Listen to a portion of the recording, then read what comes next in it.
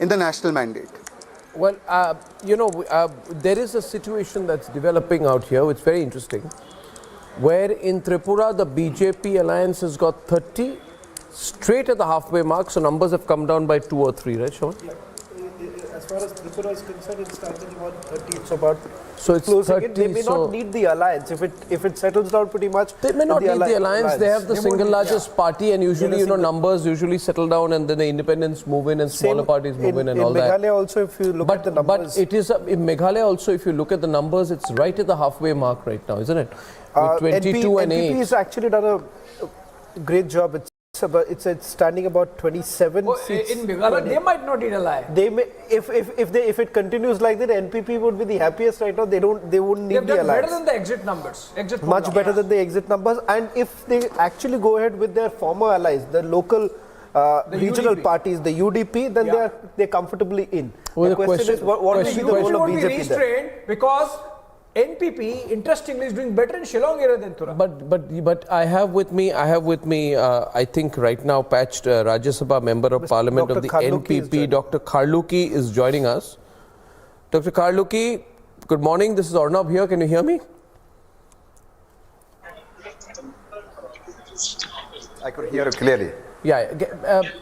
Dr. Kharluki, if push comes to shove, you have to now form a government with the BJP. How will you explain this to the people of Meghalaya? Since you've got hammer and tongs against the BJP, BJP has accused you of corruption, and how can you form a government with them? You see, Arnab, actually, our allies in the MDA won. I never expect that they should go at us like that. But it is very clear that the people are giving a mandate to MDA again. Okay. People are giving a mandate to BJP and NPP together, you mean? Yeah, means no, because we have an MDA government. And for 5 years we are performing as a government. And when election time comes, just before the election, that is quite natural.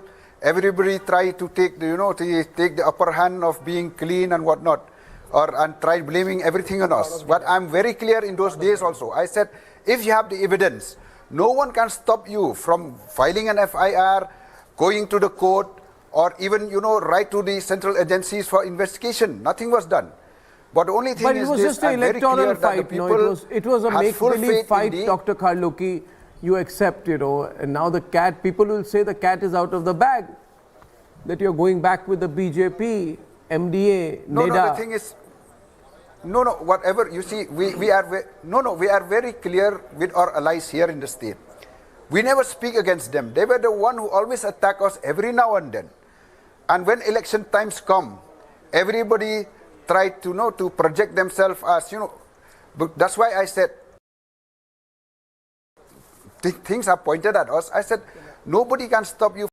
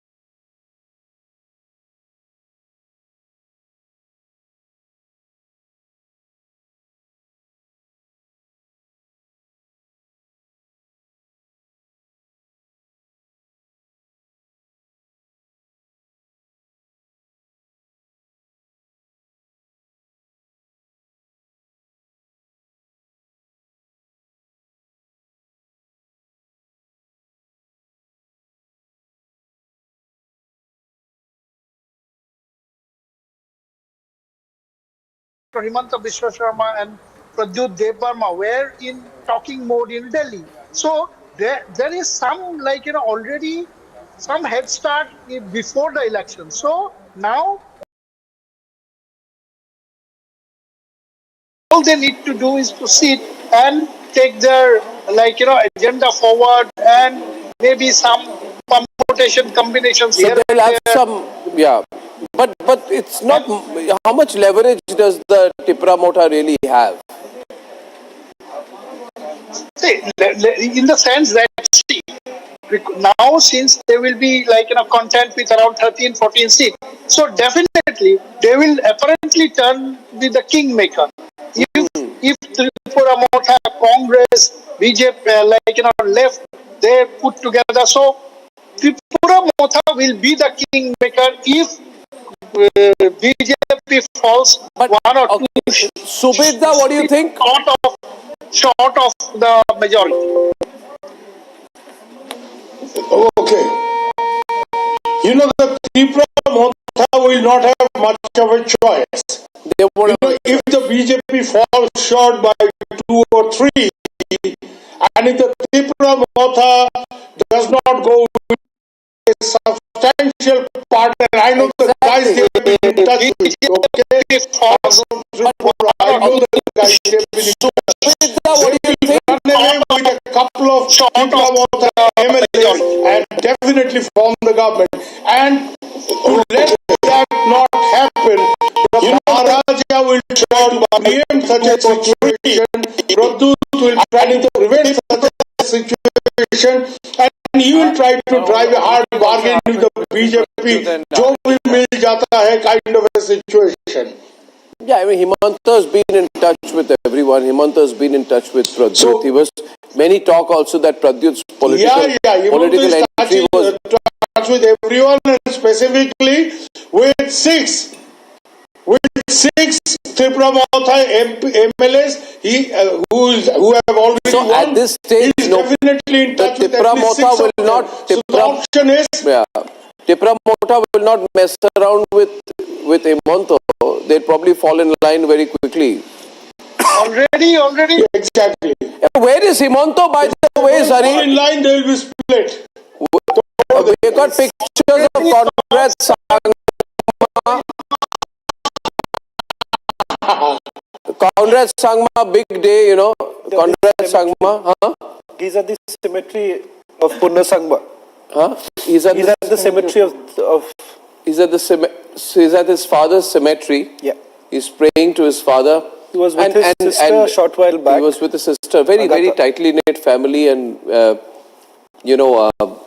mean, really taken the entire families. They really taken the legacy of Purno Sangma forward. And the most interesting part is even Purno Sangma could not complete his own term in the state of Meghalaya, but his son has done it comfortably, which I think so is it's a great feat for Conrad and ensuring his party reaches the position that it has today. Yeah. Well, this is a very moving moment out there. We have Conrad Sangma, who's got a great political career ahead of him. He's still not even in his mid-40s. I think he's in his 40, just about 45 right now.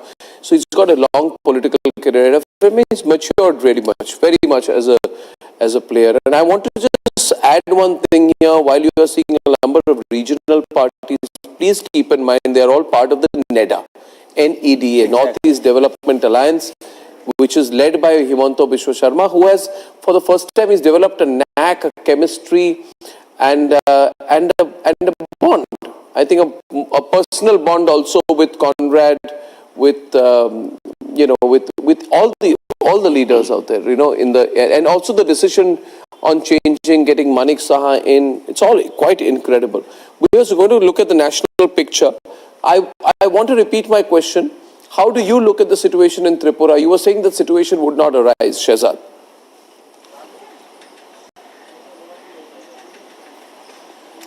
Arnab, the problem is that politics of opportunism has limited returns.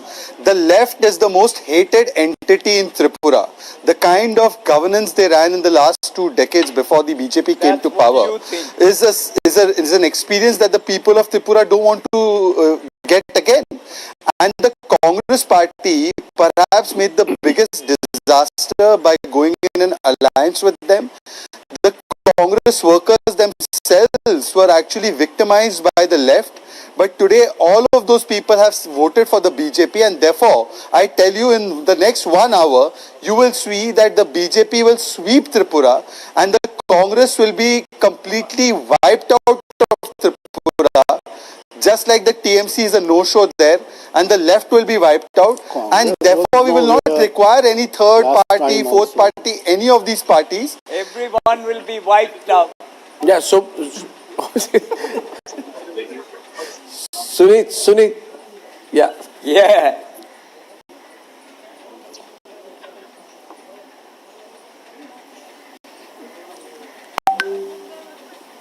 When the boxes are in your hand, where can I is the ask you a problem? question? Sunit Chopra was saying something. Yes, You're welcome. Unmute yourself, please.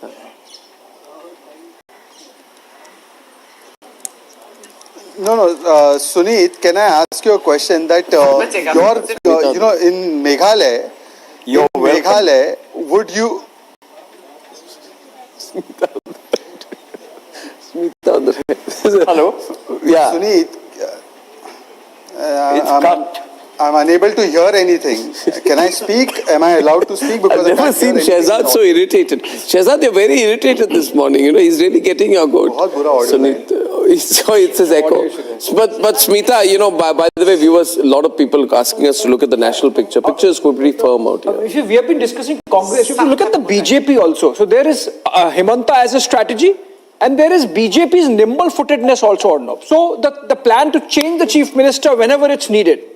This is not the first time they've done that in Tripura. They did that with Biplab Dev being replaced by Manek Saha. They did that in Uttarakhand, by the way. But not to let the tribal vote, not to let the tribal vote go to the, I think the master So they're going by the feedback on the ground. Not to let the tribal vote go to the Congress left alliance by indirectly supporting the Tripura Mota. But that's the nimble-footedness of the party. That's a response. So the question here is, Smita, is the BJP creating team Bs?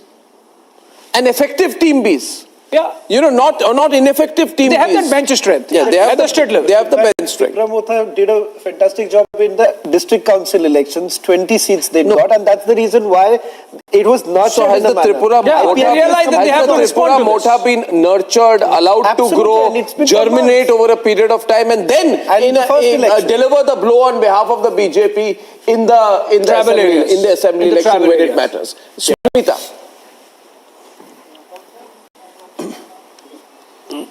Yeah, you know, the BJP played a different game. They gambled. Somebody mentioned that they changed chief ministers midstream, you know. So there was Biplab and Manik, and they changed those chief ministers. They've also played differently. Now, as far as Pradyut is concerned, there was even before the elections, it was being said that, you know, he'll play kingmaker. But despite pressures for a greater Tripura demand, BJP didn't go in. Now, if they don't have that margin as they expected, just remember from 2013, they formed a majority. 5 years later, they demolished the left fortress. And for all that talk about Pyar Ki Rajniti that Congress has been talking about, and their Bharat Jodo has all been, they allied with who? They allied with the left parties. The left parties is a revolutionary party, right? They don't believe in Pyar Ki Rajniti. Their Rajniti is what? Revolutionary politics, Inqilab and all that. And as Sunit ji just said, sab khatam ho jayenge, everybody will be wiped out. So, you know, that is their Rajniti of wiping out everybody, whether people or party. That is the Mahabharata. Allied with them. Now comes to the BJP, if they don't get the numbers. And everyone, including Krishna, had to pay the price. Okay, you're quoting the scriptures. Amazing. Today we have a leftist quoting the scriptures. क्या कर दिया मोदी जी ने इस country का? या क्या कर दिया मोदी जी ने आपकी पार्टी में? और आप मोदी जी ने कुछ नहीं किया है. रियली महाभारत का नतीजा जो है वो बताता है ऑथोरिटेरियनिज्म का अंत क्या है।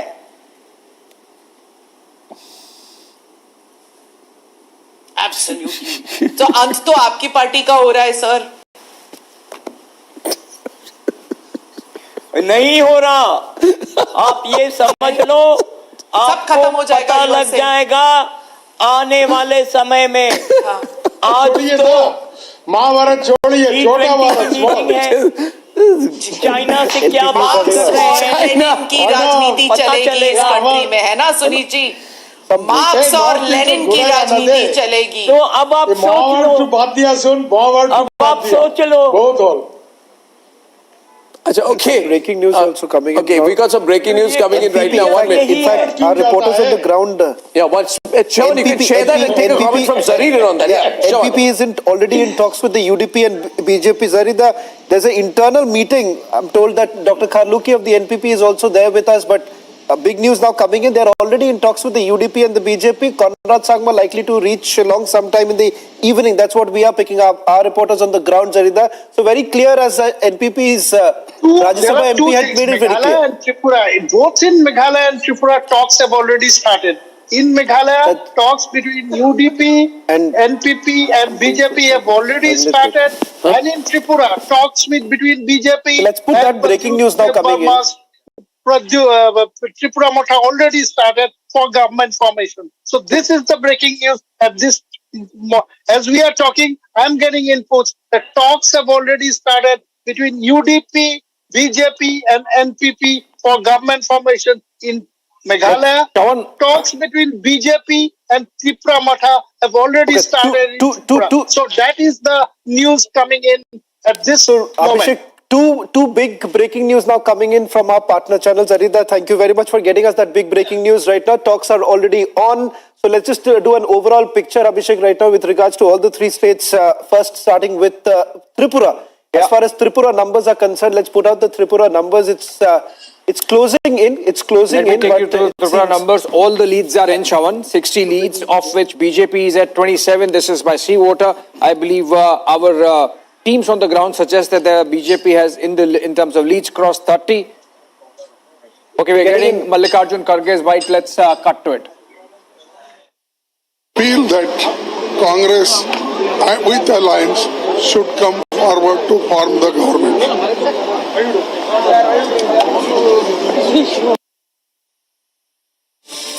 We'll try and play that out in a short while back. In a short while, we'll play it once again. But just a quick check of the numbers again. These are also the latest visuals coming in from Meghalaya, where Conrad Sangma is currently in Tura, but expected to reach Shillong by sometime later in the evening. The big news coming in from Meghalaya that the NPP is already in talks with the UDP. Smita, if I can, Dr. Kharluki is there right now. I think he's going to leave for a meeting in a short while. From the Dr. Kharluki, a quick word from you. So it's very clear your internal party meeting to begin very soon. But in terms of your talks going on right now with the UDP was making this huge demand that this time we want a chief minister from the Khasi Hills. Do you think you will be able to? They do not have the number to really negotiate, though. Is actually for the chief minister, it is the legislator who are the one who to choose the leader. It's not anyone and anybody. But Dr. Kharluki, when is the internal meeting going to begin? NPP's internal meeting. Well, I don't know. We'll wait first for our national president to come. Then we will see. Okay. Shahzad, you've heard what the NPP is saying as far as the BJP is concerned. In the state of Meghalaya, remember, you have already been at loggerheads with them. The question that we've been also asking, how do you really reconcile with the fact that the same party that you were basically almost at loggerheads just about a few days ago, now you're going to be in alliance with them?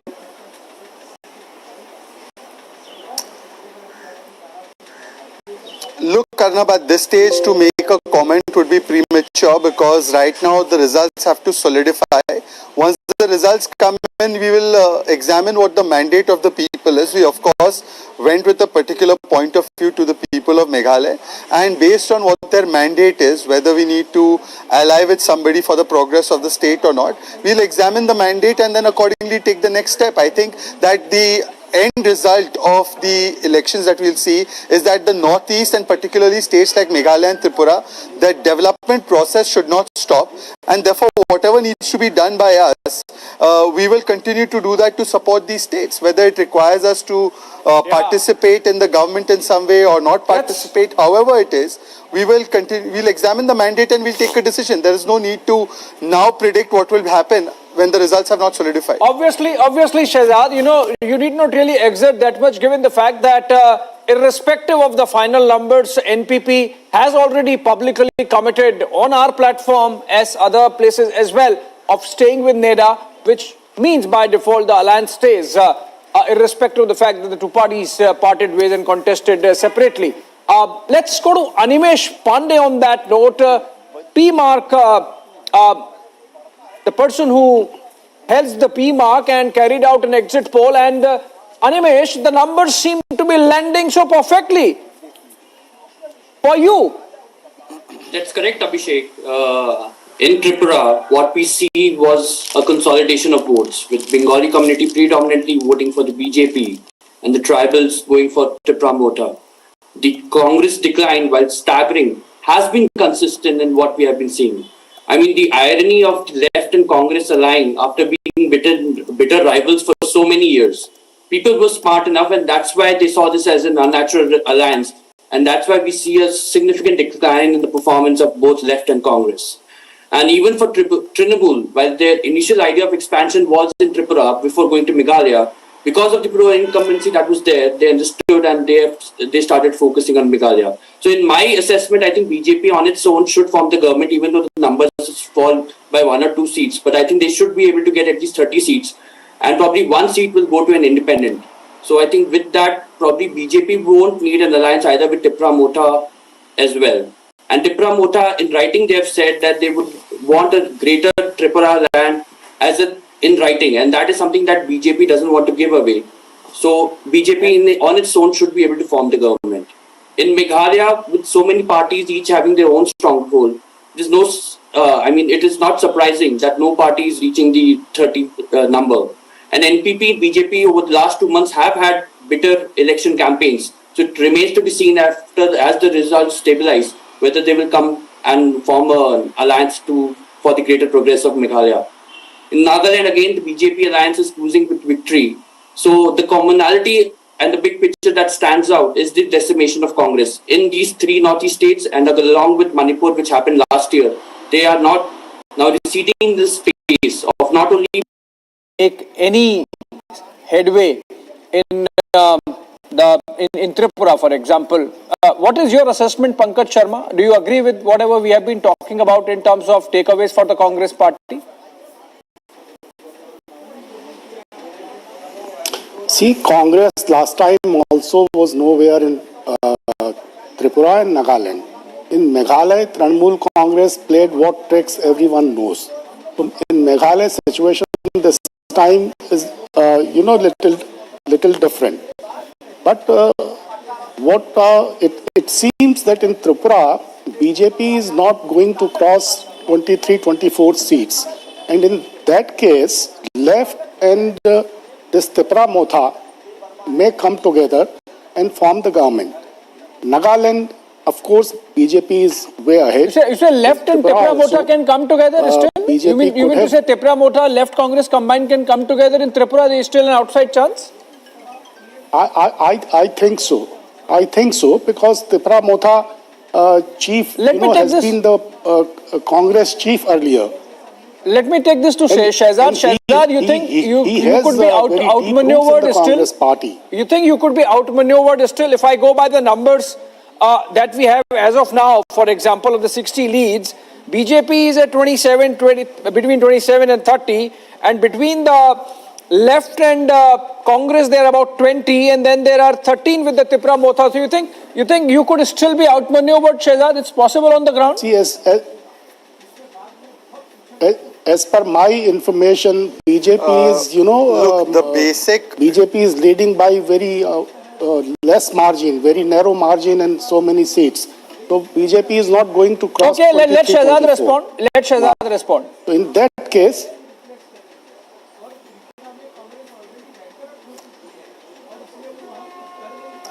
Abhishek, the basic feature of the mandate that you're seeing is that it is essentially an anti-left mandate. It is a vote to decimate the left that you're seeing in Tripura. This is a vote positively for the BJP and a vote against what the left represented for 2.5 decades. So if anybody who has now got an anti-left vote would want to consider going with the left, it would be akin to committing political suicide. But having said that, let me re-articulate that this situation will not arise. There is going to be a massive change in the numbers. Just a few minutes ago, we were seeing the BJP was at 40. That position will also be crossed because the entire left vote has decimated, and the Congress party, by going with the left, has committed political harakiri, and both the left and the Congress vote is shifting to the BJP, and therefore, just wait for another hour. The results will solidify. Sir, you are nowhere in the northeast anymore. You should probably focus on the fact that, like the dodo, you are becoming politically irrelevant and your existence is being politically completely decimated. Congress was nowhere in northeast last time also, as I had already said. The problem with the let me take this to Zarir. Pankaj Sharma, the fact of the matter is that if the Congress party did so well, is it not the failure of the leadership that it couldn't, retain its talent, it couldn't keep its flock together? Zarir, you think the possibility that Pankaj Sharma is teasing of the possibility in Tripura of the Congress left combined somehow is still managing to cobble together numbers with the support of the Tripura Motha, you think it's really possible on the ground? See, in terms of figures, yes. But in terms of ground realities, it's a remote possibility. No seats. So I would say, hold on, Pankaj Sharma, hold on. Pankaj Sharma, hold on. Zarir is speaking. 5% One by one. Zarir is speaking. Hold on, Pankaj Sharma. Left and Congress coupling together to form a hodgepodge kind of a coalition government. No, the chances are pretty remote, extremely remote, because Tripura Motha to Pradyut Dev Burma will definitely go with BJP, and because there are a couple of things. Because the fear, the apprehension will be that a lot of Tripura Motha people, the MLAs, might switch sides and join the BJP if he doesn't join on his own. So that lurking fear will help or will force Pradyut Dev Burma to join or to ally with the BJP and form a government. So he will not take a chance. He will definitely side with the BJP. And so you take my words, there is remote possibility of BJP left and Tripura Motha cobbling or trying to form a government. Don't forget the fact that Tripura Motha chief was the state president of the Congress party. He still has very deep roots in the Congress party. That is where you are wrong, because you are not being able to keep him. Why did he defect? Why did he go away? So that is the biggest question. So that is the tragedy for the Congress. But in fact, I'll just you are not being able to keep your top leaders in your group. What happened to getting in some breaking news right now. Classic example of Congress just a minute. We're just getting in some more breaking news. We're just getting in some big breaking news that are coming in from the Supreme Court. The Supreme Court has now pronounced its verdict on the petitions that were demanding an inquiry into the allegations that were leveled against Adani on the basis of the Hindenburg report. In fact, Chief Justice of that's a big developer with the CGI has said that the SEBI has placed a regulatory framework saying that it has started a disclosure-based regulatory mechanism in place with pricing control for capital issues. In fact, the Supreme Court, Abhishek, has asked for a SEBI probe in the Adani case. That's a massive development. That's a big development, Shawan, because what this means is what this means is all those people who have been quoted by Hindenburg, for example, and many of them, a majority of them perhaps in India, they could be questioned. And it's a very prestigious committee that the Supreme Court is setting up under the leadership of former Supreme Court Judge Justice Abhay Manohar Sapre with other members. And it's also very stellar, membership in terms of their individual achievements. So O.P. Bhatt, former chairman of the State Bank of India, Justice J.P. Devdhar, K.V. Kamath needs no introduction, Nandan Nilekani needs no introduction. All these people to be members of the committee, and the SC, of course, asking SEBI also to carry out an investigation, submit report in 2 months, which essentially means, Shravan, that the charge that was being made by the opposition, I'm trying to understand the politics part of it, even as we speak and bring this breaking news development happening in the Supreme Court of the country, pronouncing its verdicts in a batch of petitions demanding an inquiry into the Hindenburg saga between Hindenburg and Adani. What this means is that political opposition's demand of a joint parliamentary committee sort of stands sidestepped now, because if the Supreme Court is monitoring, Supreme Court is ordering an inquiry, the opposition better wait for this kind of a subject experts committee looking into it. Because remember, SEBI doing it, and this committee which has the likes of K.V. Kamath, Nandan Nilekani, O.P. Bhatt, and of course 2 justices, really shows that insofar as the Adani Hindenburg saga is concerned, we might not have heard the last of it as yet. But more importantly, the opposition demand of a JPC now stands with sidestep. Well, in fact, the Supreme Court has basically asked SEBI to conclude the investigation in just about 2 months and file a status report. And the committee is going to be formed under the leadership of former Supreme Court Judge Justice Sapre and the other members of the committee, as you were pointing out, Abhishek. It's O.P. Bhatt, Justice Devdhar, K.V. Kamath, Nandan Nilekani. And in fact, a big statement that has also been made that this is in order to protect the Indian investors. There is an urgent need for the formation of the committee. Now, that's a big development as far as what has been demanded all this while. From the time the Hindenburg report was put out, and thereafter we've seen the free fall of the shares of Adani Group, especially the flagship enterprise. We've seen there's been a free fall in the shares. Also, there's a 2-month deadline that has also been put out, Abhishek. So essentially, been looking at the price manipulation and the allegations that have been leveled by the Hindenburg. Also, I think the government can now claim that, because the government was facing heat from the opposition, Shravan, the government can now claim that when the matter reached the Supreme Court with all these petitions being filed, the government position was very clear that A, they have no objection to any kind of investigation being taken place. In fact, the government had offered to, by itself, set up a committee. Now that the Supreme Court is doing it, the government has agreed to it. In that sense, I think that takes care of a lot of politicking that was happening on the issue, Shravan.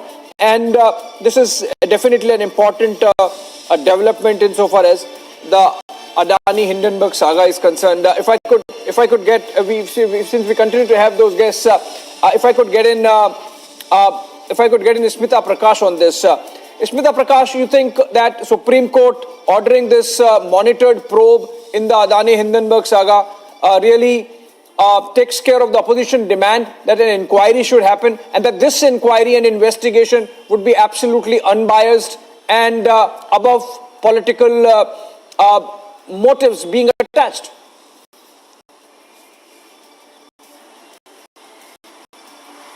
Well, see, I think I haven't read the details, but I think it means that it's a continuation of the SEBI probe. It's not replacing SEBI in any manner on the Hindenburg report. So it's led to a probe, and it's led to a supervision of this probe. So this 5-member panel, it has people from cross sections, so nobody can say that it's a ruling party biased panel or anything. It's a Supreme Court based, and there's a retired Supreme Court judge who will be looking over onto this. So it's not divested the SEBI of its responsibility. So I think a little of the wind behind the sails of the opposition demand that there should be a parliamentary committee, because now you have domain specific people who will look into it, and it will strengthen and protect the investors' money further. Yeah, absolutely. And Ratan Sharda, Rhythm Anand Bharadwaj is joining us live. Rhythm, if you're already patched and getting me, Rhythm, please explain to us the significance of this very important order given by the Supreme Court of the country.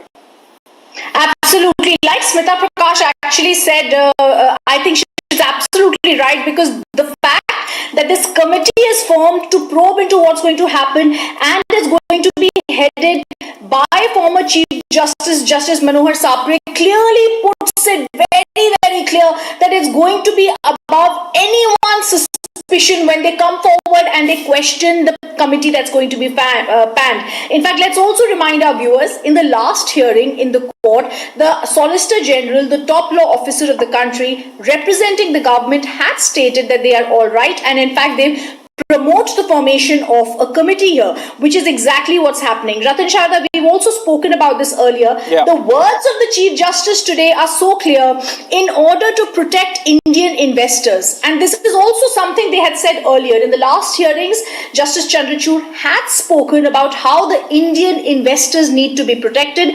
They said we are forming a committee. In the last hearing, it was also known that a committee is going to be formed, Abhishek, and now finally the committee is being formed. It consists of Mr. O.P. Bhatt, Justice Devdutt, Mr. Nandan Nilekani, K.V. Kamath, Somesh Akran Sudarshan as the members. And the most important part, it's going to be headed by a retired... It's marked seriously, and any manipulation would be probed threadbare, and a thorough job would be done, and that gets reflected in the kind of membership of the committee, Rhythm, that has been set up by the Supreme Court. Thank you so much, Rhythm, for joining us on this important story from the topmost court of the country. And then we go back to our conversation we have been having of the results in the northeast of three assemblies. There are Tripura, Meghalaya and Nagaland. Shawan, can we go back to the numbers? Right. Because I believe all the leads are in now, and we have an absolute clear picture of which party stands where. And now it's almost 11 a.m., which means these leads are sort of going to remain and mostly convert to results. So the interesting picture now coming in from the state of Tripura, where BJP stands at about 29 and Tripura Motha stands at about 13. So if that's the case, then the talks between Tripura Motha and the BJP is going to be something that one needs to keep an eye on. But it turns out, Abhishek, in fact, Prakash, our senior editor who's there in Tripura, is sending us some breaking news. In fact, if we can also bring in Prakash right now, because Prakash has just spoken to the CPM leaders, and there is a twist that's coming in from the state of Tripura, with the Congress and Tripura leaders are in touch to form the government in case of a hung assembly. Now that's a little, because the left plus the Congress is about 15 and the Tripura Motha is about 13. So Abhishek, that's an interesting development if at all that's going to happen. But this entire alliance that was stitched with the Tripura Motha was with the Himanta, so it depends on how things actually pan out. We'll try and go across to Prakash in a short while from now, but let me just quickly bring in Ratan Sharda. Ratan Sharda, do you see any twist in the story right now as far as BJP in Tripura is concerned? Because it's closing in 29, its C voter numbers say about 30 is what C voter is saying. Our numbers stand about 29, Abhishek. Ratan Sharda, any twist that you see? Because Congress seems to be in touch with the Tripura leaders also.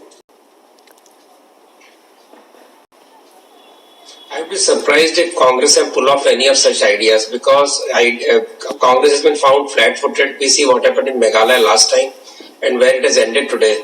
That's the last chance there is. To my mind, this particular election is a tectonic shift in the Indian politics. The way Northeast election are being discussed now on the national TV, which are used to be just, bylines, and also the way everybody is talking about trend setting for 2024 shows that Northeast is now finally a part of media's thinking, the intellectual thinking, and the tyranny of distance doesn't exist anymore. That is biggest victory for BJP. As always said, that for BJP, Northeast was not just for winning elections, it was its commitment to bring it to the mainstream and give it importance where it was required, and that is the biggest change. And you talked about Adani. See, this is simply a case of stock manipulation, market manipulation, nothing more. Pulling down or hammering a particular company is nothing new. I just read yesterday there is another hammering of a Hong Kong-based company. So this is that particular game of bears and bulls that we must realize instead of making it a national issue of invest and loot gaya, because subject to market is the very basis of every share transaction. And as far as Adani is concerned, its projects are solid, its assets are solid. Manipulation must be investigated. I think the kind of committee that Supreme Court has put in, the opposition should have no words to talk about now. And coming back to Northeast, I think as I said, the game changer is Nagaland, it is Meghalaya, and Tripura. I think BJP will pull it off. Whether it gets 28 or 29 is not the issue, and that is the way it is. But in fact, Ratan Chadha, Sudeep Roy Burman, the Congress legislator from Tripura, has just spoken to Republic TV. In fact, we'll play that out in a short while from now. And they say that they are in touch with the Tripura Motha. The Congress CPM alliance will form the government. That's the confidence suddenly that they are exuding. Communist Party, Tripura Communist Party and Congress only lived on its so-called inflated votes. The people who didn't belong to tribe and people who settled down in Tripura, that are the base of Marxist entire existence 30 years. Do you think that Tripura Motha will go to the extent of joining hands with very party which actually lived on exploiting these vote banks? In fact, we'll go across to Prakash, who's on the ground getting us the latest data. Prakash has spoken to Sudeep Roy Burman as well as Jitendra Chaudhary, who's after all the chief ministerial face or was being projected as the chief ministerial face for the alliance. We'll try and go across to Prakash. Prakash, you've spoken to the Congress party. Sudeep Roy Burman is saying that they are in touch with the Tripura Motha. Now, is there any possibility of that happening? Because, it was largely seen that if at all a situation like this happens, where the BJP is closer to the halfway mark, Tripura Motha is in all likelihood would be swaying towards the BJP.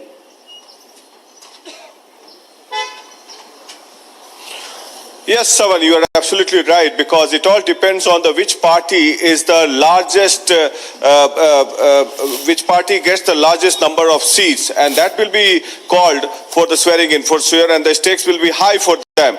And naturally, the Congress party and the Communist party both are in touch with Tripura Motha for sure. They say that they feel that it's a secular party and it's a democratic fabric, and they are also championing the cause of the tribals, as is Sudeep Roy Burman. So as far as the seats are concerned, it's a tight contest as of now in Tripura, what we get to know, but more rounds to take place, around 2-3 rounds left.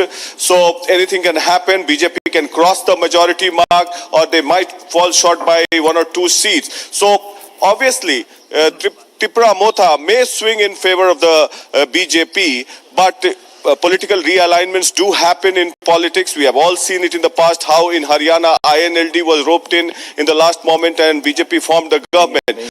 So it all depends on the realignment and the bargaining that takes place. One bone of contention with Tripura Motha is that they have been demanding a separate state in Tripura, which the BJP do not agree to. Even the Communist Party and the Congress Party also do not agree to. So what would be the bone of contention, on what basis they would ally with any party? That depends. So Tripura Motha naturally emerging as the key to the formation of government. It all depends on what numbers they get. Back to you. All right. So Shawan, the numbers might still swing just by a bit. But essentially what it seems is BJP is in the striking distance insofar as Tripura is concerned. Thank you so much, Prakash, for joining us there from Agartala. BJP seems to be in a striking distance of the halfway mark, and which obviously gives the party a little more leverage vis-a-vis the left Congress combined, which still sort of not touching 20 between themselves. So it would depend essentially on where Tripura Motha really finds more stability when it comes to joining a government or forming an alliance to be in power. Having said that, it seems by and large the leads are in, Shawan, of all the three states. It's all clear. We'll put the total numbers out there on the screen. We can keep analyzing it, but keep going into the detail of it. Fact is, BJP is forming the government in all three states. Congress is over, and it's a clean win for the BJP in Tripura. Absolutely clean win for the BJP in Tripura. Where is the Trinamool Congress in Tripura? I don't know. Where is it? It's not opened their account. They've not opened their account in Tripura. What is Nilanjan going to do? He's going to jump off into some swimming pool somewhere. They've not opened their account. Unmute yourself. In fact, unmute yourself first. Tripura Motha has 13 and Trinamool Congress 0. Well, if you look at the vote share as per the election commission, the BJP has already got a 40% vote share, while the Congress is 11, and the TMC is 0.82%. So much money. Let's talk about so much money. IPAC. This, that, crores of rupees, corporate strategy, and 0.82% vote. And no impact for being a Bengali party. Ridiculous. Saurav Sikdar, what has happened here? Or no. Saurav Sikdar, what has happened here? Trinamool. The BJP has lost the election in Tripura.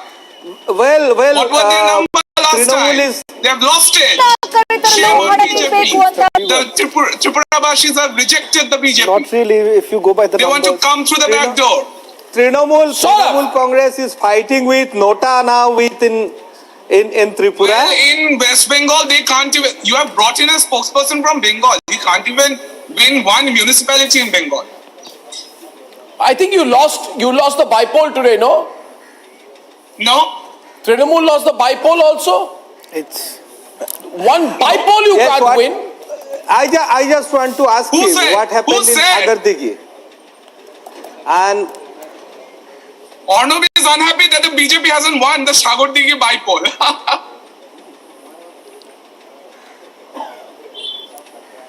Arnab, it is a day of embarrassment for the BJP.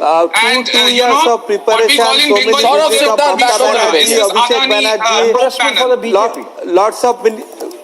lots of minister at Delhi passenger from Calcutta and Tripura. What is the vote percentage of Trinamool Congress? নিজেদের ফেলা থুতুটা নিজেরা চাটবেন. Please control your language, please. Ridiculous. Even in frustrated times, people should talk like that. No, I'm quoting what Mr. Shubhendu Adhikari says in Saurav Sikdar, please. The new language that Shubhendu Adhikari Saurav Sikdar, let's look at the overall situation. We're looking at the national picture right now. And you see, Trinamool has just been a damn squib. It's hovering over 9 seats in Meghalaya, 1 seat in Tripura. And no, Trinamool Congress has expanded its they've lost that 1 seat in the northeast. That is the headline today.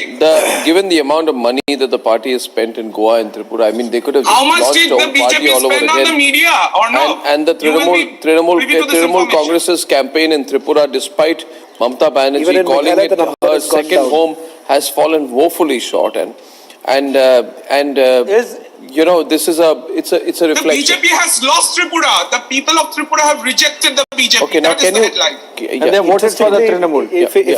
If the number stabilizes, BJP might have more seats than the Trinamool Congress in the state of Meghalaya. I think the spokesperson from Trinamool either he is having a problem with his eyes. See, the thing is, Trinamool was never in a fight in Tripura. And second congratulations thing is, on winning Sagardigi. I think you have won the Sagardigi, right? We just got an update from Bangla on the Sagardigi bypoll election update. Left.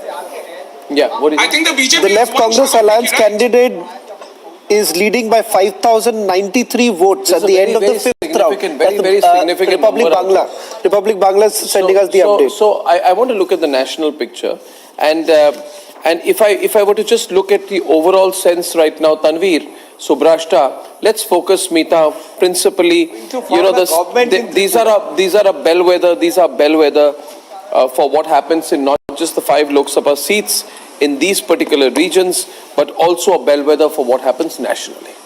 So, Tanveer, the picture nationally is that the BJP alliance, the BJP individually, the BJP alliance extremely strong. No clear opposition is what I'm seeing out here. Interestingly, in 2 of the states out here, which is NPP, BJP itself was the opposition. And if you look at Tripura, the Tripura Mota is an opposition which will form the government in alliance with the BJP. So it's a BJP alliance which comes across very strong.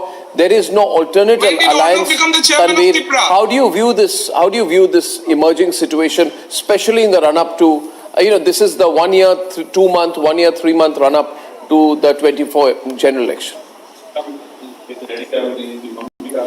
Arnab, I think it sends a very strong signal, not only in terms of the alliances that BJP is able to form. Smita? No, that's Subrashta. Let Subrashta continue and then Smita. Yeah. And then Tanveer, you come in. Subrashta. And also it denotes that in states where BJP has not had a sustained stay, those are the states which it has a potential to retain now. Now let us remember that Tripura elections today is a reflection of what has happened in Tripura for the past 5 years. If we remember the Panchayat elections, the entire opposition was decimated. And you win in Panchayat local level elections only if you have had a really great run on the ground with your Karyakartas. So Tripura for BJP has anyway been an ideological battle, which it has really strongly fought. Despite all the internal upheavals within the party, the chief minister resigning, a new chief minister being put in place and all of that, on the ground, the party really strengthened itself. That's point number 1. Point number 2, the way in which the opposition played was actually played at the hands of the BJP is also very interesting to see.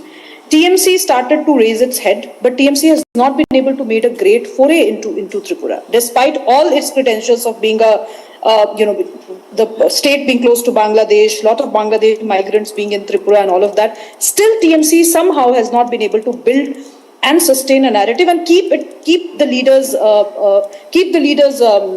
in their stock.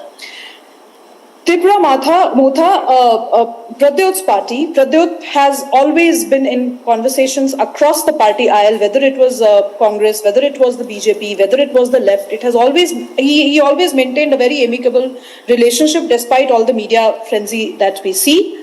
And today, whichever party comes to power will give credence to Tripura Motha for the simple reason that his idea was to become a kingmaker, and I think he has played his politics well, and he is already on the path of being so. So Tripura, for me, I think as far as I see, has really taken a very interesting turn, and a larger point on the politics of the Northeast with respect to this party. All insurgent movements in Tripura, please remember, ever since the BJP came to power in 2014, all insurgent parties in Tripura have been, insurgent politics in Tripura has really looked up to the BJP for assimilation with the national. But let's go back again purely to the national picture. Tanveer, tell me, what is the mood setting this election has done? Momentum. The momentum. Who is the momentum with? What mood setting has this election result done? Yes.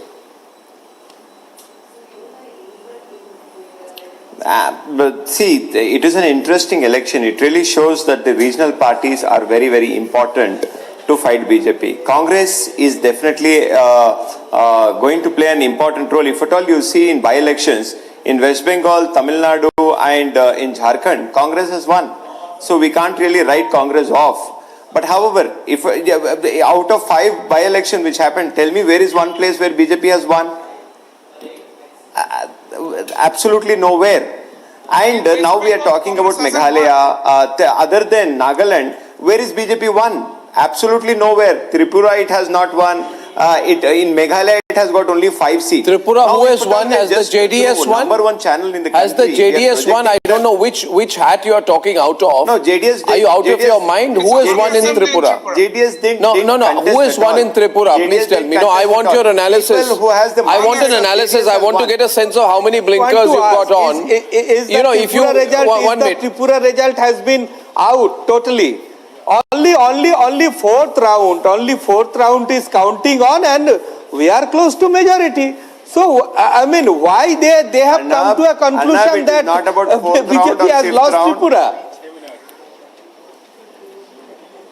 Sir, let me finish, sir. Sir, I know your questions are very important, and I don't know whether Tanveer, just before you finish, the NDPP is a BJP ally. Tell me one place. Along with one minute. There's been significant amount of seat sharing with the NDPP, a very calculated alliance, and as you have seen, whether you like it or not, right? 40-20. Yeah, it's a 40-20 seat sharing which they have done, which is a very interesting seat sharing. So the BJP saying we are going to play the junior partner. We'll let the NDPP be the principal partner in Nagaland. We have a significant presence. We make an inroad, and together you have swept. It's a super sweep with 40 seats out of 60. If 40 out of 60 is not a victory, then I don't know what is. And as far as Tripura is concerned, the BJP getting 29 out of 60, they're almost at the halfway mark on their own. They're forming the government. If that is not a victory, now they're at 30. If winning half the seats on your own is not a victory, I don't know what is. Then you go on to look at the state of Meghalaya, where you made a very significant entry with 7 seats. The NPP gets 24 seats. That's 31 seats. There also you're forming the government. If that is not a victory, I don't know what is. But you know, you have a consummate quality. You have the ability to pull water out of a rock. With the most corrupt party. Party has got more seats. You have an ability to pull water out of a rock, Tanveer. The BJP has formed. The BJP is forming the government in all 3. BJP has an ability to. The BJP is forming the government in all 3 seats. Okay, Tanveer and Mr. Sikdar. Tanveer and Mr. Sikdar. Yeah. Sir, 1 second. Yeah. The Ashtalakshmi states of India has absolutely what has BJP provided to them? Nothing, absolutely nothing. Talk about the results. Have we solved any issues with China? Talk about the results. Are we really going to give them employment? Talk about the results. Now, talk about the results. Look who is talking. Look who is talking. Before BJP, if anyone never even thought about Northeast. So don't give all this lecture on the national channel. Ashtalakshmi, BJP only proved that Ashtalakshmi actually exists. You the face. You can't really come and wear a fake fictitious dress of nationalism. No. See, you can raise your voice, but doesn't suppress the fact. It will not suppress the fact. Fact will remain the fact. The look is policy. Speaking in Bengali. Look is policy is the mood of the nation is absolutely anti-BJP, absolutely or one fake nationalism. I think this is the Trinamool effect. Don't tell everyone will laugh. How many seats? How many seats did you have in 2018? Are corrupt? Are you not ashamed? Tanveer, of losing the halfway mark? Roy has joined BJP. BJP can't even cross the halfway mark in Tripura.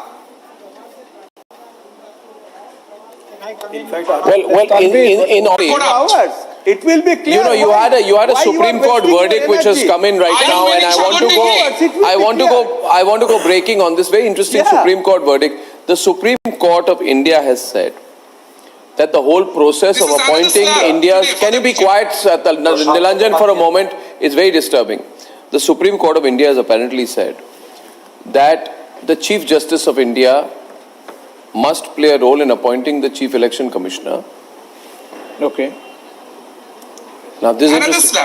Can you be quiet, Nilanjan? Can you be off air for a minute, please? You don't need a constant commentary. And the Supreme Court of India has said, Smita, that the process of appointing the Chief Election Commissioner is not transparent. it should be made more transparent, and the Chief Justice of India, the leader of the opposition, and the Prime Minister, of course, should play a role in appointing the Chief Election Commissioner. This is a very important, Abhishek, development where I want to get Abhishek, I want to get Rhythm in, and then we'll have to analyze it for some time. Yeah, this is big, because it's a very, very significant decision.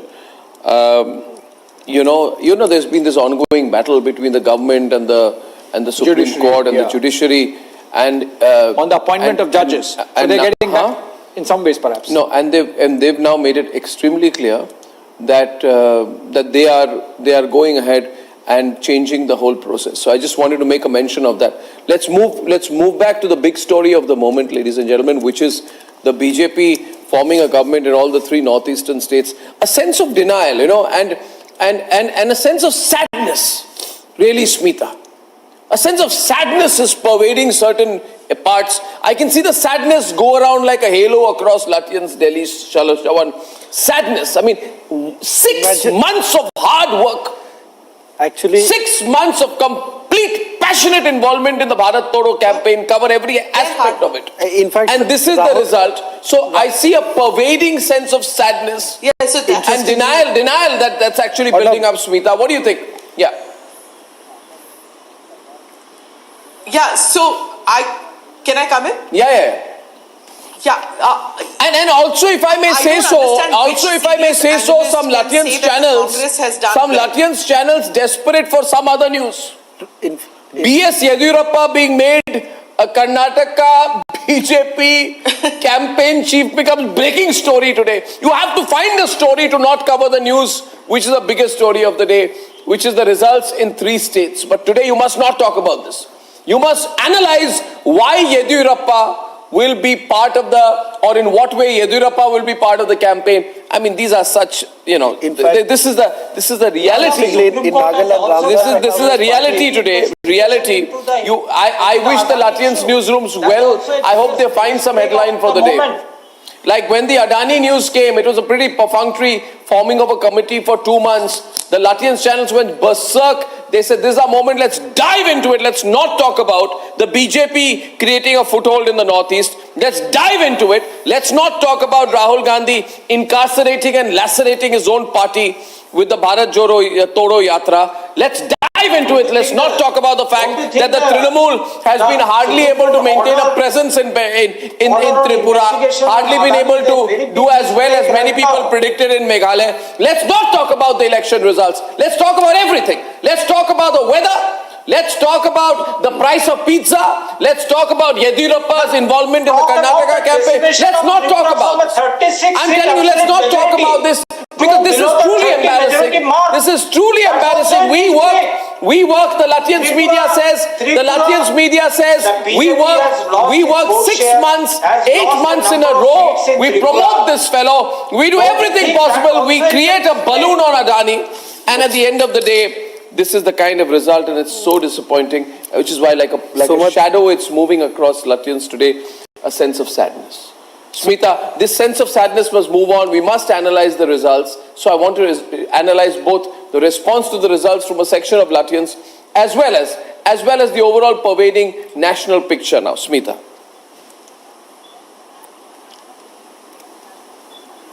Yeah, okay. So, Yediyurappa notwithstanding, the thing is that I don't understand how any serious analyst, despite what you said, could say that the Congress has done well in this campaign. I mean, this is a party that has really snoozed through this election and concentrated all its energy on that yatra. So, they have nothing to talk about as far as these election results are concerned. They aligned with the left, that is it. Other than that, coming to the TV studios and fulminating out here, they've done really nothing.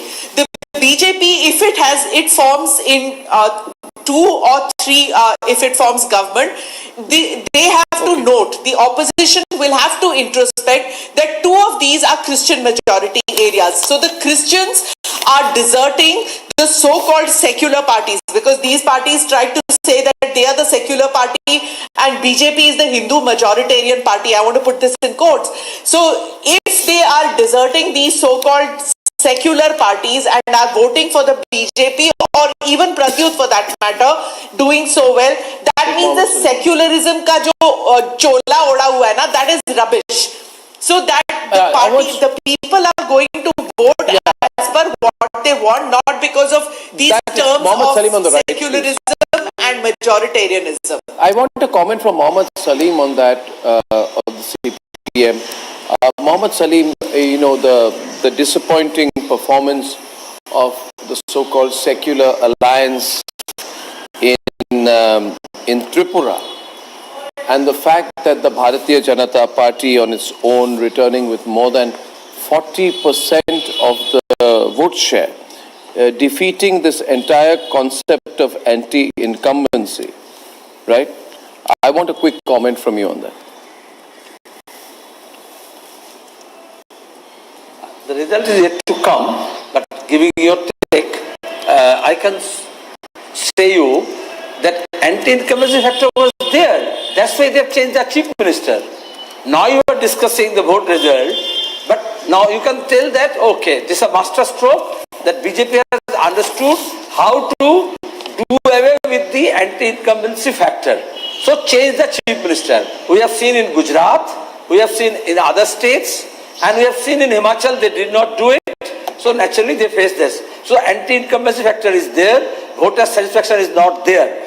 And now that Mrs. Smita was talking about so-called secular party and so-called Hindu majoritarian, I don't know how many times she has visited Tripura or other states. So you will see how they try to consolidate Hindu votes. What is Yogi Adityanath? Why all this Baba Log? Why don't you talk about your results? I mean, you can't talk about your results, your performance. It's been disastrous, I really, you've got just with the alliance, you got 16 sort of Sikdar. No, the question is obvious because you're in denial about the problem is you're in denial about the results. The left has been completely wiped out in Tripura despite a very hypocritical alliance that you have with the Congress. Hang on. Yes, what is wrong with Baba Log? No, but that's... No, what is wrong? Look at the way he says Baba Log. This Yogi Adityanath has been elected twice as chief minister. So Baba ka kya problem hai? What is your problem with Babas? If they have been elected by the people of the state, and the fact is... Sort of Sikdar also coming in. What is your problem with Baba Log? Who is the Baba Log? Do you know who is called Baba Log in this country? Why are you looking down Why are you looking down on Yogi Adityanath in Tripura? Is it a separate country? This is showing the fascination of Mohammed Salim, calling Yogi Adityanath ji by Baba. This is nothing but his frustration. Left side, they are fighting for their existence. In West Bengal, they are wiped out, and in Tripura also followed by West Bengal, they are going to be wiped out. This is simply Mohammed Salim frustration that he is calling Baba Log. So this is quite natural for this lefty. Now, Mr. Salim, you can go and talk about other people's Baba Log and all that. I want to ask you, what is Rahul Baba for you? What is your ideological link? I really have been wanting to ask you this question. You say you are a leftist. You say that you are a leftist. You still claim to be a leftist. So I want to know, what is your ideological interest with the Vadra Congress? This is a party which you started your career for the longest time saying this is a bloodthirsty party. The most bloodthirsty party of the country has killed communists. Communists will die, but we will never tie up with the Vadra Congress. But today, you are the most loyal ally. You'll have to listen. You are the most loyal ally ever There is nobody more loyal than you to the Congress. The Congress is finished, but you will not leave the Congress. Congress is over, but Mohammad Salim and left will not leave the Congress. In fact, you will go down with the Congress. I want to know from you, Mr. Salim, what is your love for the Congress? There is so much love, affection. In fact, a lot of people commenting on your and Sitaram Yechury's policies. And I want to know, your and Sitaram Yechury's policies are totally decided by what Congress party says. What is it? Your leaders go in chartered planes with Congress party leaders. What leftism are you doing? Unfortunately, you people travel in chartered planes with Congress party leaders. Wherever Congress is there, you are a number 2 party. And you are talking about Baba Log of others. You tell me, my question to you is very straight. You have to tell me today, Mr. Salim, listen to me, Mr. Salim, what is your link with the Congress party? What is your alliance with the Congress party? Go to the streets. What is your alliance with the Congress party? Go to the streets means what? You tell me. Question. My question is, what is your link with the Congress party? Now listen. If you have the courage to listen. Don't teach me courage. Don't teach me courage after becoming a lieutenant of the, after being an assistant to the Vadra Congress, you're talking to me about courage. You've tied up with the Vadra Congress. Give me the time you have taken for the question. It's a propagandist. You're a propagandist. You are a revisionist. But you are a revisionist. Don't people call you a revisionist nowadays? Are you not a revisionist? Whatever you say. No, but are you not a revisionist? I'm not saying. Why don't you put as a partner of the Vadra Congress, are you not a revisionist? Are you not a revisionist? Are you not a revisionist? You are a revisionist. You are a revisionist ally of the Vadra Congress, true or false? Whatever you say. Whatever I say. You put a question, please, if you have a question. My question is straight. Or you go to the street corner. Why did you lose? Why did you? No, forget street politics. No, listen to me. Why did you lose Tripura? Simple question. Talk about yourself, no. You talk about everybody else. Why have you lost Tripura? For 5 years, you have, listen answer. For 5 years, you have folded eyes, and you have not seen what type of terror is there in Tripura. Attacks, murders, loots, destruction of political parties, livelihoods of the oppositions. They wanted to make it an opposition-free Tripura. But they have failed to do that. Still the CPM is there. Still the left is there. Yeah, okay. So I want to ask you 2 questions. I want to ask you 2 questions, Mr. Salim. Mr. Salim, I want to ask you 2 follow-up questions. How many times you have reported the killings and murders of Tripura? Yeah, I'll ask you a question on that. I'm asking you. Now listen to me. How many times? How many times have you said that the families of the left cadre, the families of the left cadre murdered by the Congress? How many families of left cadre were murdered by the Congress? Yes. Have you forgotten all that? Now you tell me now, I just want him on and nobody else. I am asking you, what would you say to the families of the left cadre who have been murdered by the Congress? It doesn't matter to you, is it? Dispensable commodities for you. Left cadre murdered by the Congress does not matter to you. Wherever, whenever. No, you tell me, no. Since you say you are supporting the Bharat Jodo Yatra, please tell. No, I'm asking you. A straight question. You will have to reply now. Since you have come on my program, you will have to reply. Your choice was not to come, but since you've come on the program, you have to reply. One-on-one. Nobody. Saurav and this. Tell me. I'm asking you a question, but you will have to answer. You will have to answer. You will have to answer. You will have to answer. There is no running away, Mr. Mohammad Salim.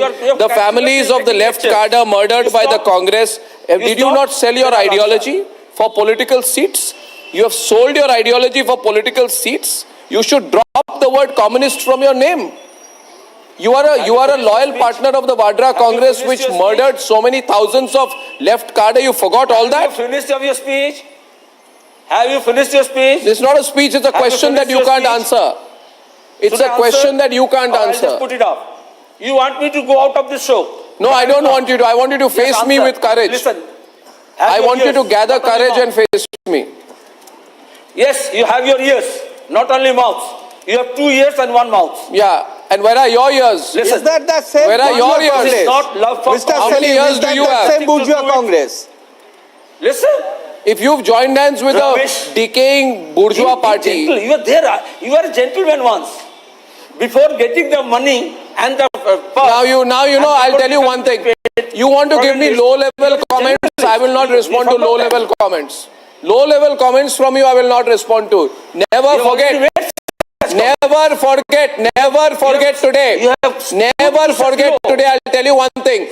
Never forget Mohammed Salim. You have tried to abuse people personally in the past. Don't cross your line with me. Don't cross your line with me, Mohammed Salim, I'm telling you. Don't you dare to get personal with me. Don't you dare. I will hit you back really hard. Now tell me, what would you say to the left cadre murdered by the Congress who you have allied with and lost? Do you have the courage to listen to me? I am seeing a man with no courage in front of me. Do you have? I am seeing a man with no courage in front of me who needs to explain to the left cadre why he ties up with the bourgeois party and loses every time. You could not face Kangra, a comedian. You could not face. Now you are going to talk about so-called comedians. This is the level to which you've fallen. Answer my question on why you lost Tripura. Yes. Stop trying to go personal with me. I'll go so personal you will not be able to face me anymore. Answer the question. Gather some courage, Mohammed Salim. That should be the first question. Stop shivering on my program. The first question. Why have you lost in Tripura? You brought in all those Badra. Where from Badra? Why have you? Who is Badra of Congress? Vadra Congress. Who is Badra of left? Vadra Congress. Had there been Congress? Vadra Congress. Congress government, Badra would have been your Vadra Congress. Badra is nobody of Congress. Vadra, Priyanka Vadra, Robert Vadra, Vadra Congress. Now listen to me. Now why are you embarrassed about accepting your tie-up with the Vadra Congress? Had there been Congress government, Vadra would have been your master. No, but you have a Vadra Congress. No, listen. Mohammed Salim, you don't give me low-level talk because I will not respond to low-level talk. How have you lost Tripura? Saurav, you look at him today, he's just shivering, he can't answer. He tied up with the Vadra Congress. Did I tell you to tie up with the Vadra Congress which murdered all your cadre? You are continuing speaking. You are not being able to speak. You are continuously. Mr. Salim, you are not being able to speak. You explain your tie-up with the Vadra Congress.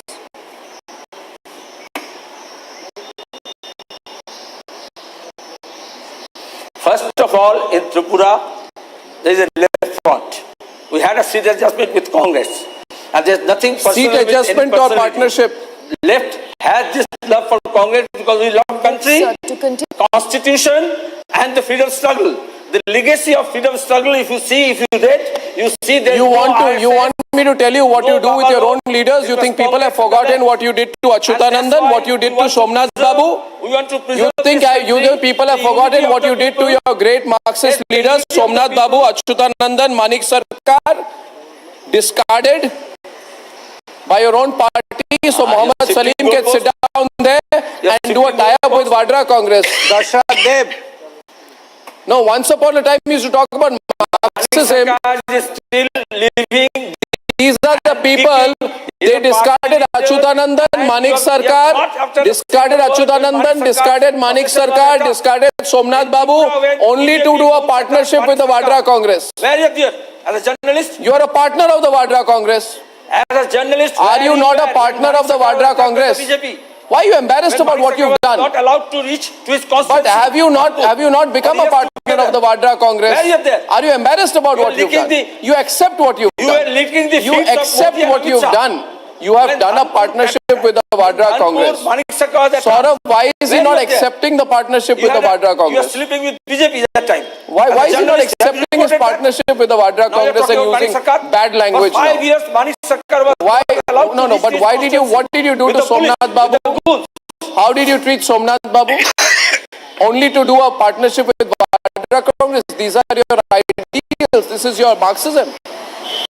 This is your Marxism that today at this stage of your career you come on my program and you are not able to accept yes or no. I have a partnership with Vadra Congress. I am proud of it. Say it. Say I have a partnership and I am proud of it. Then now Somnath Chatterjee stayed back with the UPA. They are allies. You're an ally of the Vadra Congress. You know that, but you've forgotten everything. But you are a tie-up. You have a tie-up with the Vadra Congress, Mohammed Salim. When you're going here and there, you talk about Manik Sarkar. Now he wants to talk about the contribution. Manik Sarkar. How many times you have reported when Manik Sarkar was attacked? Put your finger down first of all. First of all, put your finger down when you're talking to me. When his Don't wag your finger at me. Where is it there? Don't wag your finger at me. As a journalist, where is it there? Don't wag your finger at me. Why did you lose Tripura? Okay, let me ask you. Will you continue? Okay, Mr. Salim, here's a question to you. Manik Sarkar, Don't go personal on me. I don't respond to personal attacks. But I will ask you one question. Tell me one thing, Mr. Mohammed Salim. Thank you. My question to you, will you continue your partnership with the Vadra Congress, or is this the last partnership with the Vadra Congress? Is the first time or last time? Arnab Goswami, you be with your masters. No, you answer my question. Are you going to continue the tie-up with the Vadra Congress, or is this the end? I know. To protect the constitution, to kick out the bootleggers, to kick out those who are opposed to the unity of the people. We are there to bring all those people who are opposed to BJP and TMC in Bengal. So you will continue your tie-up with the Vadra Congress? Against the corrupts. If you have to choose between Adani and India, I am with India, not with Adani. That's all. Thank you. I know Saurabh Sikdar is putting a question to you. You don't look very shaken, Mr. Mohammed Salim. No, you're not running away. Saurabh, no, put it off. Put it off. Why don't you want to answer some questions? Mr. Salim, best person is there. Kunal Kamra is there to face Republic. Yeah, Mr. Salim, ask you to, if you have even after your defeat in Tripura,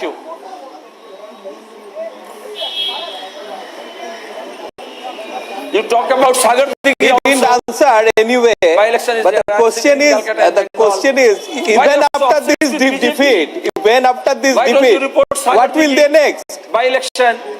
By the way, Mr. Mohammed Salim, I have done more coverage of Sagar Diga than anyone else. You don't have to tell me. All day I've been covering it. But why don't you answer the question about your tie-up with the Vadra Congress? So you're saying Sagar Diga is a proof of the fact that you need a tie-up with the Congress. So you're saying that Sagar Diga is a proof of the fact that you need a tie-up with the Congress, which means, no, one minute, just 1 minute. Are you admitting that without the Congress you can't take on the Trinamool?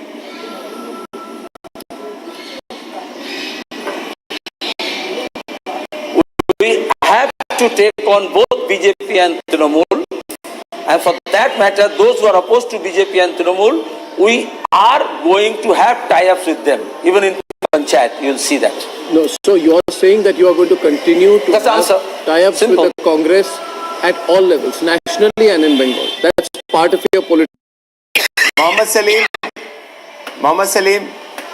Salim, we are in allies with the Communist Party in Kerala, but we are not at all with Congress. We don't want this country to really go into the hands of Congress, because Congress has absolutely done no development of the country. So is the BJP. I think the regional forces are strong enough to take both these national parties, because we have an agenda. We have people-friendly agenda. I think when you say that we are with Congress, sitting at a very senior position like yours, we are really sending a wrong information to the people who are looking for a third option, which is you, me, and together we can really form a great alliance, and we can really defeat both these national parties who have done nothing but looting this country. And what has Congress contributed for the development or betterment of this country? They have strategically I want to at this stage, including we have a fantastic panel on this very subject. On this very subject, I want to go to Mr. Patton. Ladies and gentlemen, we have with us right now Nagaland Deputy Chief Minister Mr. Patton. Thank you, Mr. Nagaland Deputy Chief Minister Mr. Patton. Mr. Patton, when you hear this comment from Mohammed Salim of the CPM saying we are with the Vadra Congress, we are with the Congress, the Vadra Congress, we are there, and I find it ironical, Mr. Salim, that you are comparing Sagardigi Bipole with losing a state, that you don't think Tripura is important enough for you to talk about. But I want your thoughts on it on a day when the Congress has been pretty much wiped out in Nagaland. And an end of Mr. Congress Patton, and NPF and in Mr. Nagaland. Salim can hear that, please. Yeah, Mr. Patton. Bureau Report, Republic TV. Yeah. Thank you for having me in your channel, Goswami ji.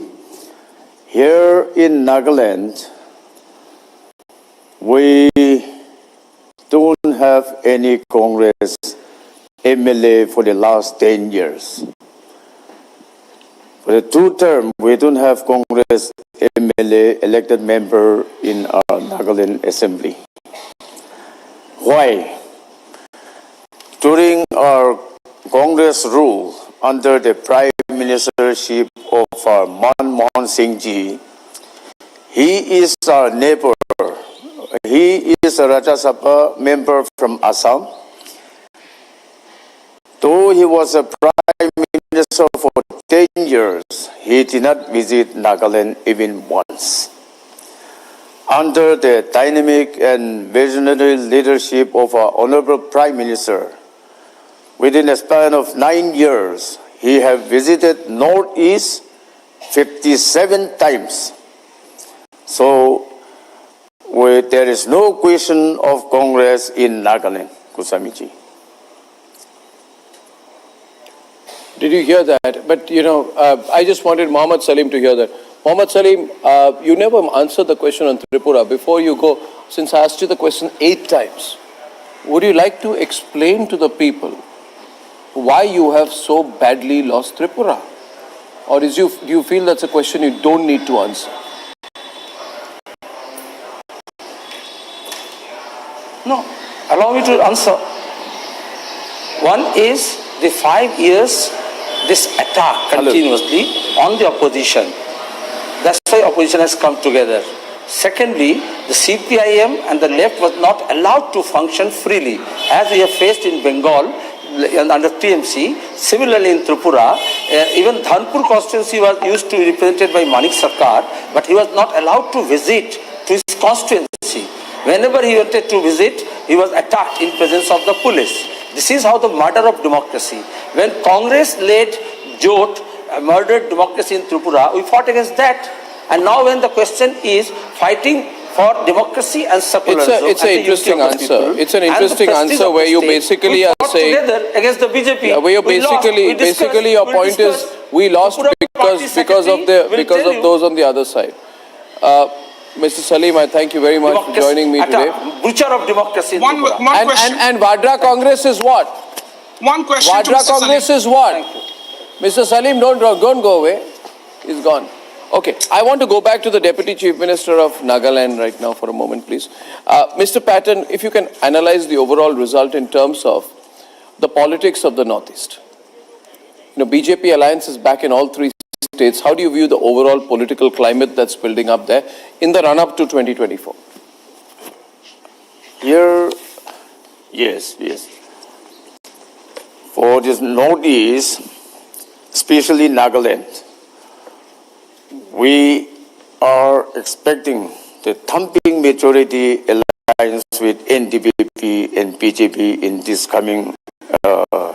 That's evident. Is where we are going to declare the result today. Why? Even not only Nagaland, now the entire Northeast have wiped out the Congress in the Northeast. During the Congress rules, we don't see any development, either healthcare, road connectivity, air connectivity, and development in the activities in the Northeast. That's why now, especially Nagaland, under the Prime Ministership of Honorable Narendra Modi ji, we can witness so many development activities, infrastructure, health, road sector, and every nook and corner of our state, Nagaland. People witnesses, villager witnesses that they are getting free of rice and free of water supply. So we, especially in Northeast, especially in Nagaland, we want to be under the leadership of our Honorable Prime Minister, Sri Narendra Modi ji.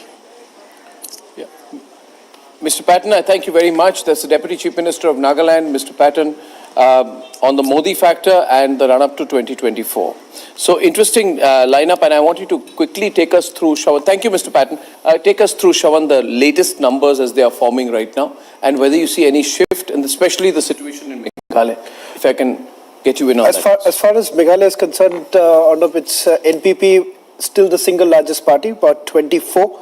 The UDP is actually... So Meghalaya is the NPP BJP government. Question is whether UDP comes along with... UDP comes in. It's about 9 seats. We are looking at UDP. But the Trinamool has really sort of petered out, right? It has gone down to... It has actually gone down to below the Congress party also. It's about 4 right now, and the Congress party is at 5. Absolute disaster. So, but the big news that we got from our partner channel... There is no opposition. So Tanveer, you were talking about it, and Pankaj, you need to come about it. The opposition really has no strategy here in the Northeast at all. You know, and the fragmented opposition, I think this period in which various parties are vying for the Congress vote is a fantastic period for the BJP, because that vote gets fragmented, where the BJP vote consolidates. And in Tripura, exactly what I said has happened, Tanveer, where BJP gets 4% less vote share, but comes in comfortably. So, you know, it's not like the BJP vote is consolidating further, it's that the opposition vote is getting fragmented further. And I don't see a change in this trend up to 24. Do you, Tanveer? Arnab, I actually, this is something which is above me. I'm sure my party leaders would definitely analyze and take a decision. But from our last experience, we can tell that our voters get easily transferred to Congress whenever there is an alliance. But Congress voters don't really vote for us because I don't know, they really live in a misnomer. So that's the reason we, after analyzing very deeply, you know, a person like Deve Gowda was defeated because Congress voters, wherever Congress was strong, the votes didn't come to us. But wherever we were strong, the votes definitely got transferred to Congress. So I'm sure we are not going to have any alliance with Congress and neither with BJP because the country definitely needs a third alternative, and which we would, as regional parties, would definitely give an answer. You might call it as fragmented alliance, fragmented opposition, but we are definitely united to make this country understand both these national parties. Other than giving slogans and words, they have done no development, whether it is there are no, which two national parties are you talking about? Which is the second national party? I don't know, because one is BJP. Which is the second national party? Indian National Congress I'm talking about. Out of your mind. Where and you call it as Vadra Congress. I don't know what is Vadra Congress. I mean, it's a thought, but where is the party? The party. No, the party is there. The party is there ruling in 3 states, and the party is there. They have a significant MP, so we can't really write off. The party which ruled this country for 60 years, we can't really write them off so easily. You want to build them up so you have a barter position so that you can barter stronger with the BJP before joining them after the elections. From a Karnataka perspective, you need to keep building up the Congress so that you can negotiate harder with the BJP. That's all that you're doing, but that's not what voters want. No comments, Arnab. And no comments reflects everything. No Pankaj, don't look so shell-shocked. This is the reality in the country today. No. Kamru, this is the reality. Kamru and Pankaj, you need to cheer up. They have more than 900 MLAs. Arnab, if you want to take these elections to the national perspective, Congress is everywhere in the country. Don't say that Congress is wiped out. The point out here that I want to make is the Congress is not there in anywhere in the picture before these elections in Nagaland, neither in Tripura, neither in Meghalaya. Because Meghalaya, we had 21 MLAs which were bought by the Trinamool Congress. They wanted to hire our leaders to fight an election to prove that they are nationally relevant. But you know, this election has rather passed a referendum on the Trinamool rather than on the Congress. We have gained on our vote share, no doubt, in the 3 states. Last 2 assemblies, we did not have a representative in the Nagaland assembly. We did not have one in the Tripura assembly. We have gained. In Tripura, the BJP has come down from 44 seats to 30 or 31 seats that they are leading right now. That's a big fall. Secondly, Mr. Kabru, as far as Nagaland is concerned, even just hear me out. Ramdas Athavale's party and the LGP has got more seats than you. Ramdas Athavale's party in Nagaland and the LGP has got more than the Congress party. In Nagaland, what Shubrasta and the rest might be about. So that's what I'm seeing the numbers. Even you're right. Shubrasta is right. Kabru, JDU has also got there. Look at the current situation. The writing on the wall. The writing on the wall as far as the Congress party is concerned. Till about a few years ago, you were dominating. I got your point. Let me finish, please. I was born in Nagaland. I spent my entire childhood in Nagaland. I know what the politics is all about in Nagaland. It's zero ideology and 100% money back. That's what Nagaland politics is all about. Subrashtra. You did not have an opposition in 2019 assembly because all the NPM MLAs, they switched to the NDTP. You have got instances where a High Court building was supposed to be built going up for 90 crores. You know, key issues like the Naga political issue was also handled in a very crafty manner. Now, Kamru, if you want to just end everything to just simply by saying it's all money that works, don't forget when the BJP, as far as that framework agreement is concerned, that was also done in a crafty manner. What the Congress could not do for 24 years. Militancy, you talking about insurgency in Tripura. 1 second, you don't want to. Today, Kamru, today Tripura has become. Will you ever admit that Tripura has become the logistical hub as far as the Eastern India is concerned? Tripura, Subrashtra, please enlighten everyone here. The Tripura today, among all the northeastern states, is the logistical hub as far as the Act East policy is concerned. And that is the reason why if people are voting, if there is no anti-incumbency in Tripura, that's because of these schemes. No, he's making very racist remarks about Tripura. He's making very, very disgraceful, patronizing remarks about Tripura. Kamru, what percentage has gone down? Seats have gone down. What are you showing, Nilanjan? Last time in Tripura, BJP contested 51. Arnab, I'm showing you the Sagar Digi candidate with Mr. Shubhendu Adhikari, the leader of opposition. The Congress in West Bengal is in hand in gloves with the BJP.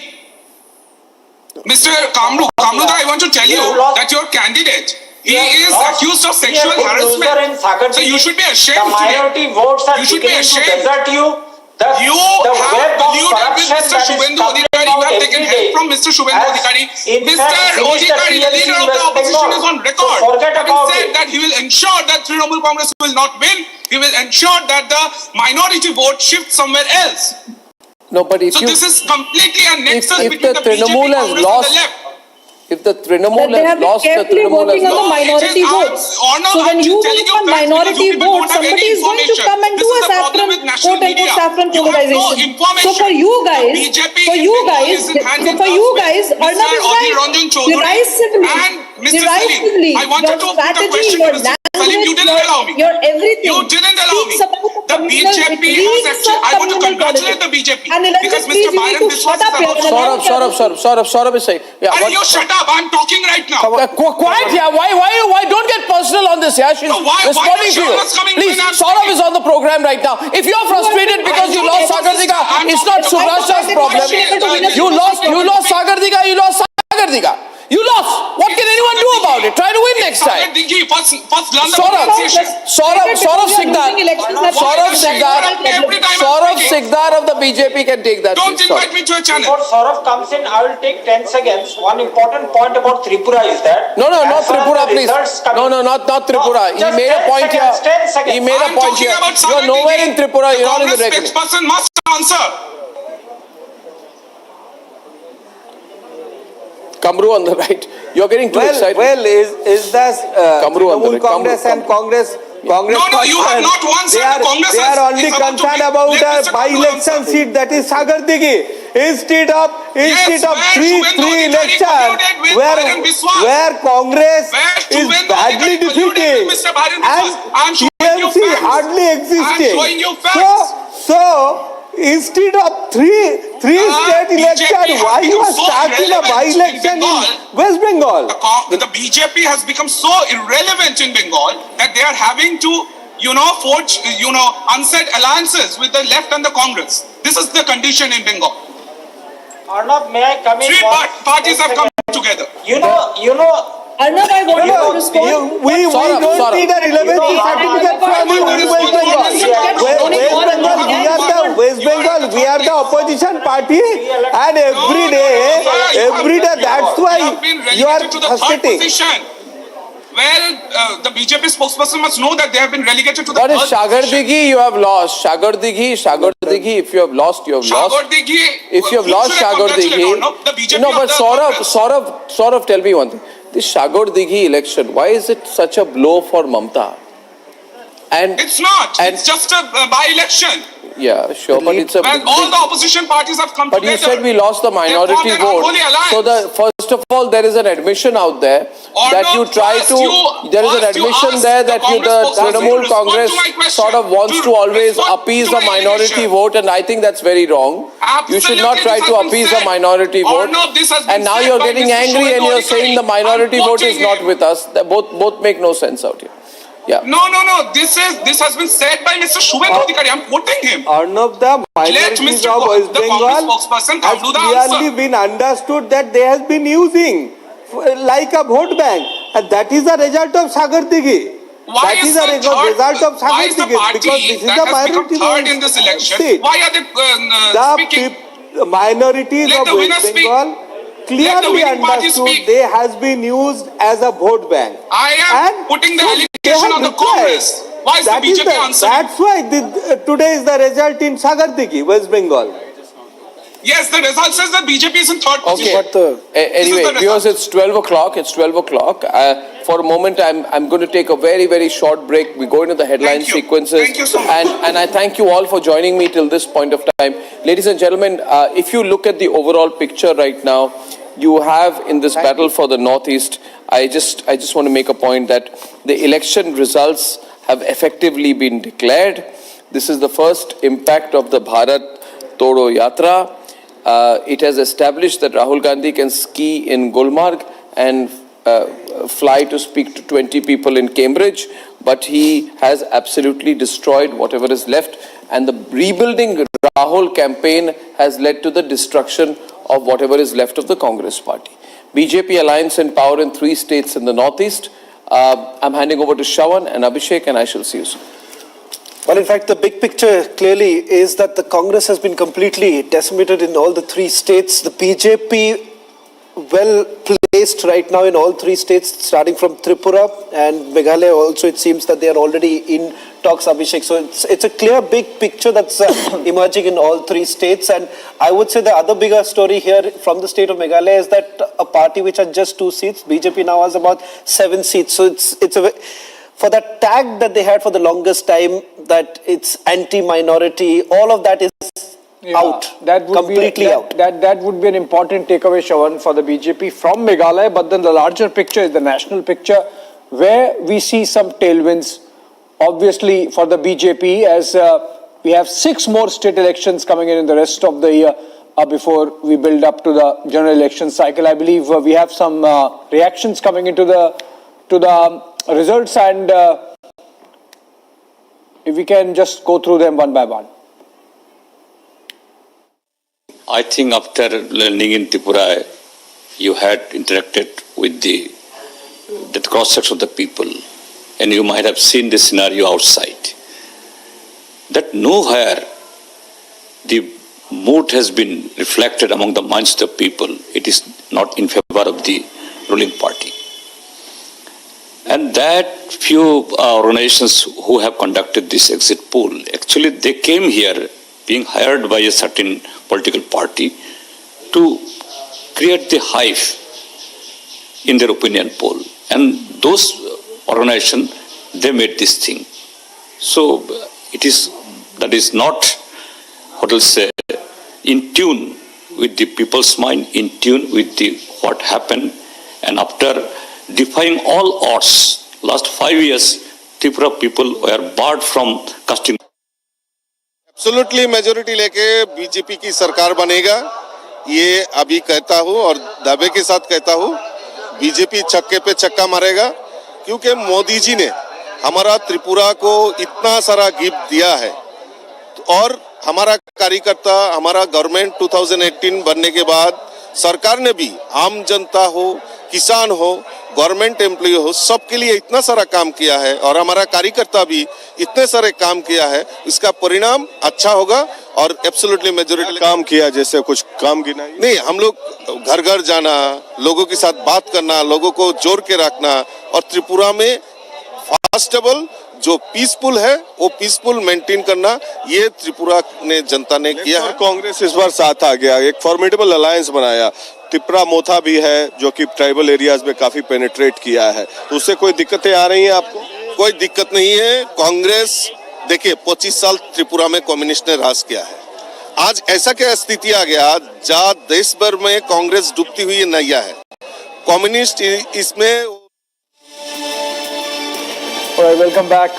We are almost getting into a situation where results are almost getting established, Shawan, in terms of leads and wins. And for all the three states, with the BJP forming up its grip over the northeast in alliance possibly with the NPP in Meghalaya, talks for which have already begun. We have earlier in the day broken the story of Assam Chief Minister Himanta Biswa Sarma and the key strategist of the party's northeast inroads meeting Conrad Sangma of Meghalaya, the Chief Minister, and of course the Chief of the NPP in Nagaland. Of course the alliance is doing good in terms of numbers, and Tripura along expected lines as per the exit polls, the BJP on its own inching up the halfway mark.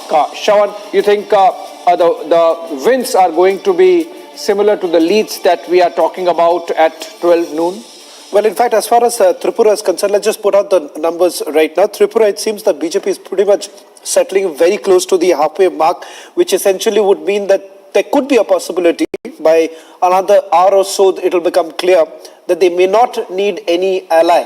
So this entire talk with Tripura Mothra, that may not actually even happen if you see the current numbers where it stands. BJP is roughly about 31 we are putting out already, 31 which is the halfway mark.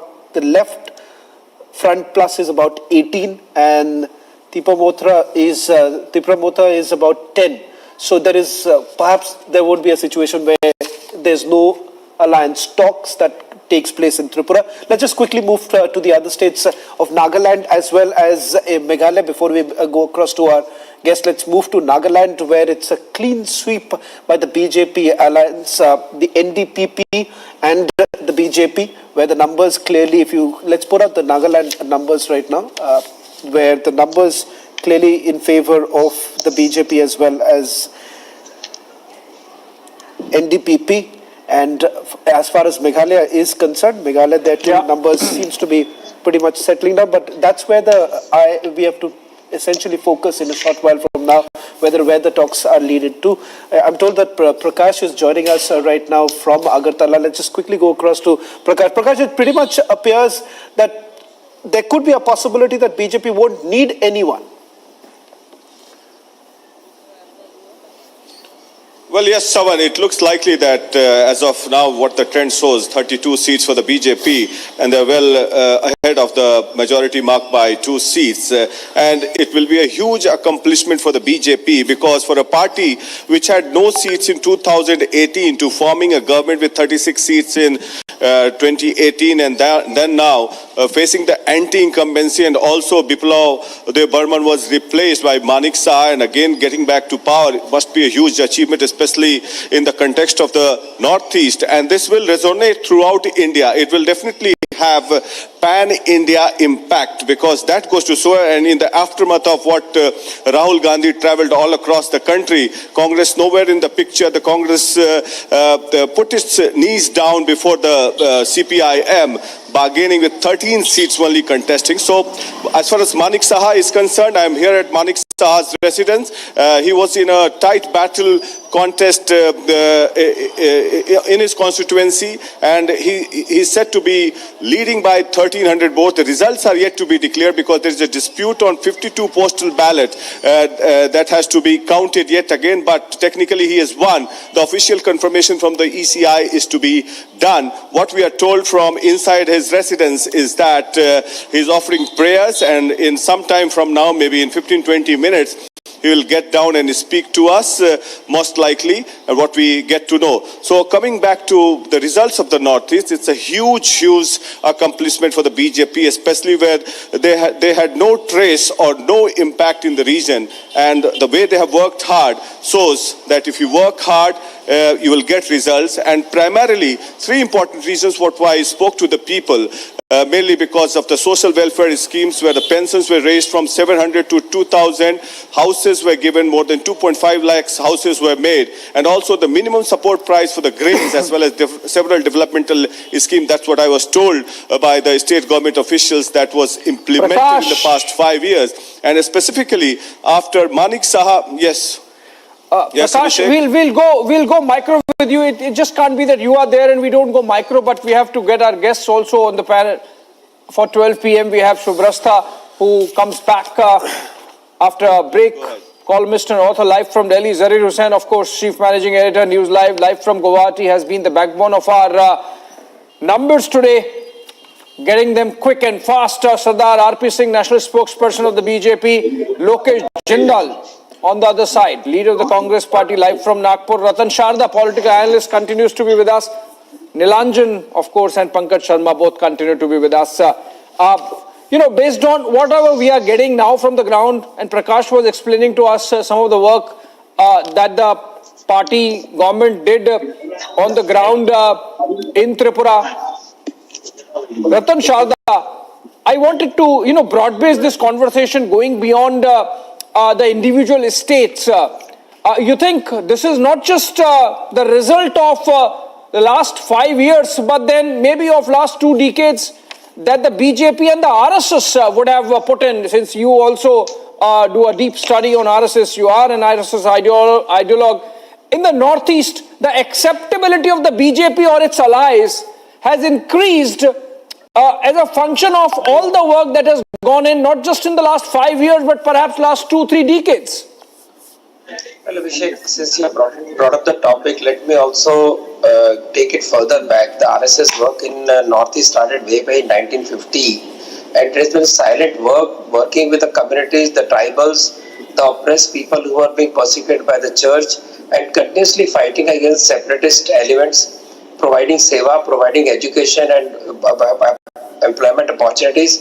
On that silent work of thousands of people was built the cadre of the BJP, and BJP's work in last 8 years has definitely taken this much forward, because just talking of culture, talking of development, but actually putting it in place by BJP in last 8 years can never be denied. And it shows that despite all the talk of Sefer and all the talk of Hindu party and communal party, the people of Northeast have not bought the idea. Yeah. They have gone ahead, they relied on the development continuously, and this development is what delivered the results. So it is hard work on the ground, plus the political initiative of Modi ji of putting Northeast firmly in the national mainstream. See, the problem so far was that, like Congress spokesperson said in the earlier discussion, that Northeast is different. This is the way that you look at India in a very divided, small parts and piecemeal, while BJP took a very integral approach, whether it's south or northeast or west, whichever part of India, all integrally to be developed, deprived sections to be provided right kind of opportunities to rise with dignity. All this has paid very well, and this was beyond elections, as I keep on saying, whether elections were won by BJP or not. But this strengthening of Northeast from very so-called tyranny of distance, and nobody talked about it. Today, when you talk of it as a trendsetter for the national politics of 2024, it's a huge change, and we must accept it. Regarding Congress' own role, from being the negotiator with the church to get into power every 5 years, it did anything. And that is the reason you find that it has been nearly rejected by the people. It has been decimated, especially in Meghalaya, where it was a party in the working, suddenly find itself totally isolated. Right. Mr. Sharda, I just request you to stay on. Let's just get a quick sense of what's really happening on the ground, whether at all any talks are going to take place, because if you take a look at what's happening right now in the state of Tripura, where my colleague Suesha is going to report for us. Suesha, what's the situation like right now? The numbers are pretty much firming up in favor of the Bharatiya Janata Party. It does look like a situation where they may not need to speak to anyone. But what is it that you're picking up from the BJP camp right now?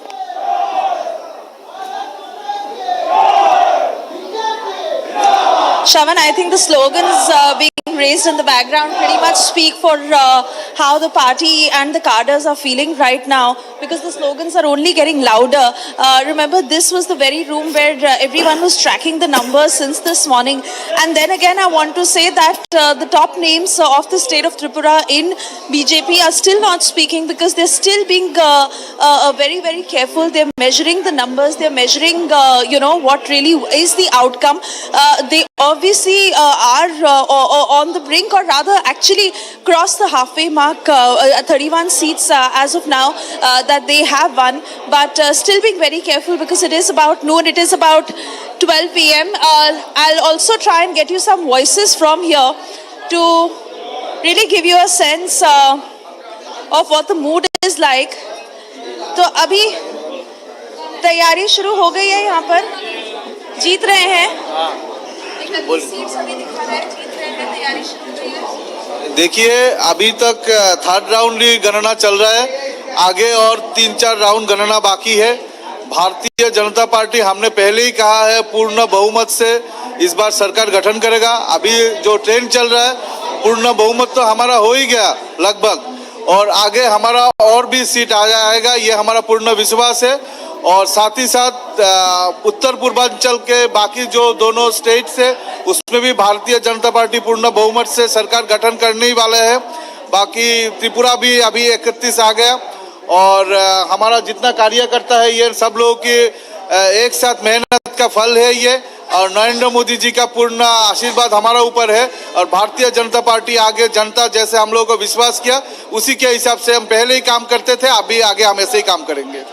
तो आप expect कर सकते हैं कि मानिक साहा जी यहाँ पर आ जाएंगे और फिर यहाँ पर पूरी तरह से तैयारी शुरू हो जाएगी? हाँ, बिल्कुल, मानिक शाह हमारा भरोसा है, हमारा आइडल है मानिक शाह जी, और मानिक शाह जी का रिजल्ट कुछ देर पहले डिक्लेयर दे दिया, उन्होंने जीत गया। उनका निकटतम प्रतिद्वंदी से बहुत आगे, वो अपने कांग्रेस का जो खड़ा थे उधर, उसको हरा दिया उन्होंने। तो मानिक शाह का रिजल्ट डिक्लेयर दे दिया कुछ देर पहले, और हमारा मुख्यमंत्री मानिक शाह ही होगा। और हमारा पूर्ण विश्वास है, जितना भी हमारा मंत्रिसभा गठन होगा, सब लोग हम आगे चल के भारतीय जनता पार्टी का विश्वास हम जनता के ऊपर जैसे रखना चाहिए, हम वैसे ही रखेंगे। Alright, so you pretty much see the mood here. A while ago, I also got you pictures.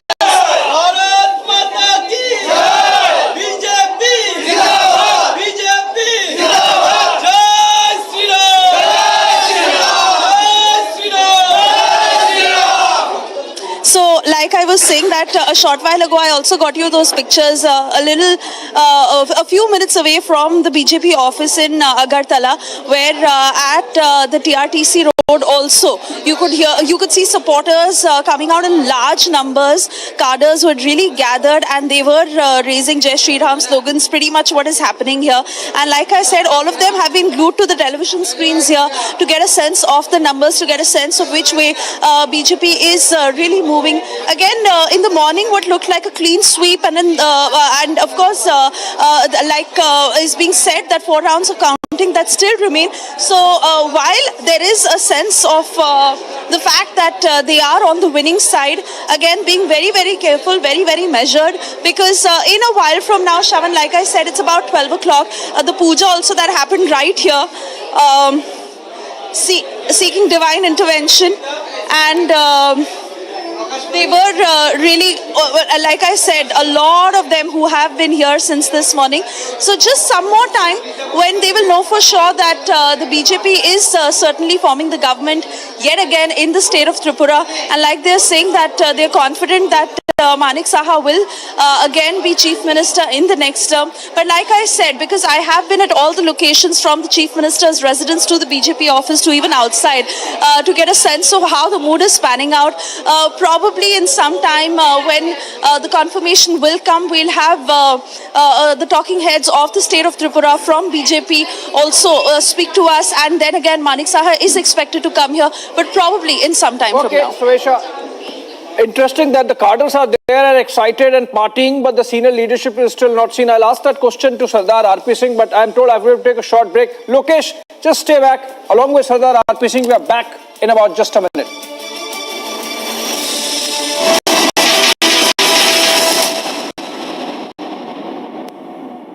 In the global employability rankings by Times Higher Education UK, only the following 6 institutions from India are ranked amongst the top 230 in the world for having the most employable graduates. IIT Delhi, IISc Bangalore, IIT Bombay, IIM Ahmedabad, IIT Kharagpur and Amity University.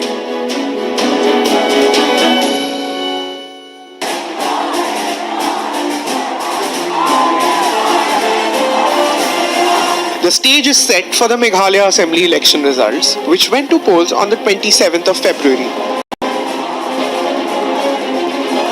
The state, which witnessed a voter turnout of 76.27%, has 3 parties in the fray: the NPP, the BJP and the TMC, all fighting neck to neck with each other for a majority. Flowers means victory. It's been a bitter sort of a breakup between both sides by both Conrad Sangma's party and the BJP calling each other's names, throwing charges of corruption included at each other when both of them have been in the government. So NPP versus BJP versus the Trinamool Congress versus the Congress and the UDP. So it's a 5-way battle with smaller parties also likely to play a critical role in the battleground state of Meghalaya, and all eyes will be on whether the BJP can make inroads in Meghalaya on their own strength. Chief Minister Conrad Sangma's party, which won the last elections with 20.6% votes, is hoping to establish a win again, but this time on its own.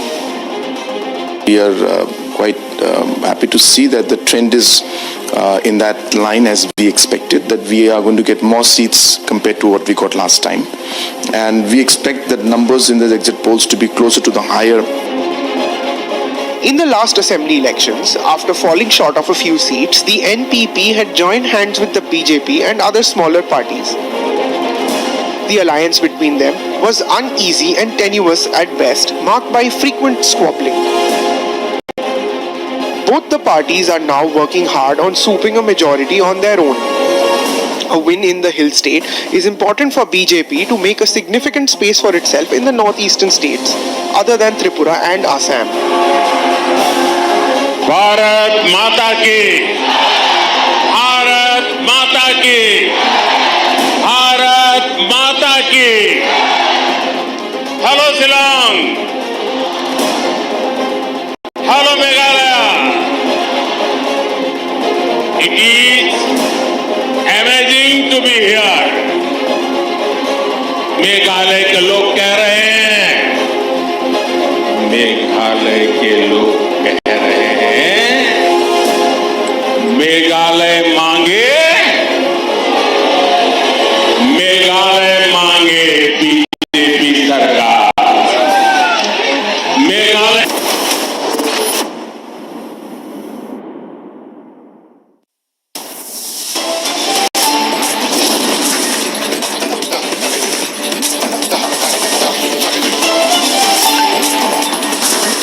Alright, undeniable BJP surge in Northeast. Will BJP alliance back in all three? Will be back in all 3 states.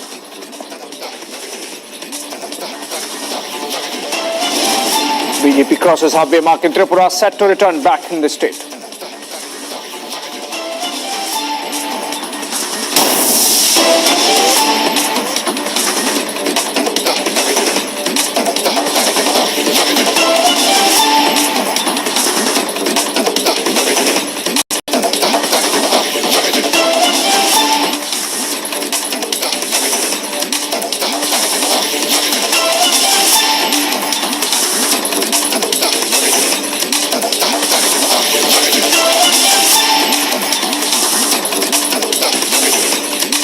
Mr. Narendra Modi meeting Italian Prime Minister Giorgia Meloni. She's on a bilateral visit. Remember, she was given a grand ceremonial welcome at the forecourts of Rashtrapati Bhavan a while back.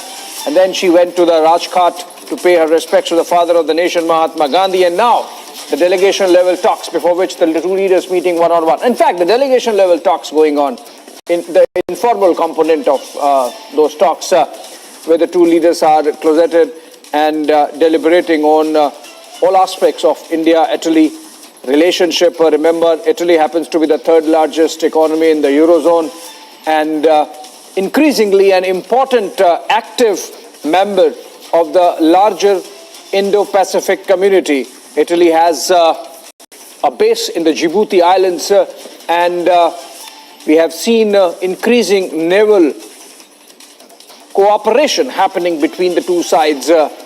Also, remember the backdrop or background of Prime Minister Meloni.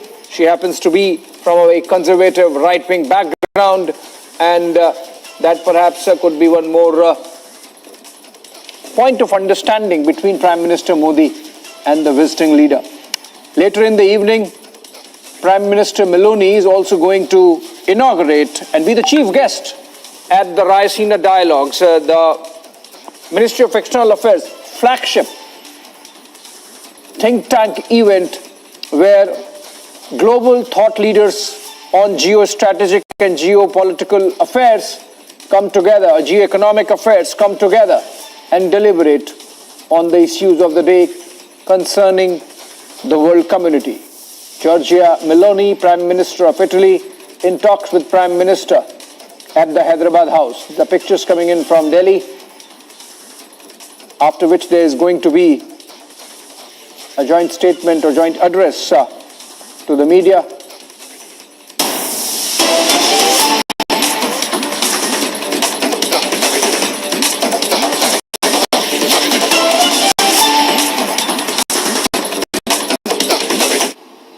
Uttar Pradesh की अर्थव्यवस्था के इस बात को इन 6 वर्षों में उत्तर प्रदेश की प्रति व्यक्ति आय को दोगुना करने में सफलता प्राप्त हुई है। प्रदेश के अंदर प्रदेश की अर्थव्यवस्था को दोगुना करने में हमें सफलता प्राप्त हुई है और हर वर्ष के अगर हम बजट को देखेंगे तो निश्चित थीम के साथ आगे बढ़ी है।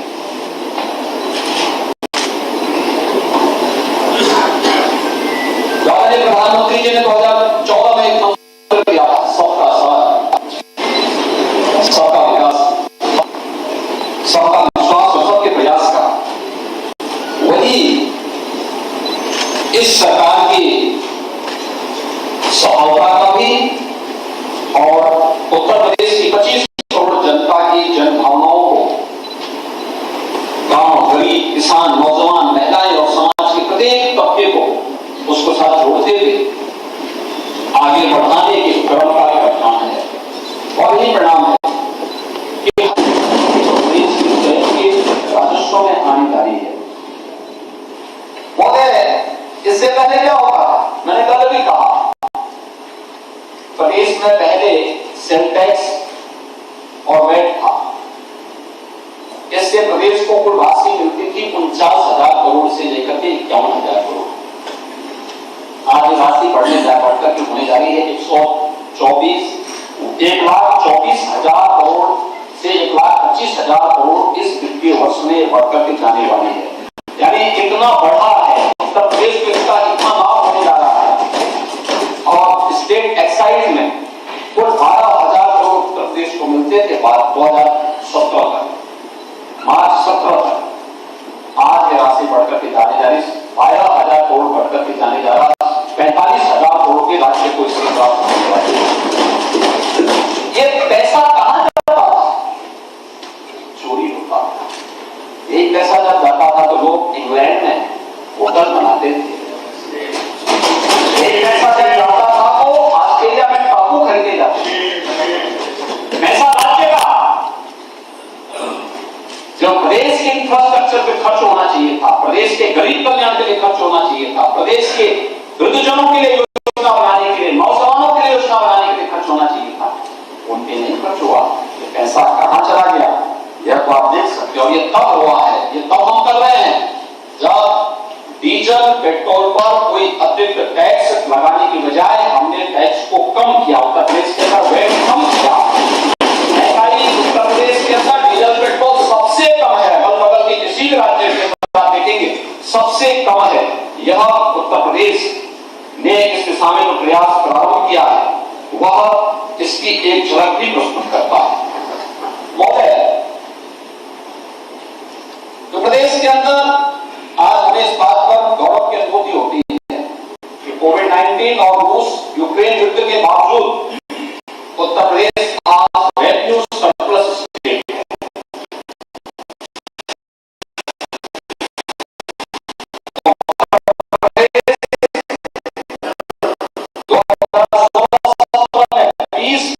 से अधिक जो राशि थी वह ऋणों के माध्यम से वित्त पोषण होती, जो बजट होता था 20% से अधिक जो बजट से जो हम ऋण के माध्यम से देते थे, और 23-24 में जब बजट प्रस्तुत किया गया है यह घट करके अब मात्र 16% हम ऋण लेकर के करेंगे। शेष अपने स्वयं के ओन सोर्स से बजट का पूरा पैसा हम लोग उपलब्ध करवाएंगे।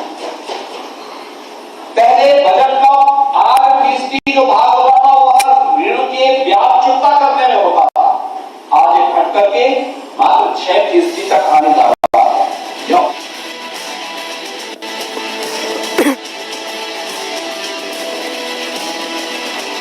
All right, that was UP Chief Minister Yogi Adityanath. We will continue our coverage of the BJP wave in the Northeast after a short break.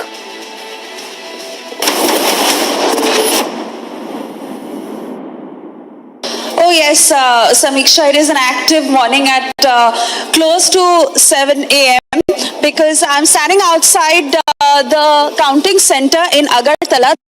Is also expected to come here. Let's understand a little bit for our viewers, Samiksha. Of course, we have put out the results of what the exit polls are really predicting. But this is a state where the CPM and Congress had been in power.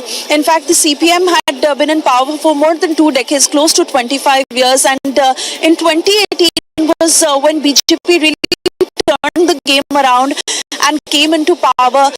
Biplab Dev was the chief minister, but a year before the assembly polls, he stepped back, he resigned, and he said that the top leadership is really wanting him to focus on making the party more concrete on the ground, where Manik Saha took over. Now, of course, there is no official word from the BJP on if they get a second term, Manik Saha will take over as the chief minister.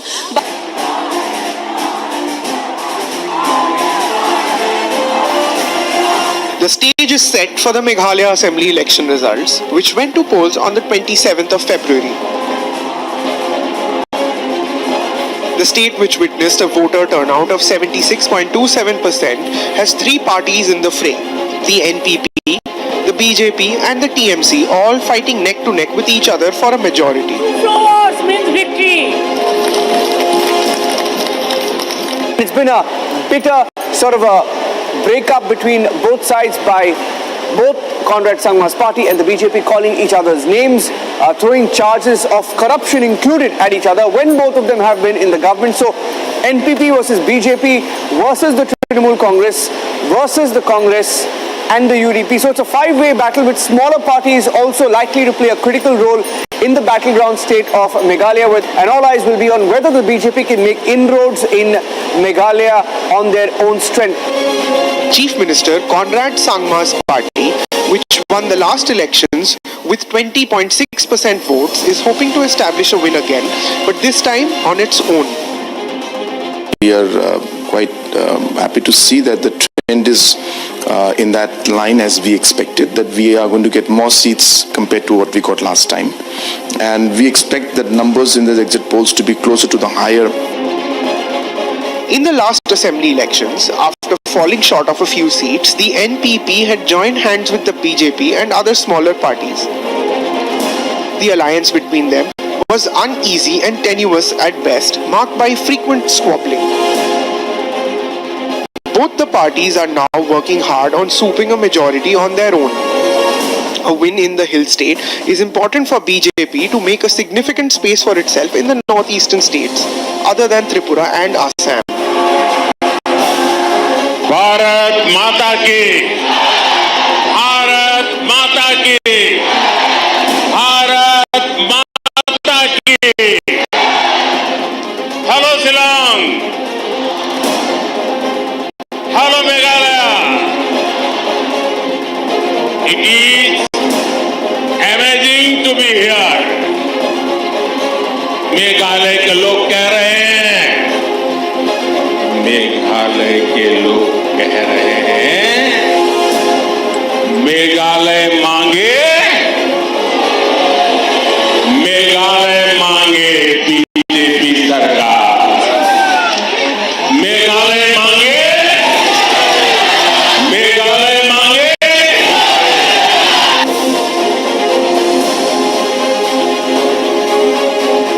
With the exit polls predicting a halfway victory for Conrad Sangma's party, the CM held a one-on-one meeting with Assam Chief Minister Himanta Biswa Sharma in Guwahati yesterday, leaving a hint of alliance in both the parties. On the other hand, Conrad's predecessor Mukul Sangma is set for the battle from two constituencies. Somewhere in the picture after the 2018 elections, the TMC with 0 seats almost overnight emerged as the principal opposition after 12 MLAs of the Congress switched sides to it. Let us build up our democracy. Let us build up the humanity. Please change this corrupt government, this scandalous government, and give chance to TMC and TMC.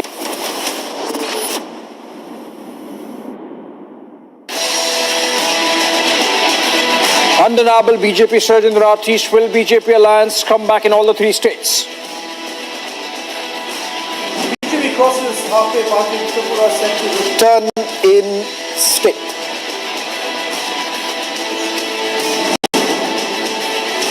Great suspense over backdoor meetings. Will Conrad Sangma ally with the BJP again? It's the first impact of the Bharat Todo Yatra as Congress is left completely desperate.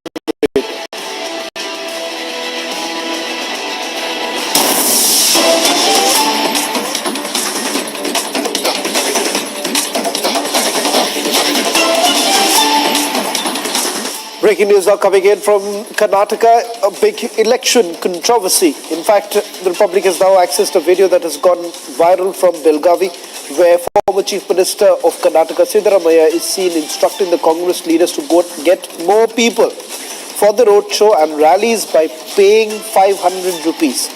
In fact, people are now questioning the double standards of the Congress party, who are blaming BJP, saying they're involved in freebie politics and corruption, but the Congress themselves are doing it. Remember, there have been a massive war of words between both the parties.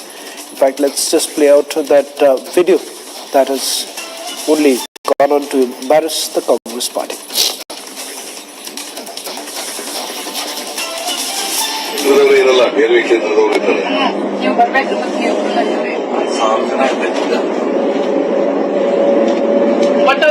Election ಇರೋದ್ರಿಂದ ಜನ ಸೇರಿಸ್ತಾರೆ ಅವರು.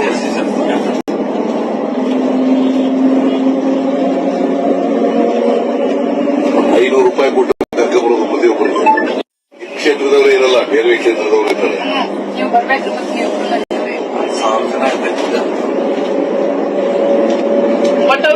Election ಇರೋದ್ರಿಂದ ಜನ ಸೇರಿಸ್ತಾರೆ ಅವರು.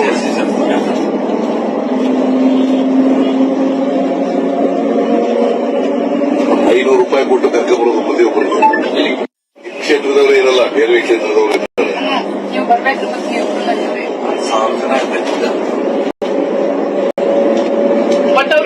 Election ಇರೋದ್ರಿಂದ ಜನ ಸೇರಿಸ್ತಾರೆ ಅವರು.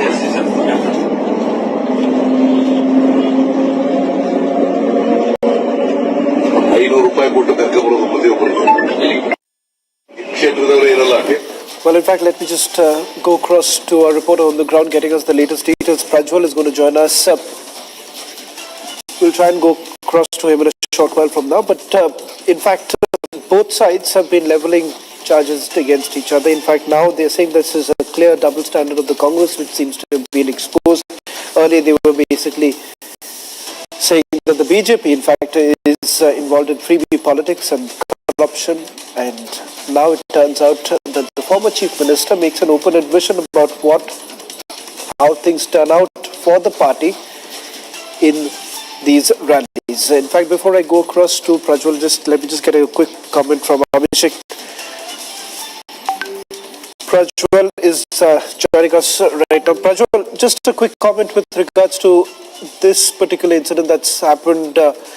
It does appear that they were basically on their way for a rally. What more are you picking up?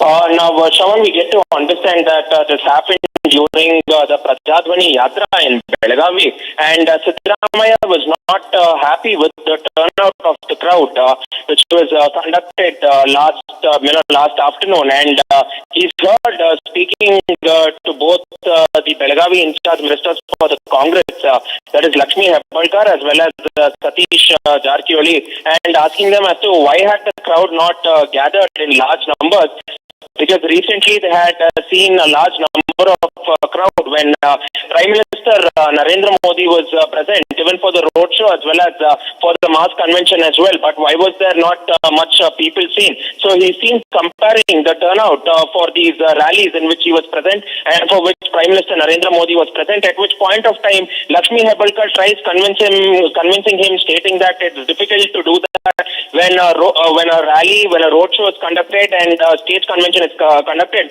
But he says if the BJP can gather people, why can't we as the Congress gather more people? And if we cannot gather people, go on, give them money, woo them, and pay them rupees 500 for each of these people and get them not only from your constituencies but also from the outside as well. And this has been recorded when they were in this Prajadhwani bus, which also has the Congress MLC too, who is a part of this entire conversation. And this has definitely left the Congress red-faced in the state of Karnataka as the video has gone viral, and the people are going on to question the double standards of the Congress, Shravan.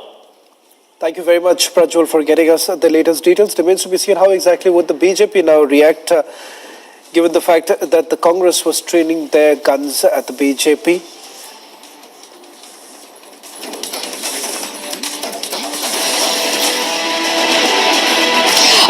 We are in fact getting a top updates. I'm outside the NDPP office. Remember that the NDPP and the BJP are set to win big here in Nagaland. I'm reporting live from Kohima, getting you all the updates.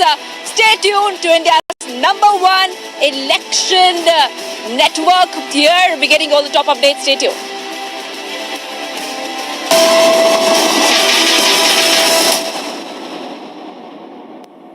In the global employability rankings by Times Higher Education UK, only the following 6 institutions from India are ranked amongst the top 230 in the world for having the most employable graduates. IIT Delhi, IISc Bangalore, IIT Bombay, IIM Ahmedabad, IIT Kharagpur and Amity University.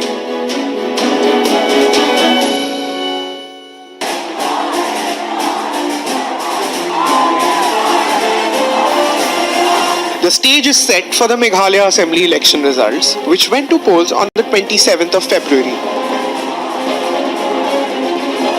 The state, which witnessed a voter turnout of 76.27%, has 3 parties in the fray: the NPP, the BJP and the TMC, all fighting neck to neck with each other for a majority. Flowers means victory.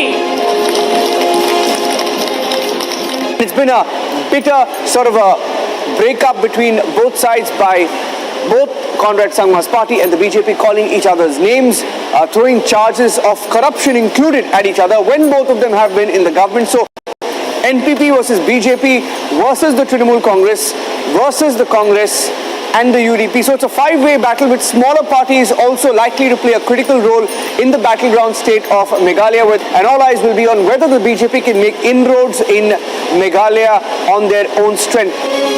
Chief Minister Conrad Sangma's party, which won the last elections with 20.6% votes, is hoping to establish a win again, but this time on its own. We are quite happy to see that the trend is in that line as we expected, that we are going to get more seats compared to what we got last time. And we expect that numbers in the exit polls to be closer to the higher. In the last assembly elections, after falling short of a few seats, the NPP had joined hands with the BJP and other smaller parties. The alliance between them was uneasy and tenuous at best, marked by frequent squabbling. Both the parties are now working hard on swooping a majority on their own. A win in the hill state is important for BJP to make a significant space for itself in the northeastern states, other than Tripura and Assam. Bharat माता की, भारत माता की, भारत माता की. Hello Shillong, hello Meghalaya. It is amazing to be here. Meghalaya के लोग कह रहे हैं, मेघालय के लोग कह रहे हैं, मेघालय मांगे, मेघालय मांगे बीजेपी सरकार, मेघालय मांगे, मेघालय मांगे.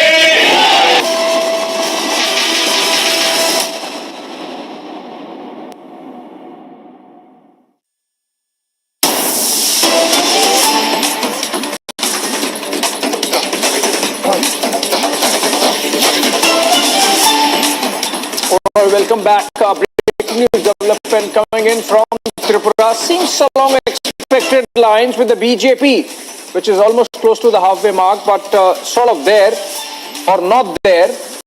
And in that scenario, we get to hear from the ground that the BJP is open to the idea of connecting with Tripura Motha, the party of Pradyot Dev Burma.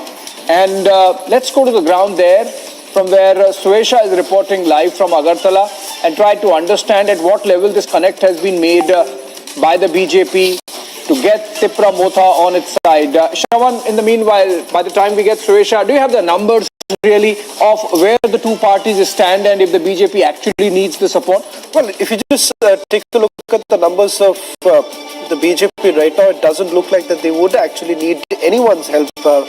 Their previous ally also, IPFT, their ally IPFT also has about 1 seat. So technically they really do not need any support. But Tripura Motha has about 9 seats as of now. The left front about 13. So if you really look at the numbers, it doesn't really, they don't perhaps need any help. But if you really look at it from the long-term perspective, whether you would like to keep the Tripura Motha in good books, given the fact that they seem to have made a good inroad as far as the tribal areas are concerned. IPFT is almost out, it seems, by this election. So Pradyut would be someone that the BJP themselves, the Congress says that it's the BJP's creation, but remains to be seen whether this is only an attempt to ensure that Tripura Motha does not go the other way. And also this might have consequences if the Tripura Motha aligns with the BJP insofar as the Lok Sabha elections are concerned, at least 1 seat in Tripura. Suesha, I'm told, has joined us live. Suesha, we would try to understand from you and viewers through you actually as to at what level the BJP has really made this connect with Tripura Motha and how durable are these talks?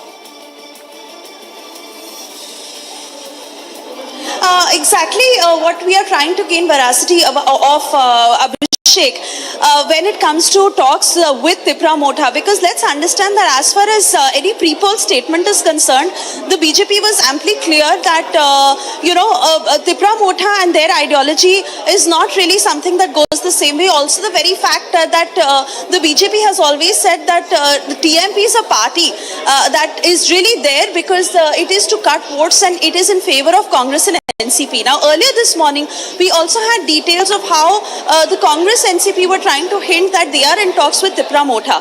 But out and out, one thing was very clear, that with the popularity of the party and with the way they are really emerging, there were very bright chances that Tripura Motha could emerge as a kingmaker. That could be the situation again, like Shravan is also saying, that may not be, considering BJP has crossed the halfway mark as far as the numbers right now are concerned. If that remains consistent, BJP may not need anyone. Again, in the long term, if it is really about the two parties coming together and forming a stronger force, a formidable force to really sustain in Tripura in the longer run, then that's a separate issue. But yes, again, at this point, this option cannot be ruled out as such, because Tripura Motha could emerge as the kingmaker if the numbers do dwindle, if the numbers are not as concrete as they are.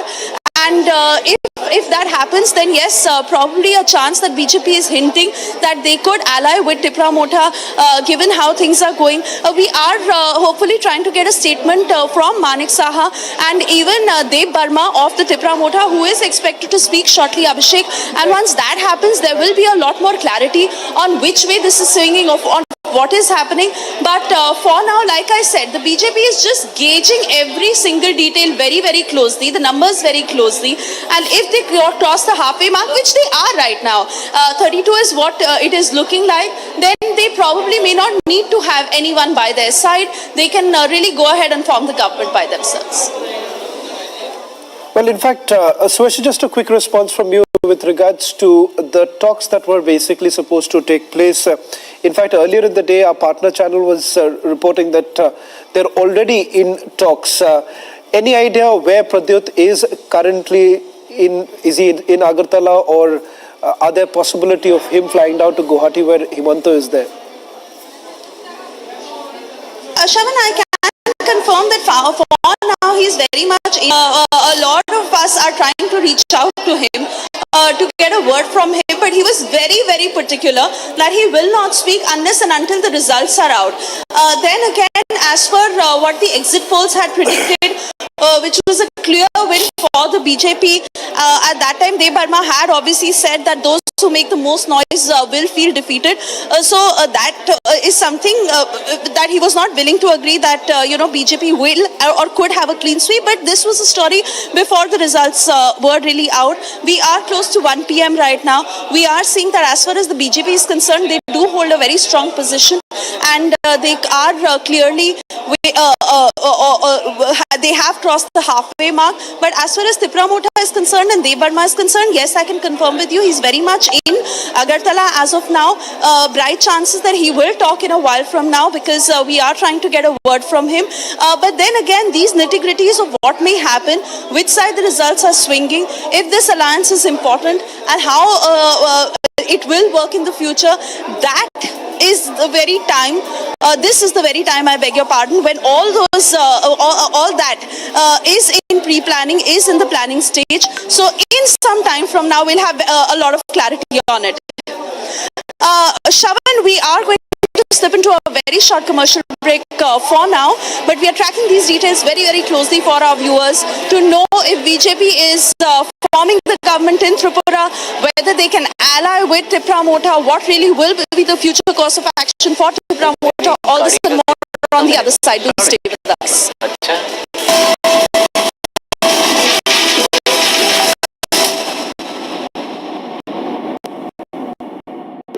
In the global employability rankings by Times Higher Education UK, only the following 6 institutions from India are ranked amongst the top 230 in the world for having the most employable graduates. IIT Delhi, IISc Bangalore, IIT Bombay, IIM Ahmedabad, IIT Kharagpur and Amity University.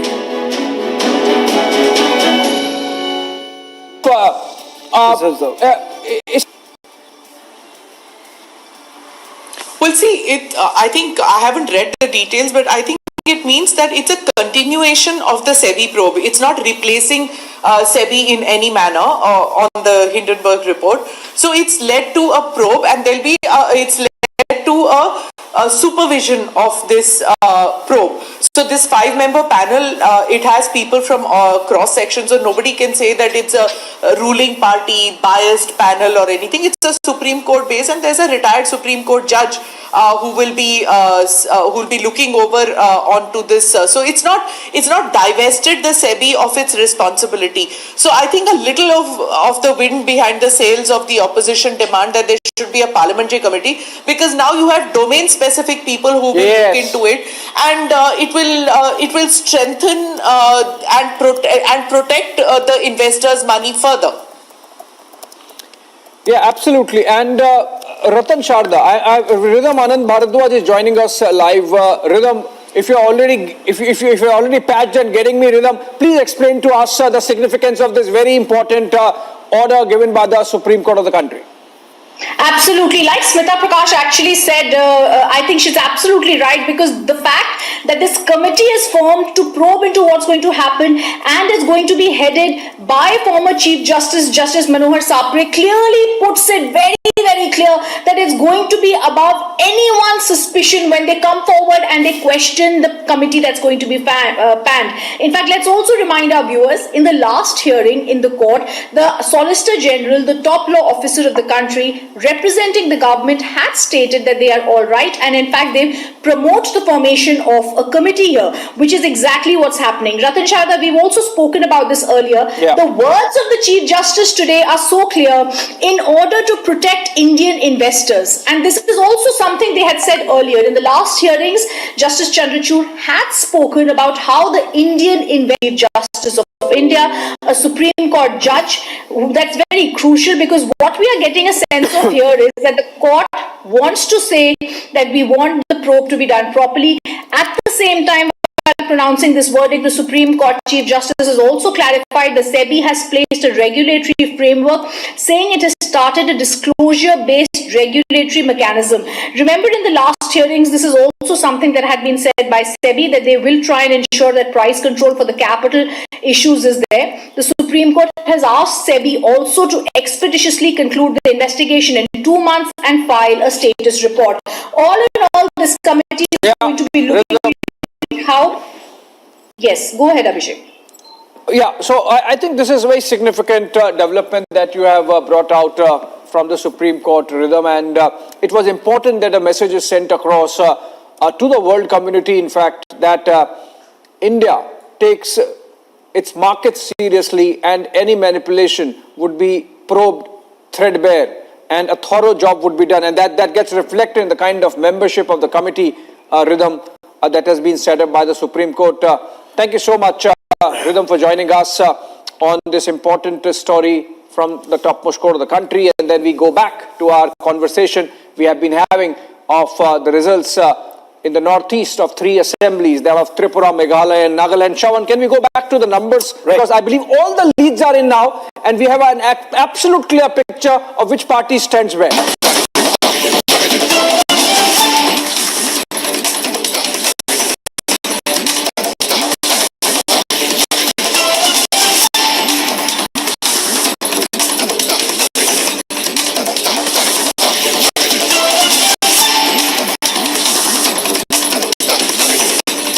Minister Narendra Modi meeting Italian Prime Minister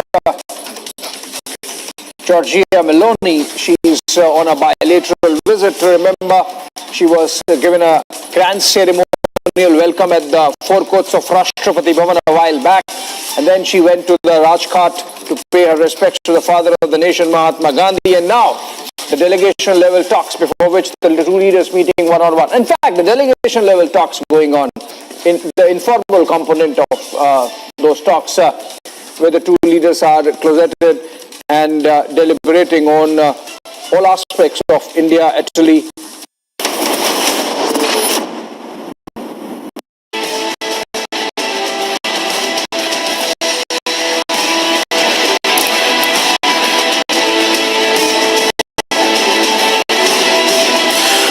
staying with the biggest coverage from the three northeastern states, getting with the latest breaking news now coming in from the state of Meghalaya, where the cliffhanger continues. Will the NPP, which has been at the loggerheads with its former ally Bharatiya Janata Party, will it actually ally with them?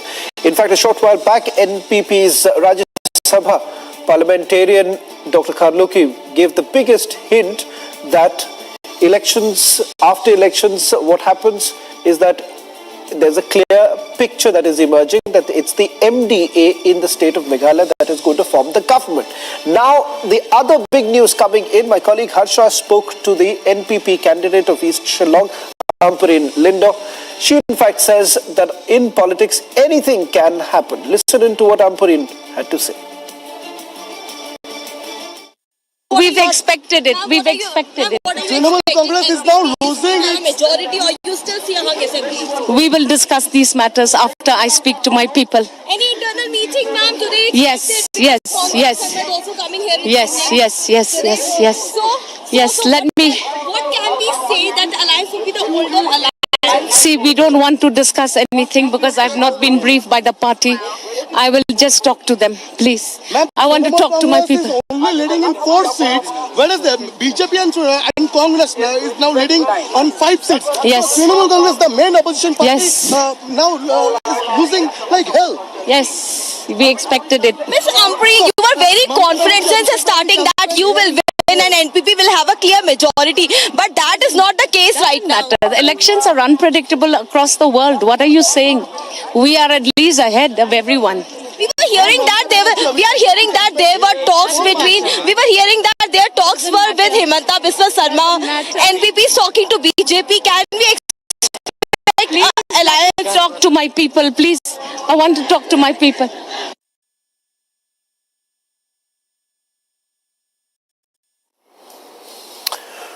Well, if we focus now to the other top story that we are focusing at this point in time, the G20 foreign ministers meeting that is underway in the national capital. In fact, a short while back, Prime Minister Modi addressed the foreign ministers. It's one of the biggest diplomatic moment where you have all the G20 foreign ministers congregating. In fact, a short while back, the Prime Minister making that position very clear as far as India is concerned. No group can essentially claim a global leadership. That's the big message that was sent out by the Prime Minister. Getting some more reactions on the story, let's play that out.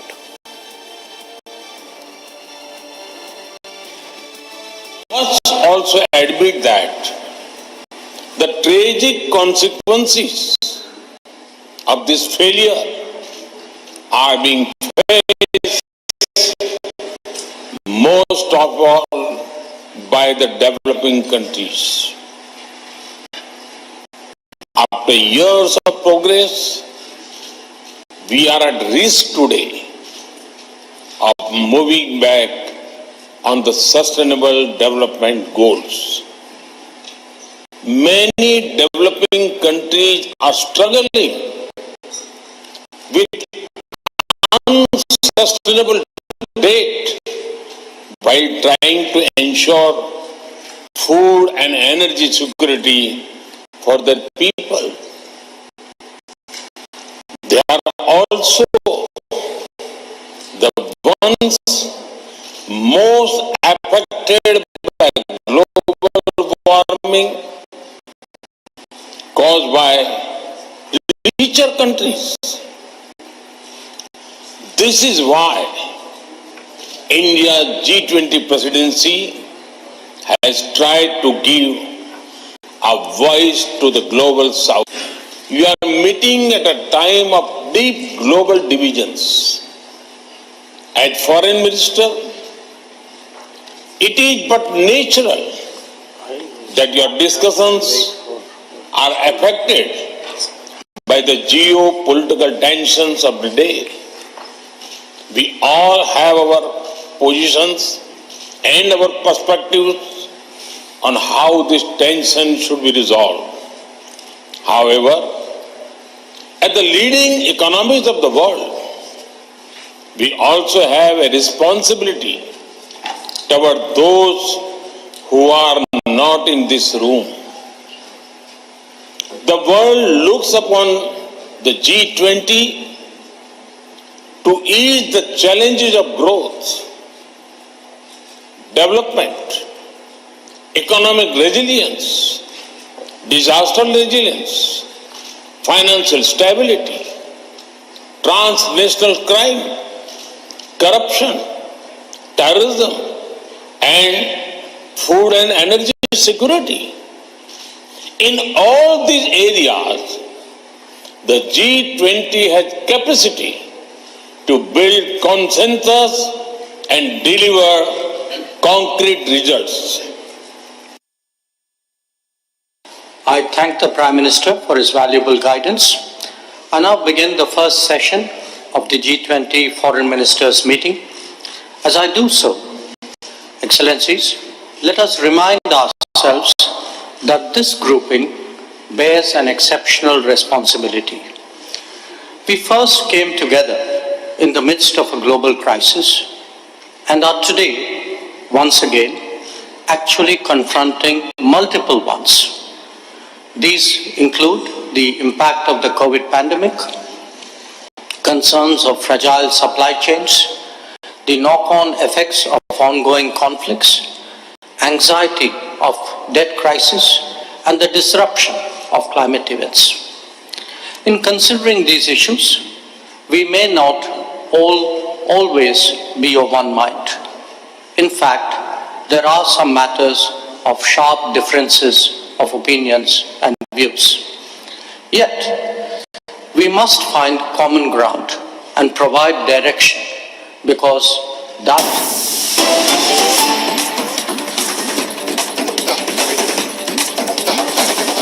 led the BJP to the victory in this election. It has turned out to be a pro-incumbency election as far as the trend shows, because you are leading in 32 plus seats. You see, our guardian and our leader is our Honorable Prime Minister Narendra Modi ji. And he always speaks about development. And what he said, that Act-East policy that has been implemented in Tripura, and if it is tell about our this connectivity or whatever it may be, everywhere what he has said, he has done it. And because of that, people have given us a mandate in favor of us.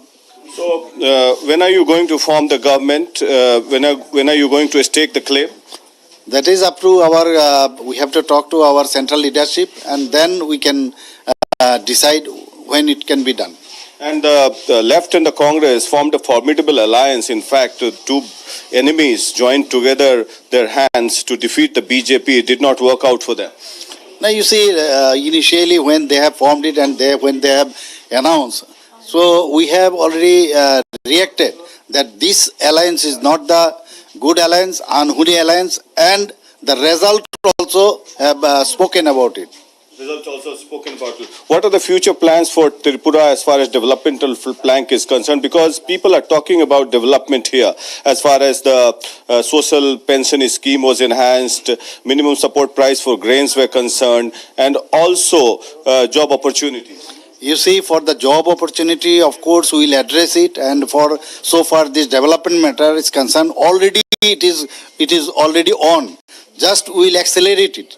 So far, our agriculture sector is concerned, and our this tourism sector is concerned, and then industry sector is concerned, and education and health, everywhere. Already we have started, we have kickstart, and we have to enhance it. And one more important point is that Tripura Motha has emerged as a party to reckon with. They were the debutant party, resonating the tribal cause. But they could not make their mark as far as forming the government is concerned. Do you think that will your government or the BJP agree with a separate Tripura land as a demand is made to get them on board? Actually, previously also we have said we don't agree with their demand. But first of all, I will congratulate them that first time they have in Vidhan Sabha election, they have participated and they have achieved to some extent, and I want to congratulate them. So, do we confirm that Mr. Saha has won from his constituency because the countings were stalled because there was some dispute on 52 postal ballots? I heard so, but I think it has been sorted out. And are you going to the counting center? Yes, I have been informed to go there, and I will collect my this certificate and will come to our party office. Will you ever tie up with Tripura Motha in future? Pardon? Will you ever tie up with Tripura Motha in future if at all it is required? Nobody knows the future. What will happen in future, nobody knows. If there is if, then we can decide. Sudeep Burman was with your party earlier. Will you take him again if he comes back? I don't know. Do you have any information that he is coming back? No. Suppose if he comes back. Suppose to I always speak. Suppose has got no answer. Okay. Now I'll join with you in Hindi for 2 minutes. Bharatiya Janata party ने बेहद अच्छी जीत हासिल की है त्रिपुरा में और सरकार बनाने के करीब है। 32 सीटों पर ट्रेंड जो आ रहे हैं उस पे आगे हैं। हमारे साथ मौजूद हैं त्रिपुरा के मुख्यमंत्री मानिक साहा जी। मानिक साहा जी, पहले तो आपको बहुत बहुत बधाई, अपने कॉन्स्टिट्यूएंसी से जीत हासिल किया है और सबसे बड़ी बात कि ये जीत अप्रत्याशित इसलिए है कि ये प्रो इनकम्बेंसी इलेक्शन में कन्वर्ट हो गया। क्या कारण रहे? देखिए, ये तो गठबंधन, मैंने पहले भी कहा कि ये गठबंधन इस तरह के अनहोली गठबंधन, इससे ये कम्युनिस्ट का जितना वोट है ये लोग ठान लिया है पूरा की पूरा, मतलब ये ट्रांसफर करना है। और ये एक दो जो इनका लीडर है, it is a wave of saffron, and that is because the numbers are clearly in the party's favor. Although there are still a few rounds of counting left, but certainly as we talk at this time, the BJP does stand and has won the 33 seats, which means that they are past the halfway mark, and which also means that they can form the government without any alliance. They can clearly go ahead. Now we are trying to get a sense of where this stands, because a hint has also been given by the BJP at an earlier stage that if need be, talks can be initiated with the Tripura Motha party at a later stage. Of course, no concrete statement on that, and it was said that the top leadership will take a call on that. But certainly, if there is any fluctuation in the numbers, then Tripura Motha party, as was being predicted, will be kingmaker and can be kingmaker and can be approached by either sides, be it the BJP or the Congress NCP alliance. But for now, certainly it is the BJP that is clearly on the winning side, and which is why we see how the cadres and the supporters have gathered in huge numbers. In fact, celebration on in full swing at the TRTC road just a short while ago in Agartala, and here I am at the BJP office where you see it is Bhagwa, it is saffron that is certainly ruling the roost over here. Earlier this morning, where prayers were also offered, and the BJP really hoping that the result turns in its favor. Jai Shri Ram slogans that we have been listening to since this morning, and again what it will be, like I said, a few rounds of counting also left, but the BJP very, very confident, and which is why we are hearing from the workers and the cadres in full force, as they are confident that they will be forming the government in Tripura and getting another term, also saying that Dr. Manik Saha will be the chief minister again, like the party has not really given a commitment on that, but this is what the workers and the cadres are hopeful about. But for now, certainly the sense of victory that is reeling loud, and we hear from them, as they had been very keenly tracking the numbers since this morning, not willing to speak, and that was very much the mood of the top leadership, because they certainly wanted to be very measured with their response to see whether they are winning for a fact. But certainly that excitement among the cadres and the supporters very, very visible, as they have now been celebrating all across. There were also fireworks on the streets right outside the BJP office, and here you see they are waiting for their leaders to come about and make an official announcement to really pave the way forward to how the BJP is now going to function, and hoping that yes, they may not need any ally and they will be forming the government independently, is what the mood is reflective of.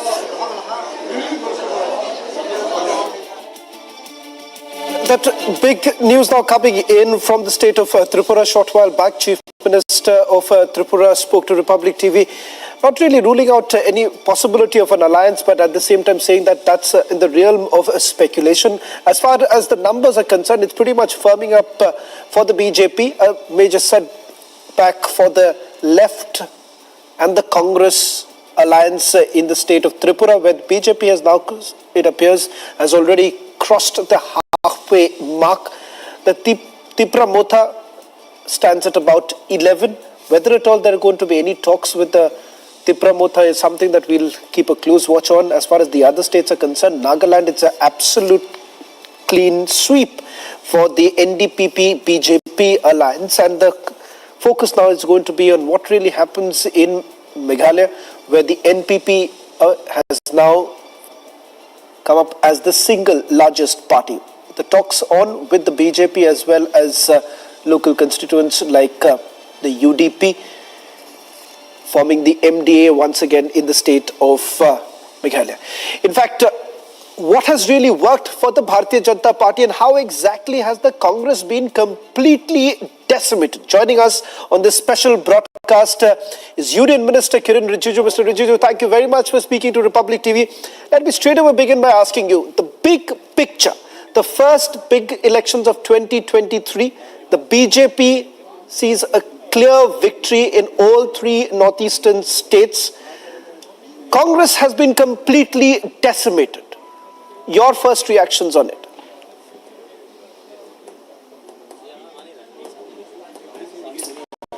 First of all, the first election of the year 2023 has been very positive for Bharatiya Janata Party.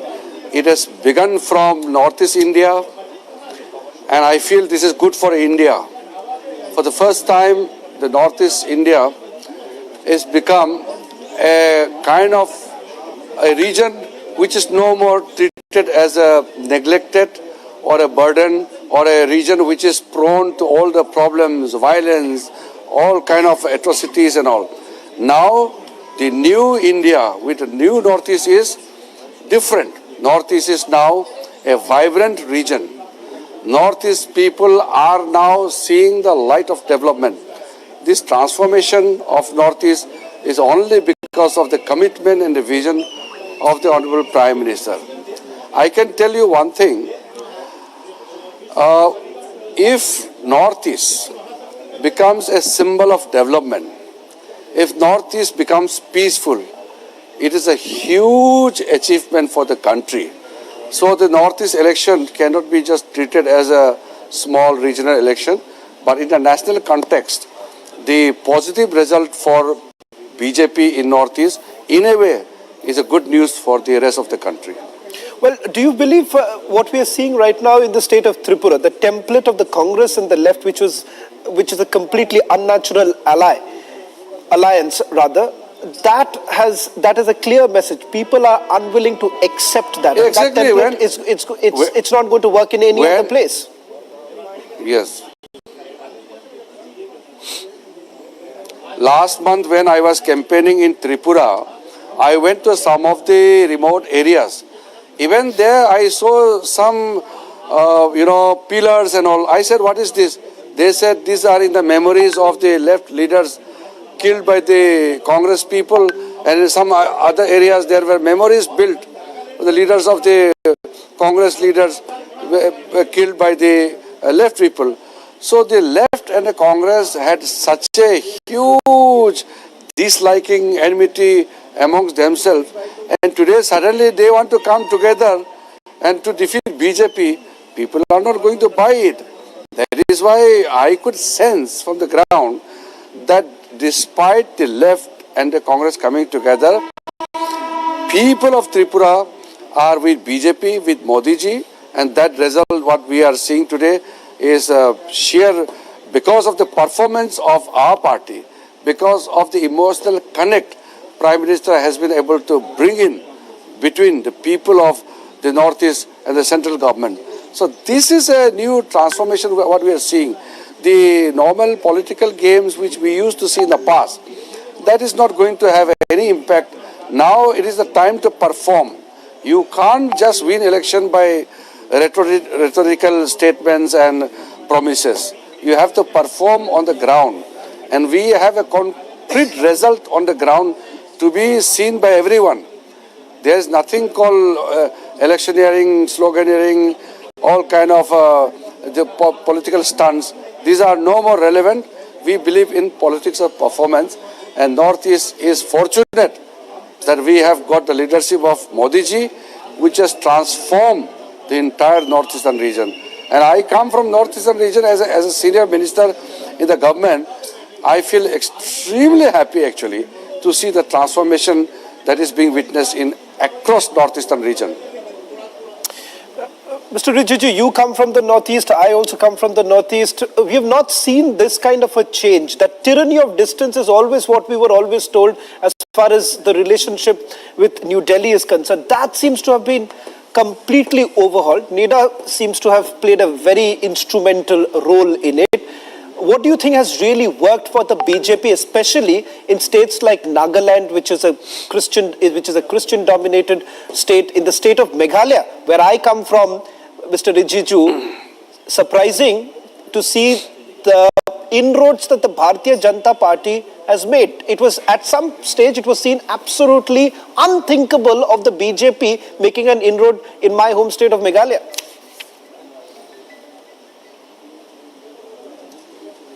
Yes, you are right. For last around 20-25 years, I was in charge of Meghalaya.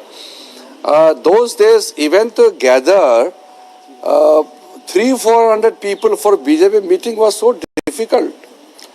And look at the road show which PM had the other day. I have never seen in the political history of Meghalaya with that kind of response. The massive response of the people towards the road show conducted by Honorable Prime Minister Modi ji. This is totally a changed phenomenon. Now, Meghalaya, we may be running short of few numbers in terms of seat numbers here and there, but in terms of the vote percentage, sorry to interrupt you, Mr. Rijiju, roads which we have been able to make. Sorry to interrupt you, Mr. Rijiju. Are you indicating that will you be allying with the NPP, because you seem to have been at loggerheads? Your senior leaders during the campaigning had hit out at Conrad Sangma. Are you all in talks right now with the NPP?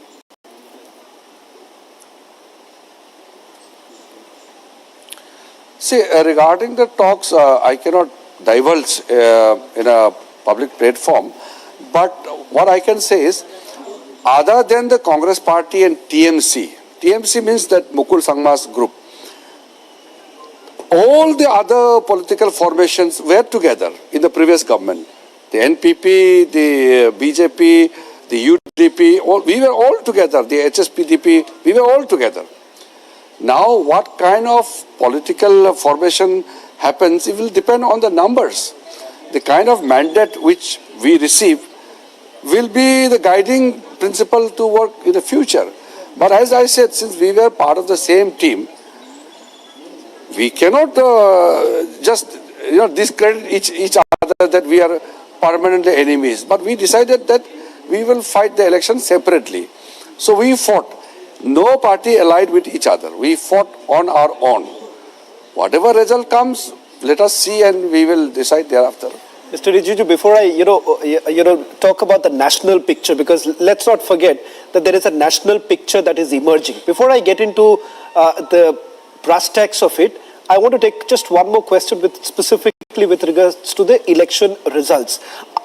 Can we now safely say that the BJP is going to be in power in all three states, in all three northeastern states?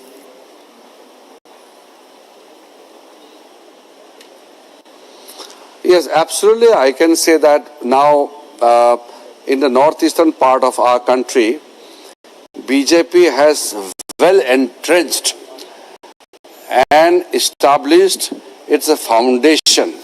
This foundation cannot be shaken because this foundation is laid on the basis of the trust and the faith people have in BJP's leadership, Modi's leadership, and the amount of works, the developmental projects which BJP has initiated, in a way it has unleashed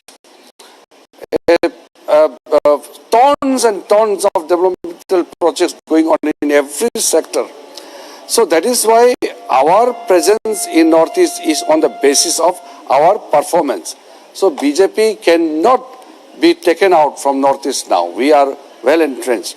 And in the next Lok Sabha election next year, I am also in charge of the Assam Lok Sabha Pravas thing. I am clearly seeing it. Next Lok Sabha election 2024, we will give maximum numbers of seats from northeastern region for Bharatiya Janata Party to ensure that Modi ji continues to lead the nation with greater mandate. Mr. Rijiju, now talking about the national picture, because I think so that's the big message that is coming in from the three northeastern states. Opposition parties, in particular the Congress, the Vadra Congress has always been saying that we are going to be the glue as far as the opposition is concerned. Where is the glue? I can't see the glue right now. The northeastern states where the Congress party was in a formidable position, they have been completely rejected. So much so that even Ramdas Athavale's party has more seats in Nagaland than the Congress party has.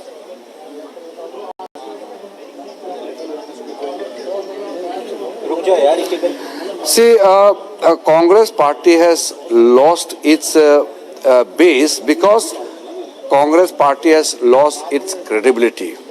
A party which doesn't have a vision, the party which doesn't have a credible leadership, that party cannot sustain.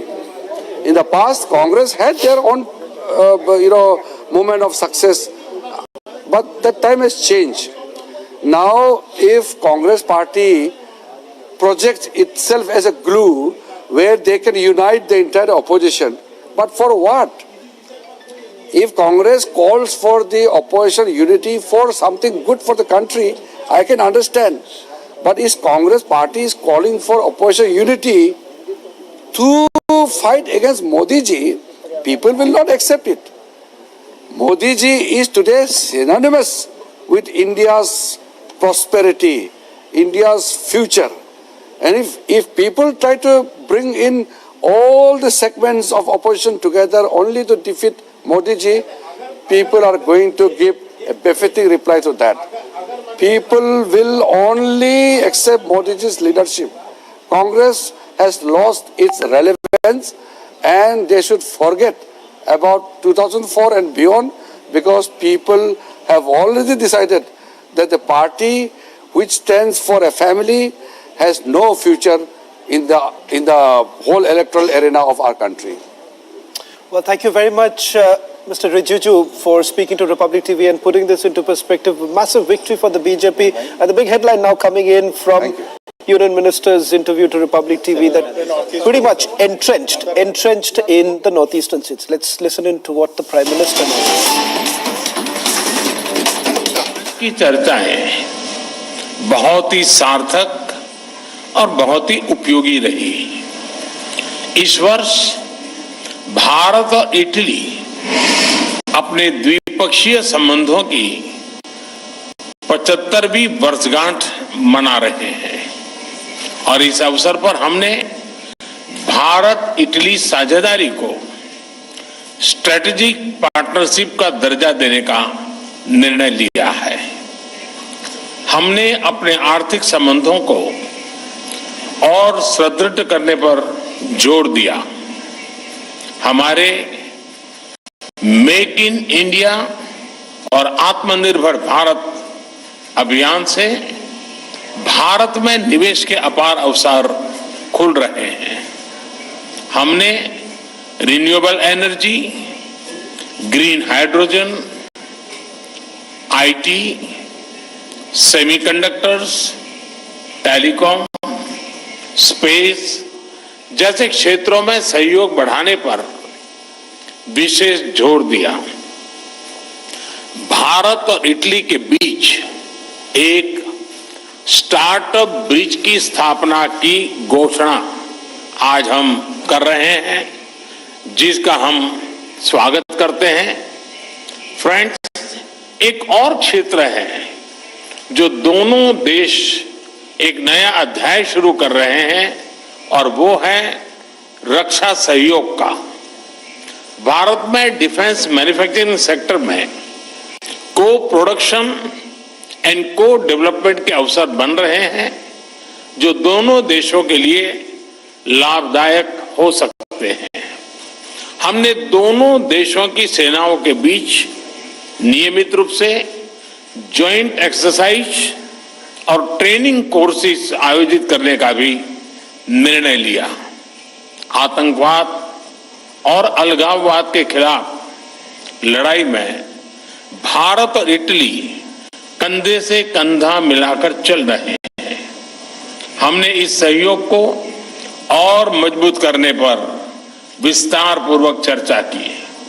Friends, Bharat और Italy के बीच सदियों पुराने सांस्कृतिक और people to people संबंध है। हमने वर्तमान समय की अवस्था का अनुसार इन संबंधों को एक नया स्वरूप और नई ऊर्जा देने पर विचार विमर्श किया। दोनों देशों के बीच migration and mobility partnership agreement पर चर्चा चल रही, उस पर जो चल रही वार्ता का विशेष महत्व है। इस समझौते के शीघ्र समापन से हमारे पीपल टू पीपल रिश्ते और सुदृढ़ होंगे। हमने दोनों देशों के उच्च शिक्षा संस्थानों के बीच सहयोग को बढ़ावा देने पर भी बल दिया। भारत और इटली के संबंधों की 75वीं वर्षगांठ मनाने के लिए हमने एक एक्शन प्लान बनाने का निर्णय लिया। इससे हम दोनों देशों की विविधता, इतिहास, science and technology, innovation, sports और अन्य क्षेत्रों में उपलब्धियों को वैश्विक पटल पर शोकेस कर सकेंगे। फ्रेंड्स, कोविड महामारी और यूक्रेन संघर्ष से उत्पन्न फूड, फ्यूल और फर्टिलाइजर के क्राइसिस से सभी देश प्रभावित हुए हैं। विकासशील देशों पर इनका विशेष रूप से नकारात्मक प्रभाव पड़ा है। हमने इस बारे में अपनी साझा चिंता व्यक्त की।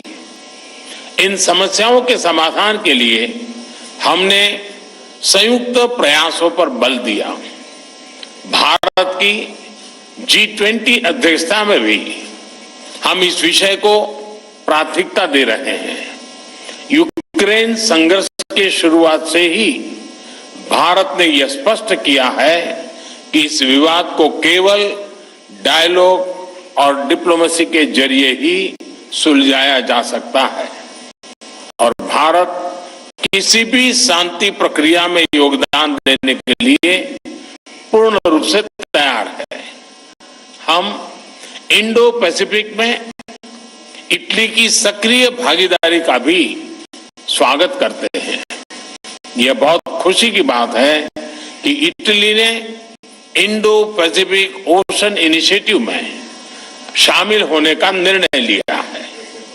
इससे हम इंडो पैसिफिक में अपना सहयोग बढ़ाने के लिए ठोस विषयों की पहचान कर सकेंगे। वैश्विक वास्तविकताओं को बेहतर तरीके से दर्शाने के लिए मल्टीलेटरल इंस्टीट्यूशंस में सुधार आवश्यक है। हमने इस विषय पर भी विचार विमर्श किया। एक्सेलेंसी, आज शाम आप रायसीना डायलॉग में चीफ गेस्ट के तौर पर शामिल होंगी। वहां आपका संबोधन सुनने के लिए हम सभी बहुत उत्सुक हैं। आपकी इस भारत यात्रा और हमारी उपयोगी चर्चा के लिए आपका, आपके डेलीगेशन का बहुत बहुत धन्यवाद। And your delegation. Thank you, sir. Now I call upon Her Excellency Ms. Yogdina Meloni, President of the Council of Ministers of the Italian Republic, to deliver her remarks. Ma'am, the floor is yours. Dunque, buon pomeriggio a tutti. Ovviamente non posso Good evening to you all. partire dal ringraziare. Let me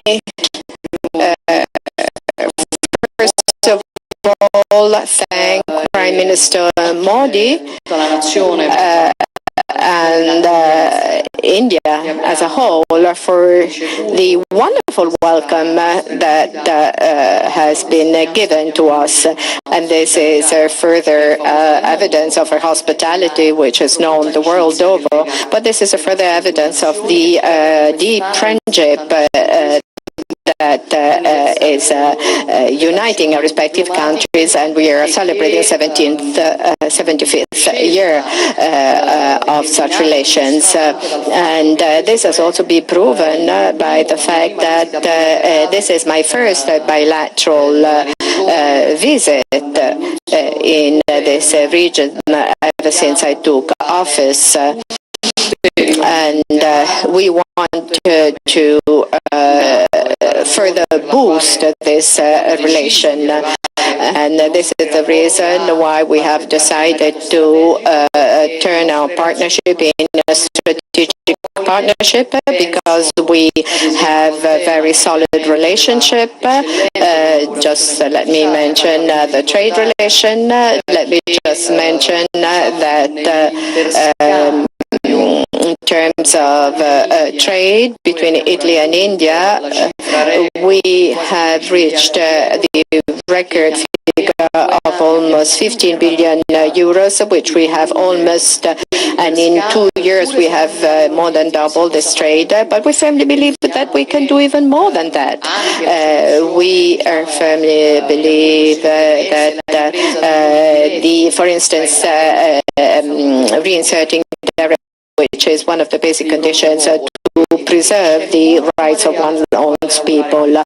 So there's a lot to be working on together, starting from some sectors where we want to enhance our cooperation. Let me mention defense, which was mentioned by the Prime Minister, and energy security.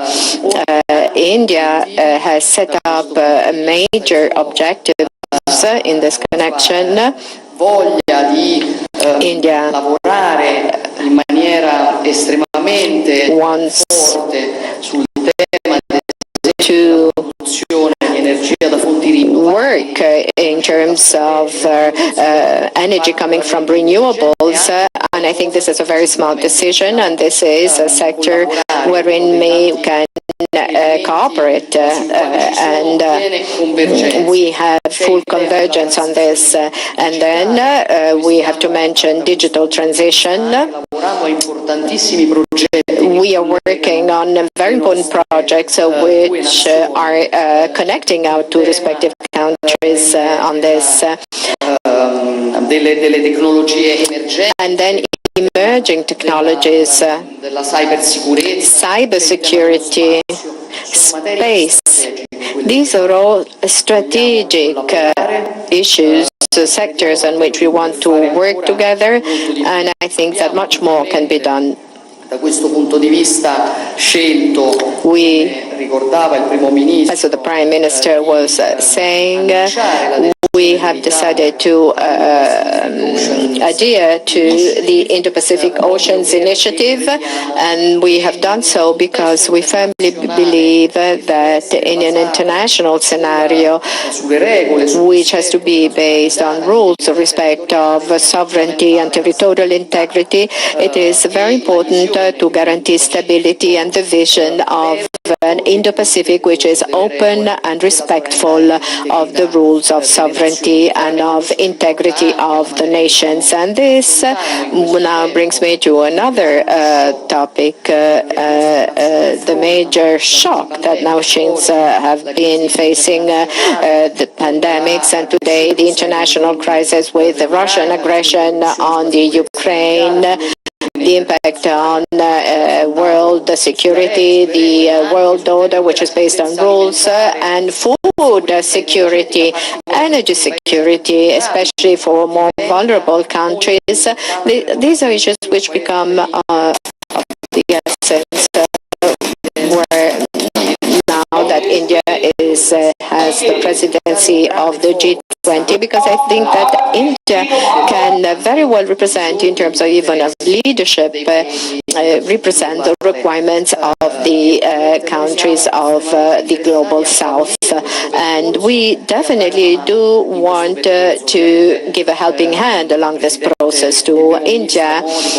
Prime Minister Modi knows very well Italy's position, which is giving full support to the territorial integrity of Ukraine, and we both hope that India, having the presidency of the G20, may play a central role in facilitating a negotiating process for the cessation of hostilities for a just peace. And I think that in the previous Bali G20 summit, it has been important to hold the multilateral community united, and we hope that the Indian presidency can be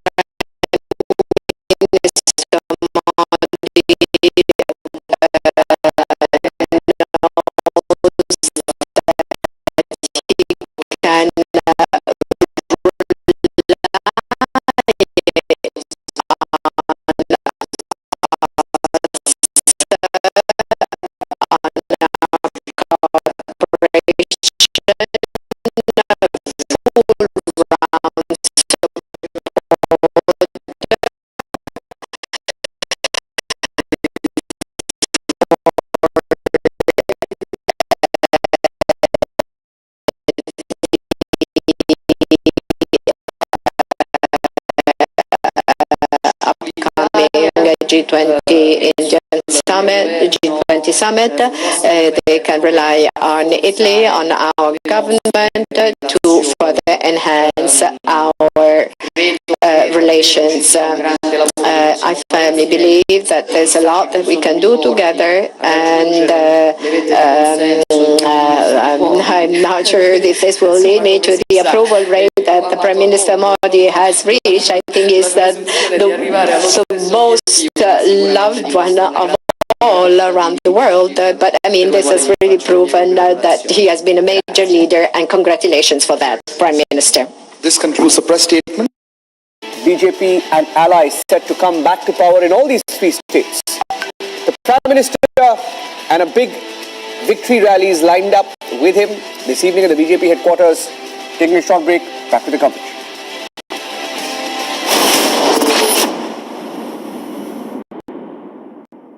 In the global employability rankings by Times Higher Education UK, only the following 6 institutions from India are ranked amongst the top 230 in the world for having the most employable graduates. IIT Delhi, IISc Bangalore, IIT Bombay, IIM Ahmedabad, IIT Kharagpur and Amity University.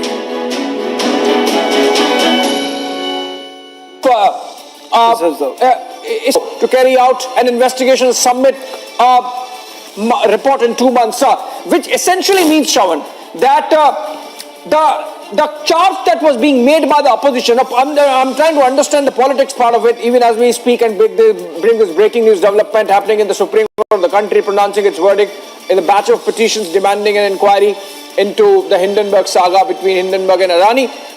What this means is that political opposition's demand of a joint parliamentary committee sort of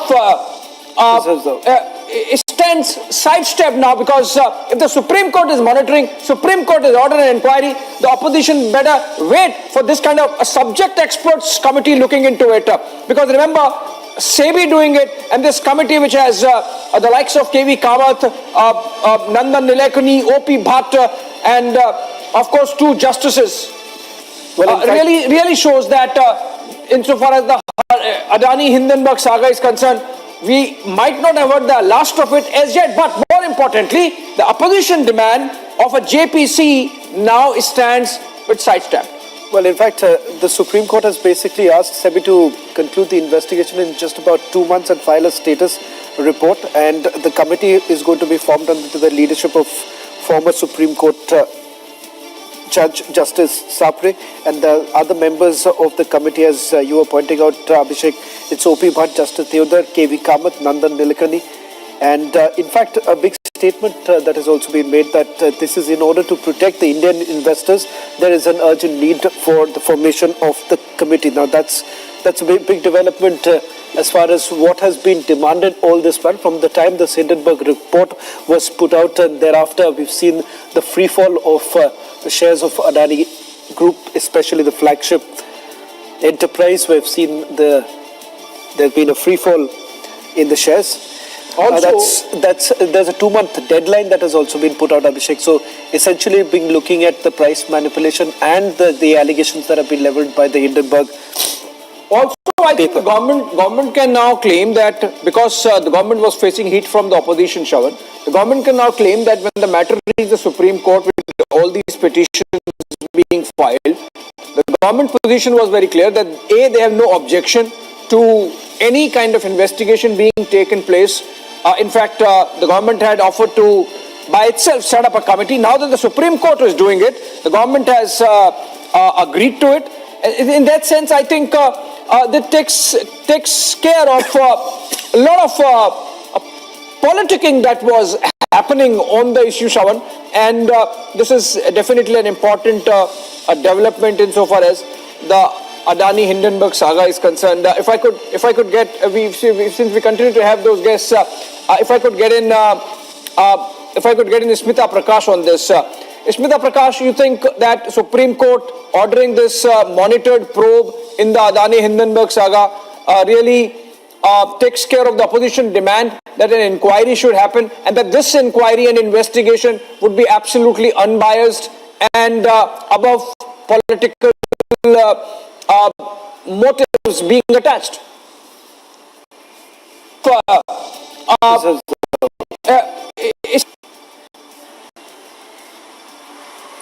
Well, see, I think I haven't read the details, but I think it means that it's a continuation of the SEBI probe. It's not replacing SEBI in any manner on the Hindenburg report.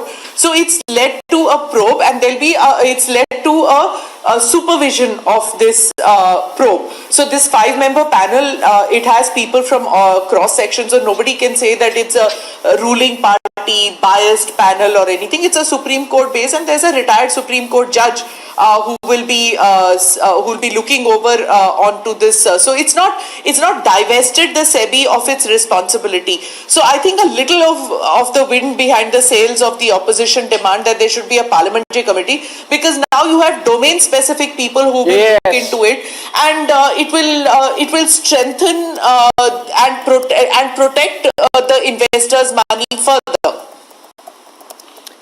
Yeah, absolutely. And Ratan Sharda, Rhythm Anand Bharadwaj is joining us live. Rhythm, if you're already patched and getting me, Rhythm, please explain to us the significance of this very important order given by the Supreme Court of the country. Absolutely. Like Smita Prakash actually said, I think she's absolutely right, because the fact that this committee is formed to probe into what's going to happen and is going to be headed by former Chief Justice Manohar Sapre clearly.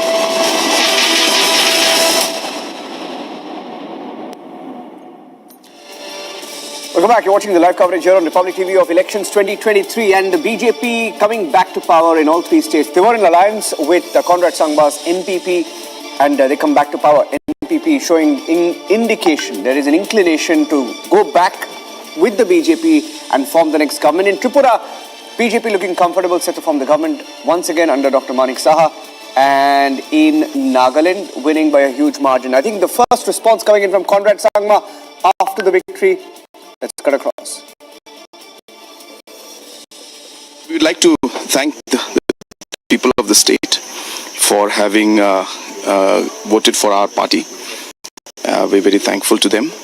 And of course, we are short a few numbers, so we will just wait for the final results to come out, and then we'll decide how to move forward.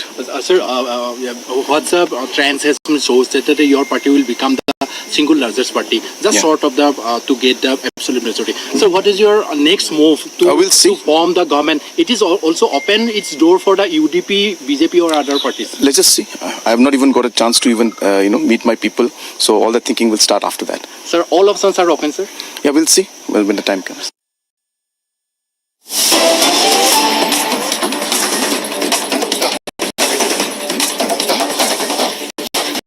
Live pictures coming in from Prayagraj, Uttar Pradesh, where the bulldozers continue to roll, bulldozing the mafia. Live pictures of the aid of Atiq, mafia don Atiq's aids house being demolished. Let's cut across live to the coverage.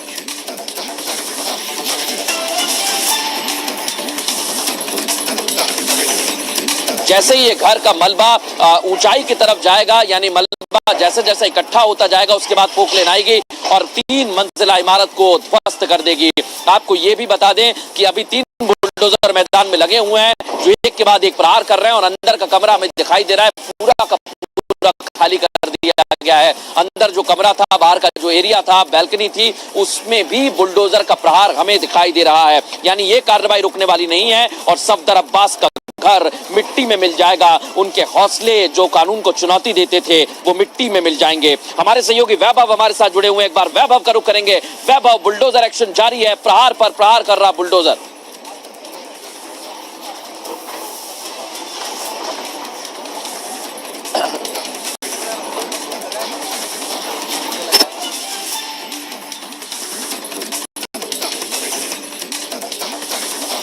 Stay with those pictures live coming in from Prayagraj, where the bulldozers continue to roll. Yesterday, one of the mafia don, Atiq Ahmed's aide, where his family was believed to have been hiding, that residence was demolished, and as we speak, more pictures coming in of the bulldozers in action. Yogi Adityanath spoke once again this morning in the assembly in Uttar Pradesh, saying you either take part or run.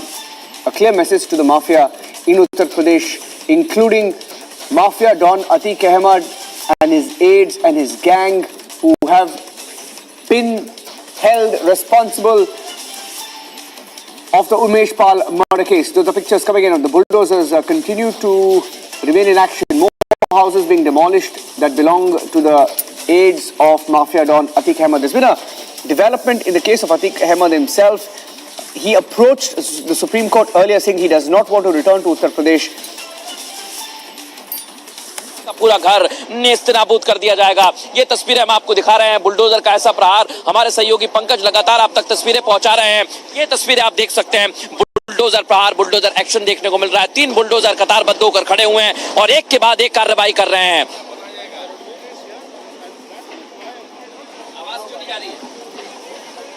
आवाज नहीं जा रही है।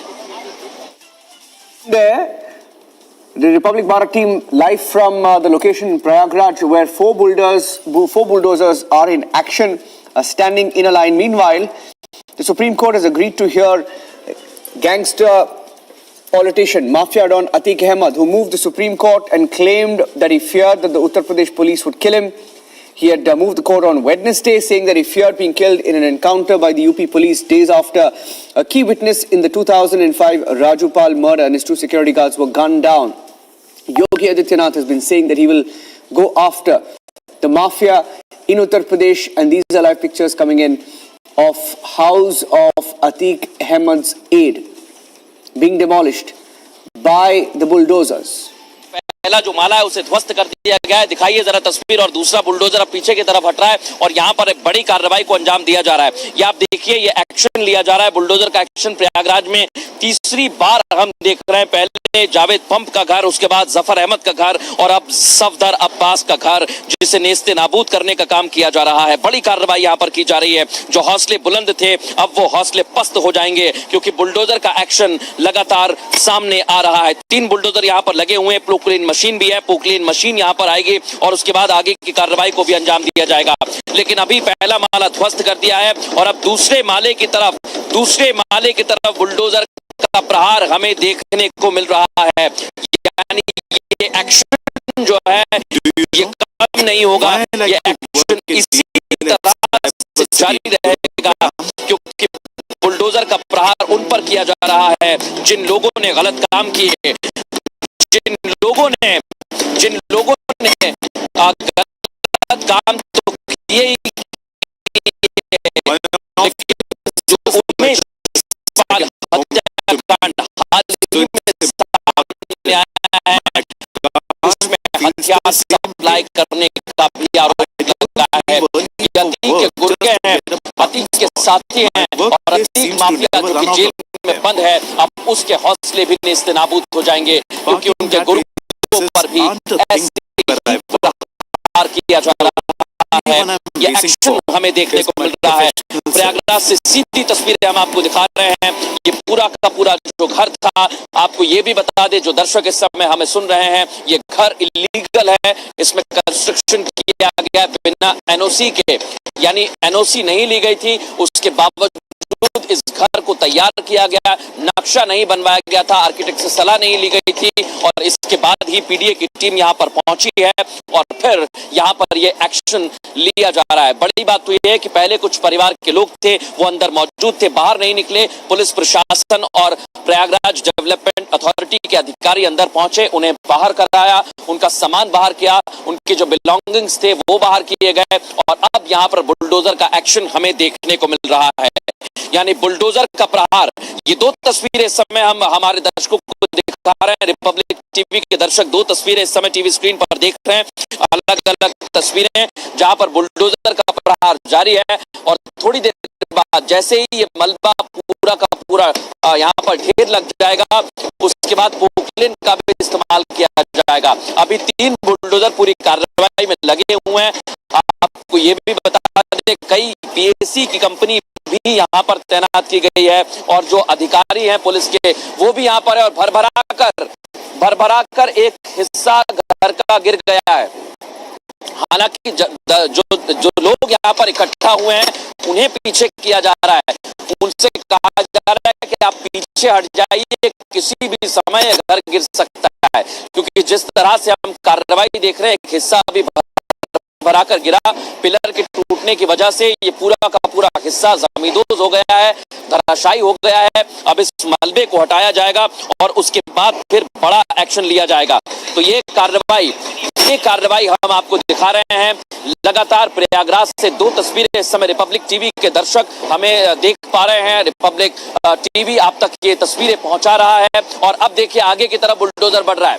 थोड़ी देर में Poclain machine भी सामने आ जाएगी, थोड़ी देर में पोकलेन मशीन का भी इस्तेमाल किया जाएगा, लेकिन अभी जो हम कार्रवाई देख रहे हैं, नीचे के पूरे पिलर्स हैं उन्हें ध्वस्त कर दिया है, और अभी ये बैकरी का एरिया था, अब अंदर की तरफ बुलडोजर मूव करेंगे। जैसे ही ये छत को गिराया जाएगा, उसके बाद बुलडोजर आगे जाएंगे। धीरे धीरे बुलडोजर जो है आगे बढ़ रहा है। एक और हिस्सा यहाँ देख पा रहा हूं मैं आप यहाँ से कि एक और हिस्सा Action continues here on Republic TV. We will get you the live report from Prayagraj. Yogi Adityanath once again reiterating that he will not spare the mafia. This morning when he spoke, he asked them to either surrender or participate. Taking a break with those pictures. Our election coverage also continues. The BJP set to form the government in Tripura on its own.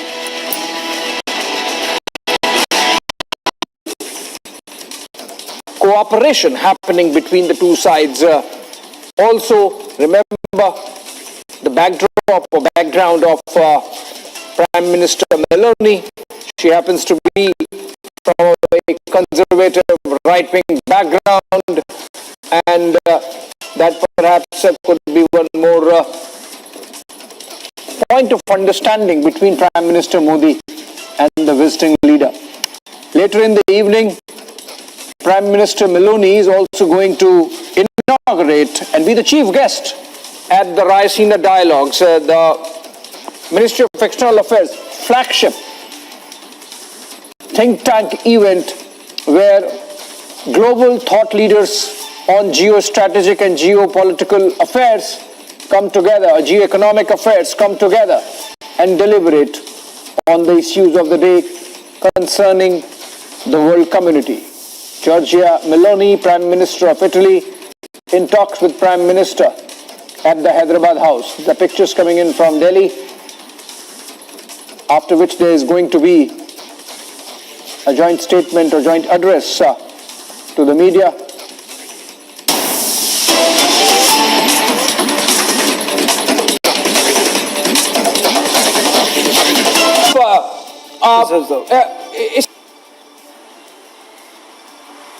Well, see, I think I haven't read the details, but I think it means that it's a continuation of the SEBI probe. It's not replacing SEBI in any manner on the Hindenburg report.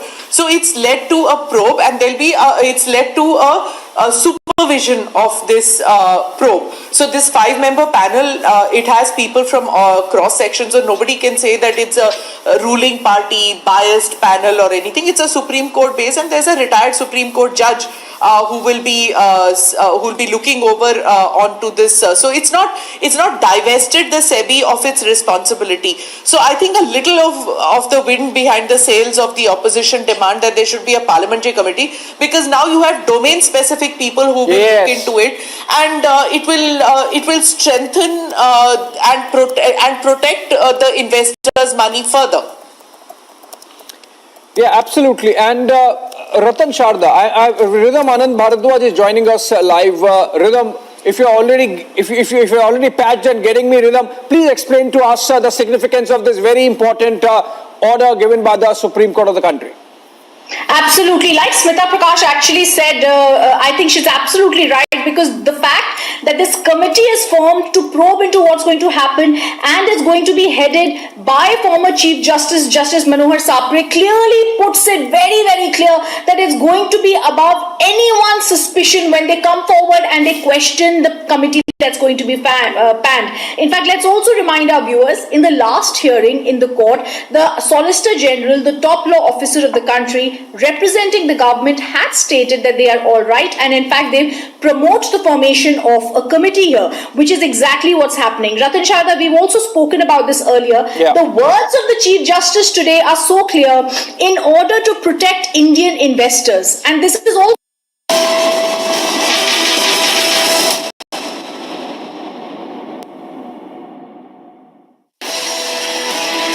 Undeniable BJP surge in Northeast. Will the BJP alliance be back in all 3 states?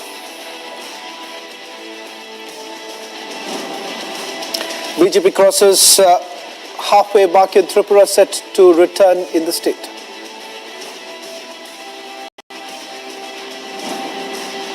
Huge suspense over the backdoor meetings. Will Conrad Sangma ally with the BJP?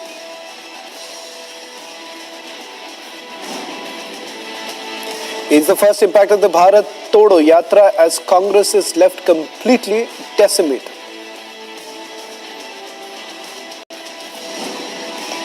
Largest crew, biggest coverage of the Northeast elections on Republic.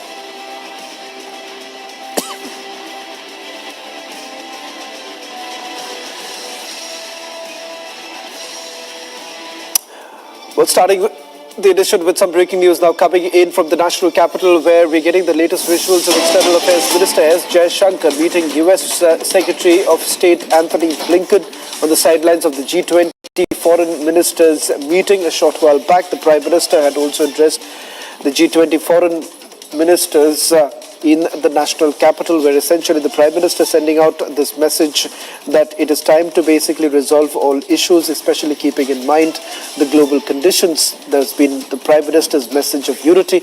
Right now, US State Secretary Anthony Blinken meeting External Affairs Minister S. Jaishankar. This comes at a time when India is also going to have the bilateral with China, this after Galwan, and also keeping in mind the situation in Taiwan. US State Secretary Anthony Blinken right now in the national capital discussing the global issues at the meet. Jaishankar also indicating that these are the first images of Jaishankar meeting with Anthony Blinken on your screens. These are the latest visuals. Let's also do a quick recap of what the Prime Minister essentially had to say earlier in the day when he was addressing the the G20 foreign ministers, saying that it is perhaps time for everyone to come together and overcome the differences. That was the big message that was sent out by the Prime Minister. He's urged the foreign ministers to overcome their decisions and focus on the needs of the developing world. In fact, he said that we are meeting at a time of deep global divisions. We have a responsibility to those not in the room. In fact, External Affairs Minister Jaishankar meeting US State Secretary Anthony Blinken on the sidelines of what is largely being seen as most of the countries not coming to some sort of a conclusion on various matters, especially on the assessment of the situation in Ukraine within the group.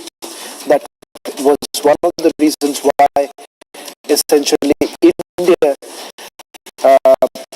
was asked to release a chair's summary. In fact, let's listen into some of the reactions that are coming.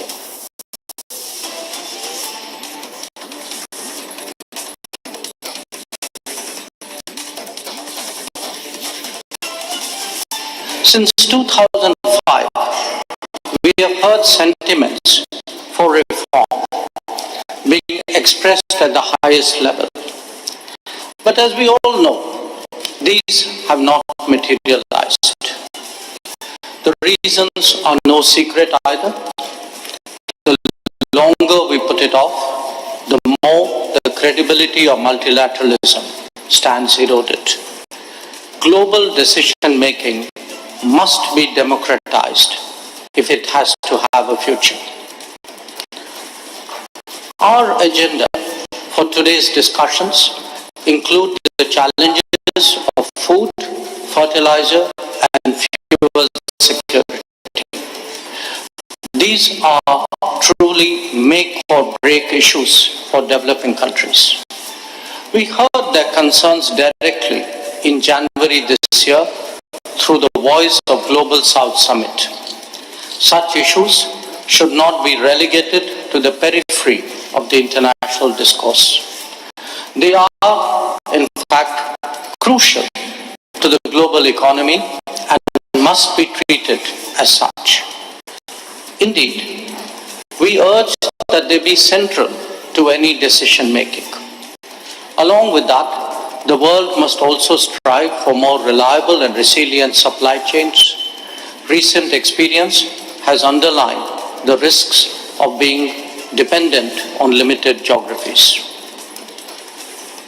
Excellencies, all of us, individually and collectively, have an obligation to contribute to international growth and prosperity. They are implemented through sustainable partnerships and goodwill initiatives. On its part, India has undertaken development projects in 78 countries and has actively encouraged exchanges and capability building. During the COVID pandemic, we made a conscious effort at contributing to global solutions, even while looking after our own. Today's situation demands that we continue to live up to our international responsibilities. The G20 must be sensitive to the priorities and economic concerns of all our partners, especially those more vulnerable. We must ensure demand-driven and sustainable development cooperation based on country ownership and transparency. Respect for sovereignty and territorial integrity are essential guiding principles for such cooperation.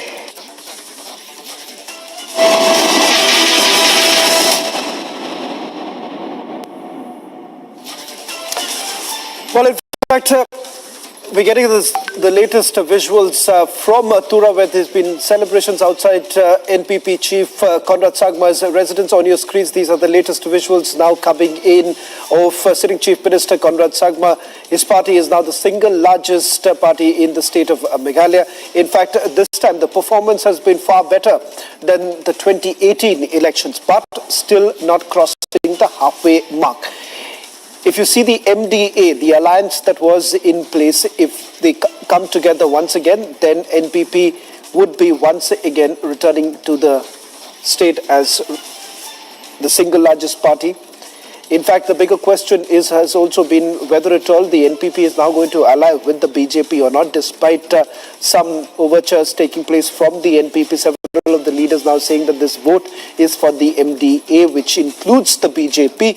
In fact, BJP's tally has also gone up in the state of Meghalaya, where they have, as of now, 5 seats, which is more than what they had secured last time, which was roughly about 2. But if the NPP, BJP, UDP all come together, then they are safely home. In fact, let me also quickly go across to our reporters on the ground.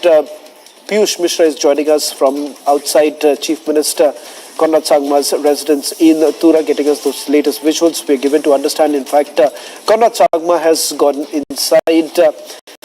There is a possibility of an internal meeting taking place. Also, speculations on right now whether at all they're going to ally very soon with the BJP. This comes at a time when Conrad Sangma himself had a meeting with Himanta Biswa Sarma just about a day before. In fact, Piyush, what is it that you are picking up from the NPP right now? Massive celebrations taking place outside the Chief Minister's residence, and rightfully so. They are the single largest party in the state of Meghalaya.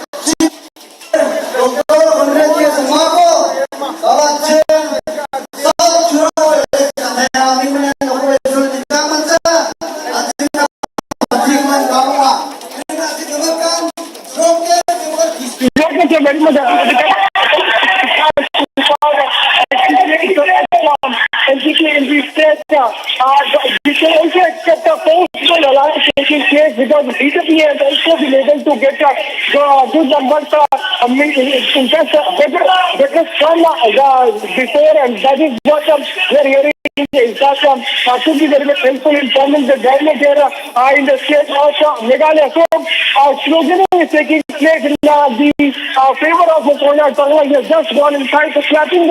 You can also see as to how there is cheering also going on for Conrad Sangma. So we can also expect influence from now to the few minutes from now that Conrad Sangma will come out and then first address the gathering, and then after that he can expect the authorities to be taken by the NPP. So here we can see how the workers are dancing on the local song here, and they are celebrating their enjoy more than the kind of celebrations, the kind of performance which NPP has so far done here in the state of Meghalaya. Last time NPP had secured 19 seats, and it was able to stop forming the government. In fact, the Congress had got 21 seats. This time, Hollywood is telling they will once again be the similar sort of equation with some regional players or some regional political parties, the BJP and NPP coming once again in the government. So here, the kind of performance it has in its own time, NPP, we are now seeing the workers enjoying, celebrating and they are dancing on a song on the party song. Shah ji के नेतृत्व में, हमारे राष्ट्रीय अध्यक्ष JP Nadda ji के नेतृत्व में ये स्पष्ट है कि हमारी सरकार एक समावेशी सरकार, समग्र विकास की सरकार और अंत्योदय का लक्ष्य लेकर आगे बढ़ने वाली सरकार देश के हर कोने, कश्मीर से कन्याकुमारी और गुजरात से लेकर अरुणाचल तक, यही भाव, यही संकल्प के साथ सरकार आगे बढ़ रही है। और जनता का विश्वास, जनता का आशीर्वाद हमारी इन त्रिमूर्ति के साथ है, विश्वास इन त्रिमूर्ति के साथ है, और यही स्पष्ट रूप से जो चुनाव के नतीजे भी हैं उनमें दिख रहे हैं। जहां तक मध्य प्रदेश की बात है, मुख्यमंत्री जी ने एक लोखंडमुखी बजट कल मध्य प्रदेश की जनता के समक्ष पेश किया है। ये बजट की प्रक्रिया भी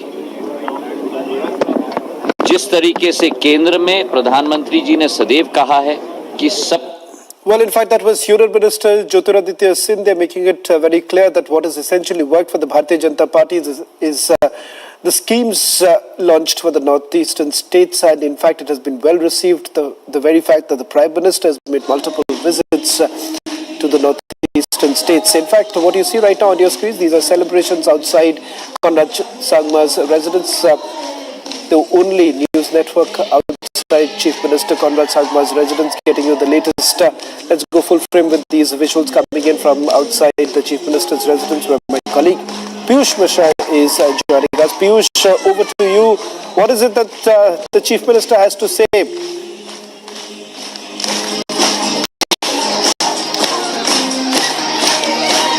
Well, Shravan, right now he is having his internal meeting. He has gone inside his residence. He has assured us that he will be coming out and will speak to us. I would like to show you the visuals here from right outside the residence of Chief Minister Conrad Sangma, where the workers are right now celebrating and dancing on the NPP's political song. Few of them are also having some sweets. आप लोग मिठाई खा रहे हैं, कितना क्या लग रहा है, आप क्या कहेंगे? आपको लगता है कि क्या कहेंगे? परफॉर्मेंस देखिए, क्या कहेंगे? How are you feeling?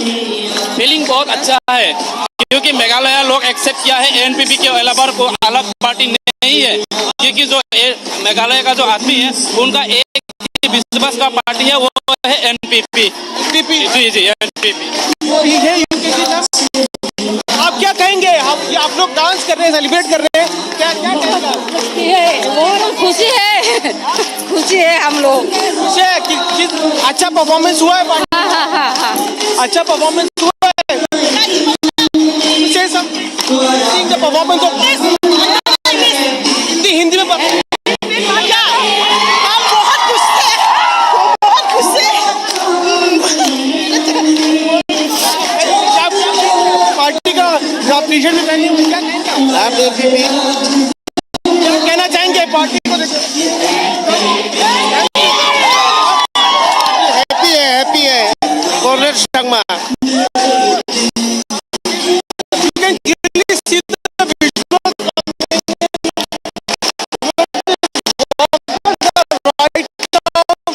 Celebrating and they are in mood, they are in joyous mood, they are distributing sweets. In fact, it is a joyous moment for them. Remember that NPP has been able to get around 26 seats and BJP has been able to get 5 seats, and there are other regional parties also who have done good performance. So we can expect all of them to once again come back and form the government in the state of Meghalaya. Shravan, also important to highlight that Congress, which had secured 21 seats last time, has now come down to only 6 seats. Congress was not able to give a seat, single seat, even a one seat to any sitting MLA, because all of the MLAs either they had switched sides or they had joined the Trinamool Congress. So here we are seeing the NPP workers who are right now celebrating. We'll continue to show you the visuals. You can also see as to how a different institution has also been established here so that workers can celebrate, so that they can dance, they can enjoy. They have a joyous mood right now. We are seeing as to how pastries are also being distributed, sweets are also being distributed. The workers are very much happy. They are right now dancing to the tune of NPP political song. We'll continue to show you the visuals from right outside the Conrad Sangma's residence, where the celebration is right now underway, and you see how the sweets are also being distributed.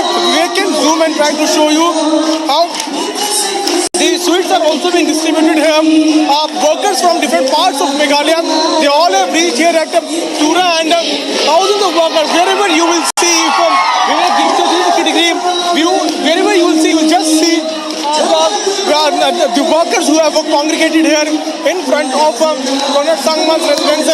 When he reached here, remember that today in the morning he had gone to his father's cemetery, P.S. Sangma, to seek his blessings. Conrad Sangma, along with Agatha Sangma and other family members of Sangma family, all of them had gone to cemetery of P.S. Sangma to seek his blessings, and after that they have come back. And Conrad Sangma is right now inside his residence, and he is having an internal meeting, and after that, most likely in few minutes from now, we will be able to hear the final decision coming in from NPP, because so far NPP has not been able to cross the magic number mark, which is 30, which they have just got so far 26 seats. So it is certain that they would be needing the support of other political parties, be it BJP or UDP or some other regional players, like what happened last time to stop the Congress from coming into power. The similar sort of equation was done, similar sort of arrangements was done, and the brain behind that was Himanta Biswa Sarma. So once again, we can hear or see the similar action, similar arrangements taking place. Conrad Sangma is right now inside his residence. I'll ask to come here and try to get in a word from Conrad Sangma, who is now here. Sir, how are you feeling? Feeling okay. Performance? We still have a lot of work to be done. So I'll be going to Shillong now. Sir, NPP has been able to get 26 seats. Can we expect post-poll alliance? Yeah, let's see. Let the final numbers come out. We'll decide then. For the performance, looking at the performance, what do you have to say? Well, it's good, but we were expecting to touch the halfway mark. You were expecting, sir? We were expecting, so. What is the equation right now, sir? Are you in talks with some? Roughly about 26 seats, plus minus. So we have to wait the final numbers, and then we'll decide. Are you in talks with BJP or other political? Let's see. Are you not ruling out any kind of? I've just come into the house. I have not talked to even my wife, and so I don't even know. One important question: are you not ruling out any kind of post-poll alliance? That's one thing. We'll see when the numbers come out. Finally. Okay. So Conrad Sangma right now, Shravan is waiting for the final numbers to come, and then only they are going to take a decision. Yes, obviously we'll try to get more word from Conrad Sangma. He's going to address a gathering here. We'll try to speak to Conrad once again once he gets free. Right now he's talking to some other media channels, but here we are seeing a joyous mood here. What we are hearing from Conrad Sangma is that they will take a decision only when the final numbers are announced by the Election Commission of India. Shravan. Well, in fact, Piyush, the big news here is that the NPP is already in talks with the BJP, and it has been a good performance. We have been expecting this kind of result, but yeah, regarding the kind of the constituencies where we were expecting to win, we had lost some, and it's quite surprising and shocking. But this is what happens in election. So I guess we were more or less ready, and I'm quite happy with the mandate that the people has given us, and we're hoping that we'll be able to form the government and take it forward. Can we see again the kind of equation which was there from 2018 till 2023? Again, BJP as part of the government? I will not be the correct person to say that, but I think keeping in mind that we have the center to look forward to. So I think that we will need their support. NPP is the single largest party. Final call will be taken by the top leadership of the party. I would like to understand from you being the wife of Chief Minister, would you once again want to see him as the Chief Minister? Yes, of course. I think as a wife, I do expect that, and I do think that he has done a lot for the people, and that's the reason why we see this mandate. So I think, I'm quite happy with it. What do you think so far has been done by the NPP in the state, and which has given so much mandate to the party here in the state? The kind of work shows have been done. What do you think the work shows are focused so far on, and because of which the people have been able to give so good mandate for the party? It all depends on the governance. So people have voted for development. People have voted for good governance. I think that has been the crux, and I think people are looking forward to having the same kind of results again in this next 5 years. Yeah. Once again, you are expecting a similar sort of government formation this year? Yeah. I think so. Thank you. For speaking to us. So here we had wife of Conrad Sangma who just spoke to us, and she's very much hopeful that once again Conrad Sangma will become the Chief Minister He's right now having talks with his family members. And here I would ask Virik to pan his camera and try to show you pictures of the workers who are right now celebrating in front of his house. And Conrad Sangma is right now, Shavan, having a one-to-one meeting with his family members. We will try to get in a word from him once again. He's now inside. Let us now go and try to talk to him about the performance of NPP in the state. Sir, there was a... Hello? Check. Yes. Correct? Piyush, if we can just try and we'll just take a few questions with him and see if, because it's right now all eyes on what Conrad Sangma decide right now. In a short while from now, he's set to leave for Shillong. If you can see if you can patch him, we'll try and take the questions directly with Mr. Sangma. And unless he's just on his way out, why don't you take a question with him? Chief Minister of Meghalaya, Conrad Sangma. Sir, how do you see, first of all, my first question to you, how do you see the performance of party in this state? Well, we have done better than what we did last time, which is what my initial stand has been. And a few seats were there where we lost by less than 4 votes. There were 1 or 2 seats, and very, very narrow margins were there. So overall, we could clearly see that there is a very strong way for the National People's Party. And so we have done well, but of course, we are falling short. Looks like we're falling short of halfway mark. So let us see, we'll explore all the options possible. Much better than before. Last time when we saw the performance of NPP, it's much better than 2018. Yes, that's right. Much better. So can we expect some sort of post-poll equation or alliance taking? Definitely, there has to be. I mean, since it's a fractured mandate and we're not getting a simple majority, so we will have to explore options to discuss with other political parties. Are you in talks with BJP or other regional parties? So let the numbers come out fully. As I said, I have just walked in. I've not even got a chance to really look into all of these issues. So once I get out of here, my calls will start, and then we'll see what options there are, and then we'll try to give the best option that's possible for the state. So just 2 questions from our senior editor, Shavan Sen. He's asking one important... Yeah, I'll just put it on speaker. Yes. Speaker. Yes. Yeah, Shavan can ask you. Yeah, Shavan. Mr. Sangma, I think so you ought to admit it. Last time in 2018 elections, when you were on Republic TV, your numbers were only going up. This time too, it seems that your numbers are firming up very well. Yeah. Hello? Mr. Sangma, I'm saying that last time on 2018 elections, I just want you to remind you, you were sitting on Republic TV and your numbers were only going up. And you became the single largest party. Seems pretty much same. This time also full coverage from Republic TV as far as Meghalaya results are concerned.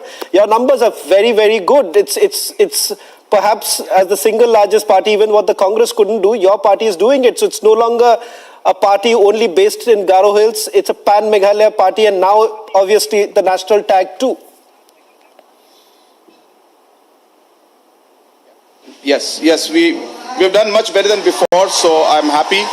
But, it was very close. We could have done even better than what the numbers were. So we have to now work towards how to move forward now. That's the main issue. So once I reach Shillong, then discussions will start. But Mr. Sangma, why don't you spill the beans? Your late night meeting with Himanta, it's quite evident that the MDA comes back to power. You are in talks with the BJP. You're not ruling out.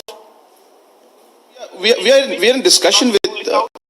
We are in discussion with everybody. We'll get. So I'll have to just leave right now because too many people are here to meet me. Mr. Sangma, just one request. Arnab wants you. I'll speak to you in the evening. Yeah, okay. Arnab wants you at 9 p.m. I'm hoping you'll come. Yeah, we'll talk. Well, that was, in fact, Abhishek is also joining us right now. Abhishek, I think so. It's undoubtedly very clear right now that the NPP is very much in talks with the BJP. It's like just the final touches that are already given. Massive celebrations outside the Chief Minister's residence, as Piyush was also reporting. So in a short while from now, once he's there in Shillong, I think so with the meetings that are going to take place, we'll get you all the latest updates on the other side. Pretty much the big picture emerging right now, at least from the other states, Meghalaya, Tripura, as well as Nagaland. Only Meghalaya where there seems to be that final touches, but it's the BJP coming back to power in the northeastern states.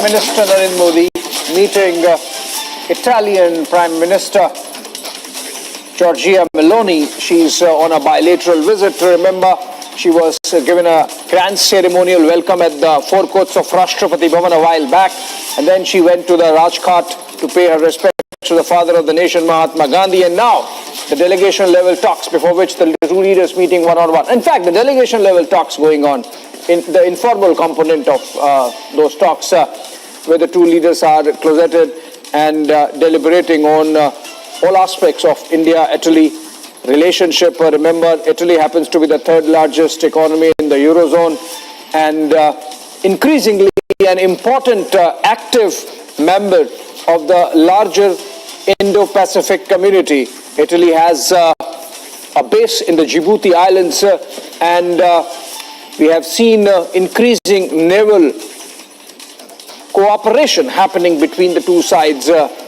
Also, remember the backdrop or background of Prime Minister Meloni. She happens to be from a conservative right-wing background, and that perhaps could be one more point of understanding between Prime Minister Modi and the visiting leader. Later in the evening, Prime Minister Meloni is also going to inaugurate and be the chief guest at the Raisina Dialogues, the Ministry of External Affairs flagship think tank event where global thought leaders on it.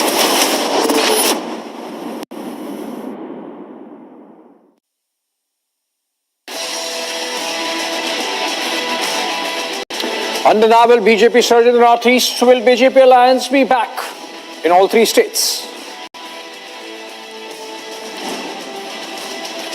The BJP crosses halfway mark in Tripura, set to return to the state.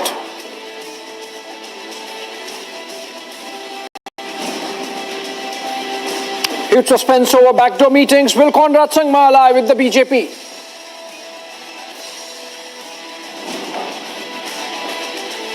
Is the first impact of Bharat Todo Yatra as Congress left completely decimated.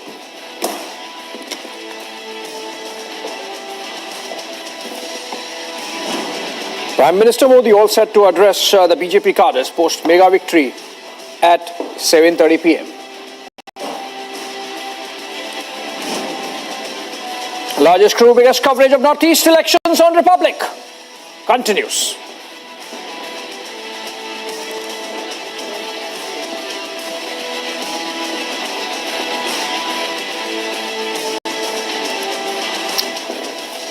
Welcome back, viewers. And in Uttar Pradesh, Chief Minister Yogi Adityanath is going all out against Mafia Raj. For a second straight day, illegal properties associated with Atiq Ahmed and his aides are being demolished. Let's look at these pictures coming in and around Prayagraj, and we would understand the scale of execution that's happening on the issue of going after Mafia Raj post the Umesh Pal murder in Prayagraj.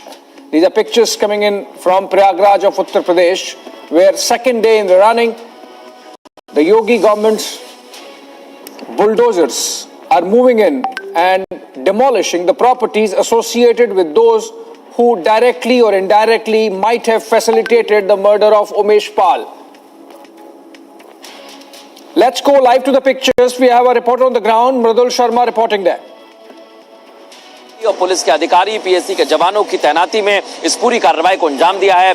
जगह जगह पर barricading की गई थी और उसके बाद Poclain machine, पहले 3 बुलडोजर पहुंचे, उसके बाद एक और बुलडोजर को लाया गया और फिर पोकलेन मशीन, यानी कुल मिलाकर 5 बुलडोजर यहां पर पहुंचे और फिर ऐसी कार्रवाई को अंजाम दिया कि कुछ ही घंटों में पूरे घर को नेस्त नाबूद कर दिया है। अभी भी ये कार्रवाई जारी है, पोकलेन मशीन के द्वारा कार्रवाई की जा रही है, लेकिन आसपास के जो घर हैं उन्हें बचाने की कोशिश है और जो पीछे का घर है उसे बचाने की कोशिश भी है, इसलिए कार्रवाई को थोड़ा धीमा किया गया है। लेकिन आप देख सकते हैं जो थोड़ी देर पहले घर आपको दिखाई दे रहा था, हरे कलर का 3 मंजिला मकान, अब वो पूरा का पूरा नेस्ते नाबूद हो गया है, जमींदोज हो गया है, मिट्टी में मिल गया है। यानी ये कार्रवाई जो शुरू हुई थी 3 बुलडोजर के साथ, एक और बुलडोजर को लाया गया, उसके बाद पोकलेन मशीन यहां पर पहुंची और उसके बाद धीरे धीरे इस पूरी कार्रवाई को अंजाम दिया गया और अब घर को नेस्ते नाबूद कर दिया है। तो प्रयागराज डेवलपमेंट अथॉरिटी की तरफ से ये कार्रवाई की गई है। आपको बता दें, अतीक का गुर्गा, अतीक का साथी बताया जा रहा है जिसने अतीक की मदद की है और उमेश पाल जो हत्याकांड हुआ है उसमें हथियारों के साथ बदमाश पहुंचे थे, शूट आउट को अंजाम दिया था, लेकिन हथियारों को सप्लाई करने का आरोप है सफदर अब्बास पर। हालांकि वो इन आरोपों से इनकार करता है, वो ये भी बताता है कि आरोप ठीक नहीं है, तथ्यात्मक नहीं है, लेकिन पुलिस का कहना यह है कि उसकी जांच की जा रही है। इधर पीटीए ने एक बड़ा एक्शन लेते हुए इस पूरे घर को नेस्ते नाबूद कर दिया है और हमारे सहयोगी वैभव हमारे साथ जुड़े हुए हैं। वैभव का एक बार रुख करेंगे। वैभव, बताइए तस्वीर क्या देख पा रहे हैं? चीन के जरिए अब लगातार इस कार्रवाई को आगे बढ़ाया जा रहा है। अपने विजय सतीश से कहूंगा एक बार जूम करके इस घर के अंदर की तस्वीर दिखाएं जो लगातार अब खंडहर की शक्ल में तब्दील होता जा रहा है। इस पूरे उमेश पाल हत्याकांड में अतीक अहमद के सिपहसालार, जैसा कि मृदुल ने बताया कि इस पूरे मामले में अतीक अहमद का साथ देने वाले, इस पूरे मामले में अतीक अहमद के उन तमाम हत्यारोपियों को अवैध असलहा मुहैया करवाने वाले शख्स सफदर पर अब लगातार बुलडोजर की कार्रवाई जो है वो नजर आ रही है। पोकलेन मशीन लगातार आगे बढ़ रही हो और इस घर को जमींदोज किया जा रहा है। इस घर से उड़ती धूल इस बात की तस्दीक कर रही है कि प्रदेश के अंदर कानून का राज स्थापित है और प्रदेश में अगर आप कानून हाथ में लेंगे तो उसका अंजाम यही होगा। एक एक तस्वीर आज की बहुत अहम है और एक एक तस्वीर इस बात की तस्दीक कर रही है कि प्रदेश में अगर आप कानून को हाथ में लेंगे, प्रदेश में अगर आप कानून को सीधा चुनौती देंगे तो उस चुनौती का अंजाम यही होगा। बुलडोजर इस वक्त लगातार सफदर के घर को जमींदोज करता हुआ, कुछ घंटे पहले जो शानदार आशियाना हम आपको दिखा रहे थे वो शानदार आशियाना अब जमींदोज होता हुआ, जो शानदार आशियाना हम आपको दिखा रहे थे उस शानदार आशियाने को किस तरह से ध्वस्त किया जा रहा है इस पोकलेन मशीन के जरिए, क्योंकि तकरीबन ये बताया जा रहा है इस कार्रवाई में 1 से 1.5 घंटे और लगेंगे और ये पूरा का पूरा 2 मंजिला मकान आपको जमींदोज नजर आएगा। ये पूरा का पूरा 2 मंजिला मकान जो अब से पहले शानदार आशियाना था वो आपको खंडहर नजर आएगा। ये तस्वीरें लगातार पोकलेन मशीन के जरिए कार्रवाई के हम आप तक पहुंचा रहे हैं और दूसरे माले की छत जिसको अब टारगेट किया जा रहा है और दूसरे माले के इस छत को अब जमींदोज किए जाने की कार्रवाई जो है वो की जा रही है। धूल का गुबार आपको चारों तरफ नजर आ रहा होगा जिसके चलते थोड़ा सा विजुअलिटी में परेशानी और धूल का इस गुबार को छटने के बाद एक बार फिर से पोकलेन मशीन जो है वो इस कार्रवाई को आगे बढ़ाएगी। तस्वीरें जो लगातार हम आपको दिखा रहे हैं, दूसरा माला इस घर का जिसको अब जमींदोज किया जा रहा है, जमींदोज किए जाने की कार्रवाई की जा रही है। आरोप सफदर पर बहुत गंभीर लगे और आरोप ये कि उमेश पाल की हत्याकांड में वारदात में जो हथियारों का इस्तेमाल किया गया था, जो वेपन मुहैया कराए गए थे वो इन्हीं की दुकान, दरअसल इनकी आर्म्स की दुकान है सफदर की, जिस दुकान से ही उन तमाम हथियारों को मुहैया करवाया गया था, उन हत्यारोपियों को जिन्होंने उमेश को मौत के घाट उतारा। जिसके बाद लगातार पुलिस अपनी कार्रवाई कर रही है और प्रयागराज विकास प्राधिकरण की ये सख्त कार्रवाई, इस पूरे मामले में अगर बात करें तो ये तीसरा ऐसा मौका है जब सख्त एक्शन आपको नजर आ रहा है और सख्त एक्शन के बीच मृदुल तस्वीरें आप क्या कुछ देख रहे हैं ये बताइएगा मृदुल, क्योंकि एक एक तस्वीर बहुत अहम है और हर एक तस्वीर ये बता रही है कि प्रदेश में कानून का राज स्थापित है। एक एक तस्वीर ये बता रही है कि प्रदेश में अगर आप कानून हाथ में लेंगे तो आपका अंजाम यही होगा। मृदुल, इस वक्त आप क्या कुछ तस्वीर देख पा रहे हैं?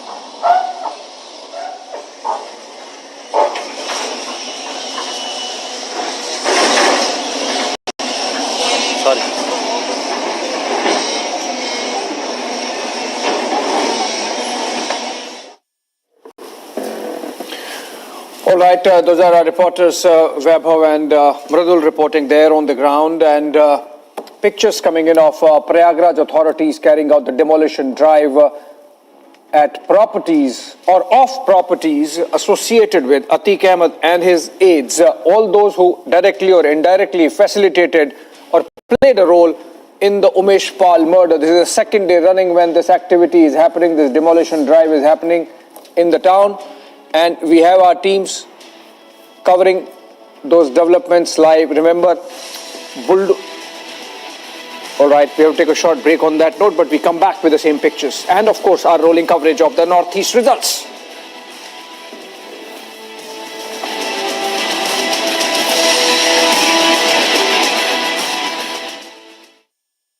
In the global employability rankings by Times Higher Education UK, only the following 6 institutions from India are ranked amongst the top 230 in the world for having the most employable graduates.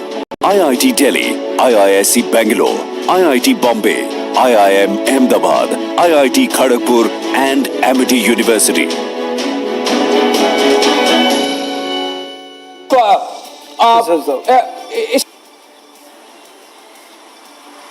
Well, see, I think I haven't read the details, but I think it means that it's a continuation of the SEBI probe. It's not replacing SEBI in any manner on the Hindenburg report. So it's led to a probe, and it's led to a supervision of this probe. So this 5-member panel, it has people from cross sections, so nobody can say that it's a ruling party biased panel or anything. It's a Supreme Court base, and there's a retired Supreme Court judge who will be looking over onto this. So it's not divested the SEBI of its responsibility. So I think a little of the wind behind the sails of the opposition demand that there should be a parliamentary committee, because now you have domain specific people who will look into it, and it will strengthen and protect the investors' money further. Yeah, absolutely. And Ratan Sharda, Rhythm Anand Bharadwaj is joining us live. Rhythm, if you're already patched and getting me, Rhythm, please explain to us the significance of this very important order given by the Supreme Court of the country. Absolutely. Like Smita Prakash actually said, I think she's absolutely right, because the fact that this committee is formed to probe into what's going to happen and is going to be headed by former Chief Justice Manohar Sapre clearly puts it very, very clear that it's going to be above anyone's suspicion when they come forward and they question the committee that's going to be panned. In fact, let's also remind our viewers, in the last hearing in the court, the Solicitor General, the top law officer of the country, representing the government, had stated that they are all right, and in fact they promote the formation of a committee here, which is exactly what's happening. Ratan Sharda, we've also spoken about this earlier. Yeah. The words of the Chief Justice today are so clear: in order to protect Indian investors. And this is also something they had said earlier. In the last hearings, Justice Chandrachud had spoken about how the Indian investors need to be protected. They said we are forming a committee. In the last hearing, it was also known that a committee is going to be formed, Abhishek. And now finally, the committee is being formed. It consists of Mr. O.P. Bhatt, Justice Devdutt, Mr. Nandan Nilekani, K.V. Kamath, Somesh Akran Sudarshan as the members. And the most important part, it's going to be headed by a retired Chief Justice of India, a Supreme Court judge. That's very crucial, because what we are getting a sense of here is that the court wants to say that we want the probe to be done properly. At the same time, while pronouncing this verdict, the Supreme Court Chief Justice has also clarified the SEBI has placed a regulatory framework, saying it has started a disclosure-based regulatory mechanism. Remember, in the last hearings, this is also something that had been said by SEBI, that they will try and ensure that price control for the capital issues is there. The Supreme Court has asked SEBI also to expeditiously conclude the investigation in 2 months and file a status report. All in all, this committee is going to be looking at how... Yes, go ahead, Abhishek. Yeah, so I think this is a very significant development that you have brought out from the Supreme Court, Rhythm, and it was important that a message is sent across to the world community, in fact, that India takes its markets seriously, and any manipulation would be probed threadbare, and a thorough job would be done, and that gets reflected in the kind of membership of the committee, Rhythm, that has been set up by the Supreme Court. Thank you so much, Rhythm, for joining us on this important story from the topmost court of the country. And then we go back to our conversation we have been having of the results in the northeast of 3 assemblies, that of Tripura, Meghalaya and Nagaland. Shawan, can we go back to the numbers? Right. Because I believe all the leads are in now and we have an absolute clear picture of which party stands where.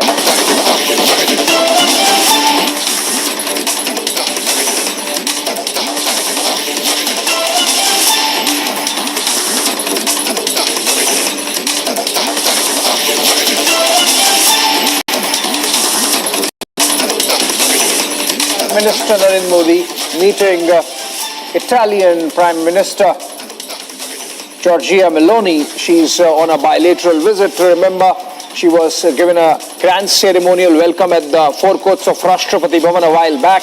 And then she went to the Rajghat to pay her respects to the father of the nation, Mahatma Gandhi. And now, the delegation level talks, before which the two leaders meeting one-on-one. In fact, the delegation level talks going on in the informal component of those talks, where the two leaders are close.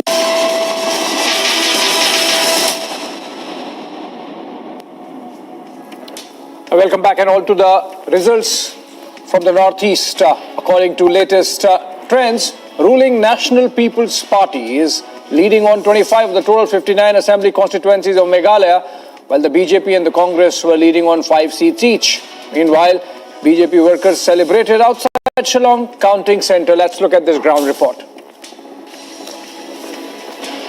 Interesting visuals from outside Shillong Counting Centre as the BJP Karyakartas have started celebrating in Meghalaya. Though in Meghalaya, what the numbers are suggesting, it's a hung assembly. But behind me, you could clearly see how the BJP Karyakartas are celebrating here with flags in their hands and with mufflers, sloganeering and continuously stating that they want double-engine government in Meghalaya. And the visuals are clearly suggesting that Karyakartas are very happy.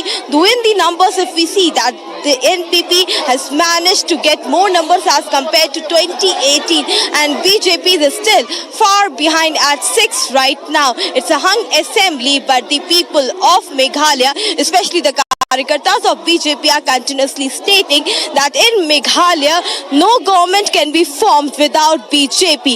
The commoners, the citizens of Meghalaya want a double-engine government. They want NPP to alliance with BJP so that the central monitored schemes could be benefited to the people of Meghalaya. These are the visuals as the crowd is chanting, singing music in a poetic way.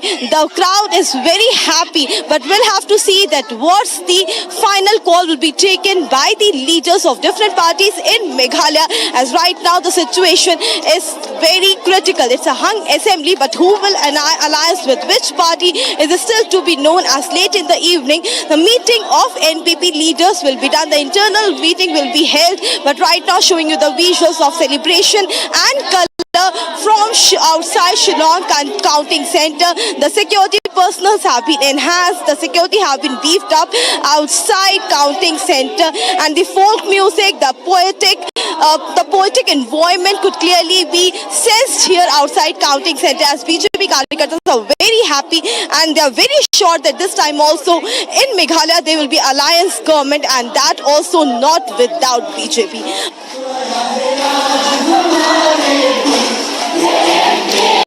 So here we are now seeing the visuals of the celebrations coming in from Tripura of Meghalaya, where the workers of NPP are now dancing on the songs of NPP political party. Remember that this song was also used in the campaigning, and you can see scores of workers of NPP are right now in joyous mode. They are dancing to the tune of the political party song of NPP. So here the celebrations have already broken out so far. What we are now learning is that NPP has been able to get 26 out of 60 seats which it fought here in the state of Meghalaya. After this very short break, we will be getting more and more pictures, more and more visuals as the final results are all set to be announced by the Commission of India.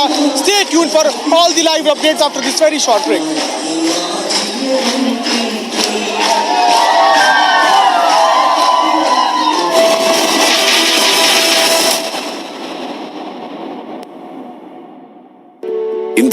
employability rankings by Times Higher Education UK, only the following 6 institutions from India are ranked amongst the top 230 in the world for having the most employable graduates. IIT Delhi, IISc Bangalore, IIT Bombay, IIM Ahmedabad, IIT Kharagpur and Amity University.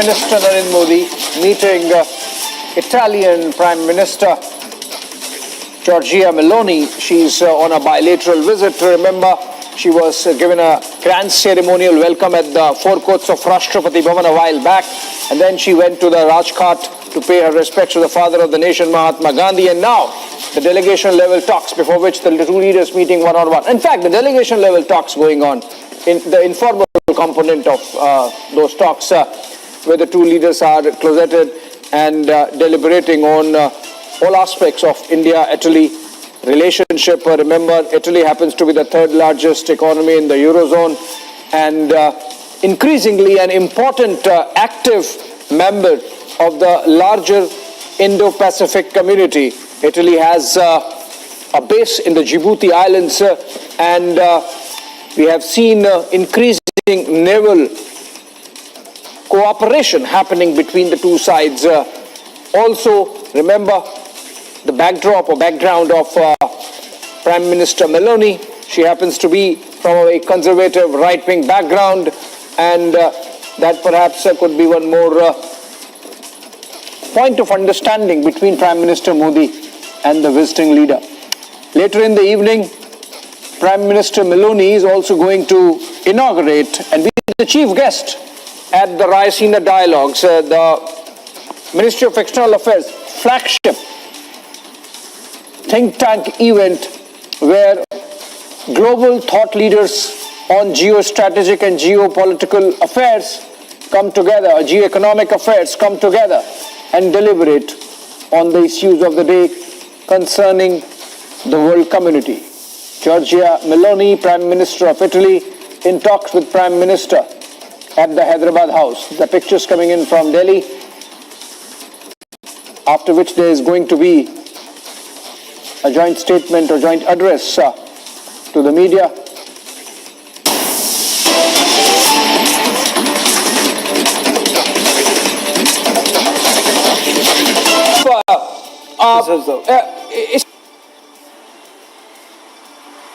Well, see, I think I haven't read the details, but I think it means that it's a continuation of the SEBI probe. It's not replacing SEBI in any manner on the Hindenburg report.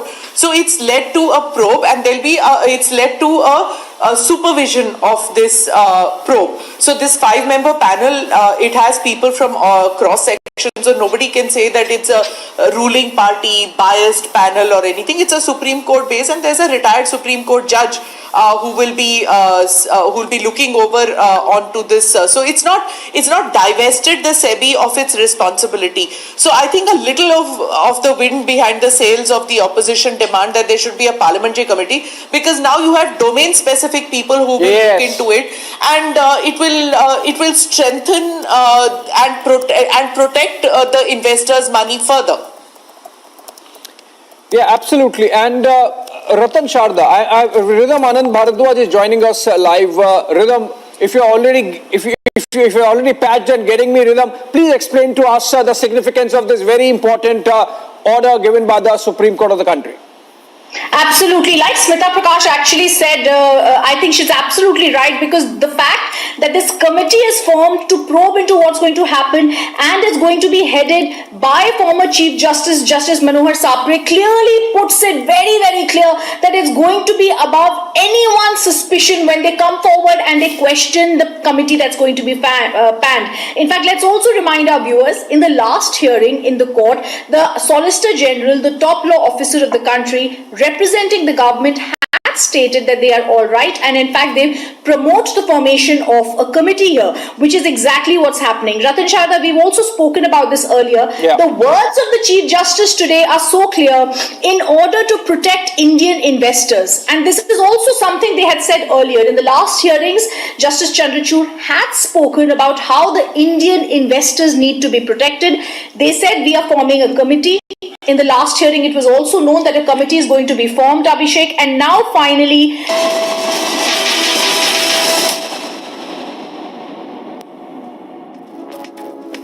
Well, back to our coverage of the Northeast in Meghalaya, from where we were getting those pictures earlier. The NPP of Conrad Sangma, the sitting Chief Minister, is still short of the halfway mark, struggling at about 25, and possibly they would get the numbers in alliance with the BJP and the UDP, the talks for which are on. We have our reporters on the ground. We have Harsha, and we of course have Piyush Mishra, who was getting to you those pictures of celebrations. Yeah, and we are continuing to get those pictures even as the NPP is stuck at 25 and possibly looking at an alliance to stay in power with the BJP and the UDP being the two possible candidates. Remember, earlier in the day, the talks were rife. Conrad Sangma, of course, did not very forthrightly admit it, that he has gone and met Himanta Biswa Sarma already, BJP's key strategist for the Northeast and Assam Chief Minister. And then, of course, the fact that both the BJP and the UDP were in any way in alliance for most part of the last 5 years with the NPP. Conrad Sangma's party, of course, bettering its tally from last elections, and that gives obviously a sense of which side the government might be formed. NPP obviously being the single largest party in the leading position, if they can get the allies on their side, including the BJP and the UDP, to form the government. On the other side, all right, we have Piyush Mishra live now. Let's go to him. Piyush, over to you. We saw those pictures coming in of celebrations. The NPP is still 5 short of that magic number. What is the sense on the ground? These workers are confident, these cadres are confident that Conrad would get the numbers in association with allies.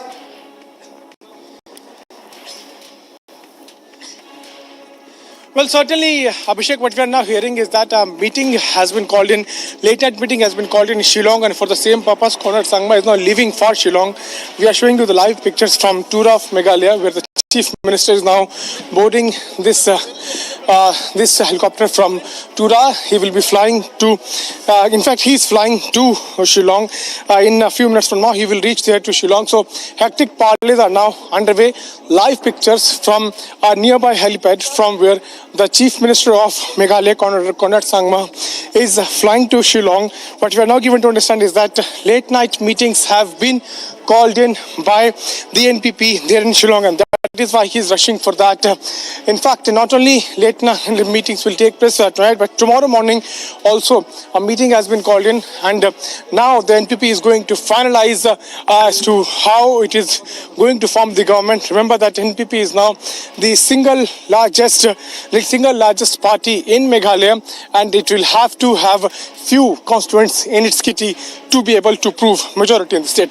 After this very short break, we will be getting more and more updates as hectic parleys are all set to begin here in the state of Meghalaya. Stay tuned for all the live updates.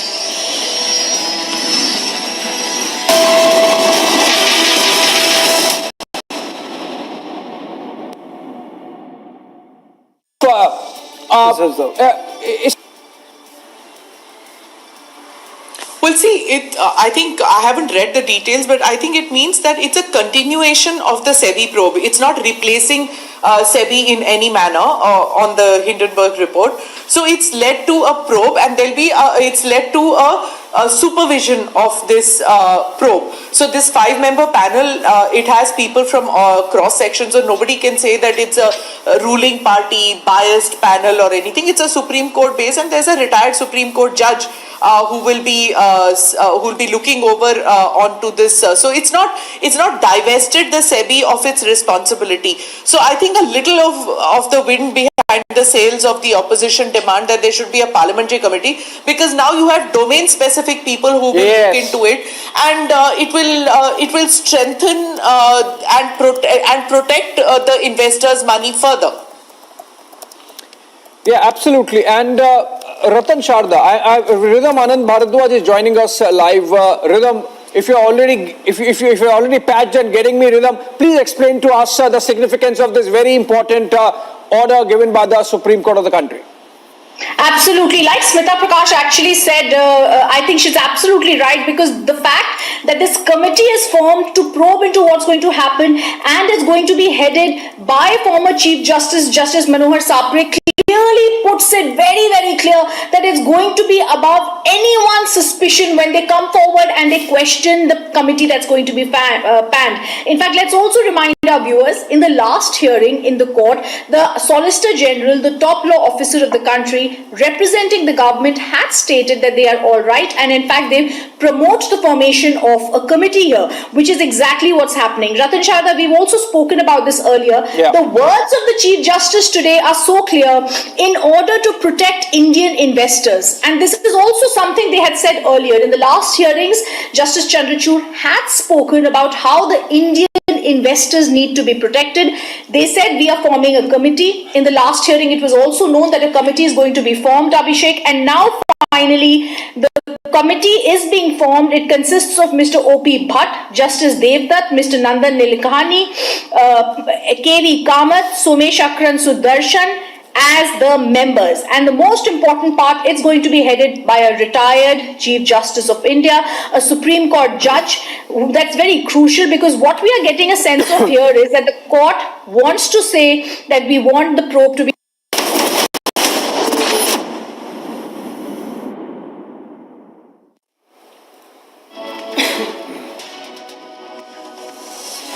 Undeniable BJP surge in the northeast. Will the party alliance be back in all three states? BJP crosses halfway mark in Tripura, set to return in the state. Huge suspense over backdoor meetings. Will Conrad Sangma ally with the BJP? It's first time of Bharat Todo Yatra as Congress is left completely decimated. Prime Minister Modi to address cadres post mega victory at the BJP headquarters at around 7:30 p.m.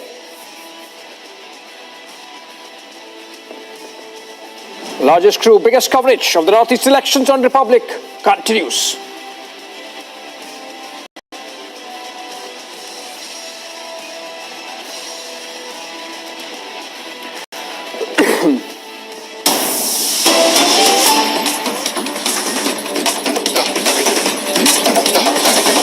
Alright, breaking news development now. Over to the pictures coming in of the India-China bilateral taking place between External Affairs Minister Dr. S. Jaishankar and his Chinese counterpart Qin Gang. Remember, this is on the sidelines of the G20 summit, a G20 foreign ministers meeting that's taking place. The two leaders had welcome in the morning. These are the morning pictures, in fact, when the External Affairs Minister had welcomed and received his counterparts from 20 nations, the G20 and other bodies that are part of this meeting as special invitees. And now, bilateral taking place. We'll get pictures in a bit. Dr. S. Jaishankar has had those bilateral meetings with all the visiting foreign ministers who are part of the G20 foreign ministers meeting. And with the Chinese counterpart is one of them, of course, but important because this is the second only physical meeting taking place between the two sides at this level post Galwan incident and the build-up along the line of factual control. In Ladakh, and the pictures we are seeing on the one side, Antony Blinken, US Secretary of State meeting Dr. S. Jaishankar, and on the other side of the screen, External Affairs Minister welcoming, shaking hands with the Chinese Foreign Minister Qin Gang, and meeting taking place. Remember, when it comes to the bilateral meetings, obviously the accent is on the issues between the two nations, and Dr. S. Jaishankar has made it amply clear in many of his comments in the last couple of months that situation between India and China is yet not normal, and till that happens, there is no question of having an absolutely okay relationship with the Chinese. The kind of build-up of forces that we have along the line of actual control post Galwan, it is incumbent upon the Chinese to pull back its soldiers and the military build-up that was done after Galwan, so that the two sides really can come together and work towards normalizing the equation. The China question was in home controversy as well recently, with the opposition trying to take pot shots at the Modi government on the China question. But then External Affairs Minister stoutly defending the government, saying that it's their government which has amassed all those troops there, and looked China in the eye, sending across a global message as well that India can stand on its feet and take on any kind of bullying. And India is not the only one, incidentally, which has faced this kind of expansionist bullying by China. At least half a dozen nations in its neighborhood, including Vietnam, including Indonesia, including, among others, Taiwan, of course, facing that. Let's go to Niranjan Narayan Swami, is reporting from Mumbai newsroom. Niranjan, over to you. We're getting pictures of the meeting between External Affairs Minister Dr. S. Jaishankar and his Chinese counterpart. For the optics, you expect that Dr. S. Jaishankar would be doing all the plain speaking that's needed for China to pull back from the heights there in Ladakh along the line of actual control. Yes, Abhishek, and he's been doing that, and you know that better than anyone else because you've been covering the Ministry of External Affairs. But I think the meeting itself is significant. The fact that the Chinese foreign minister is here in India and is engaging with the Indian foreign minister and the government of India. And it comes at a very interesting time, Abhishek, when you heard what the Italian Prime Minister said while meeting the Indian Prime Minister Modi, saying that the world looks up to Prime Minister's leadership and they're expecting India to play some sort of a central role in the ongoing Ukraine war. Of course, expecting a host of issues to be picked up or to be raised between India and China, including the Ladakh face-off and whatever's happening at the line of actual control, likely to figure in one way or the other. And we've always put our foot down and expecting the External Affairs Minister to do the same. And perhaps in the scheme of things, when the Western Bloc is trying to sort of, along with the European nations, that sort of push India to take a stand on the Ukraine-Russia aggression, hoping that India, because China is standing with Russia, hoping that there's some sort of a positive role is also being played by India. So it's very interesting what India does while engaging with China, expecting a whole lot of issues to come up, including, the action that has been taken by the Indian government on several Chinese apps, etc. China hasn't been happy about that. They've been talking about it. And Abhishek, you can perhaps tell us what else can we expect in this particular meeting if you picked up any more details. Abhishek? Well, obviously, Niranjan, the most important part of this conversation or dialogue between the two ministers has to be on de-escalation and pullback of troops if a relationship between China and India has to be normalized. Having said that, other global issues coming together on G20 agenda, that's also going to be important.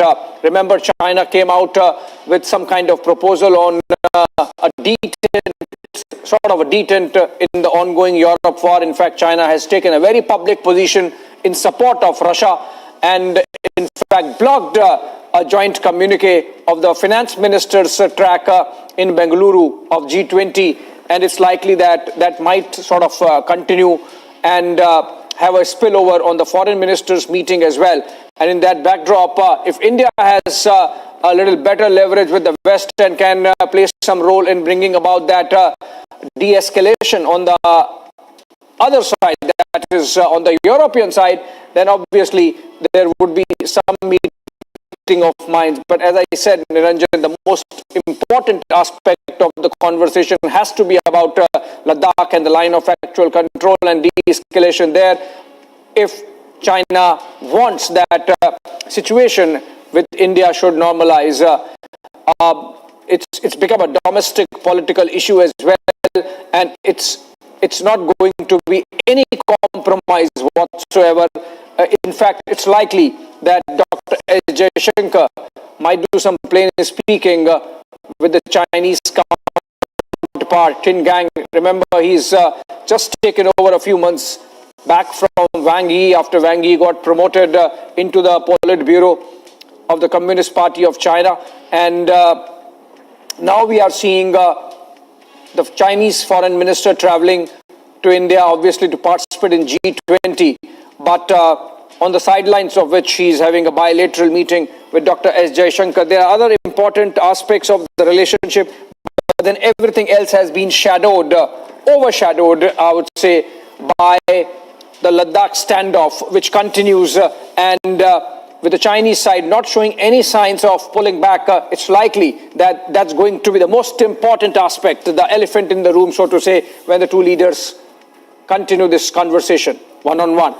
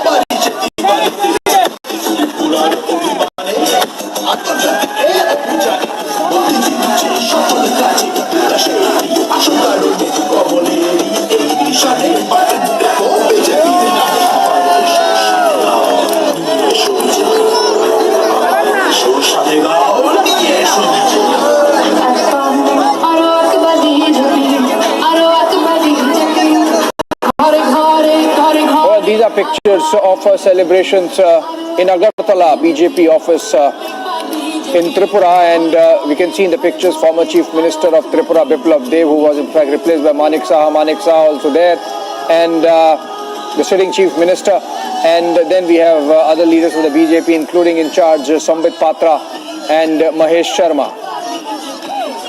The party has come back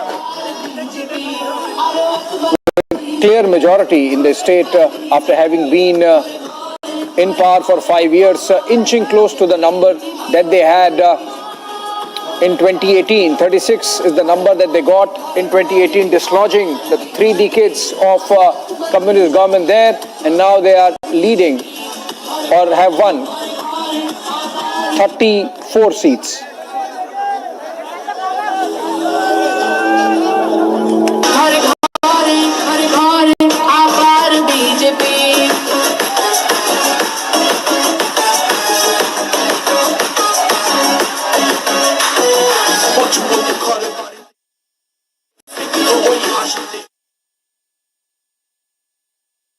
Mr. Saha, what was the reason that led the BJP to the victory in this election? It has turned out to be a pro-incumbency election as far as the trend shows, because you are leading in 32 plus seats. You see, our guardian and our leader is our Honorable Prime Minister Narendra Modi ji. And he always speaks about development. And what he said, that Act-East policy that has been implemented in Tripura, and if it is tell about our this connectivity or whatever it may be, everywhere what he has said, he has done it.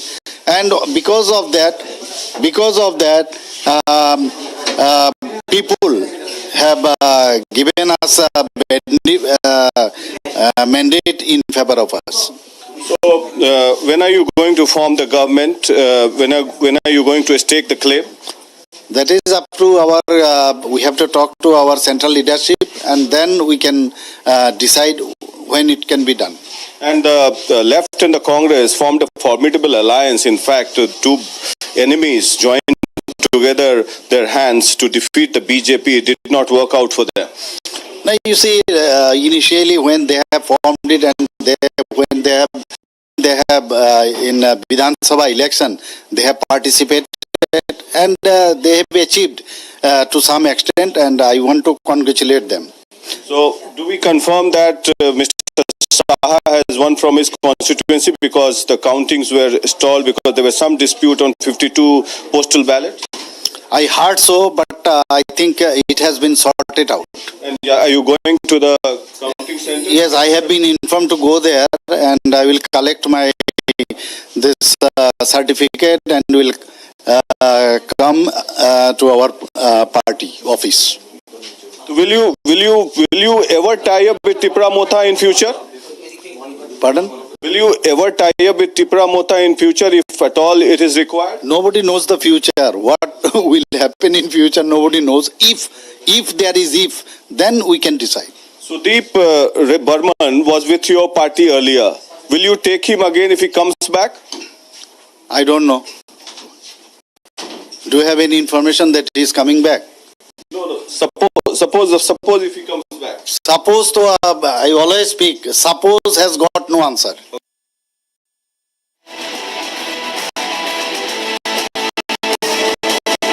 First of all, the first election of the year 2023 has been very positive for Bharatiya Janata Party. It has begun from Northeast India, and I feel this is good for India. For the first time, the Northeast India has become a kind of a region which is no more treated as neglected or a burden, or a region which is prone to all the problems, violence, all kind of atrocities and all. Now, the new India with the new Northeast is different. Northeast is now a vibrant region. Northeast people are now seeing the light of development. This transformation of Northeast is only because of the commitment and the vision of the Honorable Prime Minister. I can tell you one thing.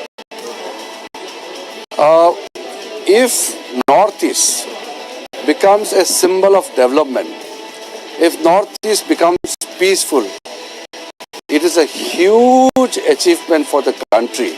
So the Northeast election cannot be just treated as a small regional election, but in the national context, the positive result for BJP in Northeast, in a way, is a good news for the rest of the country. Last month when I was campaigning in Tripura, I went to some of the remote areas. Even there I saw some, pillars and all. I said, what is this? They said these are in the memories of the left leaders killed by the Congress people, and in some other areas there were memories built. The leaders of the Congress leaders were killed by the left people. So the left and the Congress had such a huge disliking, enmity amongst themselves, and today suddenly they want to come together and to defeat BJP. People are not going to buy it.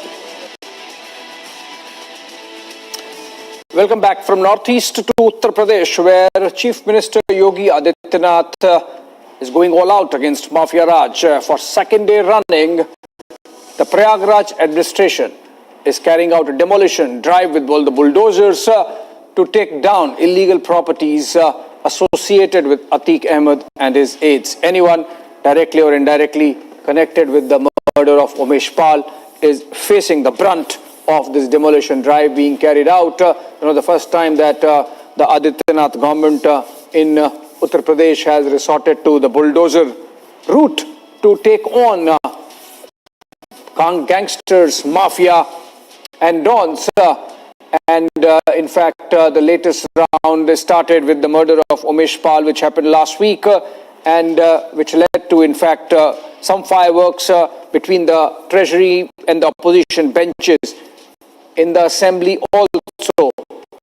Chief Minister Yogi Adityanath has spoken twice very angrily inside the House, and now let's listen into him outside as well.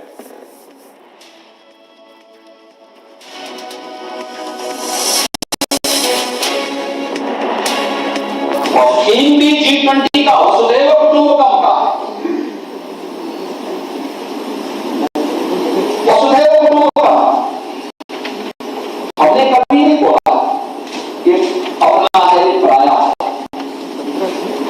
हमारे यहाँ तो हमेशा इस बात को कहा गया है वयम निज बहुविधि गणना लवचेत साम उदार चरितानाम वसुधैव कुटुंबकम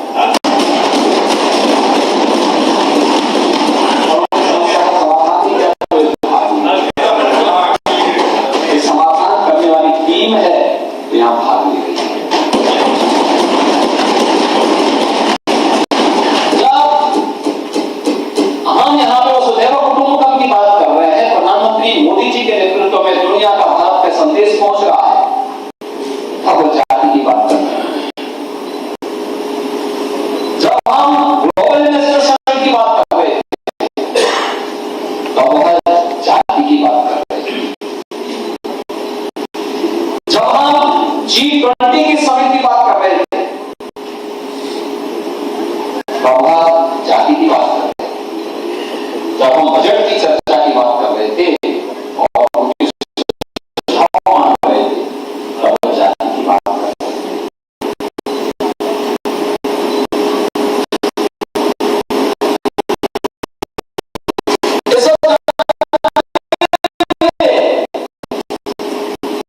इसी कारण से उत्तर प्रदेश के नौजवानों के सामने, इन्हीं कारणों से उत्तर प्रदेश के सामने पहचान का संकट पड़ा। पहचान का संकट उत्तर प्रदेश का नौजवान कहीं जाता था पहचान का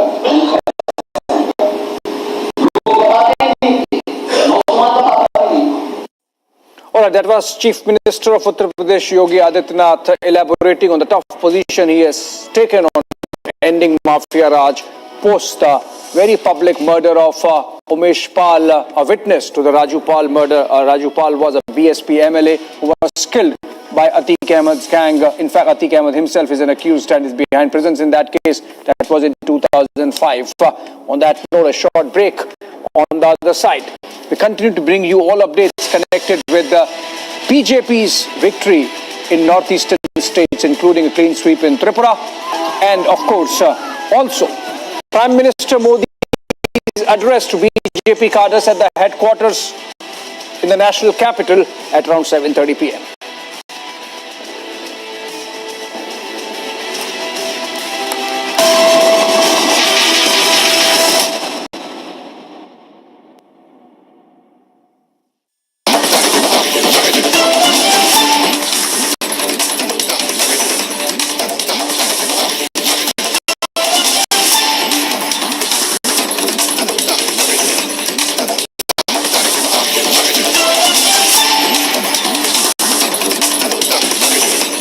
Minister Narendra Modi meeting Italian Prime Minister Giorgia Meloni. She's on a bilateral visit. Remember, she was given a grand ceremonial welcome at the forecourts of Rashtrapati Bhavan a while back, and then she went to the Rajghat to pay her respects to the father of the nation, Mahatma Gandhi. And now the delegation level talks, before which the two leaders meeting one-on-one. In fact, the delegation level talks going on in the informal component of those talks, where the two leaders are closeted and deliberating on all aspects of India-Italy relationship. Remember, Italy happens to be the third largest economy in the Eurozone and increasingly an important active member of the larger Indo-Pacific community. Italy has a base in the Djibouti Islands and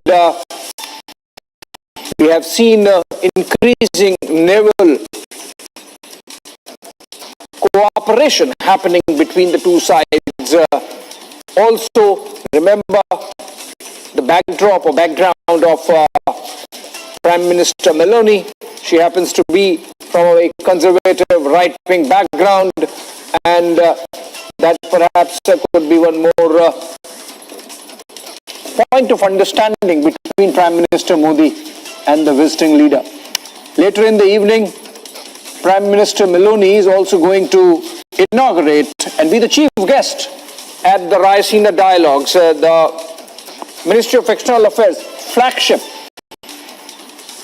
think tank event where global thought leaders on geostrategic and geopolitical affairs come together, geoeconomic affairs come together and deliberate on the issues of the day concerning the world community.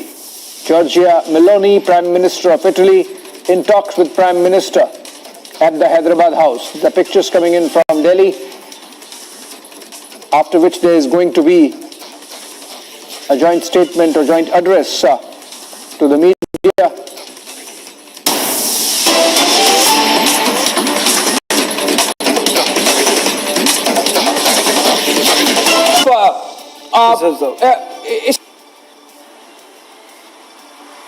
Well, see, I think I haven't read the details, but I think it means that it's a continuation of the SEBI probe. It's not replacing SEBI in any manner on the Hindenburg report. So it's led to a probe, and it's led to a supervision of this probe. So this 5-member panel, it has people from cross sections, so nobody can say that it's a ruling party biased panel or anything. It's a Supreme Court base, and there's a retired Supreme Court judge who will be looking over onto this. So it's not divested the SEBI of its responsibility. So I think a little of the wind behind the sails of the opposition demand that there should be a parliamentary committee.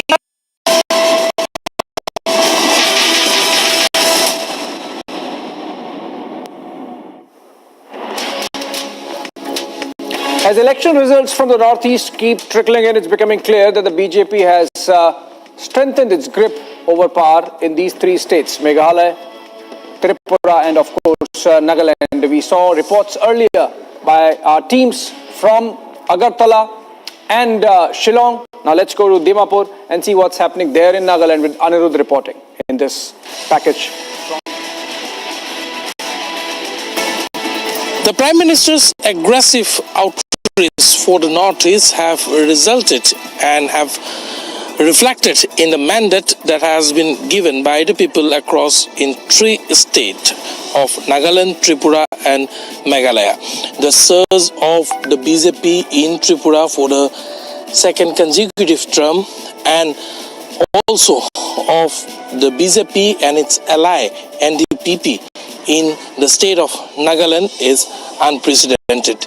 Speaking specifically about Nagaland, in a Christian-dominated state with over 95% of the population belonging to the Christianity, the victory of the BJP is seen as a game changer. People and political analysts across the country is also terming that the BJP's mandate that they have got in the Northeast will have an impact in the national politics. All right, short break, and as we continue our coverage of results coming in from the Northeast, Prime Minister Narendra Modi all set to address BJP cadres at the national headquarters in Delhi at around 7:30 p.m. All that and more after a short break.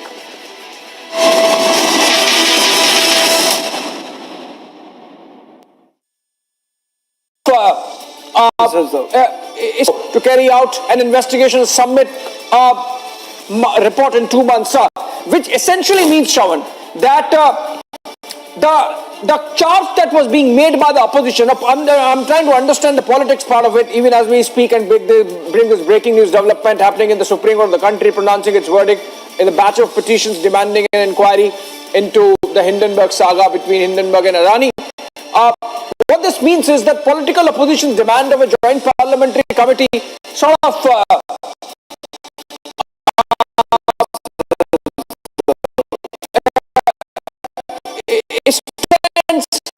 stands sidestep now, because if the Supreme Court is monitoring, Supreme Court is ordering an inquiry, the opposition better wait for this kind of a subject experts committee looking into it.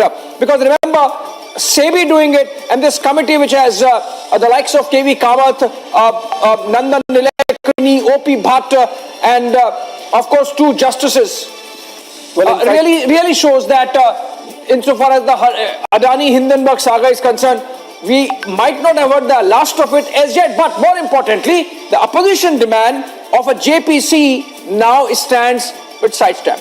Well, in fact, the Supreme Court has basically asked SEBI to conclude the investigation in just about 2 months and file a status report, and the committee is going to be formed under the leadership of former Supreme Court Judge Justice Sapre and the other members of the committee, as you were pointing out, Abhishek. It's OP Bhatt, Justice Theodore, KV Kamath, Nandan Nilekani. And in fact, a big statement that has also been made that this is in order to protect the Indian investors. There is an urgent need for the formation of the committee. Now, that's a big development as far as what has been demanded all this while. From the time the Hindenburg report was put out, and thereafter we've seen the free fall of the shares of Adani Group, especially the flagship enterprise. We've seen there's been a free fall in the shares. Also, there's a 2-month deadline that has also been put out, Abhishek. So essentially, being looking at the price manipulation and the allegations that have been leveled by the Hindenburg.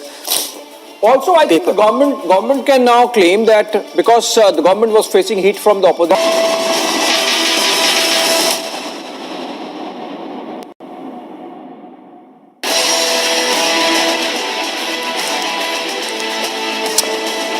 Top headlines at 3:30. Undeniable BJP surge in Northeast. Will BJP alliance be back in all 3 states? Is the question.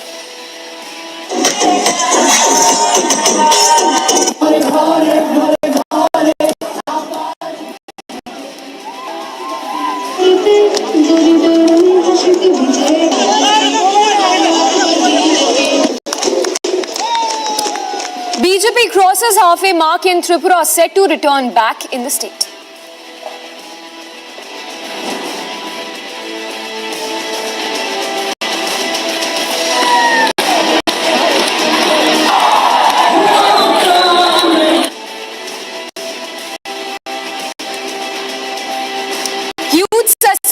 over backdoor meetings, will Conrad Sangma ally with the BJP?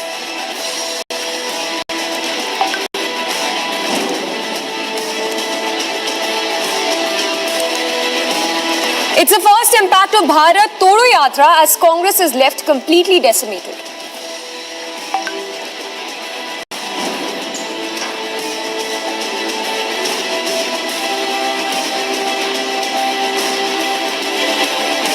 Prime Minister Modi to address cadre post mega victory at 7:30 p.m. today.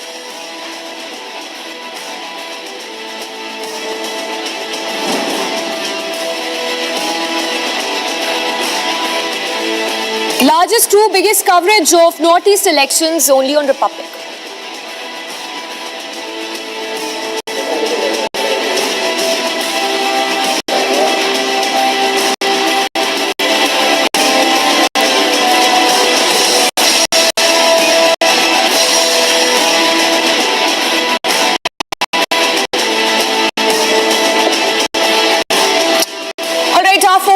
This afternoon, it's a big diplomatic moment for the country as foreign delegates are in the national capital at the G20 Foreign Ministers meeting, which is underway as we speak. In fact, External Affairs Minister Dr. S. Jaishankar and his Chinese counterpart also held the first meeting since the Galwan clashes. So, of course, a big meet there which has happened between the External Affairs Minister Dr. S. Jaishankar and the Chinese counterpart.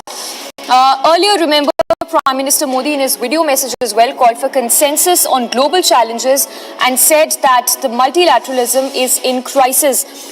So as we speak, the G20 meeting which is underway, and of course a very crucial meet to have happened, which is of External Minister S. Jaishankar and the Chinese counterpart. Not just that, a bilateral that was also held between Antony Blinken and Jaishankar as well. So visuals there on your screens from inside the G20 Foreign Ministers meeting, which is taking place in the national capital under India's presidency. Remember, representatives of 40 countries, including non-G20 members, have been invited by India, and multilateral organizations will attend. So Prime Minister there also in his video message made a statement calling for consensus on the global challenges that the economies across the globe are facing. In fact, let's listen into what Jaishankar had to say just a short while ago on the G20 Foreign Ministers meeting. I thank the Prime Minister for his valuable guidance. I now begin the first session of the G20 Foreign Ministers meeting. As I do so, Excellencies, let us remind ourselves that this grouping bears an exceptional responsibility. We first came together in the midst of a global crisis and are today, once again, actually confronting multiple ones. These include the impact of the COVID pandemic, concerns of fragile supply chains, the knock-on effects of ongoing conflicts, anxiety of debt crisis, and the disruption of climate events. In considering these issues, we may not always be of one mind. In fact, there are some matters of sharp differences of opinions and views. Yet, we must find common ground and provide direction, because that is what the world expects of us.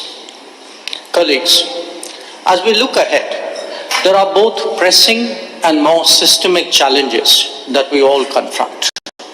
The future of multilateralism depends very much on our ability to strengthen it in a changing world. Food and energy security are immediate anxieties magnified by recent events. But they do have long-term repercussions and solutions. And development cooperation is part of that larger solution that we are deliberating upon today. Colleagues, the current global architecture is in its 8th decade. The number of members of the United Nations has quadrupled in this period. It neither reflects today's politics, economics, demographics, or aspirations. Since 2005, we have heard sentiments for reform being expressed at the highest level. But as we all know, these have not materialized. The reasons are no secret either. The longer we put it off, the more the credibility of multilateralism stands eroded. Global decision-making must be democratized if it has to have a future. Our agenda for today's discussions include the challenges of food, fertilizer, and fuel security. These are truly make or break issues for developing countries.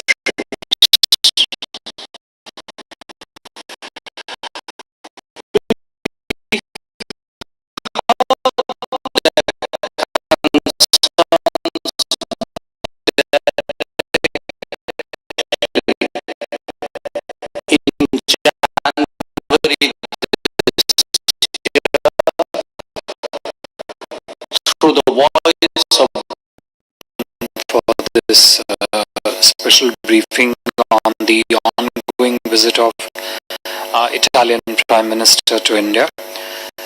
I'll just make some brief opening remarks and would be happy to take questions thereafter. At the invitation of Prime Minister Shri Narendra Modi ji, Her Excellency Ms. Giorgia Meloni, President of the Council of Ministers of the Italian Republic, is currently on her first state visit to India. Prime Minister of Italy is accompanied by Deputy Prime Minister and Foreign Minister His Excellency Antonio Tajani and a high business delegation. This is the first bilateral VVIP visit from Italy to India after a gap of 5 years. As you are aware, Honorable Prime Minister Modi and Prime Minister of Italy had held extensive and productive discussions on the sidelines of the G20 summit in Bali, Indonesia in November last year. In terms of program, Prime Minister of Italy arrived earlier today morning, was accorded a ceremonial welcome at the forecourt ceremony in the Rashtrapati Bhavan, and has just concluded her official talks with the Honorable Prime Minister, both in the restricted format and also in the delegation level format. She also paid her tributes to Mahatma Gandhi at the Rajghat, and thereafter Honorable Prime Minister hosted Prime Minister of Italy a luncheon at the Hyderabad House. Later during the day, Prime Minister of Italy will also call on Honorable Rashtrapati ji. Prime Minister Meloni will also participate in the 8th Raisina Dialogue as the chief guest and keynote speaker alongside Prime Minister Modi later this evening. In terms of the substance of discussions and the decisions that and the understanding that the two leaders arrived at, I will just make some broad brush 8 to 10 points which were key takeaways from this meeting. First of all, both the leaders agreed and decided to elevate India-Italy partnership to the level of strategic partnership. As per Italian Prime Minister herself, her visit to India was a matter of strategic choice. The fact that she decided to undertake the first bilateral visit in Asia to India was a strategic choice and not just a routine bilateral visit. 3. Prime Minister of Italy appreciated the leadership of Honorable Prime Minister on matters of regional and global importance, in particular when it comes to concerns, interests and priorities of the global south. 4. The discussions covered the entire gamut of bilateral, regional and global cooperation. 5, and I must mention this important point, both the leaders held discussions in a very warm, cordial, friendly, frank atmosphere between the two leaders. A strong bond of friendship between the two leaders was very, very clearly visible during the discussions.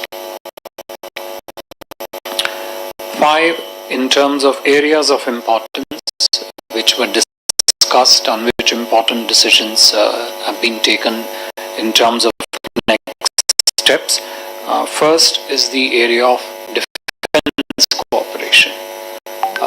The memorandum of understanding on defense cooperation has been concluded. In terms of subsectors within the defense, it was clear during the discussion that with legacy issues behind us, the door is now open for the industries on the two sides to cooperate more strongly in this area, particularly in the field of manufacturing, co-production, co-design, co-innovation. 2, military exercises to be expanded and deepened to all levels in the armed forces. 3, maritime cooperation, and I'll talk a little bit more about it when we come to specific areas of maritime cooperation a little later. The 6th element which they discussed, again an important element of our strategic partnership besides the defense, was need for deepening cooperation in the field of space, cyber and sea as 3 of the key strategic sectors in our cooperation. Work will now begin between the two sides to identify specific areas of partnership in each of these domains and of course their subsectors. Another element of cooperation which was identified for progress is HADR cooperation, humanitarian assistance and disaster relief, and within that especially the need for joint exercises, greater number of joint exercises to better prepare our systems to respond to such challenges wherever they occur in the world. 8, the broader segment of economic cooperation, the focus was on 4 or 5 key subsectors. First, on trade, as you would have seen and heard the two prime ministers speak during their remarks to the press, bilateral trade volumes between India and Italy are at all-time high.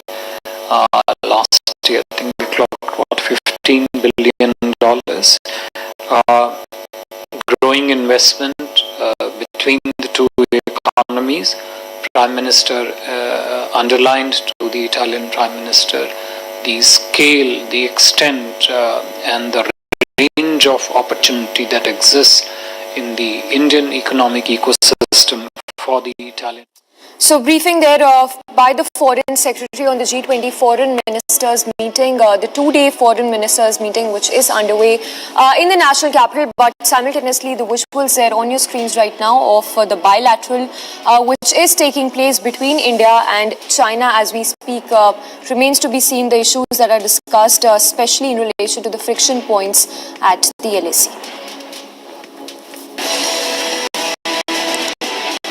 It's not going to wait very short break, but coming up on the other side, all that's making news from the election space. It's the largest, true, biggest coverage of Northeast elections on Republic.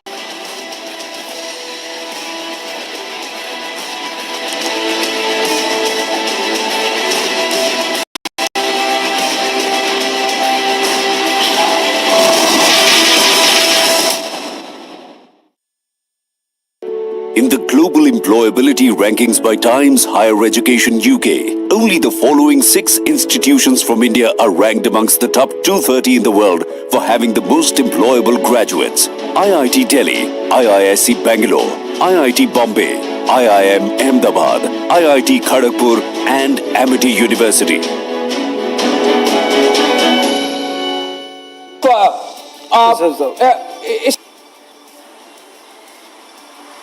Well, see, I think I haven't read the details, but I think it means that it's a continuation of the SEBI probe. It's not replacing SEBI in any manner on the Hindenburg report.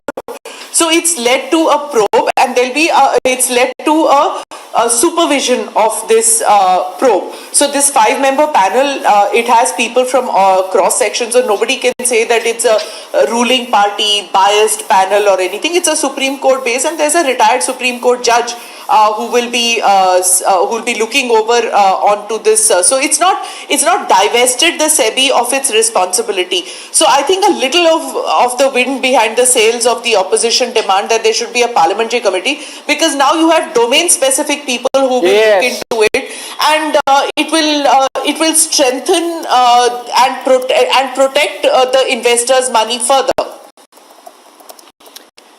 Yeah, absolutely. And Ratan Sharda, Rhythm Anand Bharadwaj is joining us live. Rhythm, if you're already patched and getting me, Rhythm, please explain to us the significance of this very important order given by the Supreme Court of the country. Absolutely. Like Smita Prakash actually said, I think she's absolutely right, because the fact that this committee is formed to probe into what's going to happen, and is going to be headed by former Chief Justice Manohar Sapre, clearly puts it very, very clear that it's going to be above anyone's suspicion when they come forward and they question the committee that's going to be panned. In fact, let's also remind our viewers, in the last hearing in the court, the Solicitor General, the top law officer of the country, representing the government, had stated that they are all right, and in fact they promote the formation of a committee here, which is exactly what's happening. Ratan Sharda, we've also spoken about this earlier. Yeah. The words of the Chief Justice today are so clear. In order to protect Indian investors, and this is also something they had said earlier in the last hearings, Justice Chandrachud had spoken about how the Indian investors need to be protected. They said we are forming a committee. In the last hearing, it was also known that a committee is going to be formed, Abhishek, and now finally the committee is being formed. It consists of Mr. O.P. Bhatt, Justice Devdutt, Mr. Nandan Nilekani, K.V. Kamath, Somesh Akran Sudarshan as the members. And the most important part, it's going to be headed by a retired Chief Justice of India, a Supreme Court judge. That's very crucial, because what we are getting a sense of here is that the court wants to say that we want the probe to be done properly. At the same time, while pronouncing this verdict, the Supreme Court Chief Justice has also clarified the SEBI has placed a regulatory framework, saying it has started a disclosure-based regulatory mechanism. Remember, in the last hearings, this is also something that had been said by SEBI, that they will try and ensure that price control for the capital issues is there. The Supreme Court has asked SEBI also to expeditiously conclude the investigation in 2 months and file a status report. All in all, this... And increasingly... Coming in on the big bilateral that happened between External Affairs Minister Dr. S. Jaishankar and his Chinese counterpart. In fact, taking to Twitter, Jaishankar said, and I quote, Indian government official met China's foreign minister this afternoon on the sidelines of the G20 foreign ministers meeting. Our discussions were focused on addressing current challenges to the bilateral relationship, especially peace and tranquility in the border areas. We also spoke about the G20 agenda. So Specifically, External Affairs Minister in his tweet has mentioned that border situation was discussed in the bilateral which happened between him and China's foreign minister. The visuals also on your screens of the bilateral which happened. Remember, it's a very crucial bilateral, first such to have happened since the Galwan clashes.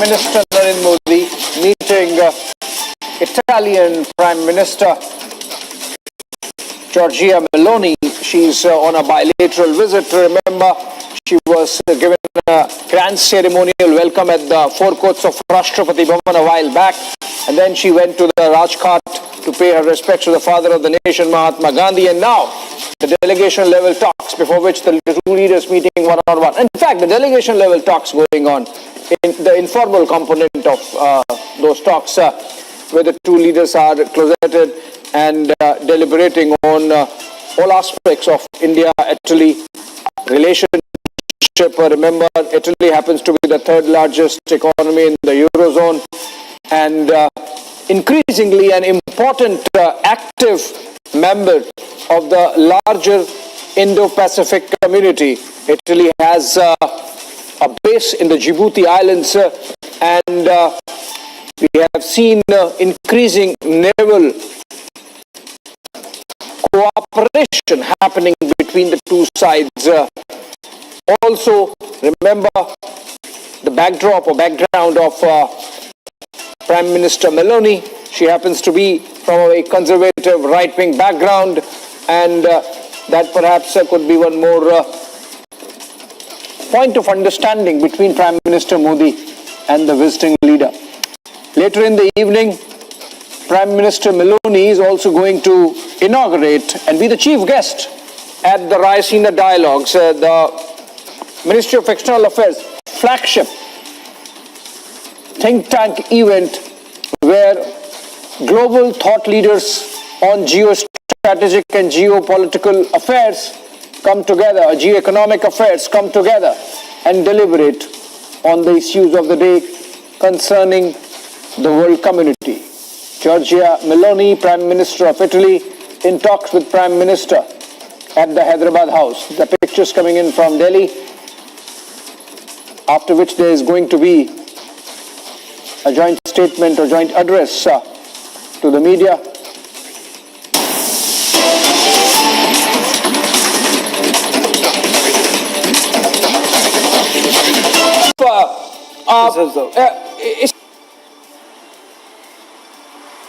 Well, see, I think I haven't read the details, but I think it means that it's a continuation of the SEBI probe. It's not replacing SEBI in any manner on the Hindenburg report. So it's led to a probe, and it's led to a supervision of this probe. So this 5-member panel, it has people from cross sections, so nobody can say that it's a ruling party biased panel or anything. It's a Supreme Court base, and there's a retired Supreme Court judge who will be looking over onto this. So it's not divested the SEBI of its responsibility. So I think a little of the wind behind the sails of the opposition demand that there should be a parliamentary committee, because now you have domain specific people who will look into it, and it will strengthen and protect the investors' money further.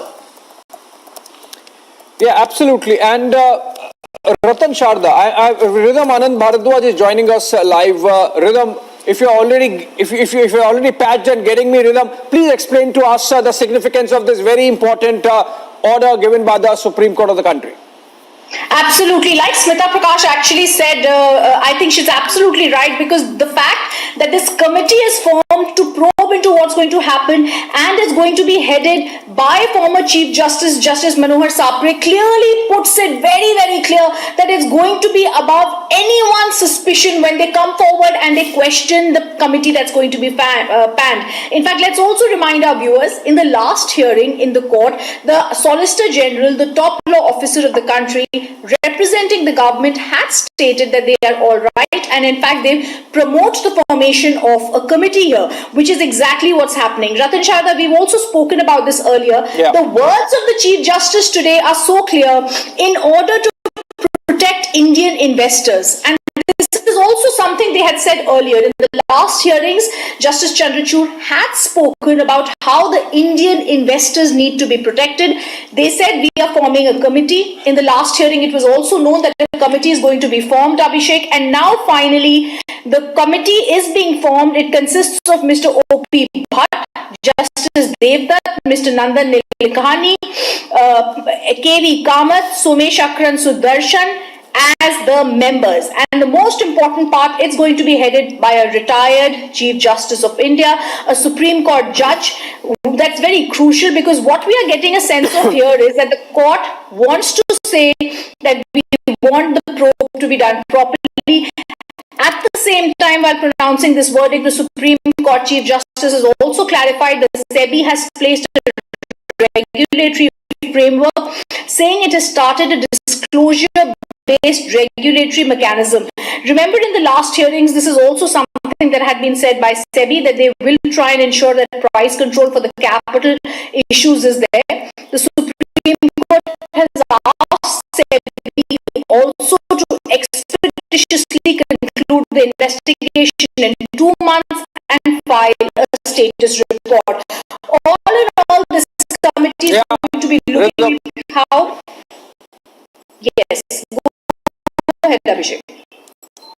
Yeah, so I think this is a very significant development that you have brought out from the Supreme Court rhythm, and it was important that the message is sent across to the world community, in fact, that India takes its markets seriously, and any manipulation would be probed threadbare, and a thorough job would be done, and that gets reflected in the kind of membership of the committee rhythm that has been set up by the Supreme Court.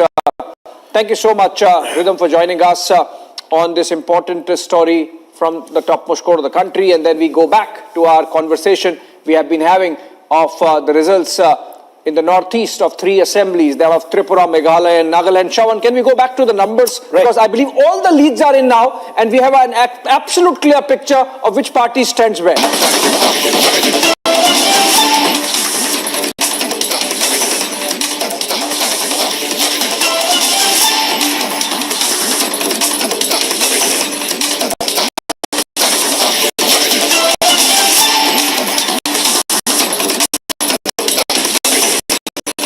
Minister Narendra Modi meeting Italian Prime Minister Giorgia Meloni. She's on a bilateral visit. Remember, she was...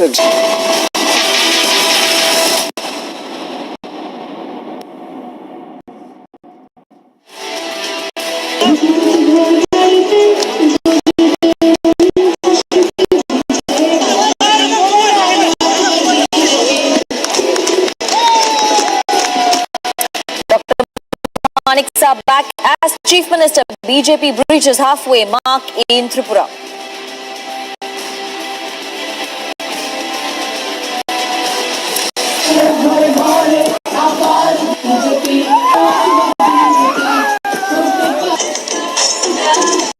BJP alliance breaks record back in power in Nagaland.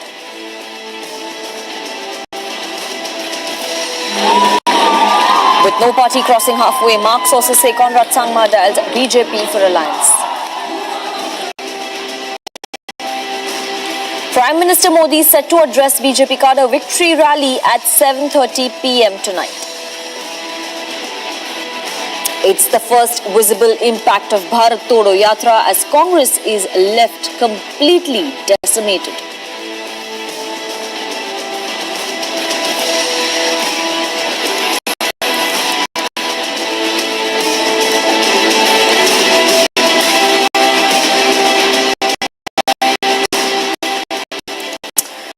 And the big G20 meeting is underway in the national capital. In fact, just a few minutes back, we had the pictures of External Affairs Minister S. Jaishankar holding bilateral talks with the Chinese foreign minister. And what we're now getting to know is that there was an official statement from the MEA where they said that bilateral issues were discussed. There are indications and that this was the first meeting after the Tawang face-off, and the board on and the LAC issue was most likely raised in the meeting with the Chinese counterpart on the sidelines of G20 summit in the national capital. In fact, just a few minutes back, there was a tweet also coming in from the External Affairs Minister of India, S. Jaishankar, where he said that met Chinese Foreign Minister King Gang on sidelines of G20 this afternoon. Our discussions were focused on addressing current challenges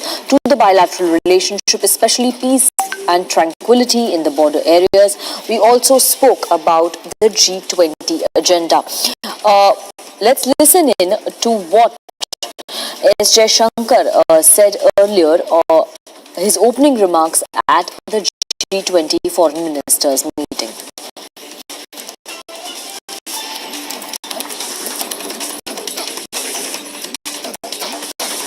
The Prime Minister for his valuable guidance.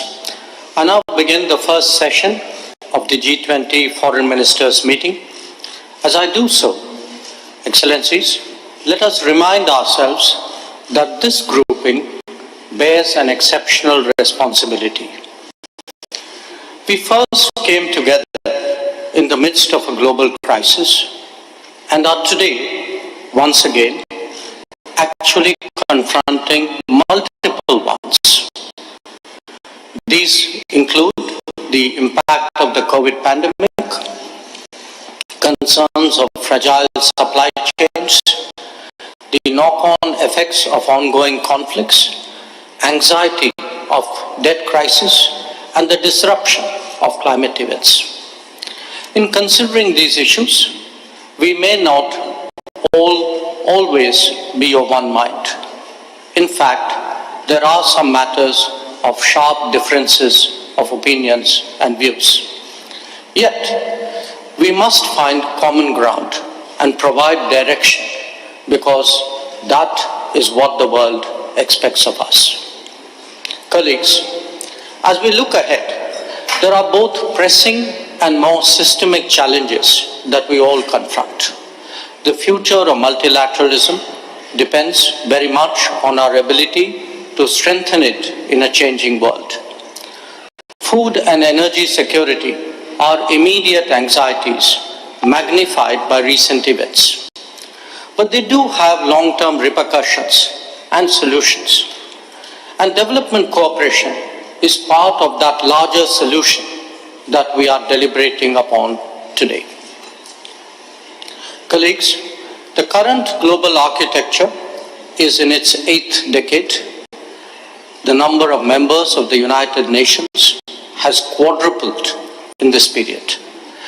It neither reflects today's politics, economics, demographics, or aspirations. Соусом так называемой российской агрессии. Ничего хорошего это не принесло. Дискуссия, по крайней мере, в части выступлений западных делегаций, прежде всего стран «семерки», сбивалась на эмоциональные заявления.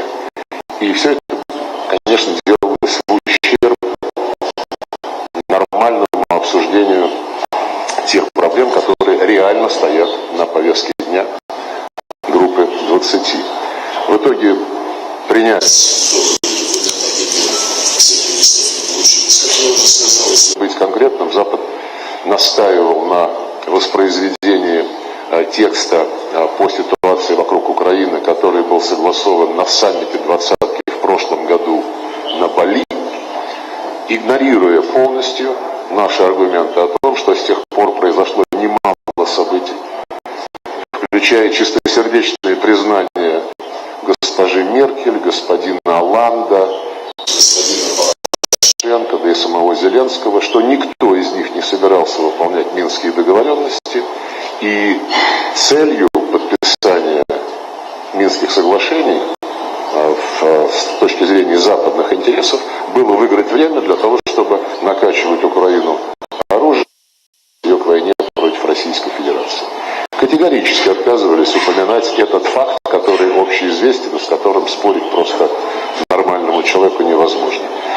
Также отказывались они в этом контексте принять еще один факт, который отражает произошедшие с тех пор события, имея в виду террористический акт против газопроводов системы «Северный поток».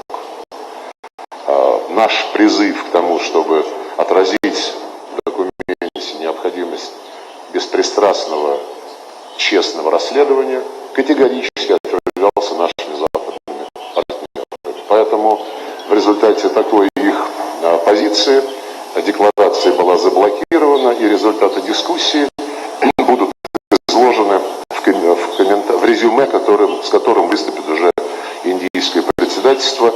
Надеюсь, они объективно отразят состоявшийся обмен мнениями. Говорили мы также и о том, что вот в контексте укрепления роли развивающихся стран в глобальном управлении, в том, что назрела реформа Совета Безопасности ООН, мы подтвердили нашу позицию о необходимости сделать это путем расширения представленности развивающихся стран Азии, Африки и Латинской Америки, подчеркнув в очередной раз нашу позицию о том, что дополнительных мест Западу и его союзникам. So these are the latest visuals we're getting from the national capital as the G20 foreign ministers have all gathered in Delhi for the big meeting that is being presided by India. The Russian foreign minister is addressing the media on the sidelines of the G20 summit, and this meeting comes at a very crucial stage as the Russia-Ukraine war has completed 1 year, and the entire world has its eyes on India to sort of play the role of a peacemaker, to play the role of mediator between Russia and Ukraine. Even Prime Minister Modi earlier today, while speaking during his joint statement with the Italian Prime Minister, put emphasis on how diplomacy and talks are the way forward for the war.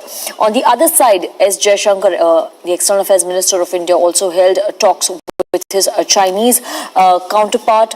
So a lot of developments there taking place in the national capital. In fact, earlier today, China, ahead of the meeting, Chinese foreign minister had said that China values its ties with India, and a sound relationship between the two is in the fundamental interest of both countries and its people. This is the first meeting between India and China, a high-level meeting between India and China after the Tawang face-off that took place in December.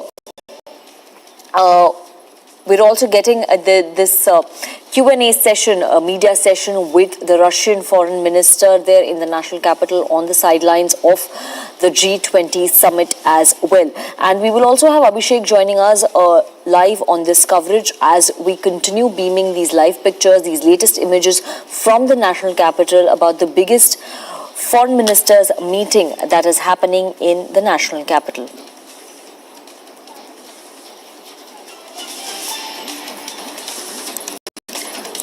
And as we get more details about the G20 meeting and what the Foreign Minister of Russia is saying, let's also listen in to what the Foreign Secretary of India said, giving us details about the India-China bilateral meeting that took place just a while back.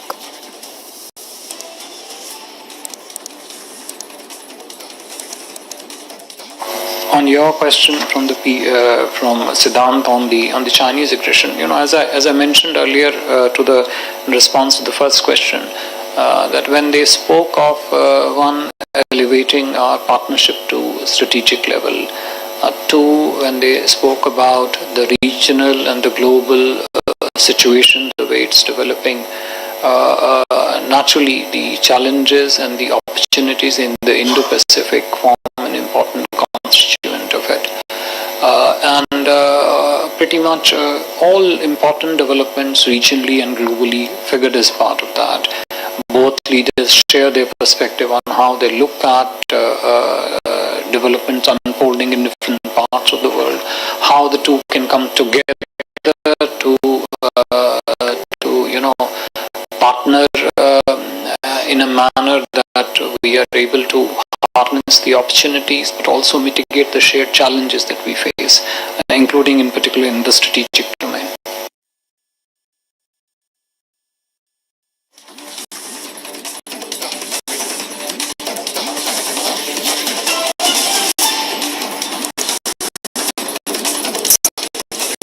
So there we had the response coming in from the Foreign Secretary after External Affairs Minister S. Jaishankar held bilateral talks with his Chinese counterpart, a first such high-level meeting after the Tawang clash that took place in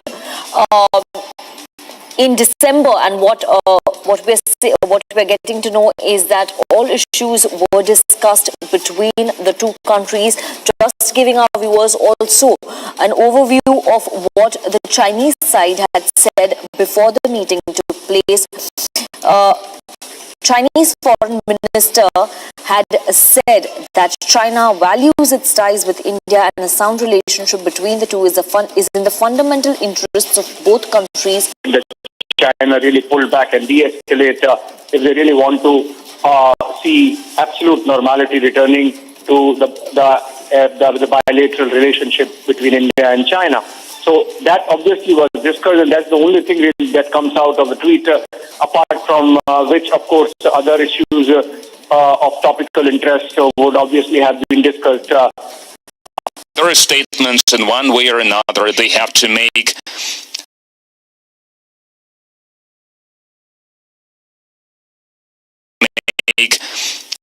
Certain statements, certain claims. They speak about how they adhere to the main principles of the UN Charter. They speak about the territorial integrity. They speak about the Charter like any document that was adopted by the entire global community cannot be executed randomly. It's not a menu you can pick items from. And like I said, in the UN Charter, it is enshrined, and it even concentrates upon this principle. The principle of the right of the peoples to self-determination.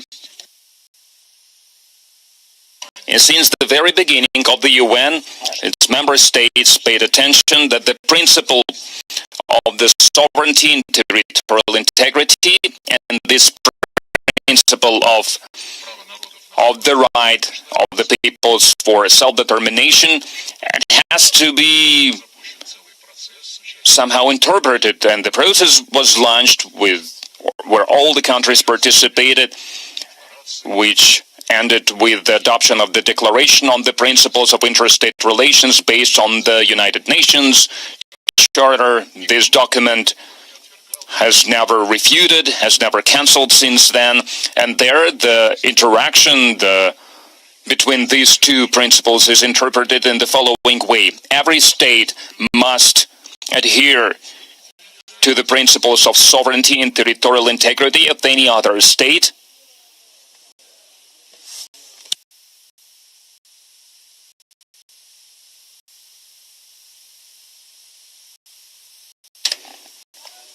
It represents the entire nation that lives there.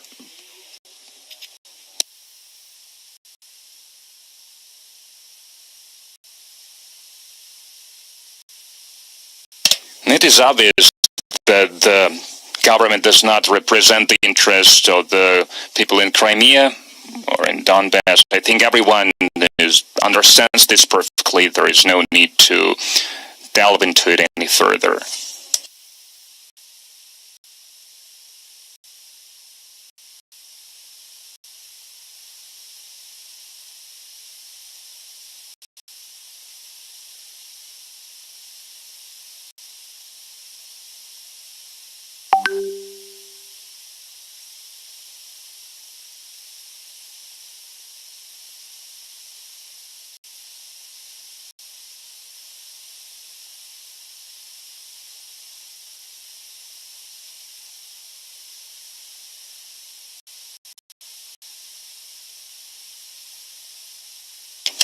As for the reasons why the declaration was not adopted, and instead of this, Indian presidency will outline their vision of the discussion as some kind of a summary by the president. I have just explained it in a lot of detail in your question, why the formula, the same formula that was put into the Bali declaration. I also touched upon this.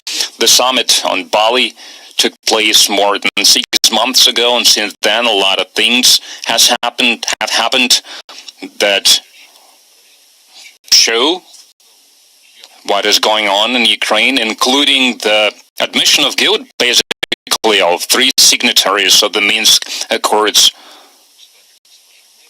And via Ms. Merkel, via Mr. Nagaland and Mr. Poroshenko, they were directly stating that they were never going to implement these accords. And the accords, I would like to remind you, concerned including the provision of unalienable rights, human rights, in particular the rights of the Russian-speaking population to speak their native language, to teach their children in Russian. All this was not just undermined, but it was banned by law. The decision the Ukrainian parliament adopted, the decrees that the Ukrainian president signed that went for the education in Russia, the media that worked in Russian in regards to the Russian literature and Russian culture on a general level, and many other things. Today on the sidelines, I talked to my Western counterparts. So I wanted to draw their attention to this, and they're looking at you without blinking, but they are not saying anything in response. The only position they have, why Russia has allowed the invasion, and they all emphasize that it was unprovoked. This invasion reflects the reaction to the war that the West was preparing for many years, and that's why it was arming the Ukrainian regime. And I would like to remind you that they took power as a result of armed coup d'etat. So the Bali formula, that a thing of the last year, of the past, a lot of things became clearer, and not only to us, because we knew about it since long, but to all those who really want to investigate what's going on.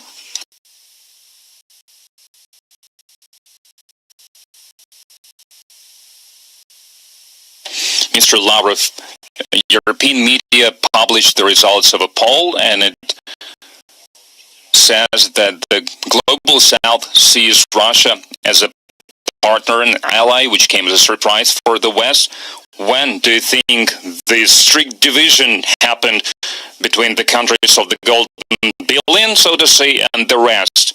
And isn't it the reason the Western leaders and diplomats are now traveling to, for example, Blinken went to the Central Asia,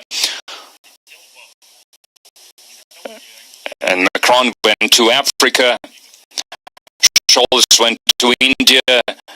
They go there to convince this country to join the sanctions, or it is a more global matter? Assembly regarding the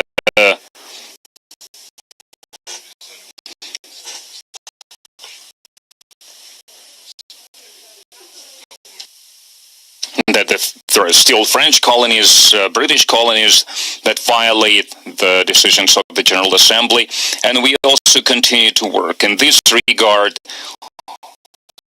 We will try to make sure that the UN decisions are implemented. Unfortunately, the West did not drop its neo-colonial habits, neo-colonial aspirations, everything that is being done now to subdue the global economy, to make it work for the interests of the West. It's a neo-colonial instincts, neo-colonial practices.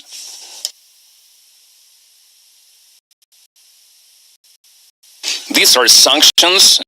Many members of the G20, many developing countries were talking about as being harmful for the global economy, for food security, for energy security. And I'm talking about the attempts to manipulate the prices on the global markets.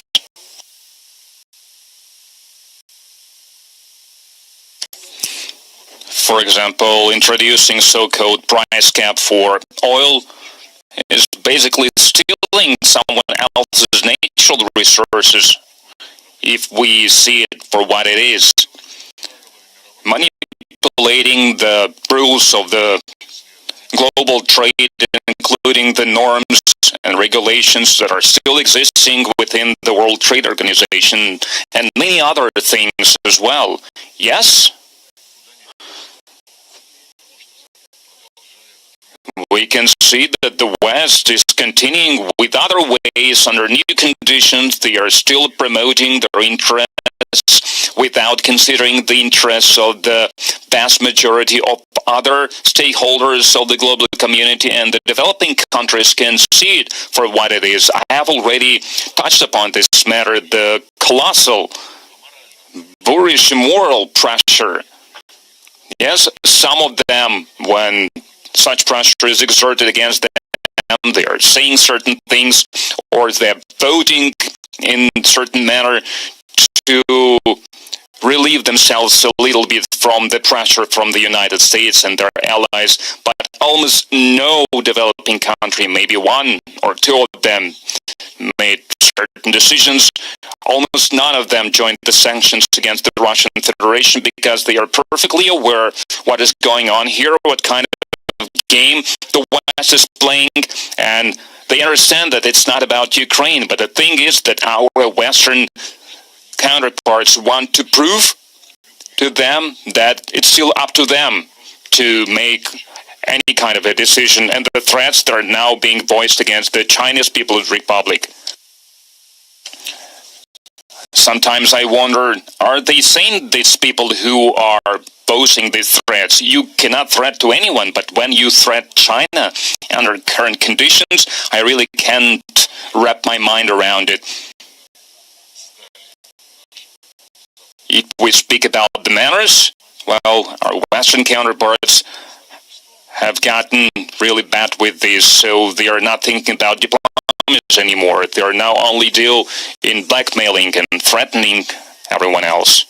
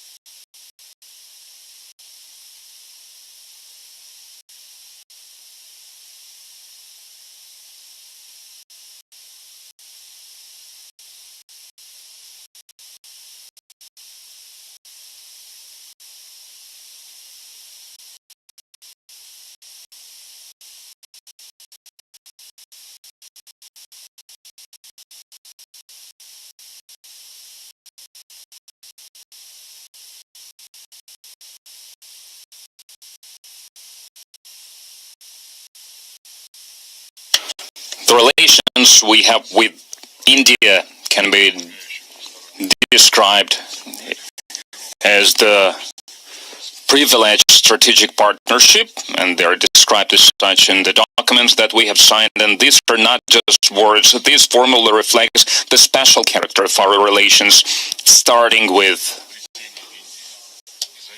India's independence. Modi, he gave the assessment of the situation across the globe in general terms, and I completely share it. I think it has already been published, so you can familiarize yourselves with it. As for the assistance in resolving the crisis, on many occasions we have publicly stated that we have never refused to listen to serious suggestions that are made out of the sincere willingness to find a political resolution. One more time, I would like to remind you, when we are called to start negotiations, I do not remember anyone from the Western colleagues or from anyone else from any other countries talk to Ukraine to call them upon them to start negotiations. And I think there is a certain sad truth about this, because Ukraine is encouraged to continue war when Ukraine was ready to be engaged in negotiations last March, and when Ukraine suggested principles on how the situation could be resolved, that we have supported, and we were ready to sign an agreement based on these principles. Ukraine was slapped on their wrists. Everyone knows this. They need to defeat them on the battlefield to achieve the strategic defeat of Russia. Listen to what the foreign ministers from Germany, or what Josep Borrell said, the top diplomat from the European Union. No negotiations before Ukraine has advantage on the battlefield. So, to call upon Russia to start negotiations, which we have never refused to have if they are in earnest, I think that's not the right thing to do. And since last March, we have not seen anything in earnest. There is only military rhetoric, some belligerent decisions made in NATO, and finally, everyone seems to be forgetting, and I mean journalists as well. None of the journalists in the West and in a number of developing countries somehow does not remember that last September, Mr. Zelensky, the head of the Kiev regime, signed a decree.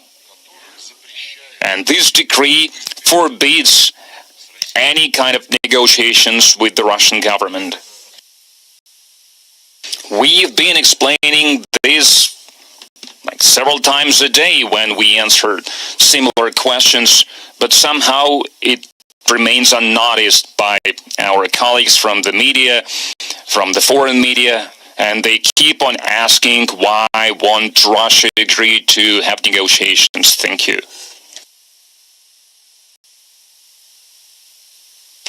RT Spanish. Mr. Lavrov, some Western countries think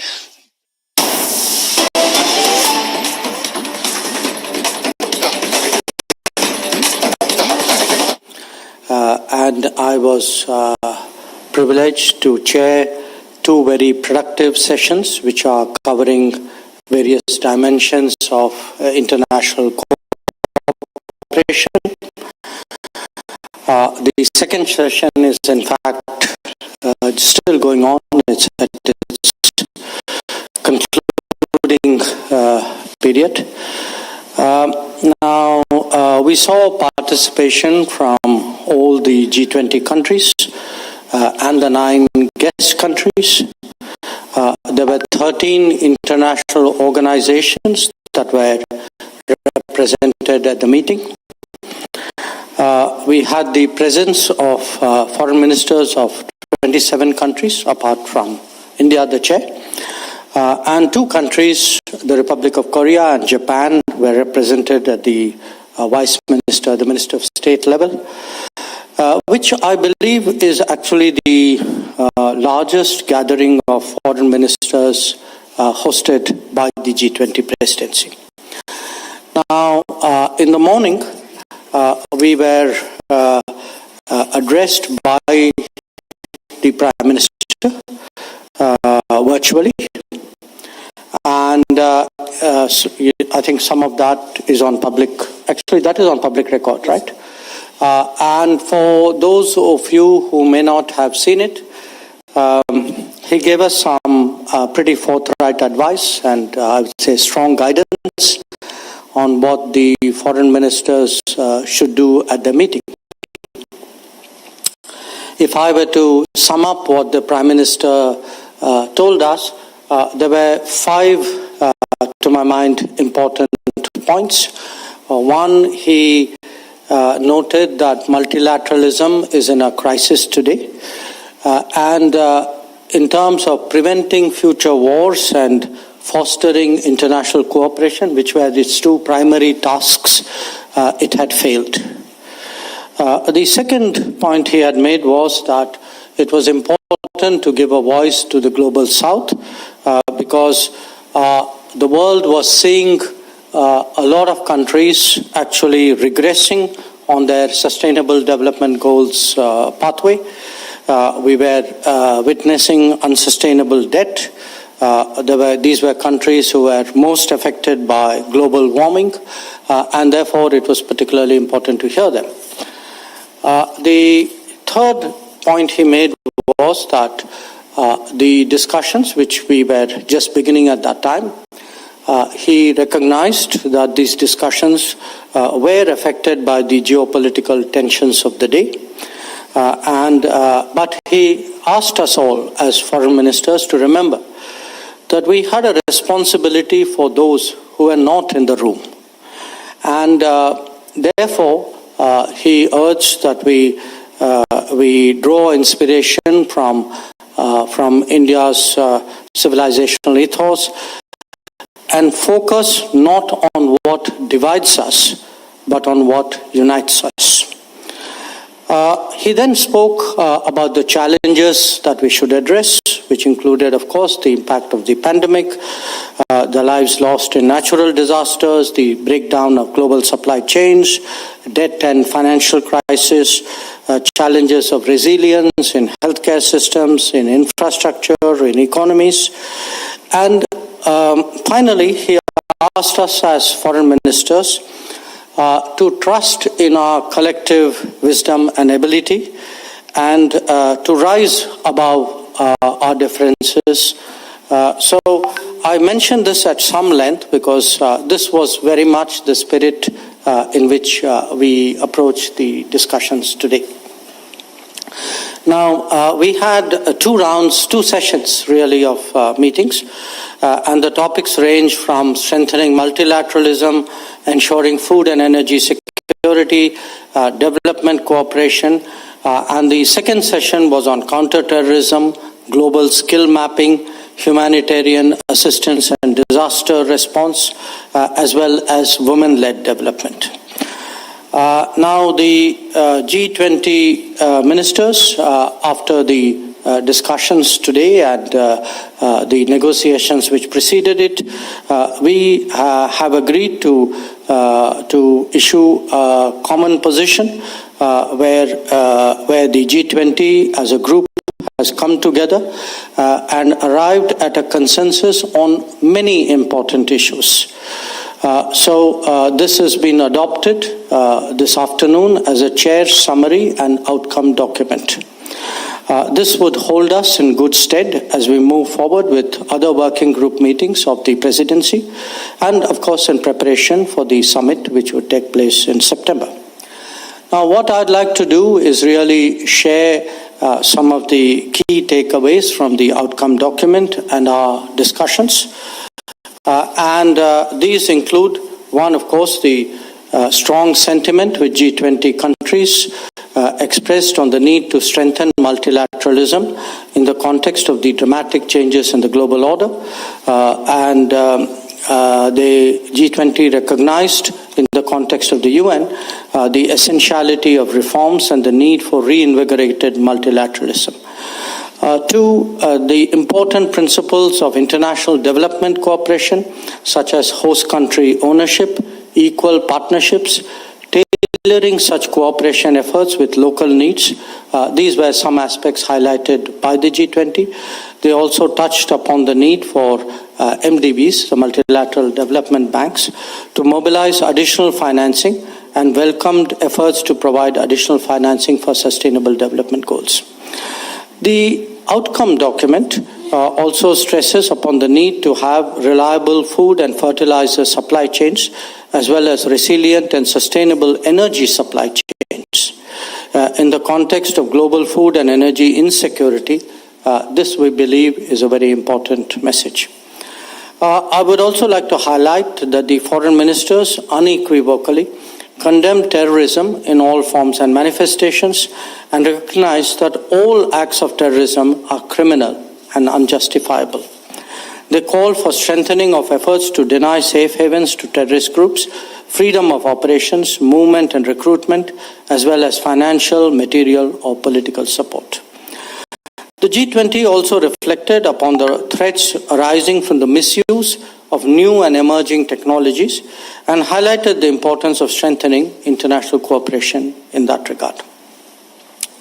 For the first time, the G20 foreign ministers considered and discussed the topic of counter-narcotics and called for inclusive and strong international cooperation in this regard. They also discussed the topic of global skills mapping, and this was in the context of the changing nature of work. They recognized that well-integrated, skilled workers benefit not only in their country of origin, but also the destination country where they may happen to be employed. The G20 also accepted the need to strengthen international cooperation in the field of humanitarian assistance and disaster risk reduction. This will be further discussed in the working group on this particular subject, which has been newly set up by the Indian presidency. Now, as you all know, women-led development is one of the key priorities of the Indian presidency, and it has been personally highlighted by the Prime Minister. After due deliberations on the G20 table, the foreign ministers affirmed the need to put gender equality and empowerment of women and girls, including their leadership, at the core of our efforts for inclusive recovery. Important discussions on global health were also held. The statement, the outcome document I'm talking about, highlights the need for strengthening key aspects of global health architecture, support for the pandemic fund, and continued political attention to global health. It stresses the need for implementing the One Health approach. The foreign ministers addressed climate action in the context of common but differentiated responsibilities and urged developed countries to fulfill their commitments to deliver on the goal of jointly mobilizing $100 billion per year urgently and through to 2025 to tackle climate change. Now, despite the challenges of the divergent positions on the conflict in Ukraine, the G20 foreign ministers were able to come to a consensus on addressing these key challenges that I have just mentioned. As the Prime Minister urged, we did indeed their lives in the recent earthquakes in Turkey and Syria. Ahead of our deliberations in today's first session, as I told you, the Prime Minister gave his virtual address to the foreign ministers. I would like to take this opportunity to express my appreciation to all G20 members, to all the participating delegations, obviously to our own team working on it, for the support which they have given to the priorities of the presidency, for the efficient holding of today's meeting. We believe that the outcome document is truly a reflection of G20's commitment to face global challenges squarely and collectively. The G20 foreign ministers, along with the ministers from the guest countries and heads of delegations from international organizations, will be calling upon the Prime Minister very shortly, in fact immediately after this press conference. So this really, in summary, is a sense of what was discussed today, what was negotiated amongst the G20 members, and the the chair's summary and outcome document will, of course, be released in due course.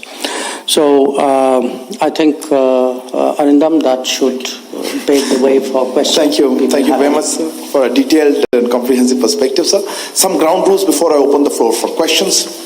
Please introduce yourself and the organization that you represent. Please note, we will try to limit questions to one per organization outlet. We will also be grouping questions. And finally, we have a very hard cut on time, as Honorable Minister mentioned. He has to go somewhere, so please don't be disappointed. Let me start with a few hands here. 1 second. I saw the hand up there first. Sudhi, why don't you start? Sir, Shruti Ranjan from Bloomberg. So if you could give us an understanding as to why the foreign ministers could not come to a consensus. We know India was trying very hard to convince everybody, in fact China and Russia, to kind of agree on this. Where did the hurdle come up? If you could give us an understanding. Thank you. Okay. Ma'am, here on the right. Thank you. Barbara Platt-Usher from the BBC. The Russians issued a statement after a meeting between China and Russia on the sidelines of the event, in which they criticized the West for employing blackmail and threats and interfering in the internal affairs of other countries.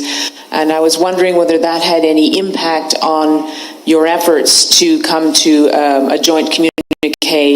Or I know you've highlighted that you were able to deal with the issues you wanted to find consensus on, but to what degree did that affect the discussions? And to just clarify that a chair summary is not a joint communique, and whether you felt that you fell short of your expectations in terms of what you might have been able to achieve. Thank you. Thank you. Right here.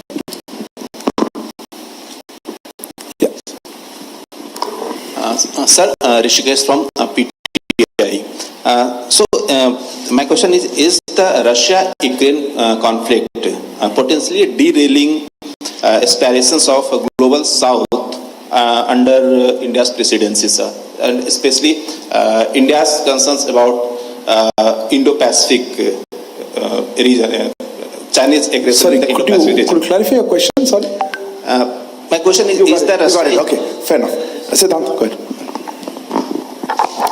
So Siddhant from Vion, sir, do you think that Siddhant from Vion, my question is, do you think the Russia-Ukraine conflict is potentially paralyzing the grouping because of the divide between Russia and the West? And my second question, what was your meeting with the Chinese foreign minister? The first question has already been asked. I'll take that as second one. So, to you.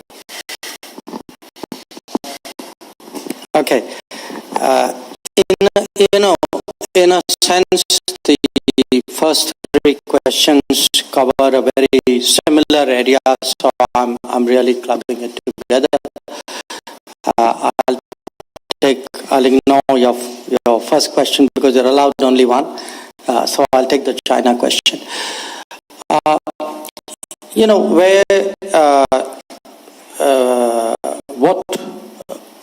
I tried to, the picture which I was sharing with you was the G20 delegations, members, the negotiators, the ministers. We met, we discussed, the officials also obviously negotiated.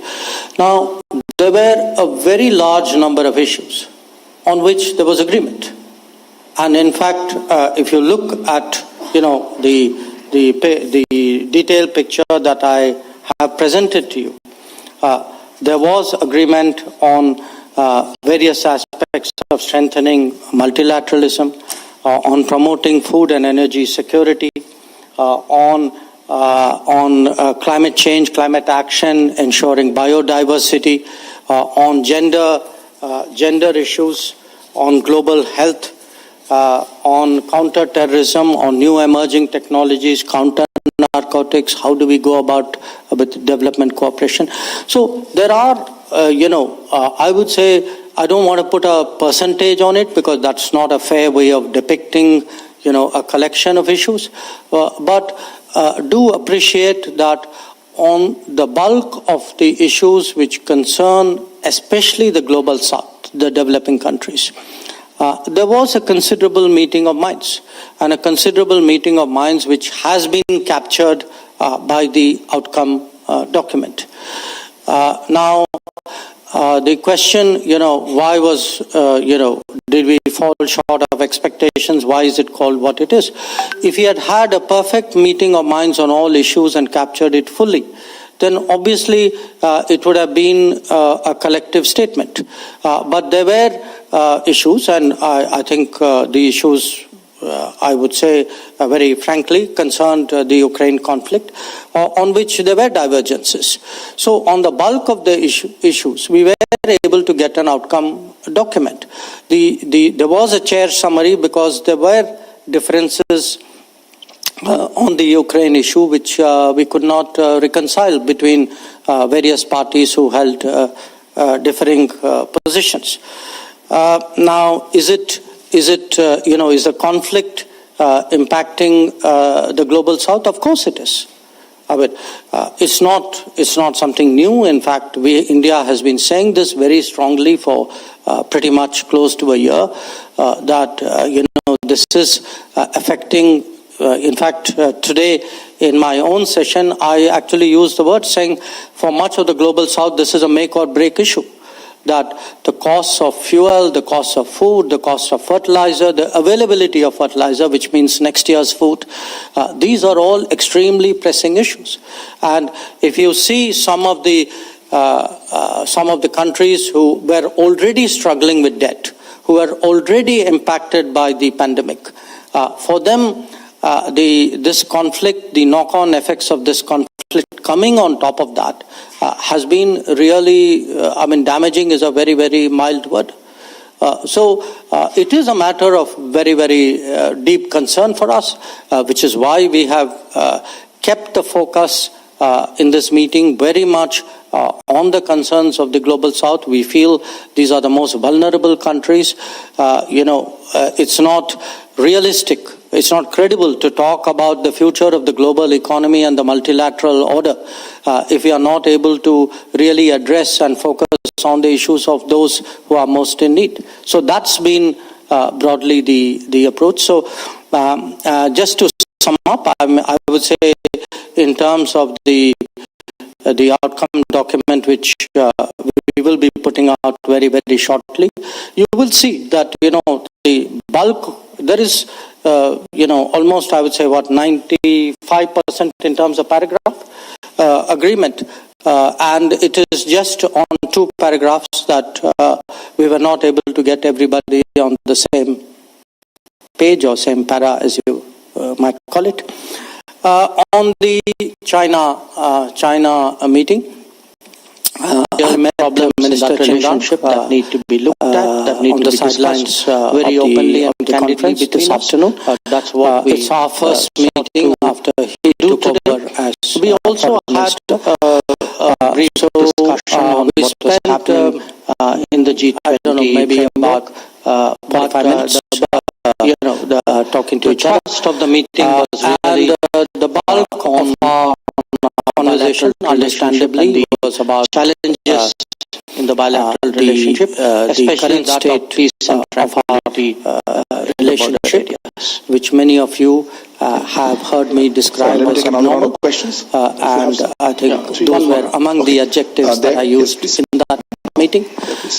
We have there are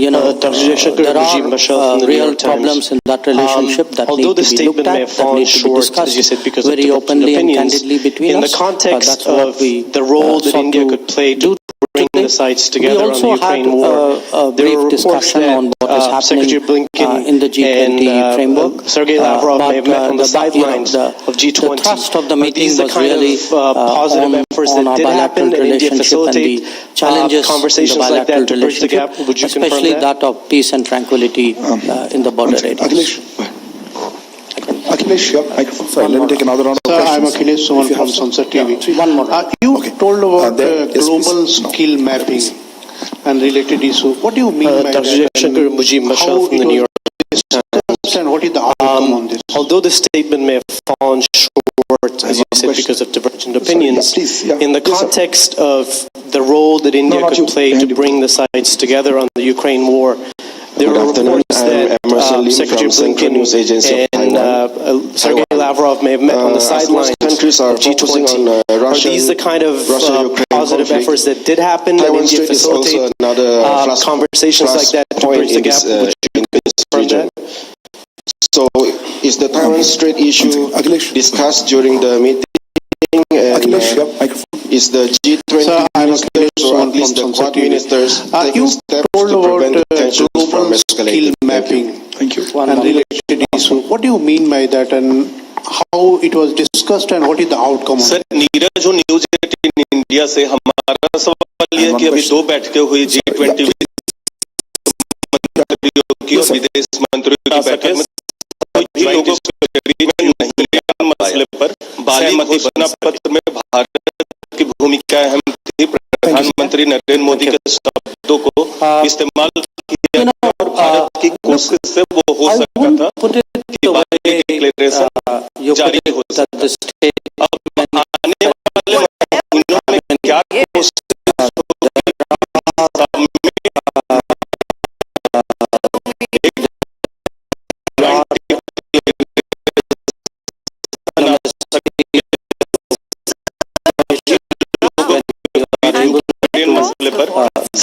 countries to agree on everything. There are occasions when you don't. So, for me, the primary objective of this meeting of presidents, there are really to highlight occasions when we are facing the global debt economy, especially the problems faced by the more vulnerable economies of the world. If you primarily said, when you look at the outcome document, presidents yourself was really to highlight the issues which are concerning the facing global economy. I think they were very satisfactorily addressed. I mean, it's not like we can produce instantaneous. If you, as I said, I think when you look at the policy descriptions, the commitments, the mindset, they're all absolutely in the right developing countries. So, I think they were very satisfactorily addressed. One particular issue, because give instantaneous, very polarized views of. But I think the thinking was not able to, they were not able to represent on this particular commitment, whereas mindset were all colleagues pointed out that there we were able to do that. Yes, a number of us were able to do that on one particular issue in Bali, but obviously the Bali situation was something today. It was not able to reason some countries feel cannot be extrapolated. Whereas, I would urge you really to be very able to do that. Substantive number of us were able to do that substantively on the key development issues, but obviously debt issues, the Bali situation, food issues of today, issues of health, whatever reasons of some countries feel cannot be extrapolated. In fact, so this meeting was able to get everybody really to look on the fact, and as I said, substantive. This is no easy task on the given the state of polarization, issues of finance, issues of food, issues of fuel, issues of health. On this issues on your question about global skills, this meeting was able to get essentially today. There is, as I said, demand. There is a growing demand easy task in the developed world for state skills and talents. There is a growing availability, but they are not necessarily in the developed world. Much of that availability is in the developing world. Essentially, today, how do you match the demand and supply? There is a growing demand globally. In the developed world, really skills and talents. For there is a country like availability, they are not necessarily in the developed world. Much of that availability significant human resources, and which fortunately now has a government which pays attention to the development of those human resources, which actually focuses on skills, talent and innovation and education. A country like India, this is an opportunity for us, especially in the last 9 years, human resources. We have also been looking now has a government which pays attention to and migration of human resources, which actually allows for skills, legal mobility, talent and innovation and education. Talent and skills which go out get the same treatment, especially in the last 9 years. Particular geographies, we have also been as their own citizens, mobility and which ensure that all of this is legal mobility. Ensure that talent and skills which go out get the same treatment, illegal activities in those particular geographies. It's not just India. I'm citing India because citizens we are among the countries ensure very active in this. But there are other countries legal and free of. This is widely recognized. In fact, in today's intervention, I'm not I think the illegal activity is that you don't specifically say India. I'm citing India because individual ministers we are among the countries. But I can tell you that very relevant international organizations and some of the other ministers in today's intervention, I'm not at some length about the importance. I think how do you ensure the etiquette is smooth mobility, how do you specifically say what protected mobility, legal mobility? Because I can tell you that some of the relevant international organizations and some of the other ministers और हमारी about the importance of how do you ensure सोच है कि G20 के protected mobility legal सदस्य जो हैं because this is अभी भी बाली के जो outcome जो था उसके साथ वो जुड़े हुए हैं. So essentially he asked me saying, I think the answer is very simple. No, the matter was not discussed. He asked me saying, जो आपका जो सवाल why Bali में हम लोग जो हैं carry forward what happened in Bali and I हमारे कारण ही नहीं given the state of polarization given presumably developments which have happened since then we found that positions were very far apart and we tried very hard. We were not the only country who tried. The G20 works very collectively, but we were not able to reach the gap. But I would I want to conclude by highlighting one very important point. In the past, इस मामले में अलग-अलग few years now, G20 foreign ministers इस बार उनके विचार माने this is the first में इतना gap the G20 foreign ministers have produced an outcome document. प्रयास के बावजूद the outcome document I think reflects consensus and cooperation and collaboration on a very vast number of issues that are particularly important today में जो for the international community को हमने दोहराया है. So हमारी frankly I think it's a good day's work. हमारी जो सोच है कि G20 के Thank you very much, sir.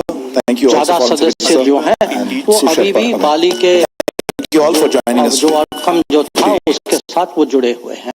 So essentially he asked me saying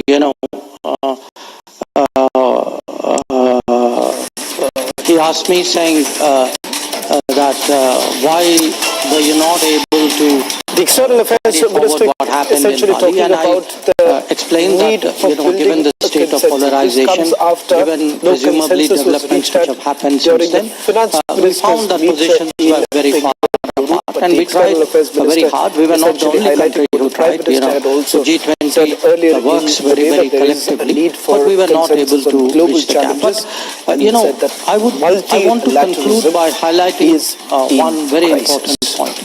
In the past, for quite a few years now, G20 foreign ministers have met. This is the first time that the G20 foreign ministers have produced an outcome document. The outcome document, I think, reflects consensus and cooperation and collaboration on a very vast number of issues that are particularly important today for the international community, for the global south. So, very frankly, I think it's a good day's work that we have done, and I'm very happy to share it with you. Thank you. Thank you very much, sir. Thank you also, Foreign Secretary, sir. Well, in fact, Shafiq focused now to that election big story coming in from the state of Nagaland, where the BJP-NDPP alliance has swept, leaving the principal opposition, the NPF, with barely about only 2 seats. In fact, the alliance has won 15 seats. The external affairs ministry essentially talking about the 20 need of building a consensus. This after one of the first women to be elected in Nagaland during the finance ministers to the elections were recently held for 59 should be highlighted with the Prime Minister had also said February the NDP BJP alliance for the election on the global challenge sharing and said multilateralism is in crisis.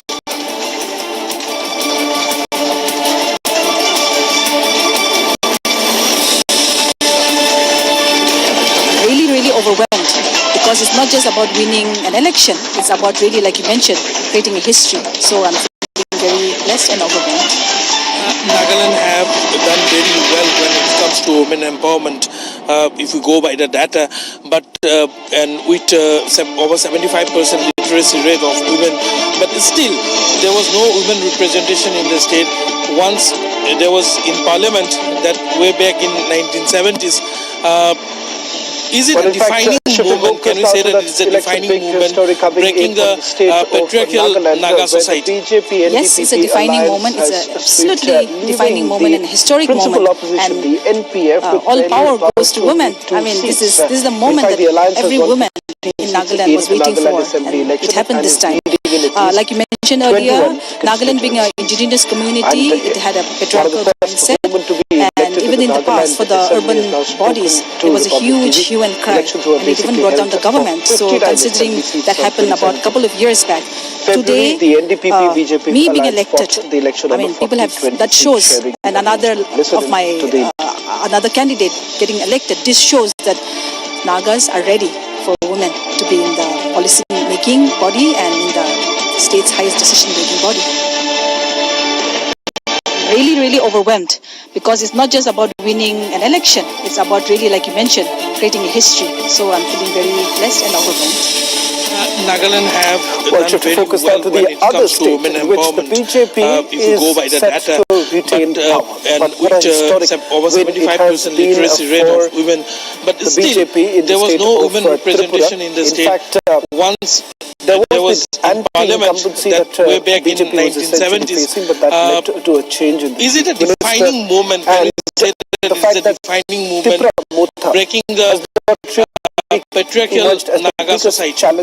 Yes, it's a defining moment. It's a defining moment and a historic moment. And all power goes to women. I mean, this is the moment that every woman in Nagaland was waiting for, and it happened this time.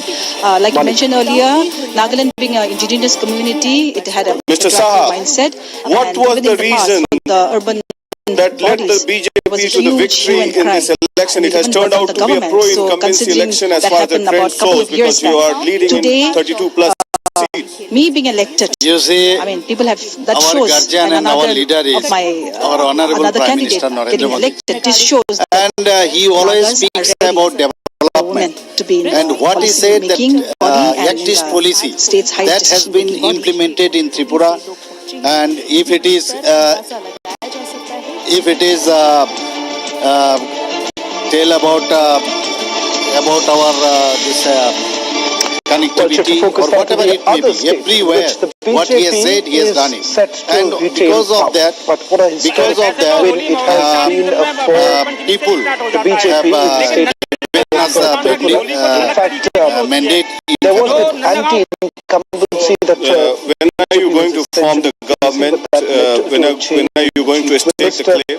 And that is up to our, we have to talk to our central leadership, and then we can decide when it can be done. The left and the Congress formed a formidable alliance. In fact, two enemies joined together their hands to defeat the BJP. It did not work out for them. Now you see, initially when they have formed it and when they have announced, Mr. Sahab, so we have what was the reason reacted that led the this BJP alliance to the is not victory in this election? It has turned out to be a pro-incumbency election, the as far as result the trend also shows, have because you are spoken leading about in 32 plus seats. What are the future plans for Tripura as far as development? flank is concerned, because people are talking about development here. As far as he always speaks social about pension scheme was enhanced, what he said that, minimum support price for grains were concerned, has and been also implemented in job Tripura. opportunity. And you see, for the job opportunity, of course, we will address it. So far, this development matter is concerned, already it is already on. Just we will accelerate connectivity. So far, our agriculture sector is concerned, and our this tourism sector is concerned, and then industry sector is concerned, and education and health, everywhere. Already we have started, we have kickstart, and we have to enhance it. And one more important point is that Tripura Motha has emerged as a party to reckon with. They were the debutant party resonating the tribal cause. But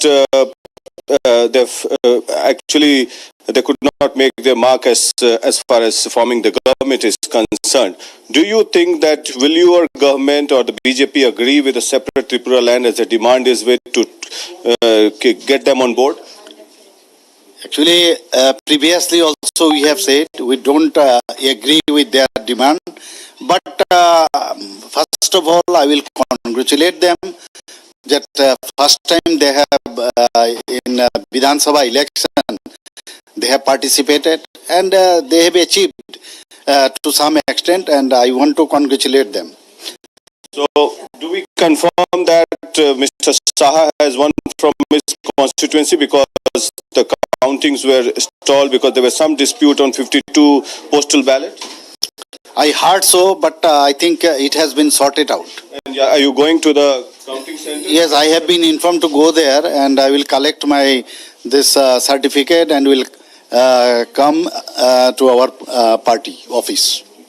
Will you ever tie up with Tripura Motha in future?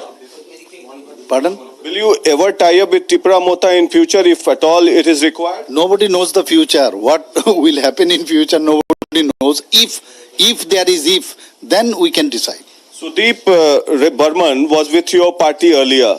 Will you take him again if he comes back? I don't know. Do you have any information that he is coming back? No. Suppose if he comes back. Suppose, I always speak, suppose has got no answer.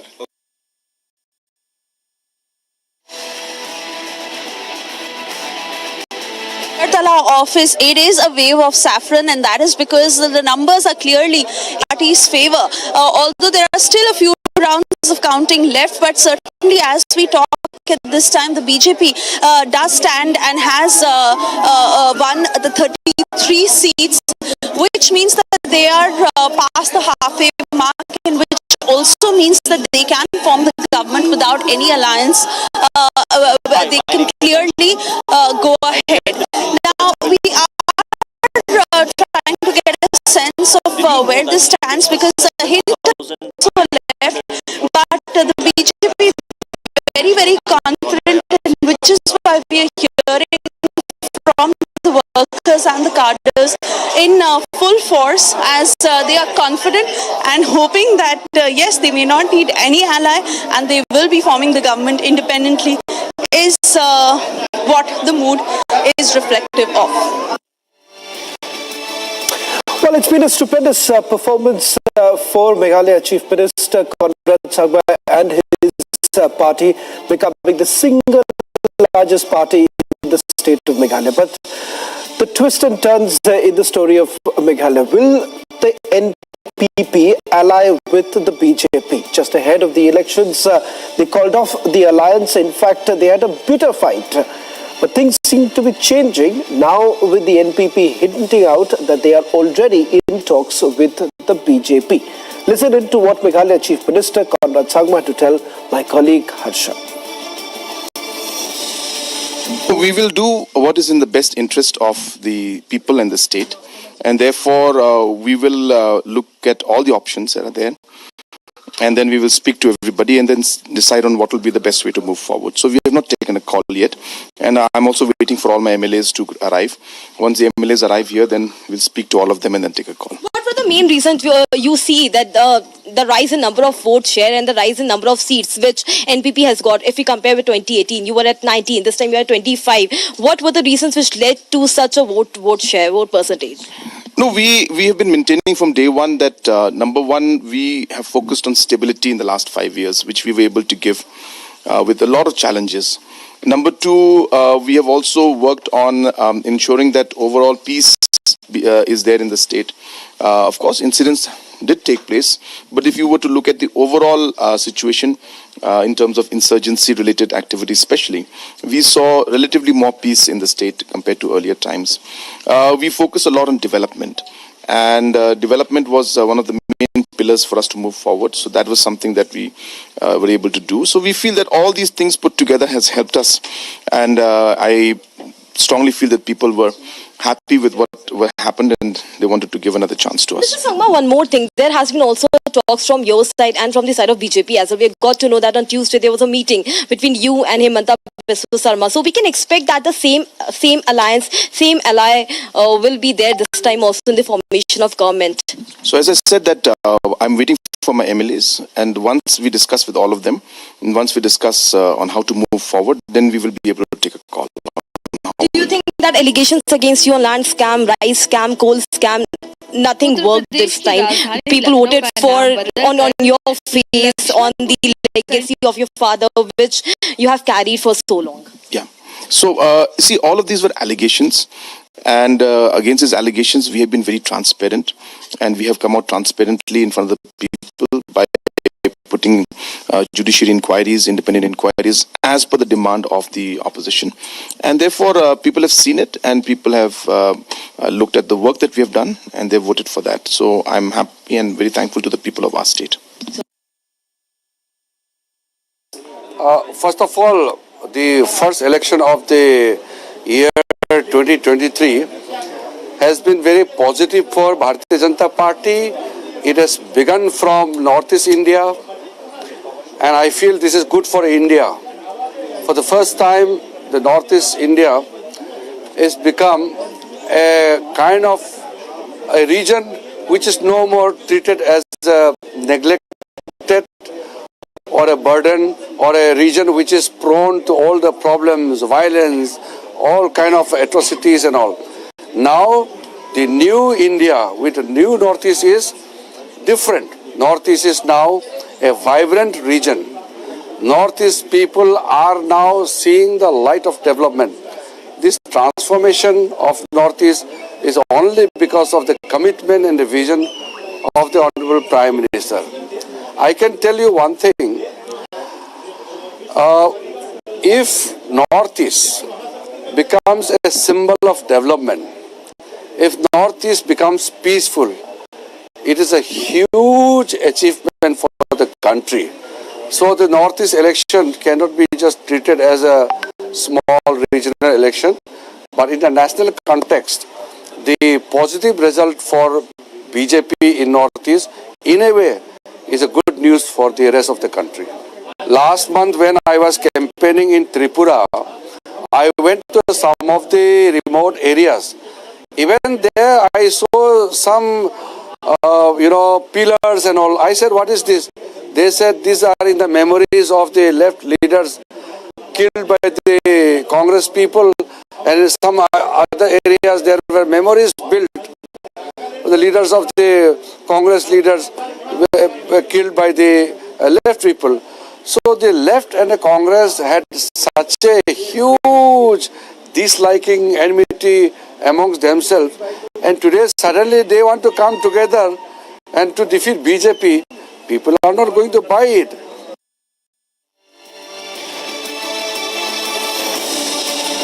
Well, shifting focus now to the state of Uttar Pradesh, where the bulldozer still continues to dominate the roads. This after Yogi Adityanath made it abundantly clear that this is no longer going to be tolerated. In fact, Chief Minister Yogi Adityanath is essentially going against the Mafia Raj. This is the second straight day illegal property of Atiq Ahmed's aid is now being demolished. Take a look at this report. और theme भी G20 का वसुधैव कुटुंबकम का,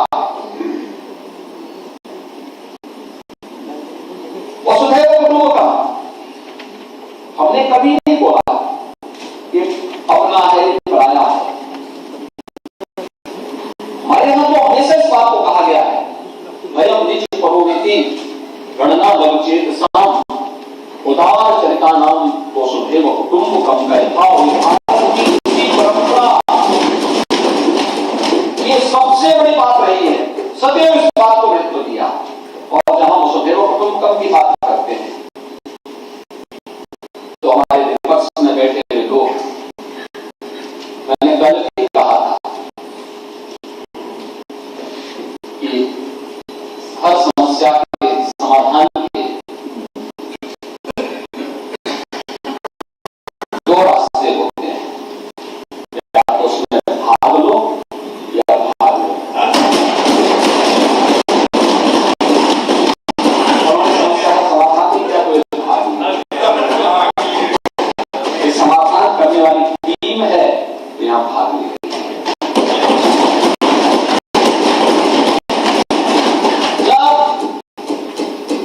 हम यहाँ पे वसुधैव कुटुंबकम की बात कर रहे हैं, प्रधानमंत्री मोदी जी के नेतृत्व में दुनिया का भारत पे संदेश पहुंच रहा है, तब वो जाति की बात कर रहे हैं। जब हम ग्लोबल इन्वेस्टर समिट की बात कर रहे थे तब वह जाति की बात कर रहे थे। जब हम G20 की समिट की बात कर रहे थे तब वह जाति की बात कर रहे थे। जब हम बजट की चर्चा की बात कर रहे थे और उनके सुझाव मांग रहे थे तब वह जाति की बात कर रहे थे। इसको जानते हुए कि इसी कारण से उत्तर प्रदेश के नौजवानों के सामने, इन्हीं कारणों से उत्तर प्रदेश के सामने पहचान का संकट पड़ा हुआ। पहचान का संकट, उत्तर प्रदेश का नौजवान कहीं जाता था पहचान का संकट, लोग बताते नहीं थे, नौजवान बताता नहीं था। अहमद का ये सिपहसालार गुर्गा माना जा रहा है, जिसका नाम है सफदर अब्बास, और इस पर आरोप है कि हथियारों की सप्लाई करता था। हालांकि पुलिस इन आरोपों की जांच कर रही है, लेकिन पीडीए ने साथ ही साथ एक बड़े एक्शन को अंजाम दिया है। जब आपने बिना नियमों का पालन किए बड़ा घर बना लिया, अवैध तरीके से बना लिया और नियमों की अनदेखी की, उसके बाद पीडीए के अधिकारी यहां पर पहुंचे और इस एक्शन को अंजाम दिया है, घर को नेस्तनाबूद कर दिया है। थोड़ी देर पहले जो घर आपको दिखाई दे रहा था, अब वो मिट्टी में मिल गया है, वो जमींदोज हो गया है। और आपको ये भी बता दें कि पीडीए के अधिकारी और पुलिस के अधिकारी, पीएससी के जवानों की तैनाती में इस पूरी कार्रवाई को अंजाम दिया है।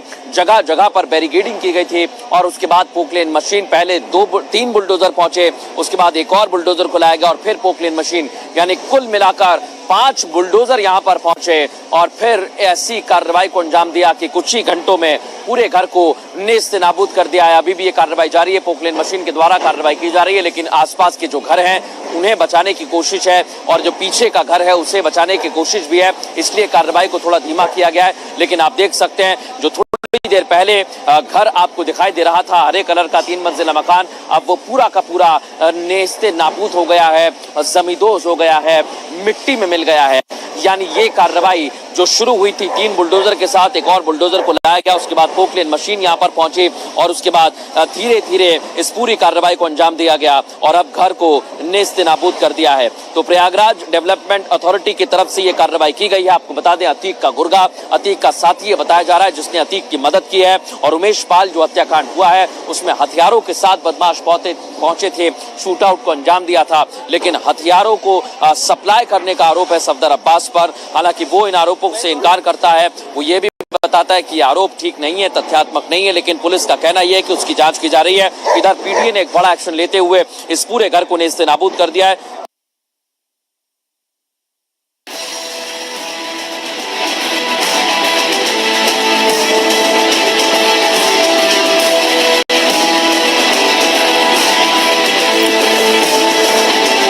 The massive BJP wave in the 3 northeastern states, in all 3, BJP set to retain power.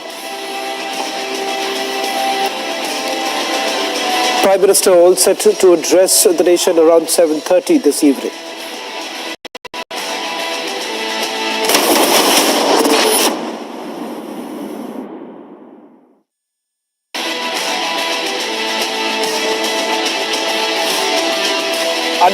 Undeniable BJP wave in the northeast.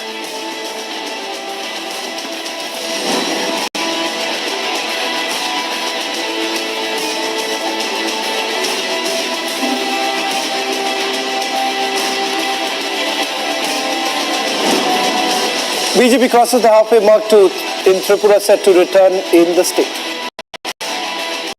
Huge suspense over the backdoor meetings. Will Conrad Sangma ally with the BJP? It's the first impact of Bharat Todo Yatra as Congress is left completely decimated.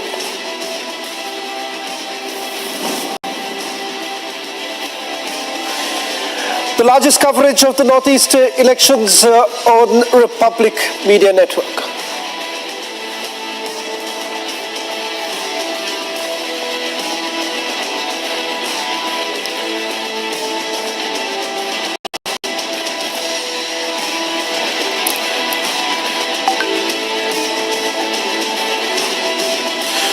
Staying with the biggest visuals from outside Shillong Counting Centre as the BJP Karyakartas have started celebrating in Meghalaya. Though in Meghalaya, what the numbers are suggesting, it's a hung assembly. But behind me, you could clearly see how the BJP Karyakartas are celebrating here with flags in their hands and with mufflers sloganeering and continuously stating that they want double-engine government in Meghalaya.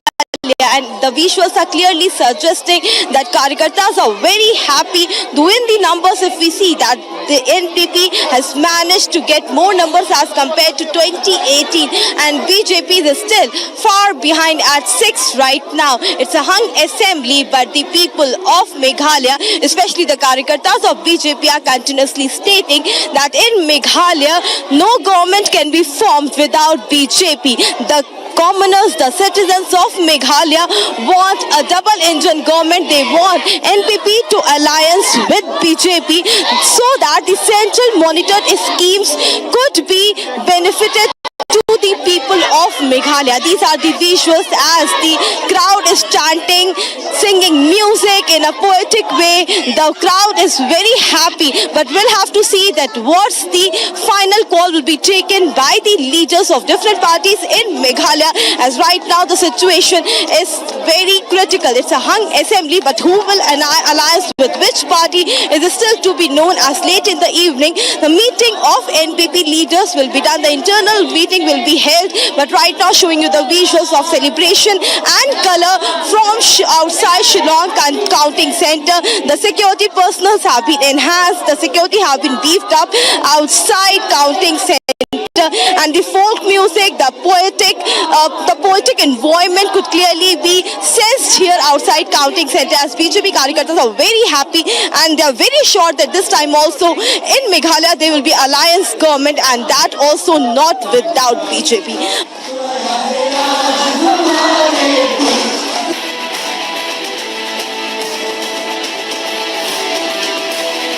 Undeniable BJP wave in the northeast.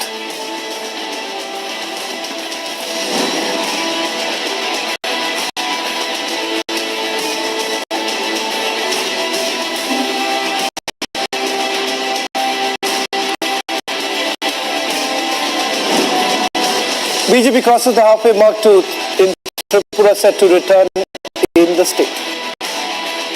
Huge suspense over the backdoor meetings. Will Conrad Sangma ally with the BJP? It's the first impact of Bharat Todo Yatra as Congress is left completely decimated.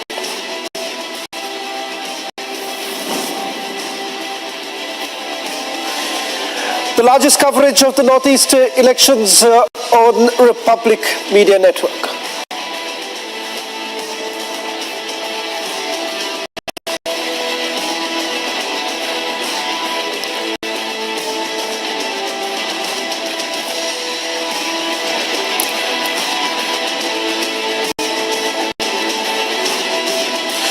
Well, staying with the biggest visuals from outside Shillong Counting Centre as the BJP Karyakartas have started celebrating in Meghalaya. Though in Meghalaya, what the numbers are suggesting, it's a hung assembly. But behind me, you could clearly see how the BJP Karyakartas are celebrating here with flags in their hands and with mufflers, sloganeering and continuously stating that they want double-engine government in Meghalaya, and the visuals are clearly suggesting that Karyakartas are very happy. Though in the numbers, if we see that the NPP has managed to get more numbers as compared to 2018, and BJP is still far behind at 6 right now. It's a hung assembly, but the people of Meghalaya, especially the Karyakartas of BJP, are continuously stating that in Meghalaya, no government can be formed without BJP. The commoners, the citizens of Meghalaya want a double-engine government. They want NPP to alliance with BJP so that the central monitored schemes could be benefited to the people of Meghalaya.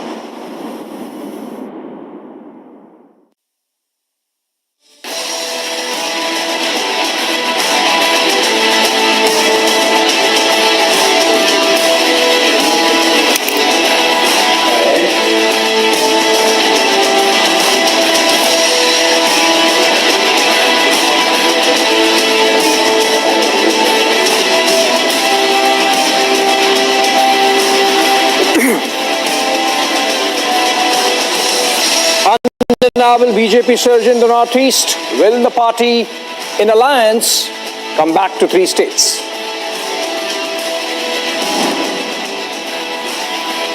The BJP crosses halfway mark in Tripura, set to return to the state. Huge suspense over backdoor meetings. Will Konrad Sangma ally with the BJP again? Prime Minister Modi to address party cadres post the mega victory at around 7:30 p.m. at the party headquarters in Delhi, at the BJP headquarters in Delhi.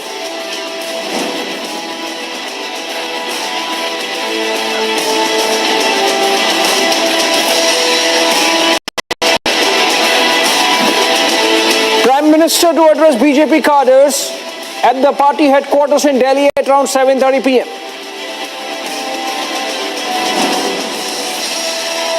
Largest crew, biggest coverage of the Northeast elections and the results on Republic all through the day.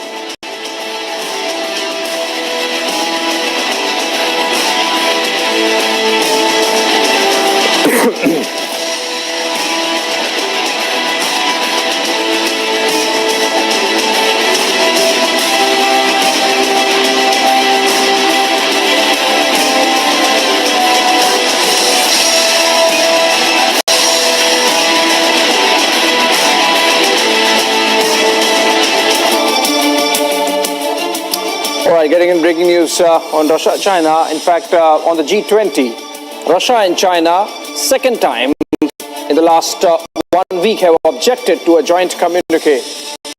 This is during the G20 foreign ministers meet, and the reason why they objected to a joint statement was owing to mention of Ukraine war. It's a big diplomatic moment otherwise for India, as foreign delegates are in New Delhi.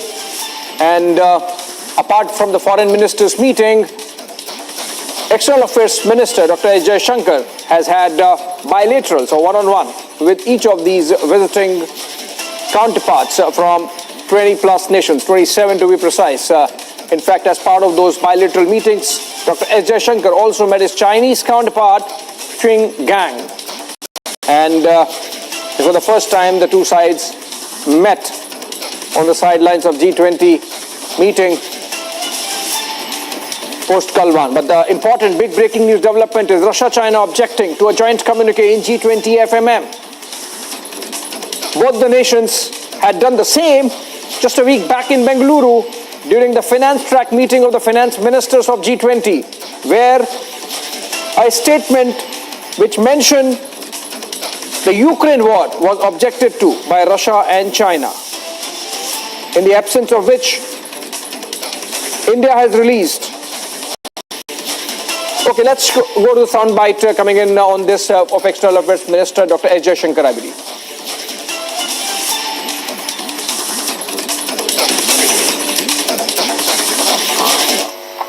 on your question from from Siddhant on the Chinese aggression, as I mentioned earlier in response to the first question, that when they spoke of one, elevating our partnership to strategic level, two, when they spoke about the regional and the global situation, the way it's developing, naturally the challenges and the opportunities in the Indo-Pacific form an important constituent of it. And pretty much all important developments regionally and globally figured as part of that. Both leaders share their perspective on how they look at developments unfolding in different parts of the world, how the two can come together to partner in a manner that we are able to harness the opportunities, but also mitigate the shared challenges that we face, including in particular in the strategic domain. While talking about the defense cooperation, the two leaders focused on 3 or 4 specific elements. First of all, it's important, and the two leaders recognized it to be important, that the legacy issues in our defense and security partnership, since they are behind us, it is important that the two systems, the two economies, the two industries now begin to move forward and identify specific areas, 1, 2, within those specific areas, elements which are ready to move forward in terms of direct and tangible cooperation. There, given the nature of defense industry on both sides, it was felt necessary, that it was felt very timely that the cooperation in the field of manufacturing in harnessing the kind of ecosystem that is available in India, both in terms of highly skilled manpower, in terms of production base which is available in India, in terms of user base that is available in India, in terms of our large defense capacities, in terms of not just our own needs, but how India and Italy can partner to supply to the rest of the world, how Indian industry can be part of the global supply chains while through partnership with Italy, military exercises, as I mentioned, at all different levels. This forms these are elements within the larger set of defense sector engagement and cooperation between the two countries. At this stage, I don't think it's perhaps a little too premature for the two systems to talk about individual platforms or equipment sets in this. But going forward, we would only assume that the industry on both sides will come together, will identify these specific sectors within the defense field that they need to move forward on, and forge and build industrial partnership around those areas of cooperation.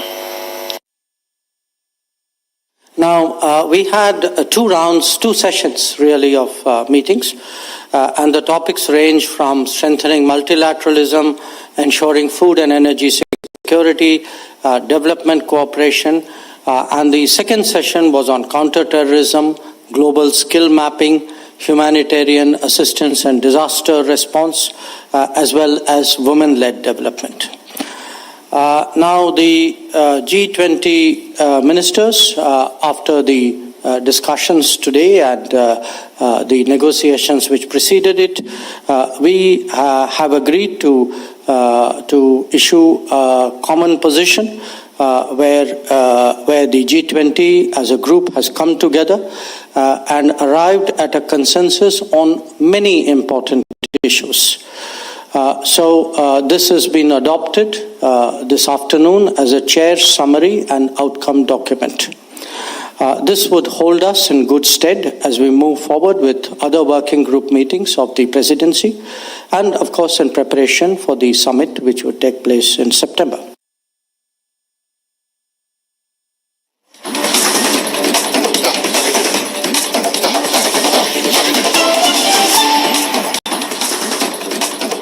right, on to another breaking news development. This time I believe there is a tweet by Prime Minister Narendra Modi. And in his video message, in fact, he called for consensus on global challenges and said that multilateralism is in crisis. External Affairs Minister took to Twitter and said that both the countries held bilateral discussions on peace.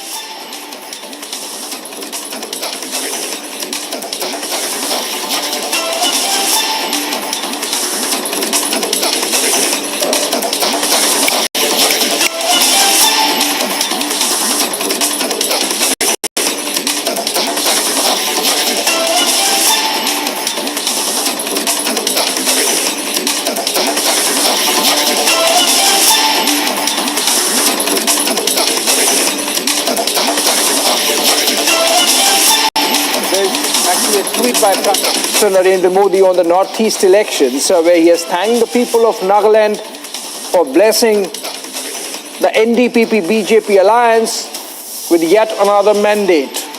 And the PM congratulates the cadres on the victory. He has added that the double-engine government will keep working for the state's progress, and he has lauded the party workers for their hard work which ensured this result. Prime Minister in second tweet has thanked the people of Meghalaya for having voted the BJP and added that we will keep working hard to enhance the development trajectory of Meghalaya and focus on empowering the people of the state. I'm also thankful to all party workers for the effort they put, says the Prime Minister. Similarly, on Tripura, the third tweet by Prime Minister thanks the people of the state and says that this is a vote for progress and stability. BJP will continue to boost the state's growth trajectory. I am proud of all Tripura BJP Karyakartas for their spectacular efforts at the grassroots. Again, the Prime Minister saying this.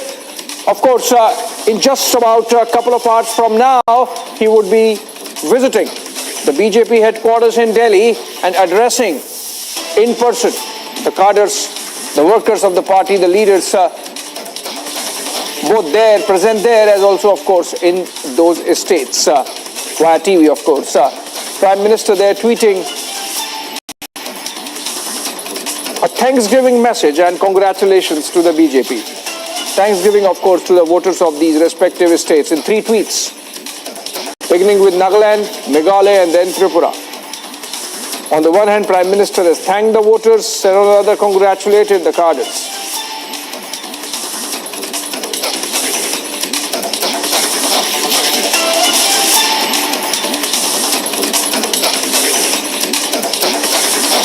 Remember the results that have been coming in from the northeast of the 3 states, Nagaland, Meghalaya and Tripura. The BJP has come back to power on its own. In Tripura, it seems, in Nagaland, in alliance with NDPP.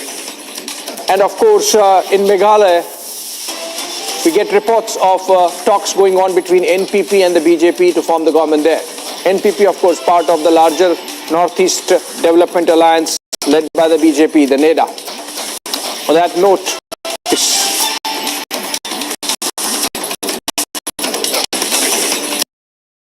crowd is chanting, singing music in a poetic way. The crowd is very happy, but we'll have to see that what's the final call will be taken by the leaders of different parties in Meghalaya. As right now the situation is very critical. It's a hung assembly, but who will alliance with which party is still to be known, as late in the evening the meeting of NPP leaders will be done. The internal meeting will be held, but right now showing you the visuals of celebration and color from outside Shillong counting center. The security personnel have been enhanced, the security have been beefed up outside counting center, and the folk music, the poetic environment could clearly be sensed here outside counting center, as BJP Karyakartas are very happy and they are very sure that this time also in Meghalaya there will be alliance government, and that also not without BJP.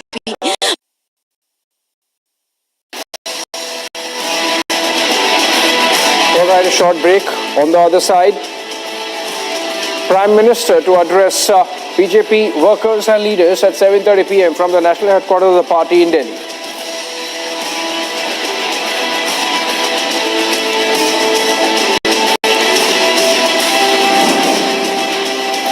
Also, largest coverage of the Northeast election results continues on Republic TV with equally large crew.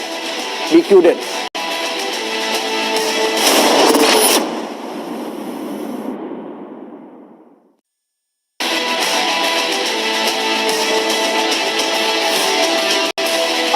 Undeniable BJP wave in the Northeast.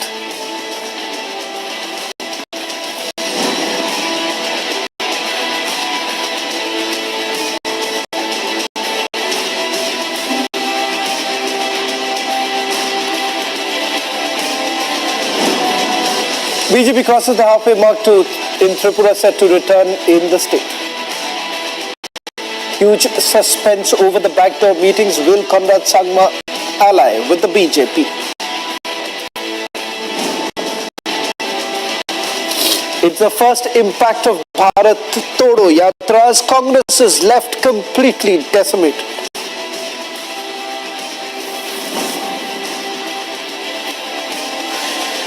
The largest coverage of the Northeast elections on Republic Media Network.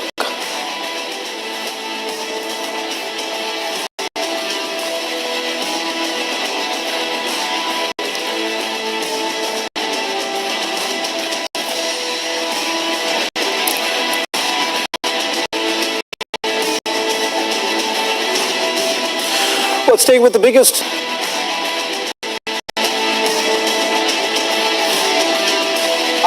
undeniable BJP wave in the Northeast.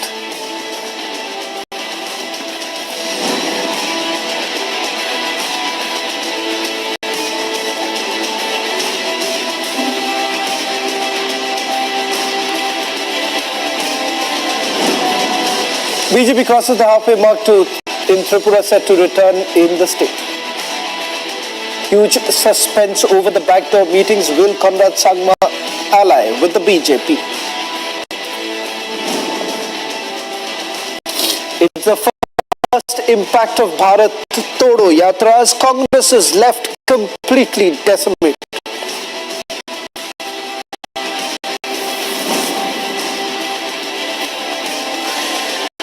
The largest coverage of the Northeast elections on Republic Media Network.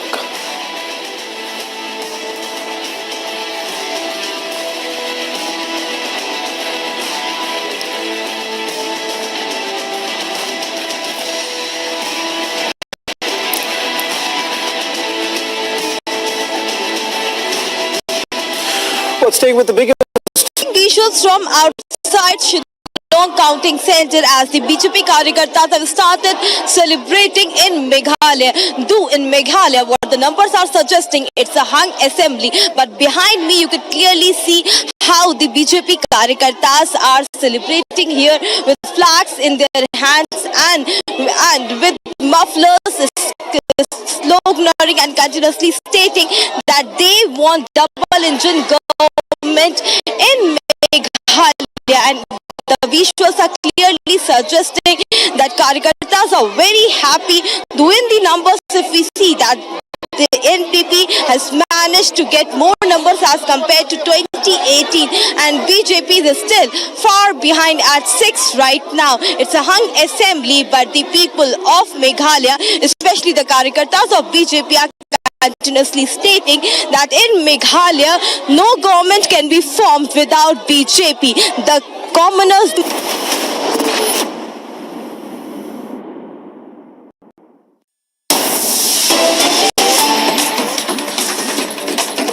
Right, breaking news development from down south now. The face-off between government of Telangana and the governor there escalates, and the Telangana government has in fact gone to the Supreme Court and filed a writ petition against Governor Tamilisai Soundararajan. A writ petition filed essentially over not giving her, the governor not giving her assent to 10 bills passed by the government of BRS of KCR. Remember, the standoff has been on for a while now, including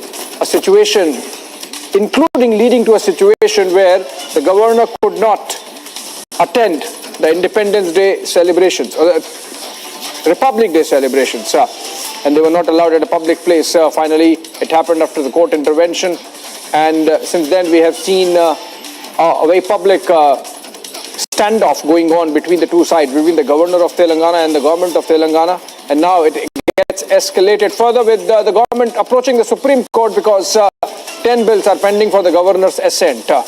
Constitutionally, the governor is not obliged to give a reason for withholding assent, but then there must be some reason why the Telangana government has really chosen to go to the Supreme Court, or they would have some legal basis to it. Interesting to watch out how this pans out in the topmost court of the country. A short break. All right. On the other side is Conrad Sangma in talks with the BJP to form a government in Meghalaya.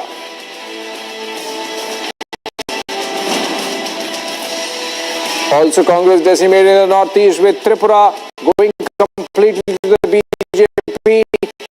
The party coming in alliance, forming the government in Nagaland, and of course Meghalaya. Talks on between the single largest party, Conrad, and the BJP. Where's the Congress party?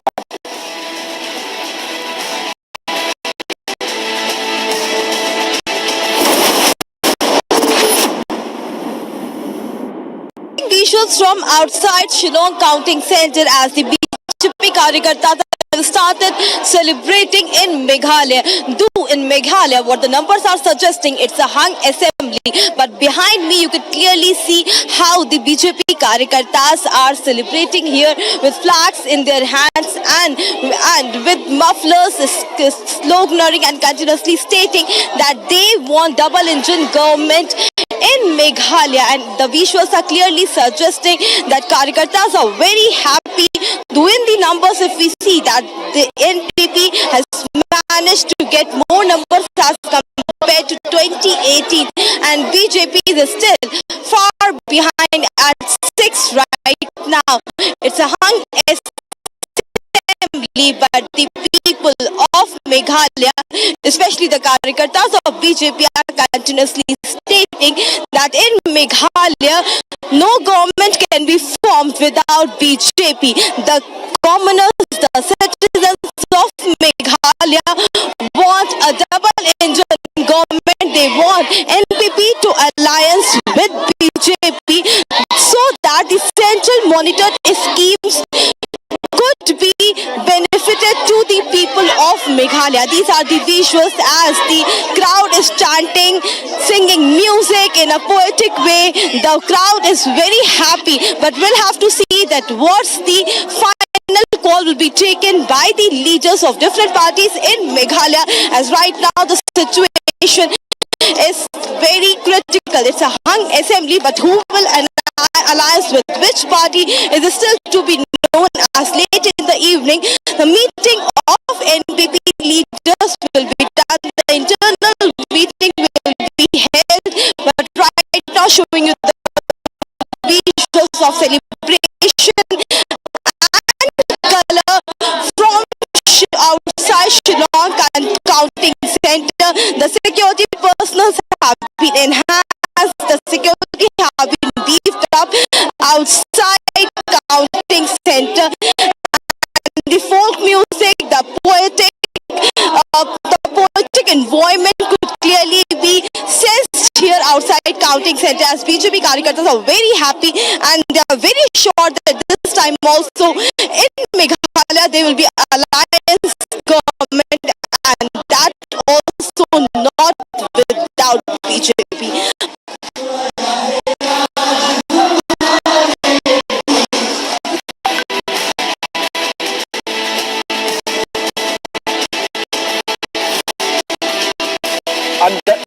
Undeniable BJP wave in the northeast.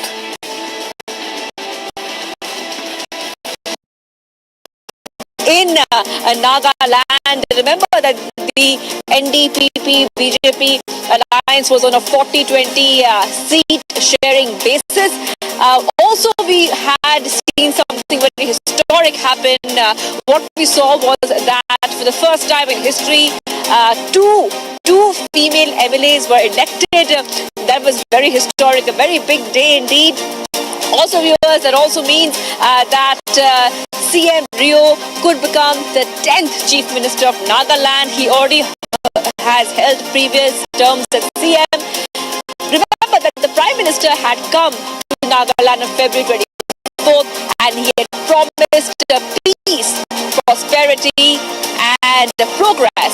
The 3 P's the Prime Minister had promised for the people of Nagaland, and as once more the BJP alliance has done exceptionally well this time in Nagaland. This is Shivangi Shukla with VJ Anil for Republic TV.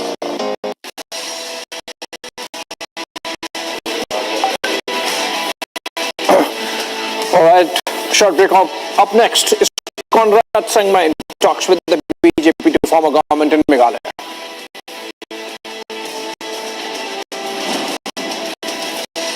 Also, Prime Minister to address BJP Karyakartas and leaders at 7:30 p.m. at the BJP headquarters in Delhi.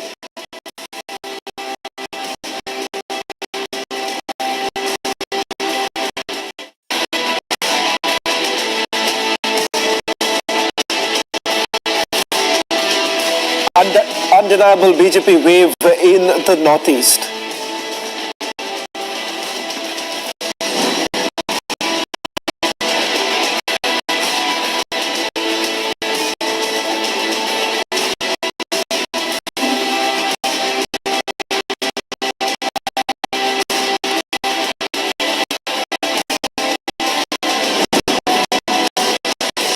BJP crosses the halfway mark to in Tripura, set to return in the state. Huge suspense over the backdoor meetings. Will Conrad Sangma ally with the BJP?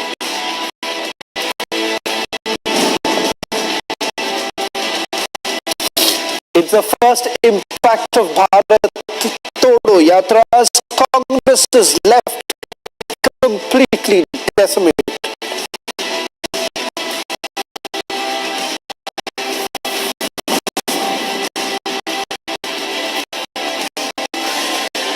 The largest coverage of the Northeast elections on Republic Media Network.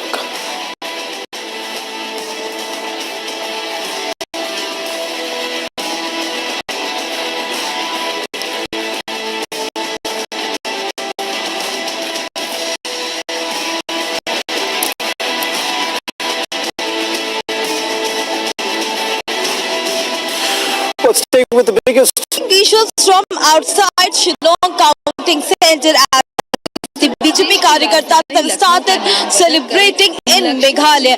Though in Meghalaya, what the numbers are suggesting, it's a hung assembly. But behind me, you could clearly see how the BJP Karyakartas are celebrating here with flags in their hands and with mufflers sloganeering and continuously stating that they want double engine government in Meghalaya, and the visuals are clearly suggesting that Karyakartas are very happy.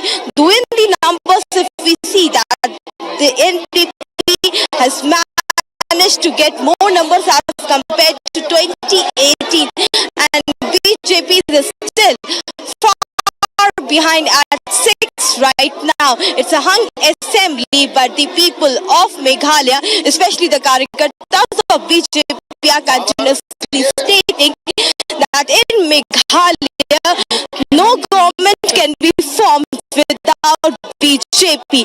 The commoners, the citizens of Meghalaya want a double engine government. They want NPP to alliance with BJP so that the central monitored schemes could be benefited to the people of Meghalaya. These are the visuals as the crowd is chanting, singing music in a poetic way.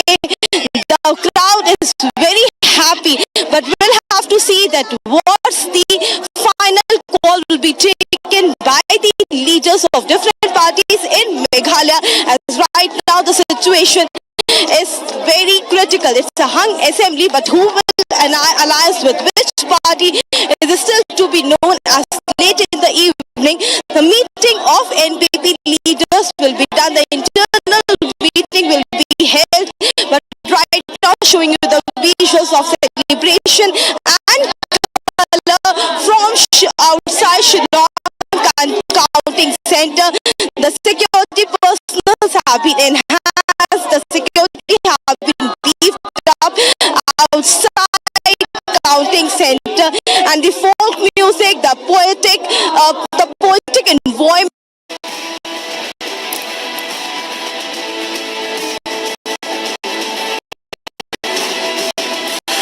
Staying with the biggest visuals from outside Shillong counting center as the BJP Karyakartas have started celebrating in Meghalaya. Though in Meghalaya, what the numbers are suggesting, it's a hung assembly, but behind me you can clearly see how the BJP Karyakartas are celebrating here with flags in their hands and with mufflers, sloganeering and continuously stating that they want double engine government in Meghalaya, and the visuals are clearly suggesting that Karyakartas are very happy. Doing the numbers, if we see that the NPP has managed to get more numbers as compared to 2018, and BJP is still far behind at 6 right now. It's a hung assembly, but the people of Meghalaya, especially the Karyakartas of BJP, are continuously stating that in Meghalaya, no government can be formed without BJP. The commoners, the citizens of Meghalaya want a double-engine government. They want NPP to alliance with BJP so that the central monitored schemes could be benefited to the people of Meghalaya.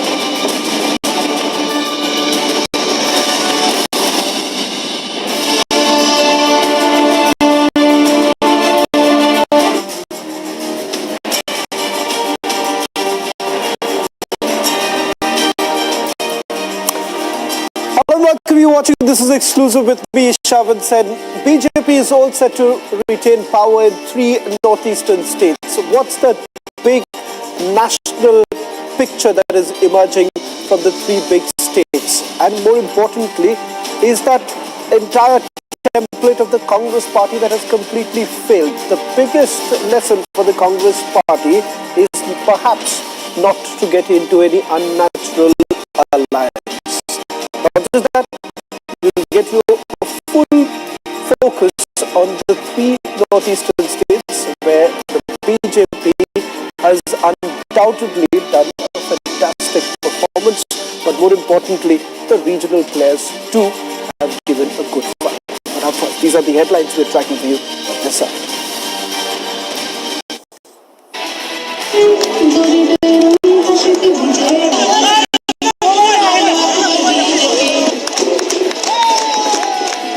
Dr. Manik Saha back has said the Chief Minister BJP breaches the halfway mark in Tripura.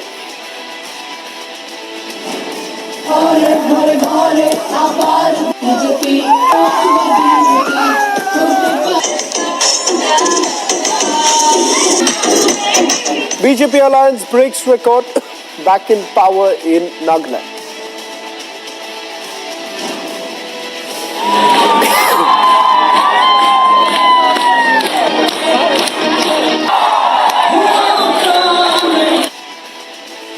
No party crossing the halfway mark, Conrad Sangma dials BJP for alliance. Prime Minister set to address the BJP cadre victory rally at 7:30 this evening.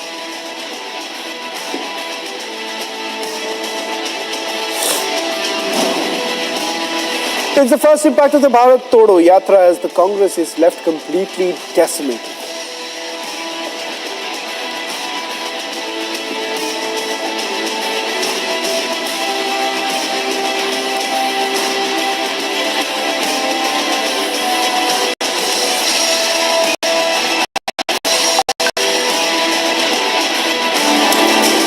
Well, Prime Minister Narendra Modi on Thursday said that the BJP's win in Tripura is a vote for progress and stability, and asserted that the party's government in the state will continue to boost its growth trajectory.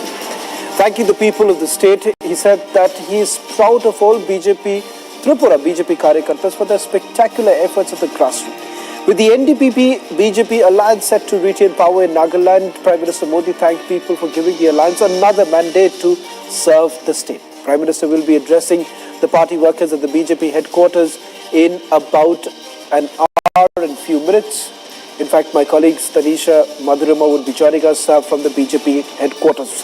What does this essentially mean for the Bharatiya Janata Party, which for the longest time perhaps was seen as a pariah in the northeastern states? But now, the very party which has been dominating the landscape for about several decades put together, that is the Congress, has been completely decimated, and the Bharatiya Janata Party has actually made inroads in multiple states. Even like a state like Meghalaya, from 2 seats, their numbers have gone up. As far as Tripura is concerned, remember, wresting power from the left rule, they managed to beat the anti-incumbency and retain power. Joining us on this broadcast are my colleagues Madhurima as well as Tanisha. First to you, Madhurima, just to get us a sense of what's really happening in the BJP camp right now. Undoubtedly, they would be extremely happy given the fact that these are the first election results of the year 2023, and it seems it's been an impressive start. Well, absolutely, Shravan. We'll take you directly to the pictures as the entire headquarters of the Bharatiya Janata Party is enveloped in this festive atmosphere. You can see the flags waving and everybody is waiting for the Prime Minister's address that will happen at 7:30. But you can see the gaggle of supporters that are pouring in now, because in an hour and a half the Prime Minister will be addressing the Karyakartas, and as you can see that how people have come here and are celebrating the victory of the Bharatiya Janata Party in the northeastern states. You can see the songs are being played, drums are being played. There are multiple performances that are also Shravan, lined up for the evening as well, because we've seen dancers getting ready in the backdrop and musicians getting ready at the backdrop. So we can be expecting a lot of power here at the BJP headquarters, and all the preparations have been made. You can see Holi is being played right in front of us. It's an early Holi for the Bharatiya Janata Party. You can see how Gulal, they're playing Gulal over here. We are moving towards that yellow, in the hues of yellow, purple, pink, red, all in the sky for the Bharatiya Janata Party, as it's an early Holi for the BJP as they have started their 2023, and they are planning to keep up with the streak. So it's a positive beginning for the Bharatiya Janata Party, Shravan. And as you can see, a lot of color coming in from the headquarters of the Bharatiya Janata Party, and all waiting for the Prime Minister. As we move forward, you can see a lot of interesting pictures. There's a man dressed like Lord Hanuman, and with all over BJP written, Shravan. And as you can see, it says Namo and BJP. So all that coming in, we'll speak as to what's the idea behind it. योगी मोदी जिंदाबाद, हनुमान जी का ज्यादा, बाबा बागेश्वर धाम की। मैं मेरे श्री राम रूपी माननीय प्रधानमंत्री नरेंद्र दामोदर दास मोदी जी का भारत में जहाँ जहाँ सभा होती है, मैं इसी रूप में सभा का साक्षी बनता हूँ, और आज मैं 113वीं साक्षी बनूंगा। और पूर्वोत्तर में जो जीत हुआ है, ये वस्तु कार्यकर्ताओं को धन्यवाद ज्ञापन करते हैं, और मेरे श्री राम रूपी माननीय प्रधानमंत्री नरेंद्र दामोदर दास मोदी जी का जो जादुई कार्य है, आज ठेला चलाने वाले, रिक्शा चलाने वाले, मजदूर, किसान भाइयों, छात्र को जो प्यार किए हैं, जो योजना ला कर कार्य किए हैं, उसका आज प्रतिफल है। और इसमें इस कड़ी को जोड़ते हुए माननीय योगी आदित्यनाथ, माननीय अमित शाह, माननीय Jagat Prasad Nadda, love for the Prime Minister, and the chants of Bharat Mata Ki Jai. You can see that all such colors coming in from the Bharatiya Janata Party. This one person says that he dresses like this and reaches every place where the Prime Minister goes after every victory. You can see how Now colors are being, they are all playing holy. These are color bombs over here that have been opened by the workers of the Bharatiya Janata Party, Shravan. So it's all in all a very colourful event here at the BJP headquarters, and it's only going to get better, it's only going to get more beautiful, Shravan. Back to you. Well, in fact, we're getting in some more breaking news right now. This is with regards to what happens in the state of Meghalaya.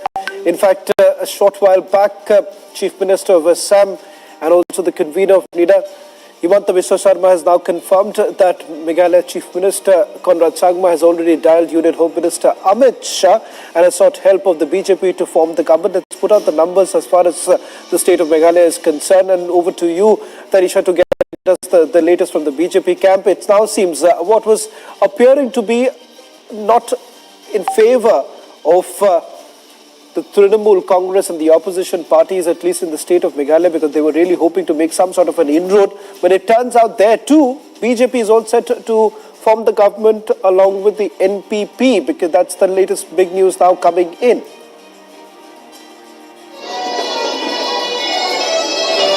Well, Shravan rightly said, it seems the BJP is all set to retain power in the northeast, and the vibe of the same is being felt here in the national capital at the BJP headquarters in New Delhi, where the atmosphere is quite jubilant, I might say, where Prime Minister Narendra Modi is expected to arrive at about just few minutes from now. At 7 p.m. is when we are getting to know that the Prime Minister is supposed to come here. And remember, all of this is because the thumping victory that the BJP has scored in Meghalaya, where they're just trying to make inroads, it has managed to get a sweeping win in Meghalaya, is what we know. And when we talk about Tripura as well, the BJP is all set to form the government. However, when we talk about Nagaland, Meghalaya or Tripura, these are the three states where BJP has kept its mark, Shravan. And clearly, when we talk about the left, when we talk about the Congress, once when the Congress was it was all set in 2018, it was all set as the major party, but today it has swept down, it has decimated completely, and the results can be seen very, very evidently. Where I am right now is at the BJP headquarters, where that is the front gate from where the Prime Minister will be making his entry from. We have people from the northeast along with BJP Karyakartas who have come from Nagaland, Tripura and Meghalaya to greet the Prime Minister. What we also getting to know is that this event is held to felicitate the Prime Minister for the victory that the northeast has seen today, be when we talk about Tripura, when we talk about Meghalaya, or be it in that case even Nagaland. Shravan, when we talk about Tripura has seen and will see BJP retaining its power. When we talk about Meghalaya, the Meghalaya did see a hung assembly with the NPP taking a lead. However, the BJP is expected to make alliance and get some position in the government. And when we talk about the other states, remember, it is a victorious win. Now when we talk about today, it is not wrong to draw a parallel in what happened during the Gujarat elections and today, because just like Gujarat elections, remember, the national capital was decked up. The BJP headquarters were decked up. The Karyakartas were quite jubilant. The atmosphere is very euphoric, and so is the case today when we are seeing BJP being all set and ready to come back into power in the northeastern states. And remember, what we are seeing today in 2023 is just a trailer, because the BJP is setting the stage for the mega 2024 elections that the country will see. Shravan. Well, in fact, that big victory lap in the BJP headquarters. Stay tuned with Republic TV as we get you the live updates. Let's just do a quick recap of all the numbers that have now come in. It's a clear message as far as the national picture goes that the Congress certainly needs to do some thinking at this point in time, given the fact that they've been completely decimated in all the 3 states. And ladies and gentlemen, what's important to point out here are that these are the same very states where at one point in time that the Vadra Congress was certainly in a very formidable position. In fact, states like Meghalaya, right from the inception of the state, they've been in power for the longest time, but now we've been completely routed. In fact, in 2018, in the state of Meghalaya, the Congress had roughly about 21 seats. Now they're down to single digits. We'll try and go across to all our reporters also and get you the latest details, and also those big interviews right from Meghalaya Chief Minister Conrad Sangma to Tripura Chief Minister Manik Saha, all speaking to Republic TV. Let's play out those interviews in a short while from now, but let's stay with the breaking news coming in with Conrad Sangma now dialing Union Home Minister Amit Shah for taking forward the talks. In fact, Madhurima, just a quick response for you till the time we just get all our interviews up. In fact, we'll just play out those interviews with the Meghalaya Chief Minister and Tripura Chief Minister in a short while from now. But Madhurima, anything else that you're picking up in terms of any seat negotiation talks that perhaps the BJP is now having with the NPP? Because this time it seems that the numbers in Meghalaya seems to be a little better than what they were previously. Well, Shravan, what we are learning that, a phone call has already been made and the Conrad gang is already in talks with the BJP. Now, what needs to be seen here is how quick the entire process is going to be, because they would want to finalize, the tally as soon as possible so as to get the independence alongside them and, make the final bid and make the final decision so that Meghalaya could get a stable government as soon as possible. Remember, all this was, quite on the cards ever since that particular meeting that took place between Conrad Sangma and Himanta Biswa Sarma in Guwahati, late night in that hotel. And let me also take you, to these pictures as well over here. These are the admirers of the Prime Minister. So, आज आप यहाँ पे आए हैं, Bharatiya Janata party की जीत हुई है, क्या कहेंगे? भारतीय जनता पार्टी जिंदाबाद, जय भारत, जय वंदे मातरम। सबसे पहले मोहब्बत हो गई है, मोदी तेरे नाम से दीवाने हो गए हैं, मोदी तेरे काम से। वोट क्या चीज है, जान भी दे देंगे तेरे लिए शान से, जलने वाले जलते रहेंगे, हम जला नहीं रुकने देंगे। मोदी जी, तुम देश नहीं झुकने देना, हम तुम्हें नहीं झुकने देंगे। वंदे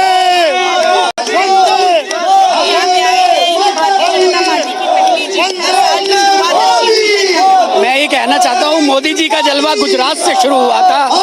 विपक्ष कह रहा था 2014 में नहीं आएंगे मोदी जी, 2019 में नहीं आएंगे मोदी जी, 2024 में नहीं आएंगे मोदी जी। मैं कहता हूँ मोदी जी हमारे पीएम 2040 तक भारत के पीएम नरेंद्र मोदी जी रहने वाले। तो आप कहेंगे कि होली पहले आ गई है भारतीय जनता पार्टी के लिए? होली पहले आ गई है Bharatiya Janata party?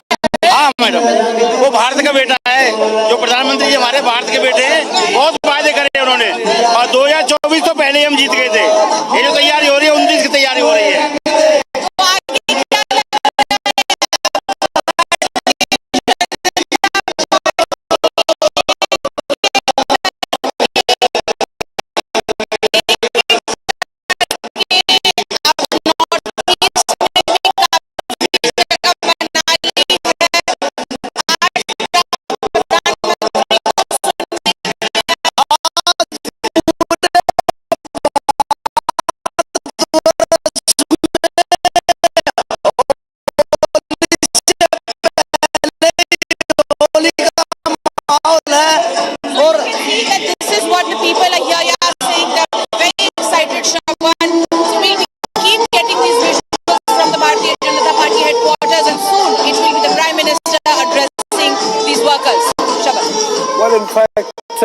Undoubtedly, there would be jubilant party workers at the BJP headquarters.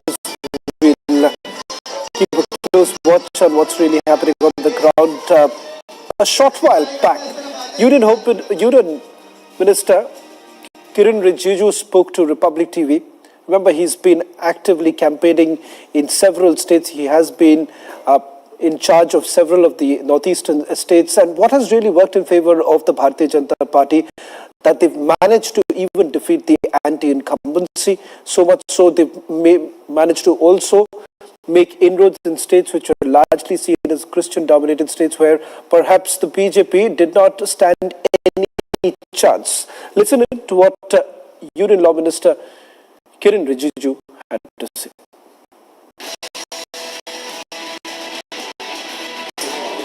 First of all, the first election of the year 2023 has been very positive for Bharatiya Janata Party. It has begun from Northeast India, and I feel this is good for India.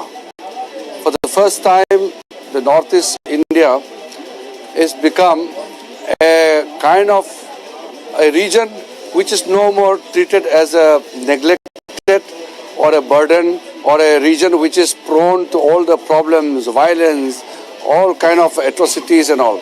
Now, the new India with the new Northeast is different. Northeast is now a vibrant region. Northeast people are now seeing the light of development. This transformation of Northeast is only because of the commitment and the vision of the Honorable Prime Minister. I can tell you one thing. If Northeast becomes a symbol of development, if Northeast becomes peaceful, it is a huge achievement for the country.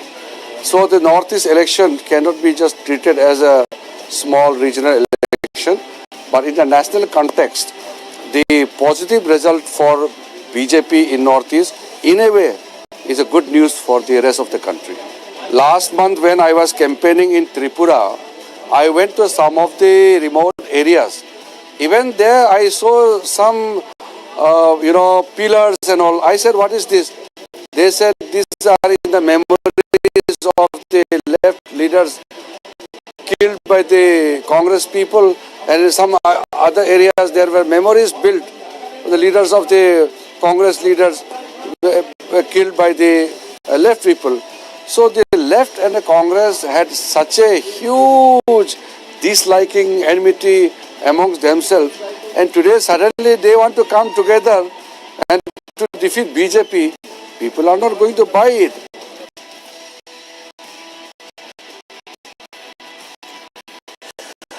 On the other side, what's really happening in the state of Meghalaya with no single party crossing the halfway mark? But the latest development taking place, Sangma now tells Union Home Minister Amit Shah for an alliance with the BJP.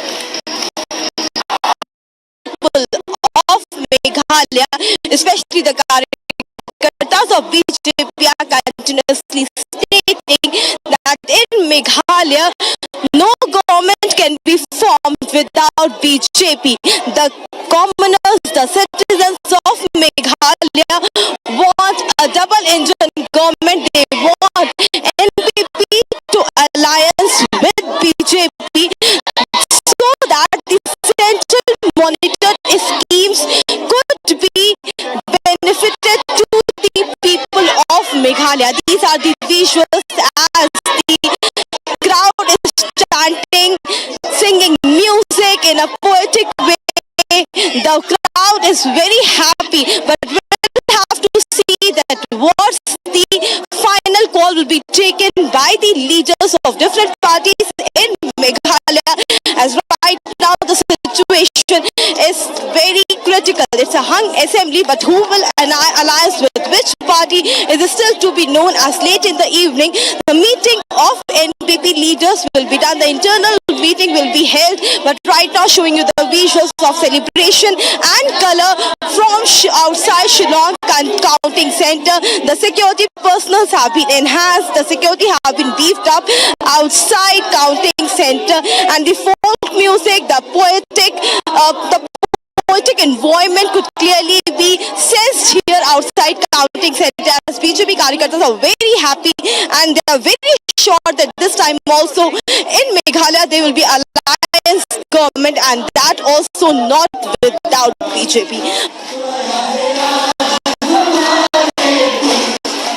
visuals from outside Shillong counting center as the BJP Karyakartas have started celebrating in Meghalaya.